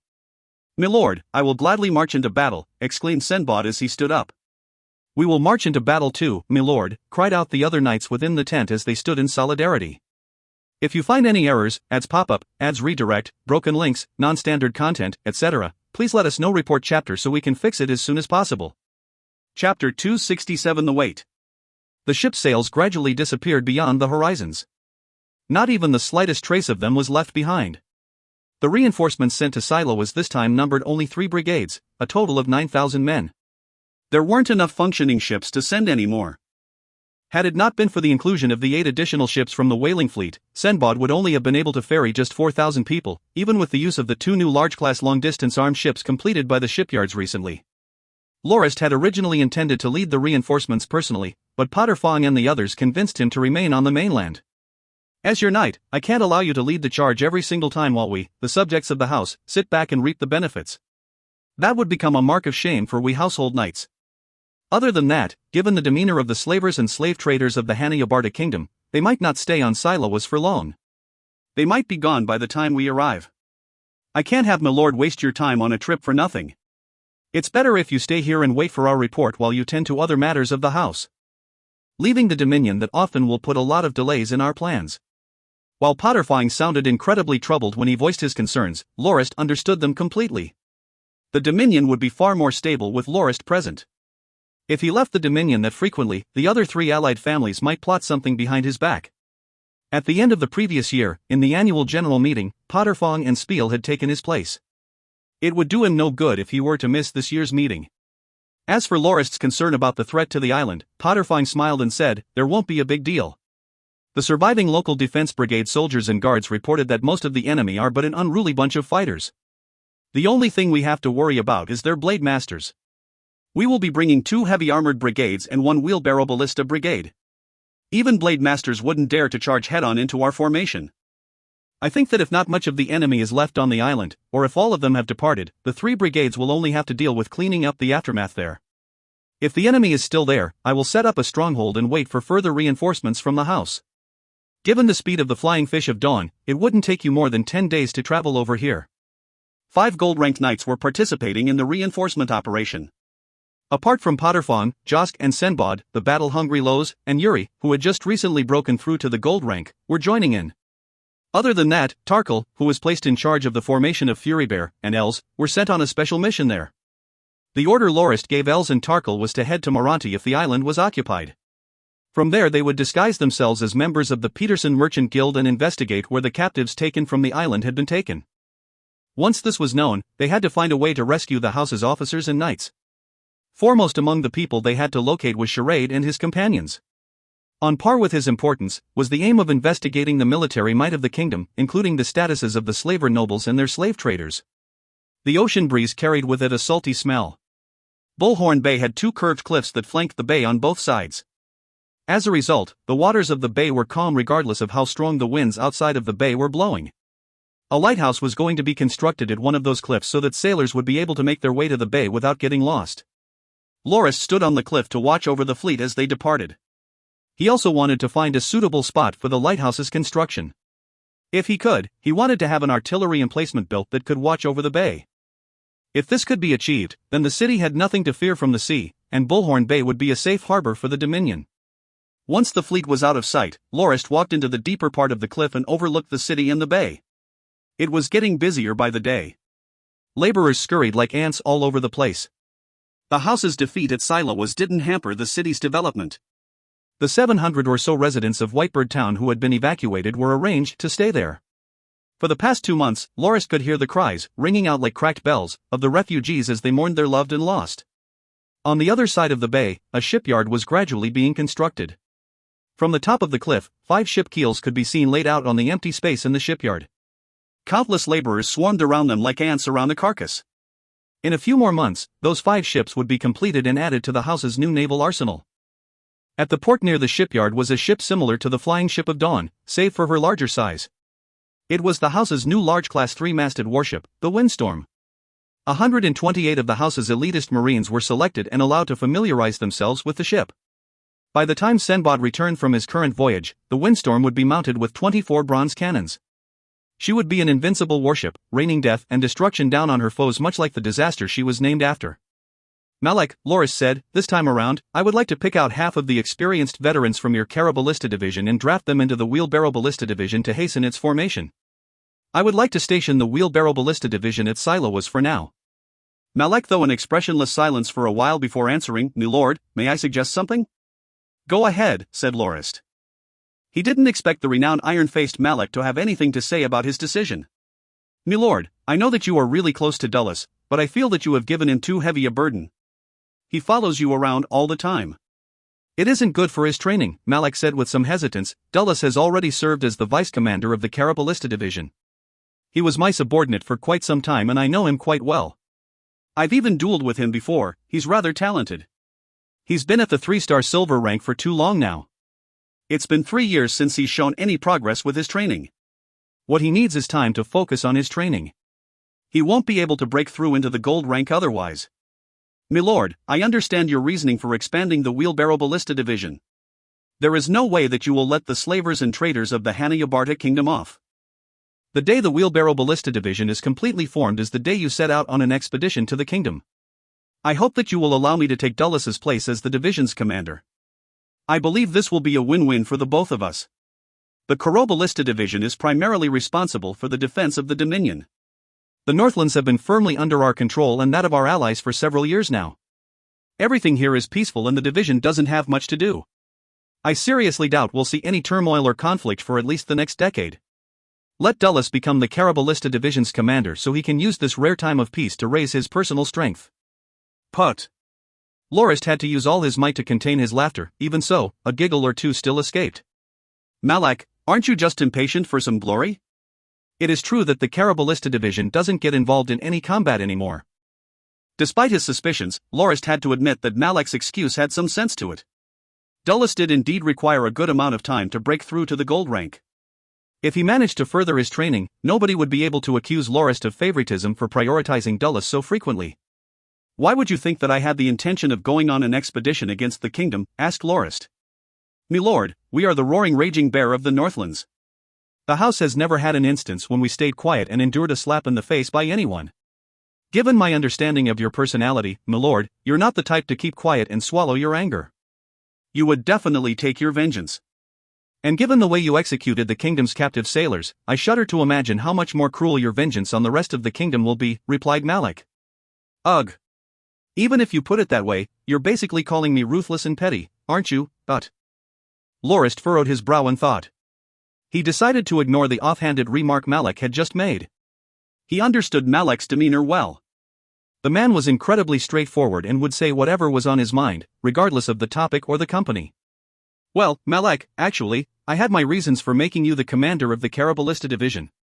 The house only has a few gold-ranked knights. Even though recently, Turman, Yuri, and Senbot have joined their ranks, I still feel that it's not enough. Making you the commander of the Chronicles division was my way of using your reputation as a gold-ranked knight to bolster their morale and warn others not to look down on our forces, explained Lorist. Milord, Redriver and Salas are already stationed with Fierce Tiger Loz's two-spear cavalry divisions. Right behind them is Firmrock Castle, which is defended at the front and back by a regiment of garrison soldiers. Polivans's 1st Local Defense Brigade is also garrisoned in the castle. We even have the 1st Police Brigade in charge of guarding the warehouses. Coupled with Turman's Night Brigade, I doubt there are any that would look down on our forces. The Chronicles division's existence has also been kept secret from the outside world, only the 3 allied houses of the Northlands know of them. Milord, if you allow me to switch places with Dulles, that would also provide enough stimulation to him.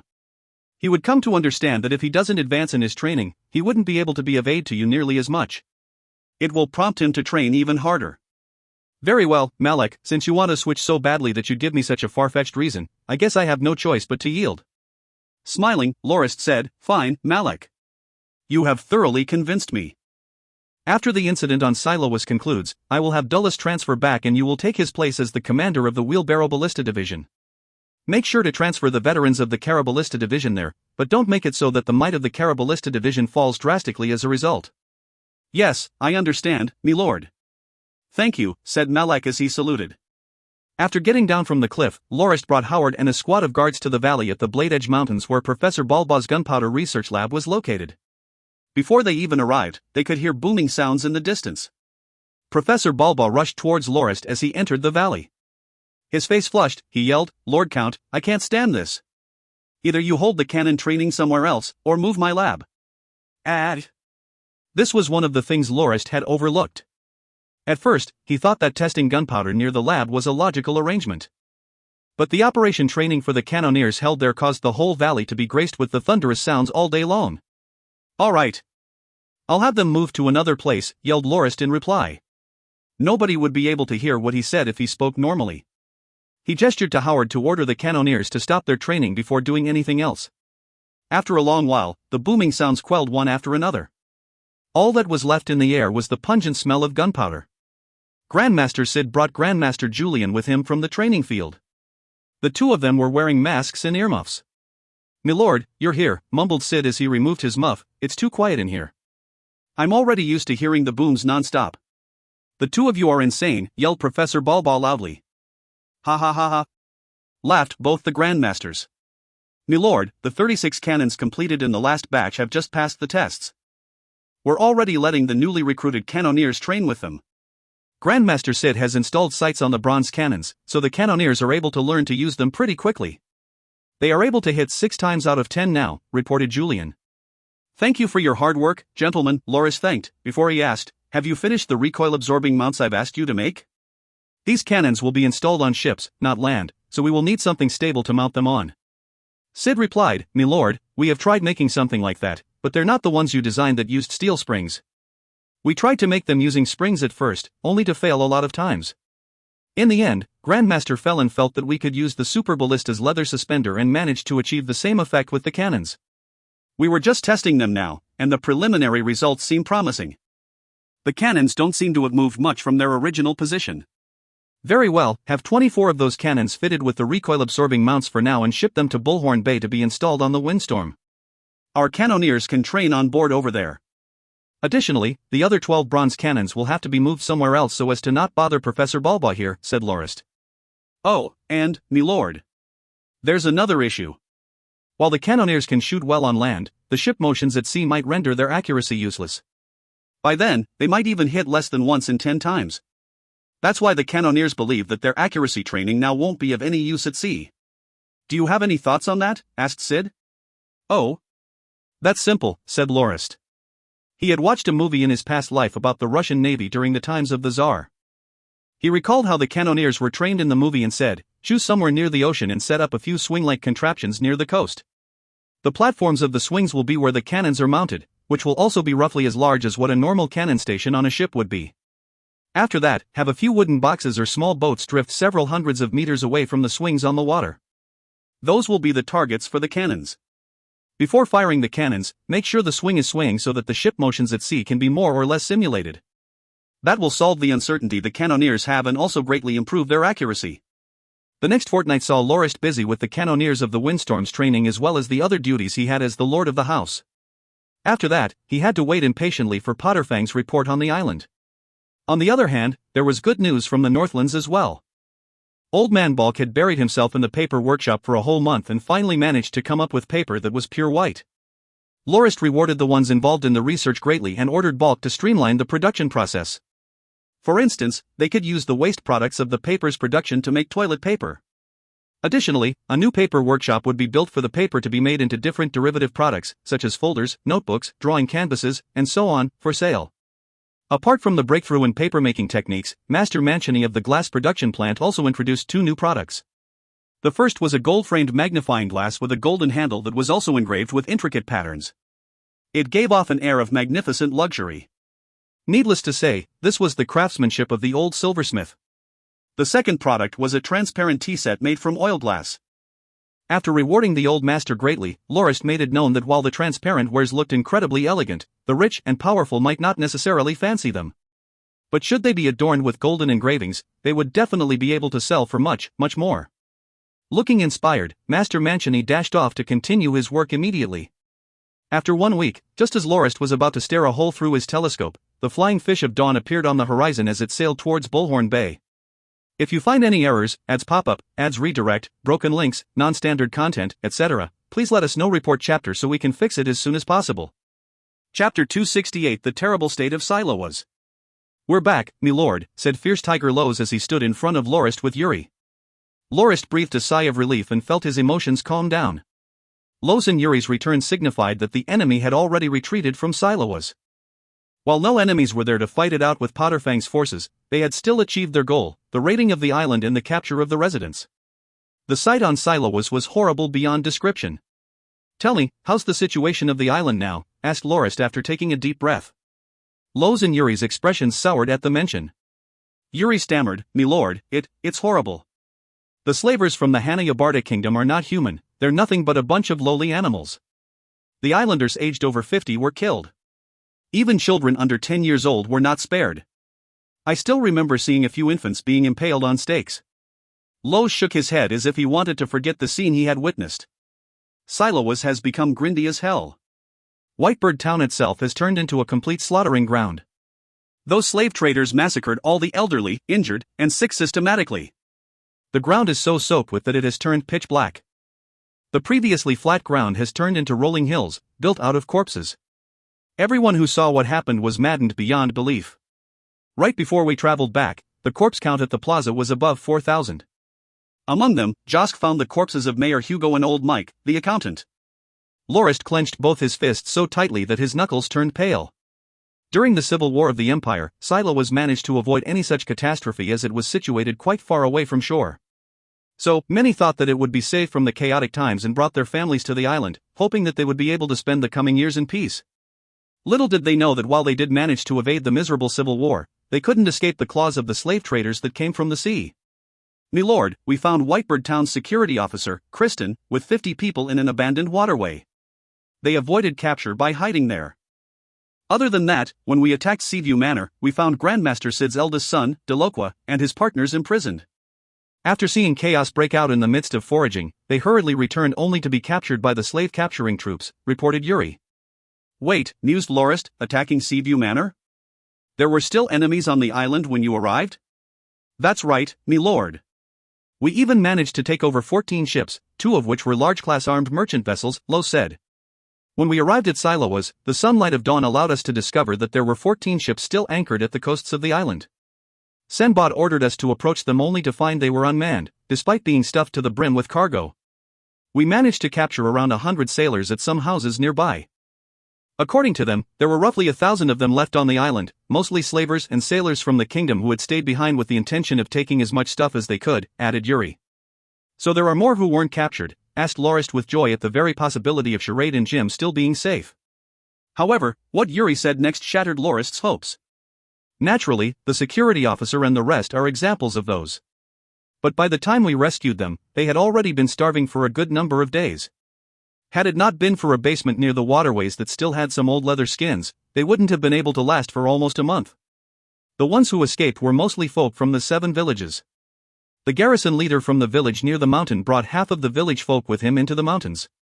But the elderly left behind had all been killed by the slavers and the village ended up being burnt down. The pursuit unit that followed also managed to capture more than 100 other villagers who were later locked up at Seaview Manor. The captive said that the ones that led them were a blade master and a gold-ranked knight. They were the subordinates of Duke Guffman. They intended to defend Seaview Manor for 10 more days before they headed back." "A blade master," mused Lorist as his heart clenched. While the gold-ranked knight and the duke called Guffman was of little concern to him, being only the lowly slave owners they were, the presence of a blade master on the island might inflict a lot of damage to the house. Should the blade master choose to use hit-and-run tactics or ambushes, there would be a huge problem. How did Potterfawn deal with the blade master? "Did the blade master cause us any damage?" asked Lorist hurriedly. Lo said in an annoyed tone, "That cowardly blade master? He's completely useless." The moment Potterfawn heard that around 500 enemy fighters were holed up in Seaview Manor, he sent a regiment of heavy armored soldiers and another regiment of wheelbarrow ballista troops over there with the intention of luring the blade master out. However, the gold-ranked knight and blade master actually decided against coming out for a fight and would rather stay turtled up in the manor.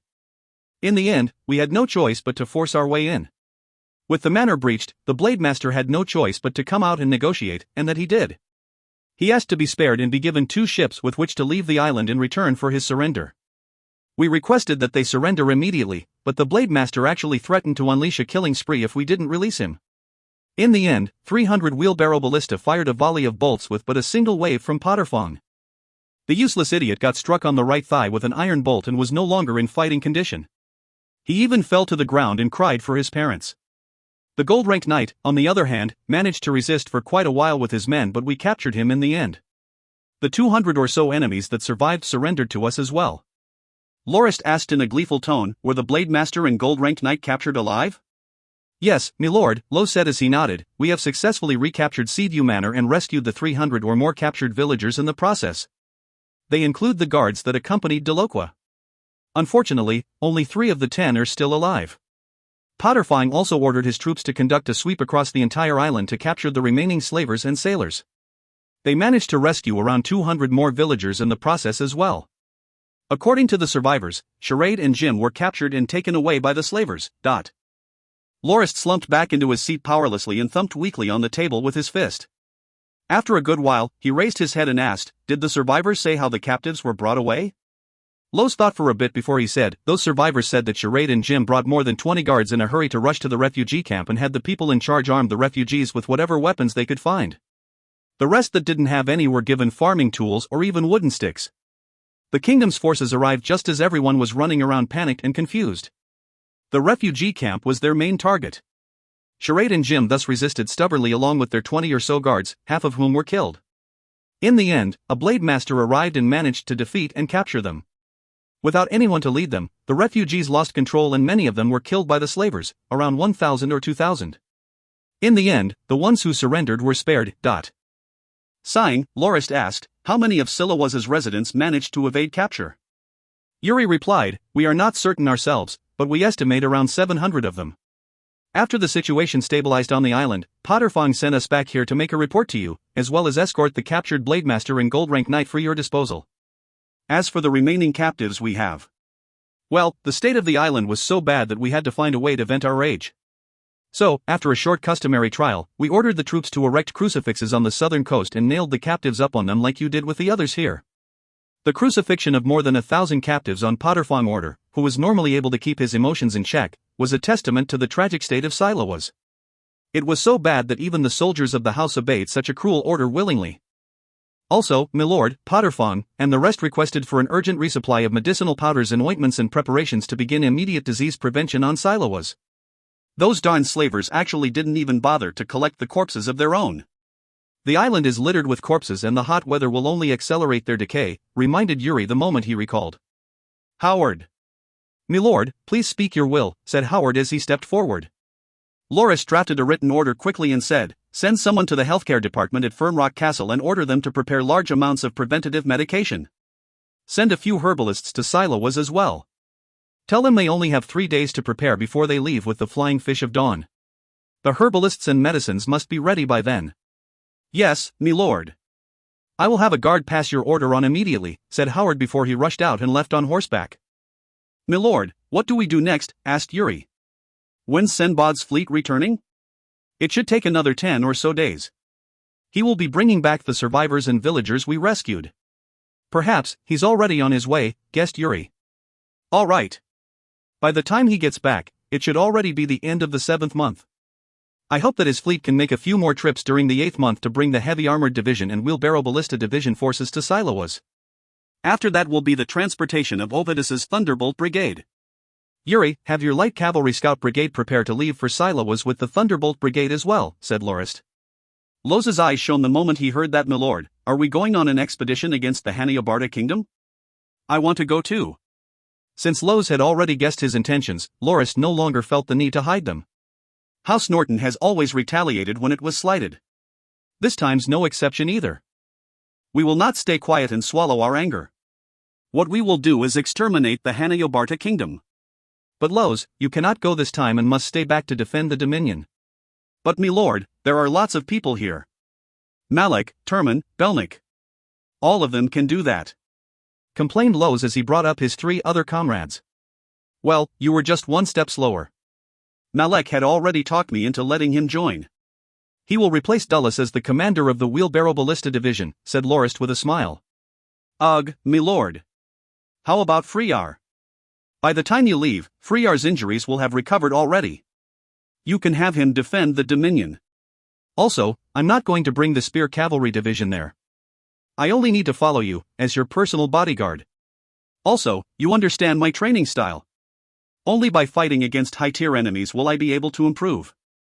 Currently, apart from me, what other gold rank knight can stand against rank 1 blade masters?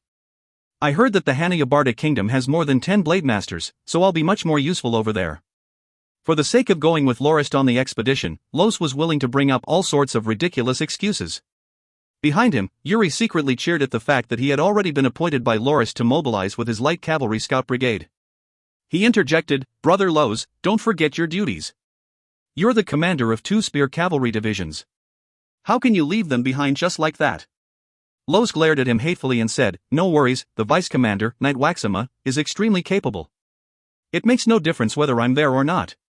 He turned back to plead with Lorist. Milord. Gah, what a headache, Lorist waved his hand and said, fine. As long as you organize the matters concerning your spear cavalry divisions first, I will consider letting you come alone. After hearing what basically amounted to an agreement, Los hugged Yuri excitedly and spun around in joy. Yay!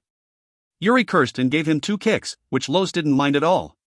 Los thought of something and said, oh, milord, if we are going to attack the Hanyabarta Kingdom, we'll need more ships. If we don't send all our troops in one go, the battle will be a tough one. Lorist nodded and said, I've already thought of that. This time around, Els and Tarkle will both head to Moranti. One of their missions is borrowing ships from the Peterson Merchant Guild. We'll also ask them to purchase some used ships in our name. Also, when the Flying Fish of Dawn returns, I'll follow along and go to the Sea of Grief to expropriate a few more before we leave. I have no choice but to resort to expropriation again.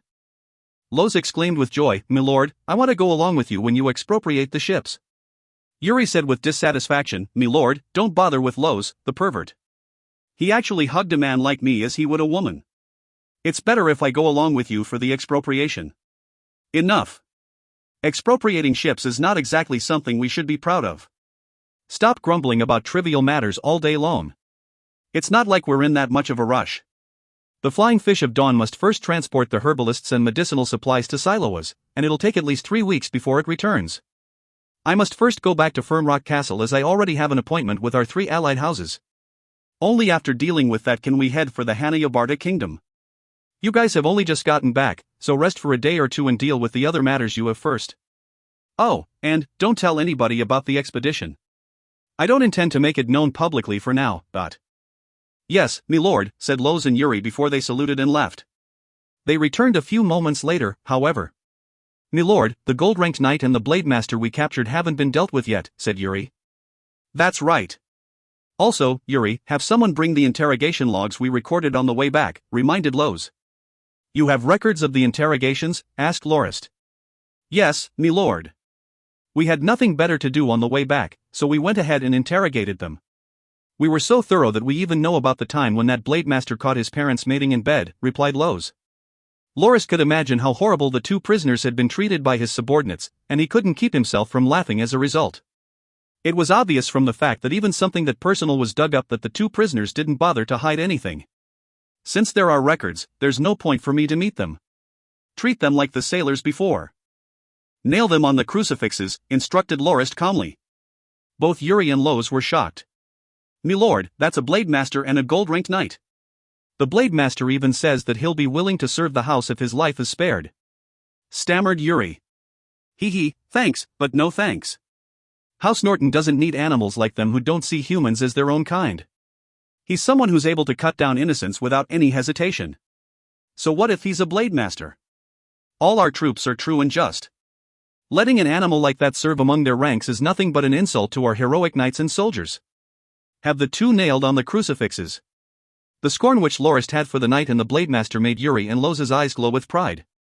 Yes, milord, shouted the 2 of them in unison. If you find any errors, ads pop-up, ads redirect, broken links, non-standard content, etc., please let us know. Report chapter so we can fix it as soon as possible.